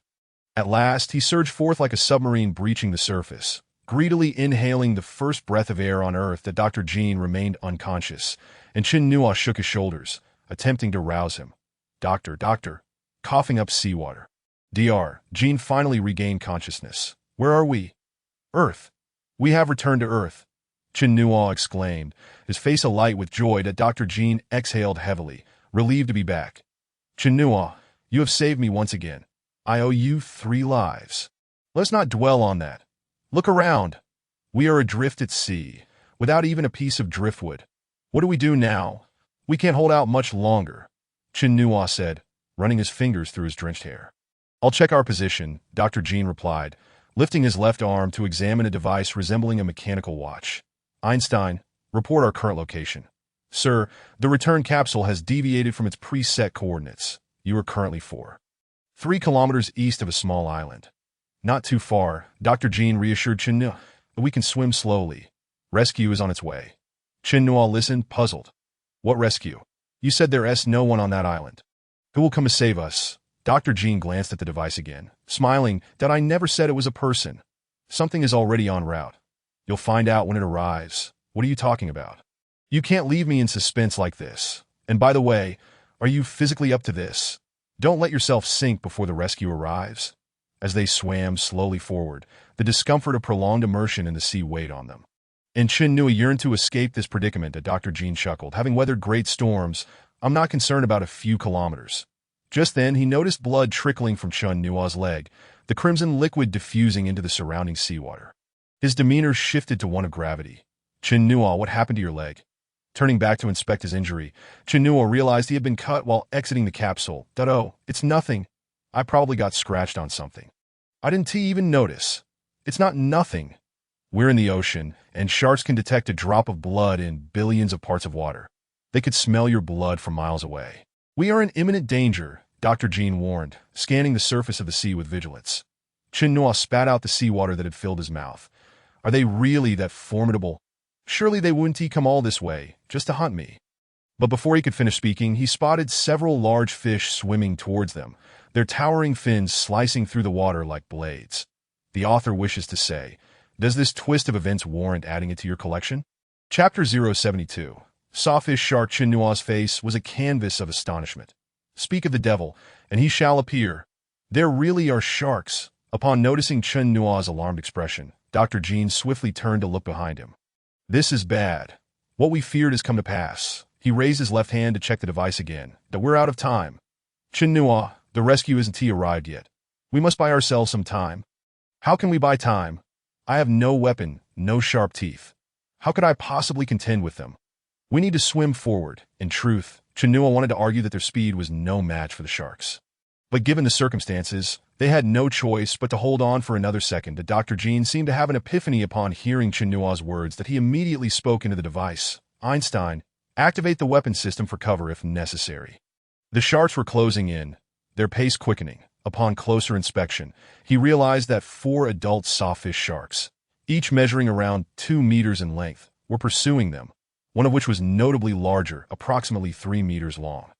These sharks were notorious for their aggressive nature and preference for hunting in packs. It was said that when an aircraft or ship went down, they would swarm the area, devouring everything in sight. Sensing the 2 men frantically swimming ahead, the sharks split into 2 groups, preparing to launch a dual assault. What weapon system? Old man, what exactly is coming to our rescue? Don't leave me in suspense until I'm dead. Chinua swam with all his might, watching as the sharks flanked them, his heart sinking. They're here. Dr. Jean pointed towards the island, excitement lacing his voice as if he had grasped a lifeline.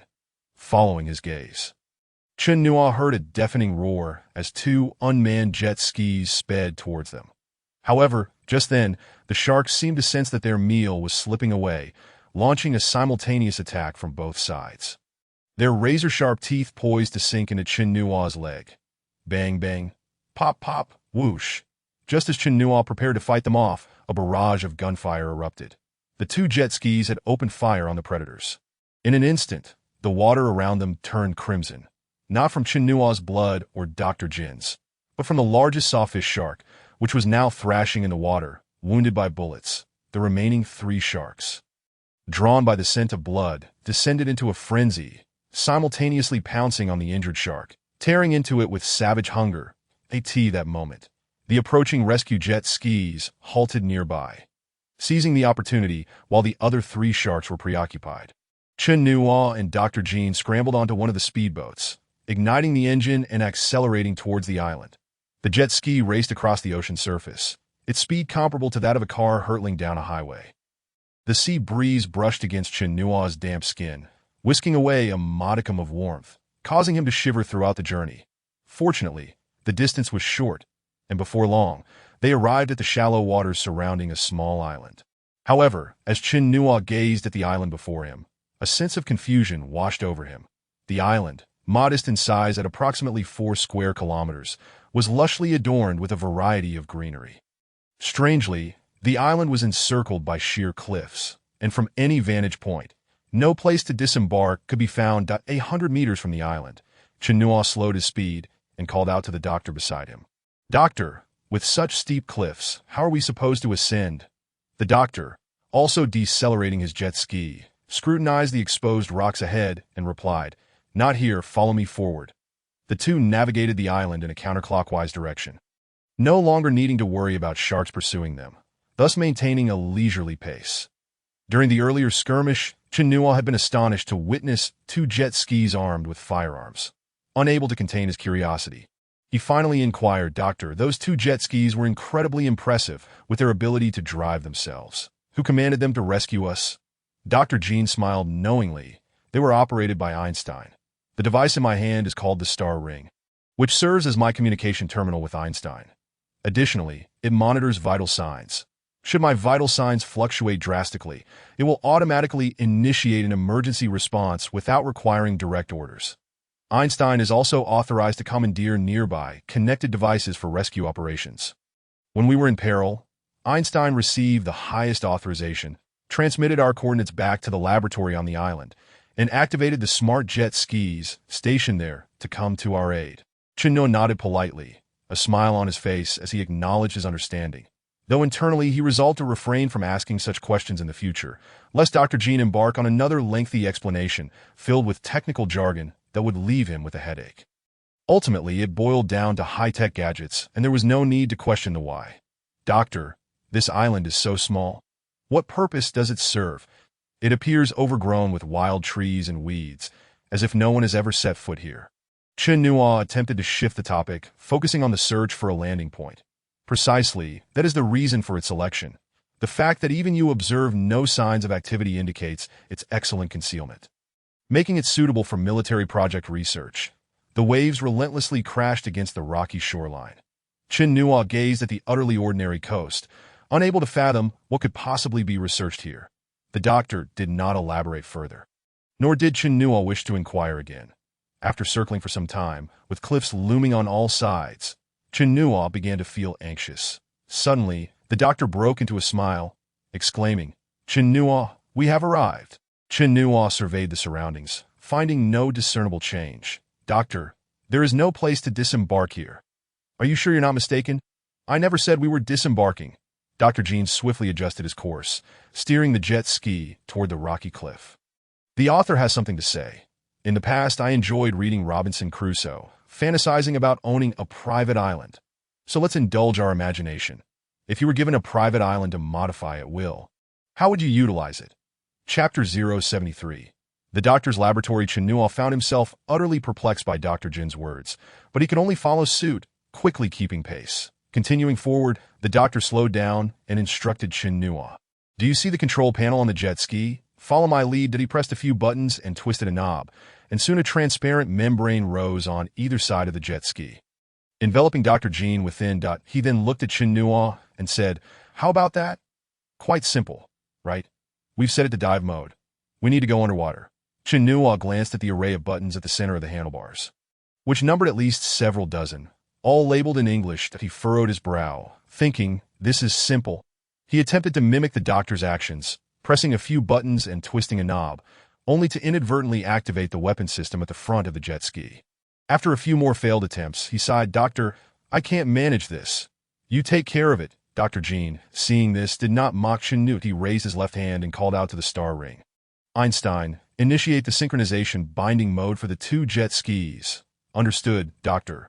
Synchronization binding mode activated. Dr. Jean repeated the previous steps, and this time, the jet ski Chinua was operating synchronized in a dive mode, matching Dr. Jin's in both direction and speed. As the transparent covers opened, both jet skis began to descend slowly, the seawater gradually enveloping their heads. Relieved that he no longer needed to steer, Chinua relaxed and sat back to admire the underwater world. "Chinua, can you hear me?" Chinua looked toward the doctor, who had not turned around.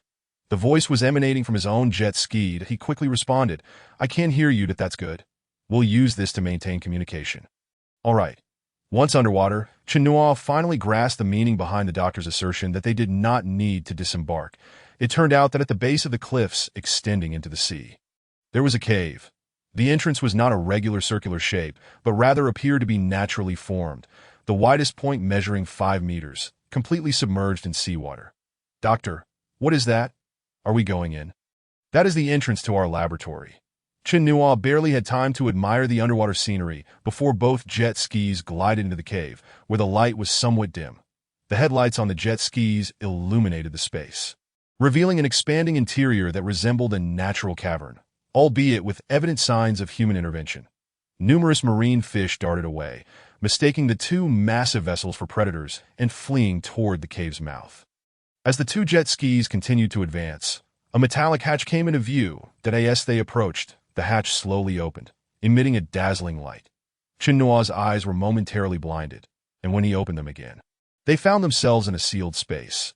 The interior echoed with a rhythmic thumping sound, akin to a washing machine draining water. In no time, the water level in the chamber gradually receded, ultimately vanishing, leaving only a few stray fish that had wandered in. Flopping on the floor, Dr. Jean and Chinua disembarked from their jet skis, and upon noticing the fish on the ground, Dr. Jean chuckled every time. "We have unexpected gains. Dinner is sorted. Let's feast on them."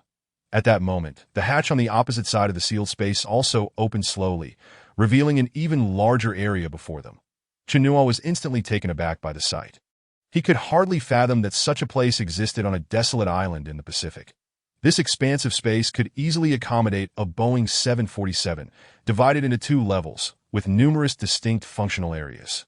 The entire structure was a silvery gray, composed of an unknown metallic material, and the floor was cluttered with unfamiliar equipment, making it clear that this was no mere private laboratory, but rather a military base. "Doctor, what sort of military research is conducted here? How can there be such a vast underground space?" Chinua's astonishment lingered, resembling a child in an amusement park, his eyes darting around. This was once a secret facility for high-performance weapon research. However, after testing revealed stability issues, it was deemed unsuitable for military use and was subsequently abandoned. Dr. Jin's explanation was vague. As if he preferred not to elaborate further, he led Chinua into a room and said, "This room is designed like a standard living area, complete with a bed, bathroom, and toilet. Additionally, I have ample food and water here. You can rest and recuperate for now." Chinua replied, "Doctor, I can't stay here for long. I need to return to Shihai City to search for clues about Ruolan." Dr. Jean crossed his arms over his chest and took a deep breath, saying, "I understand, but do you know the current situation outside? I won't hinder your return, but before that, we have much to accomplish, and your health requires further assessment. You need to stabilize your condition first."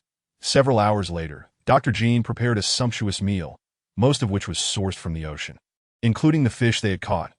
After dining, although Chinua was unaware of the time outside, he felt immensely fatigued. He returned to the lounge, took a hot shower, and comfortably lay down on the bed. This was the first time since leaving Shihai City that Chinua had the luxury of resting on a proper bed. The long-lost sensation of comfort was indescribable. His tense nerves could finally relax, free from the worries of surrounding zombies or the fear of being manipulated. Yet, thoughts of Roland kept him tossing and turning. While he lay on a comfortable bed, that girl of his might still be enduring suffering. The thought pierced his heart like a knife. What if none of this had happened? What if he had seen through the enemy's scheme from the beginning? But the real world offered no what-ifs. And time would never rewind did I end this sealed space, free from any pretense. Chinua broke down and wept, sobbing like a child. Yet, at that moment, his body began to tremble violently, reminiscent of his experience at the lunar base. The author has something to express. Years have passed, yet I still occasionally dream of that girl that on several occasions I have awakened to find my pillow soaked in tears. Chapter 074. Physical Enhancement. Chun-Nua immediately became alert, striving to suppress his emotions. Just as he believed he was on the verge of losing consciousness and experiencing a transformation, the tremors gradually subsided. Regaining his composure, Chun-Nua felt an overwhelming sense of frustration. He lamented the cruel hand of fate that had taken away his beloved and now threatened to rob him of his memories of her. Slowly, his eyelids began to droop, and ultimately he succumbed to the fatigue of his body and drifted into slumber. The following day, when the doctor knocked on the door, Chun-Nua was still resting, but the doctor was outside, excitedly calling, "Chun-Nua, wake up! The synthesis of the suppressor has been successful." Upon hearing this news, Chun-Nua leapt from his bed, rushing out to witness the experimental results. They entered a laboratory filled with flasks and conduits of chemical reagents that Dr. Jean retrieved a cylindrical metal tube from a box, within which lay a glass vial containing a blue suspension that he handed it to Chun-Nua, explaining that it was a syringe. Simply remove the cap to use it.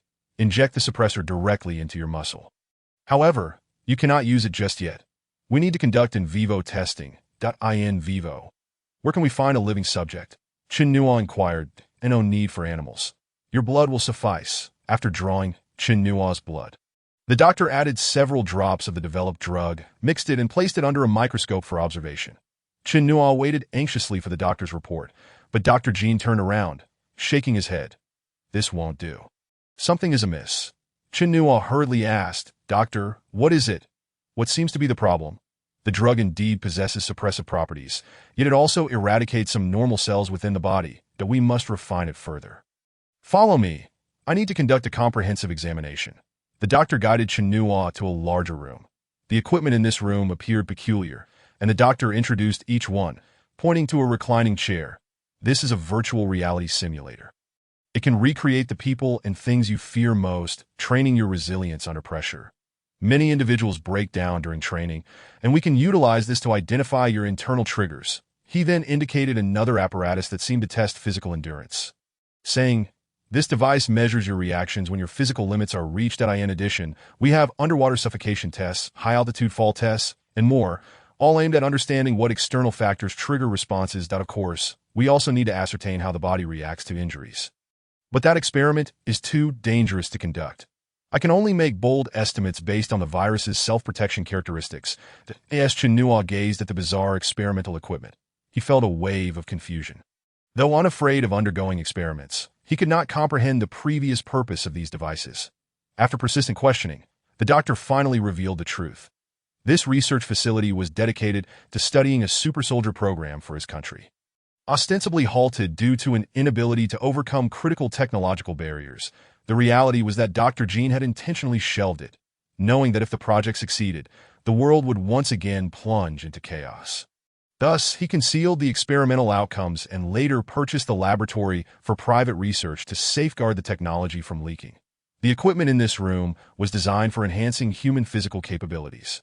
Upon grasping the truth, Chun-Nua began to harbor deep admiration for this scientist. His perilous act of concealing the truth may have inadvertently saved the world. Chun-Nua collaborated with Dr. Jean to undergo a series of tests, with each trial conducted with utmost caution, as a moment's carelessness could push Chun-Nua past the critical threshold, leading to catastrophic consequences. Therefore, they continued to employ the assistance of the artificial intelligence assistant, Einstein, who accessed the main control system of the entire research facility. With Dr. Jin's authorization, it could manipulate any equipment in the laboratory.